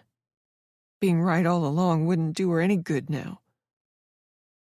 "Come on," Emmett said. "You've tried to ruin my life twice now. At least have the courtesy to look me in the face." Nellie forced her teary eyes open. "You tried to rape me!" He shook his head. "I was 16, and I made a mistake, Nellie. Ever since then, I've dedicated my life to being better, to helping people, and to giving back. I've paid back whatever debt I had to society. And now here you are, dead set on ruining my life again." Vanessa put her arm on his shoulder. "Emmett is a good man. Just look at what he's done for the community. One bad decision from over 20 years ago shouldn't undo all that." Nellie was astonished by how Emmett had taken the woman in. Vanessa was so in love with this man, she was willing to overlook the fact he'd once tried to rape Nellie. "You raped Irene, too," Nellie said. Emmett pulled a face. "That's a lie. She was a head case. The police looked into her allegations. There's a reason nothing ever came of it." "My Emmett is a good man," Vanessa said. "But you've given him no choice. He has to protect himself." "In this day and age," Emmett said, "accusations are all it takes. Despite all the good I've done, my life would be over. How is that fair?" Fair? Nellie wanted to scream. "You can't kill me," Nellie said, hating how she stuttered. "You'll never get away with it." "You've given me no choice," Emmett said. "You're deranged and dead set on telling the world I tried to rape you because I was a horny 16-year-old who got a little too frisky. And we both know that's not the whole truth, Nellie." "What?" "It's been over 20 years, he said. "Isn't it time to admit your part in this?" "My part?" "You were giving me mixed signals, Nellie." "I did not." The man was a sociopath. He had managed to turn everything around in his mind so that this was all Nellie's fault, and she deserved to die. And somehow he'd convinced Vanessa of the same. Nellie shook her head. She fought the horror threatening to completely overwhelm her. If she gave in to this dread, she'd grow helpless. She'd give up. "They'll find out I talked to Julia," Nellie said. Emmett shook his head. "Nothing will come of it. According to the police report, there was only one person in the car, and Alice can't be questioned now." "Because you killed her," Nellie said. Emmett smiled sadly. "No, Nellie, that was a house fire. I had nothing to do with that." Vanessa rubbed his shoulder. "He'd never do something like that." Nellie couldn't believe how deluded the woman was. "Someone will figure out Vanessa was on campus today. Somebody had to see us. It was the middle of the day on a college campus." Emmett's grin returned. "You'd be surprised at what people see and don't." Nellie had to keep the man talking while she figured out what to do. "Think. You had your fiancé come to my house in the middle of the night, didn't you?" Nellie asked. "And had her put something in my food or drink at school while we were in the lounge, right?" By their silence, Nellie knew she had it figured out. "How did you know where I was this morning?" Nellie asked. "Did she follow me to campus?" "Don't tell her anything," Vanessa said. But Emmett ignored her for the moment. "We installed spyware on your phone, Nellie. We had no choice." Nellie shuddered at the invasion of privacy. She felt violated. "Right. You had no choice." "I suspected you'd start causing trouble, and I was right, wasn't I? Anyway, we've been reading all your emails, texts, and messages. I've listened to all your phone calls. We knew where you were at all times. Vanessa followed your phone." Nellie cursed the annoying employee at the cellular store. He'd thought she'd picked up some viruses, but if he were a little better at his job, he would have found the spyware, and she could have shown that to the sheriff. It would have saved her life.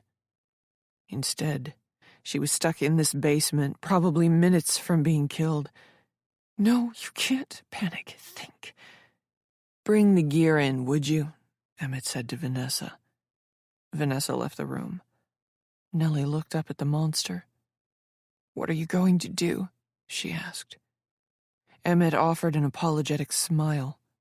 "Like I said, we've been reading your emails and texts and listening to your calls, so I know what you know, but I need to be sure we haven't missed anything."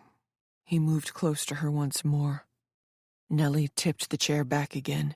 She didn't go as far as last time. That one leg of the chair felt like it would break if she threw herself backward and slammed into the floor. "I need to be absolutely certain you didn't find anything else out," he said, his face inches from hers again. "I know you've spoken with Tina and Julia, but have you talked to anyone else? Is there anything you didn't share with Vanessa this morning?" Nellie was about to say no, but she quickly realized what she knew, or pretended to know, was the only thing that would keep her alive. Emmett grinned. "You're easier to read than a kindergarten primer, Nellie." She said nothing. Vanessa wheeled a metal cart into the room. Several sharp instruments were laid out on the tray on top of the cart. Some of them were knives, while others looked like things taken from a dentist's office. Regardless of their origin, however, it was clear what they were. The instruments of her torture. "What did you do to Emmett?" she asked. Now that she'd asked the question, Nellie could no longer think of this man as Emmett. From here on out, he was Marshall Dawes again. "I didn't do anything," he said. "It was a car accident. He died. I loved him like a brother, but there was nothing I could do. He was gone, and I saw a chance to start over. He would have wanted me to do exactly what I did. Are you fucking serious? Nellie said, unable to hide her astonishment. The man was truly a sociopath. He had himself convinced that the real Emmett Moore would have wanted Marshall Dawes to impersonate him in the event of his passing. Emmett, Vanessa prompted. I said enough. Let's get this over with. He smiled apologetically. You're right, hon. Vanessa pointed at her. Find out what she knows, then be done with this. Marshall put his hands on Vanessa's shoulders. It will take some time. I have to be sure. We have to be sure. Vanessa was not happy.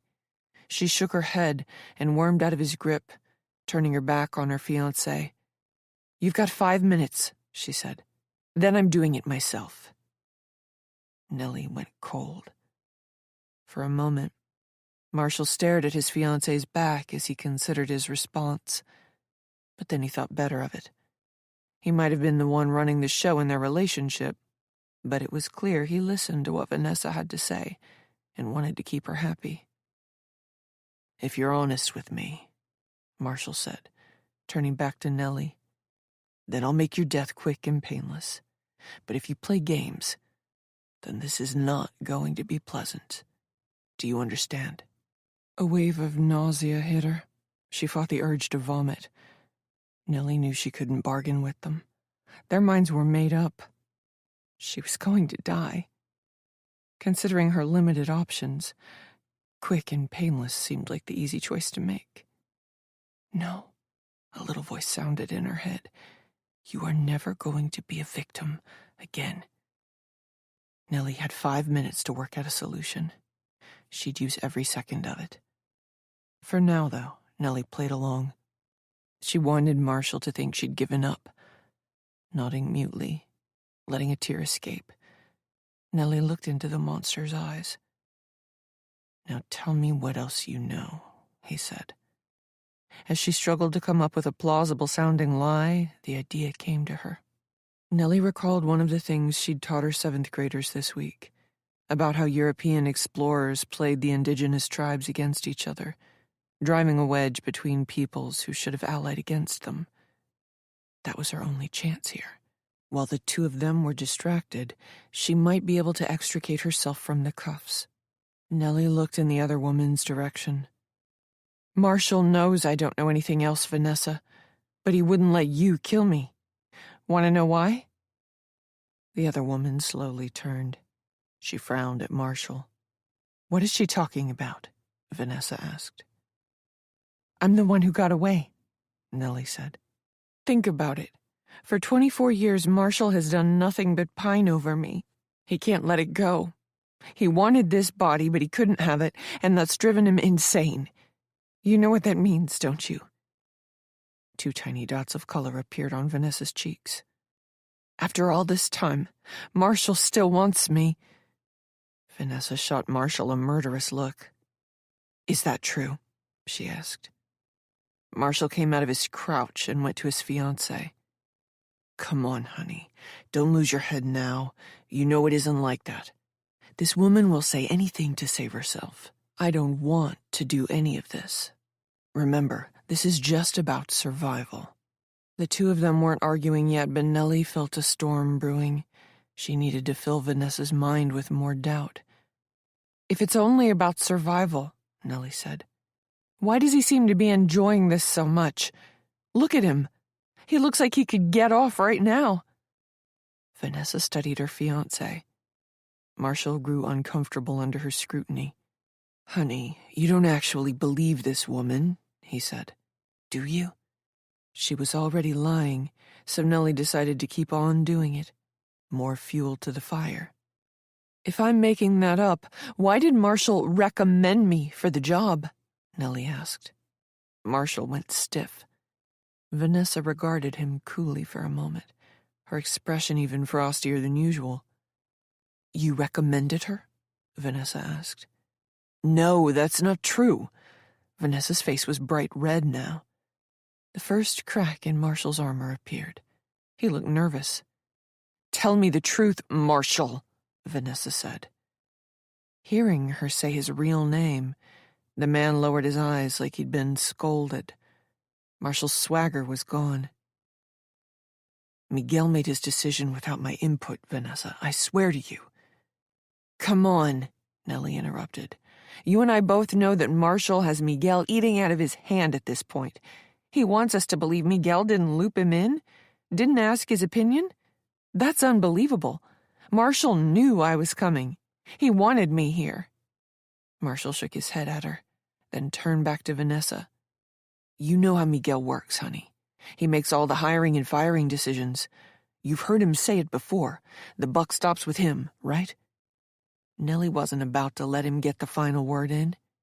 "I'm the last person in the world he should want around, but your fiancé is so enamored with me he was willing to risk his career and his life, and your life too, so he could get close to me one more time. Face it, Vanessa. In his own twisted way, Marshall is still in love with me." Vanessa wanted to believe her fiancé, but she also couldn't ignore what Nellie had said. While the two of them were engaged, Nellie used the opportunity to her advantage. She gritted her teeth against the pain she knew was coming. Then, with a quick, violent, wrenching motion, she dislocated her thumb, the same one Marshall had displaced all those years ago. She had always told herself that the pain she had experienced would one day be useful to her. She had never known if that was actually true, or if that was just a thing people told themselves to make sense out of the senseless. But now she was going to use the injury against him. The pain was terrible, but Nellie managed to extract her throbbing hand from the cuffs. She couldn't stop the hot tears from flowing, but that hardly mattered. Marshall and Vanessa would assume she was crying from fear, not pain. Nellie kept her throbbing wrist behind her. She managed to get her thumb back in place, but she couldn't do much with the hand. Her other hand went to work on the rope, tying her to the chair back. "Vanessa," Marshall said, rubbing her arm, "I love you. Nobody else. And you don't have to worry. I'm going to take care of this." So far, she had planted seeds of doubt in Vanessa's mind regarding Marshall's true intentions toward Nellie, but the other woman wasn't quite convinced yet. Nellie had to drive her point further home. "Baby," Marshall was saying to Vanessa, "you can't listen to a word this bitch says. She's staring death in the face." "He told me he loved me," Nellie said, bearing down against the intense pain in her hand. "He told me I was the one as he held me down on that desk. He still feels that way." It was a lie, but Vanessa didn't know that. Marshall moved away from his fiancée and brought the knife up to Nellie's face. "Shut up! That's a damned lie!" Nellie fought through the burning pain and the fear engulfing her. She ignored the knife thrust in her face and looked over at Vanessa and played a hunch. "I'll bet he asked to have a moment alone with me," Nellie said. "He probably told you he'd take care of everything by himself, right? But you've got your intuitions, too. You didn't trust him enough to leave him alone with me. You and I both know what he really wanted." "Shut up!" Marshall screamed. Marshall screamed at her to shut up again, but Nellie saw in Vanessa's changing expression that she'd hit the mark. The other woman came over and slapped Marshall on the shoulder. "Is that true, you son of a bitch?" she asked. Her face, for once, full of color. "After everything I've done for you, did you plan on fucking her?" "No!" Marshall roared, his face turning purple as he rose to his full height and faced Vanessa. "I would never do that to you." The veins in Vanessa's neck pressed against the skin. "Then why did you ask to do this yourself?" Though she was still tied to the chair, Nellie didn't expect to get a better opportunity than this. It was time to make her move while the two of them screamed at each other. Nellie tipped the chair back and kicked at the knife in Marshall's hand. He wasn't expecting the sudden, violent motion from her. Her foot connected with his wrist. Using the momentum from that kick, Nellie pushed herself backward as hard as she could. The chair smashed against the floor, breaking into several pieces. Nellie's hands were free, but only one of them was working. The dislocated thumb was one big throb after another. Quickly taking stock of her situation, Nellie discovered the impact from the fall had broken the legs of the chair, but the seat was still attached to the back, and her legs remained duct-taped together at the ankles. Marshall was kneeling on the floor beside his fiancée. Vanessa was lying on her back, her body twitching. One of her hands, covered in blood, was up around her neck.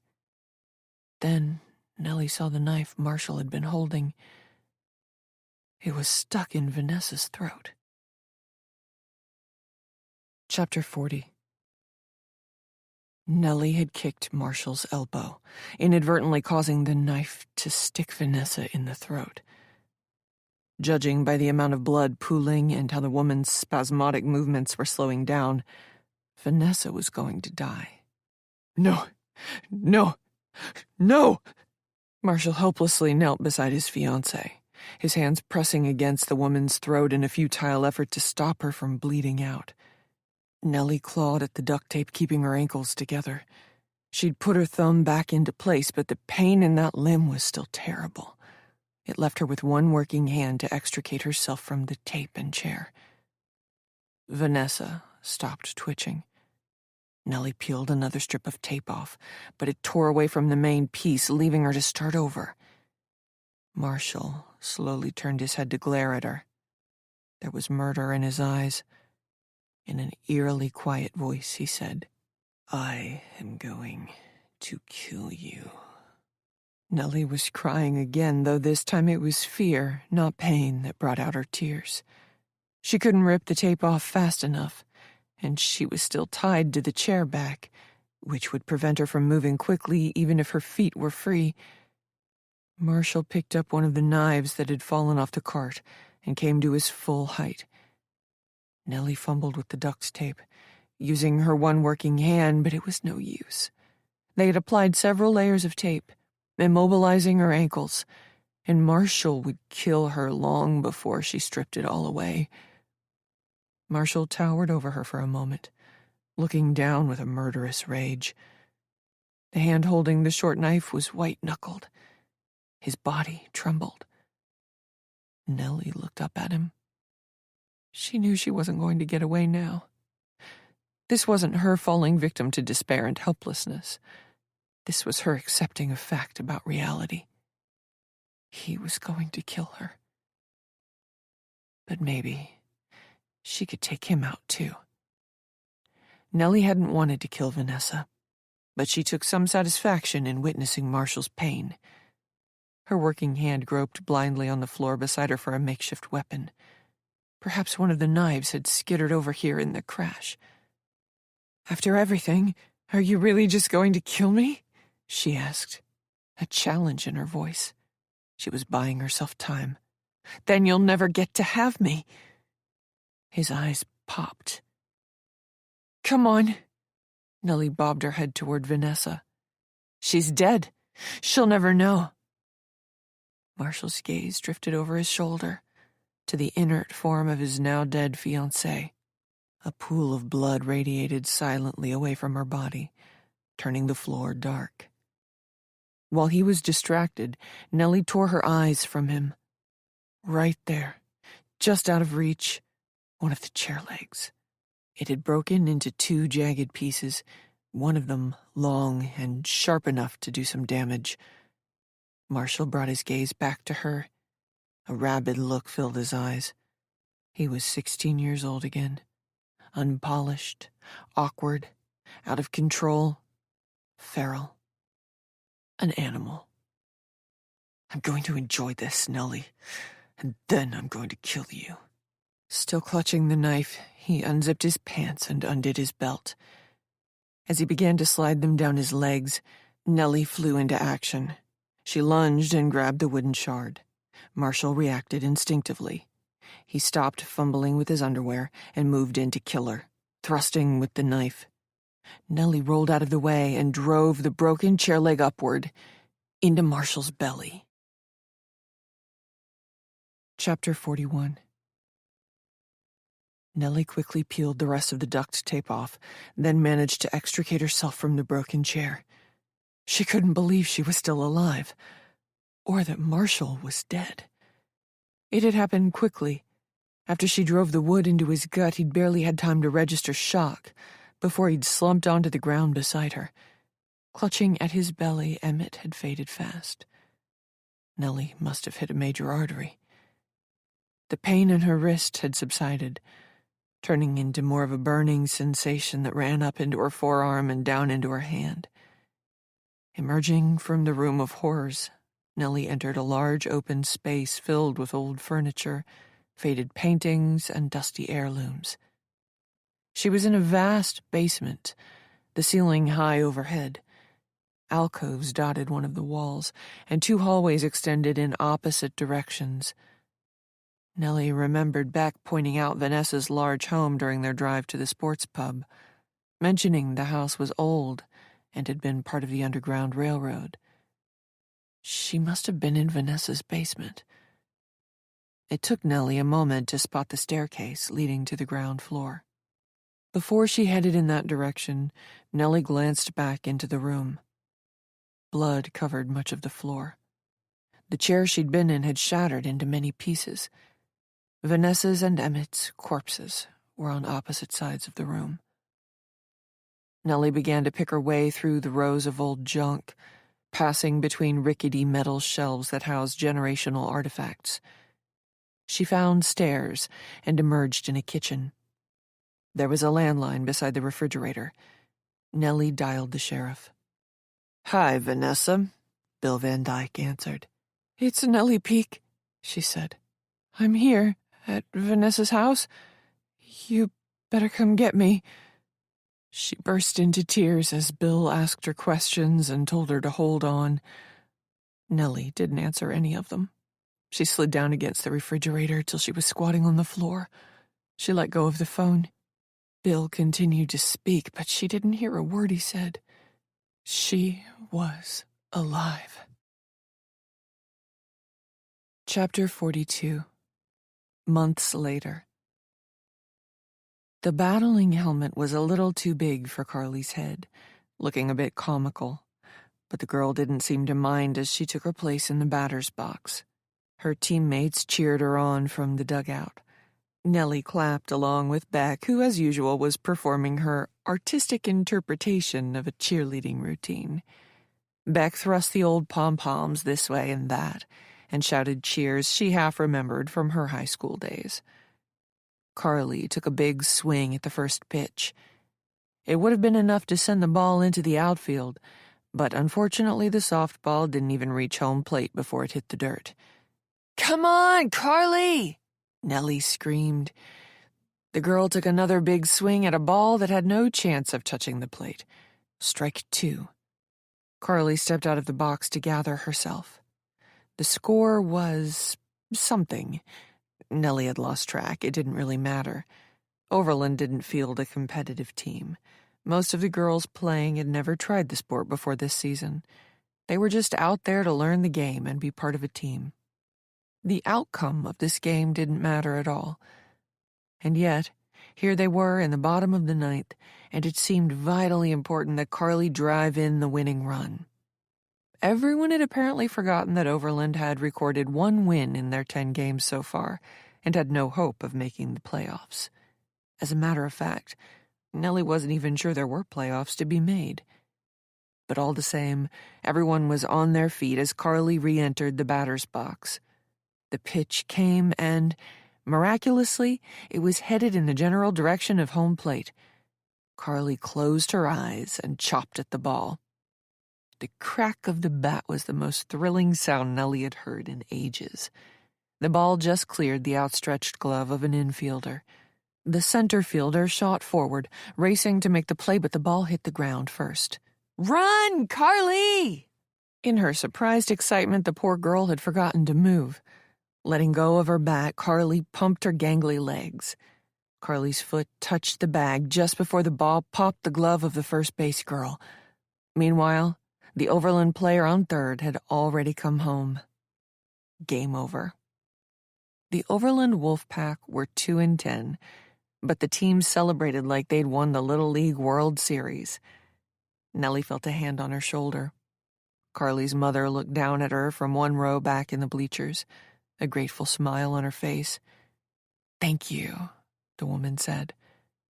Carly's parents had gone through a difficult divorce earlier this year, and Carly's grades had begun to suffer.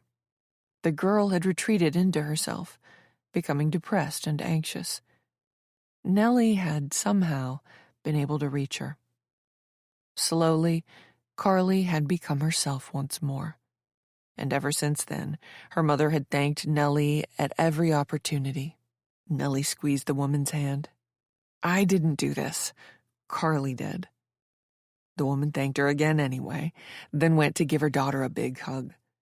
Beck flung the pom-poms in the air and threw her arms around Nellie. "We should celebrate tonight," Beck said. Nellie laughed. Beck was always looking for a reason to go to the pub on a school night. Nellie made sure to only indulge once a week, usually Thursdays. Last week, while they were out, Nellie had exchanged numbers with a cute guy who worked for a local hardware company. They were supposed to go out this weekend. As the celebration came to an end, the children collected their belongings and ran to meet their parents. "What a game, huh, Nellie?" Miguel appeared by her side. The principal's hair had turned completely white now. He'd aged a lot this school year. "I'm so happy for them," Nellie said. Miguel smiled at her. "Is now a good time for you?" "Yes." They hung back while the bleachers and field emptied. It was a beautiful spring day, a warm breeze in the air that teased the coming summer. Beck shot Nellie a meaningful look before she headed up the hill toward the parking lot with a gaggle of raucous students, both athletes and spectators. Beck was by far the most popular member of the faculty with the children, now that Emmett was gone. When they were alone, Nellie faced Miguel. She marveled over how much their relationship had changed. They had gotten off to such a poor start. But ever since the most harrowing, unbelievable week of Nellie's life, back in late September, the two of them had become friends. Once the truth about Emmett and Vanessa came out, Miguel had acted swiftly, removing Nellie from performance review and telling her she not only had a clean slate, she'd get the benefit of any doubt moving forward. Following that reset in their relationship, Nellie had immediately gone up in Miguel's estimation. With Emmett gone, it was like someone had removed Miguel's blinders. When he audited Nellie's class shortly after, he realized how good a teacher she was.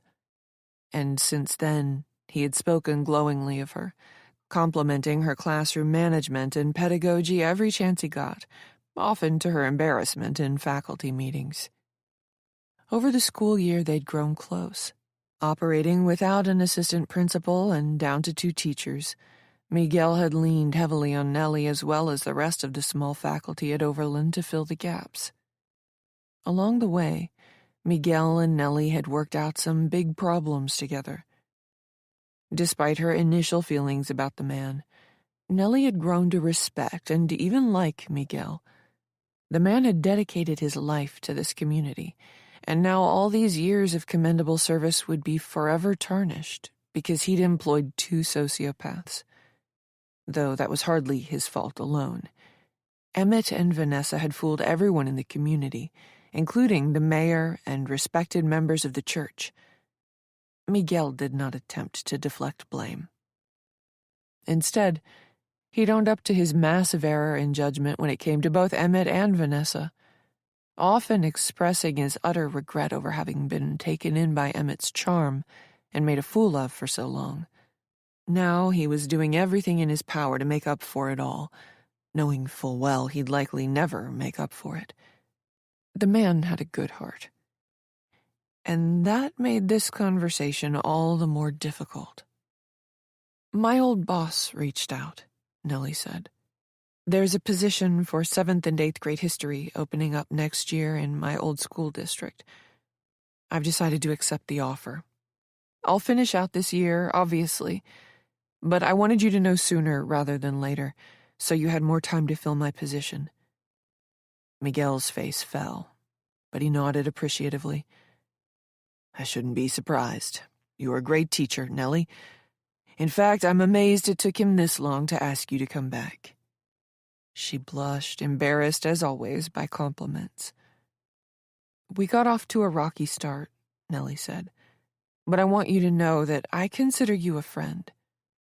"I appreciate your letting me know of your intentions for next year," Miguel smiled. "Now then, I wouldn't be doing my job if I didn't make a counter." Nellie was caught off guard. How did Miguel plan to counter? She knew what Overland's budget was for next year, having helped out at the recent school board meetings. Miguel could not dangle any more money in front of her, and there was little they could change about the curriculum, which was mostly mandated by the state. She supposed he could offer to take away her non-instructional duties, but that hardly seemed possible either, given how small the faculty was. Everybody seemed to chip in to make things go around here, and she wouldn't have felt comfortable not doing her part. Nellie honestly couldn't think of any perks Miguel could tempt her with. "I need an assistant principal," he said. Nellie was floored. It had been 7 months since Patty had taken her unexpected leave of absence, and in that time, Miguel had not named her replacement yet. Nellie assumed Miguel was proceeding with great caution, having been fooled so terribly by Emmett, and wanted to be absolutely certain about the next person. Of course, that had given the staff nearly the entire school year to endlessly speculate on his hiring decision. Nellie's name came up occasionally in those water cooler discussions, but she'd never taken the idea seriously, nor had anyone else. Everyone assumed Miguel would appoint someone he knew well, one of the other teachers with more experience and tenure at Overland. "Before you say no," Miguel went on, "let me say something else. I was planning to retire this year, but with everything that happened, I don't feel it'd be a good time to step down just yet. I'd like to stay for another year, maybe 2, and during that time I would show you the ropes. You're a good teacher, Nellie, and I think you'd make an even better principal." She was at a loss. Nellie had never envisioned being part of the administration. Her only goal coming out of college had been to become a teacher, and, once she was a teacher, to stay one. Leading a classroom was meaningful and fulfilling, bringing her a joy and deep contentment she had never experienced elsewhere in life. "It's a lot to consider," Miguel said, holding up a palm. "Why don't you take the weekend and get back to me?" "I don't know, Miguel," Nellie said. "It's a lot." "Nellie," he said, giving her a wink, "don't you realize you've already been doing all the work of an assistant principal the last few months?" She opened her mouth to protest, but Nellie realized Miguel spoke the truth. It seemed absurdly obvious now that he'd been grooming her for the role ever since he'd begged for her help with school board meetings and other high-level responsibilities. How had she missed it? The answer that came to her a moment later was just as obvious. Too many other things had been going on this year for her to stop and think about the big picture. After the thing with Emmett and Vanessa and all the unwelcome attention that had drawn, Nellie had been called out to California to testify in the civil lawsuit brought against her ex-husband's former boss, and then had been asked to give a statement to authorities, as they considered criminal charges as well. The chaotic school year had kept her incredibly busy also, while Miguel scrambled to fill 2 teaching roles and keep the extracurriculars running smoothly. "Take the weekend," Miguel said. "I really do hope you'll say yes." They shook hands. Nellie lingered at the softball field, marveling over everything that had happened to her this school year. When Nellie opened her eyes, she spotted Beck along with some of her students at the top of the hill waving at her. She felt like part of the community now, connected. She wanted to be a good teacher for all these children, to protect them, to help them. Nellie waved back. She'd never wanted to be a principal before, but she had to admit the idea was intriguing. This concludes The Good Teacher by Brian R. O'Rourke, narrated by Jennifer Pickens. Copyright 2024 by Brian R. O'Rourke. This unabridged audiobook is published by arrangement with Incubator Books and was produced in the year 2026 by Tantor Media Incorporated, a division of Recorded Books, which holds the copyright thereto. Please visit tantor.com for more information on our growing library of unabridged audiobooks.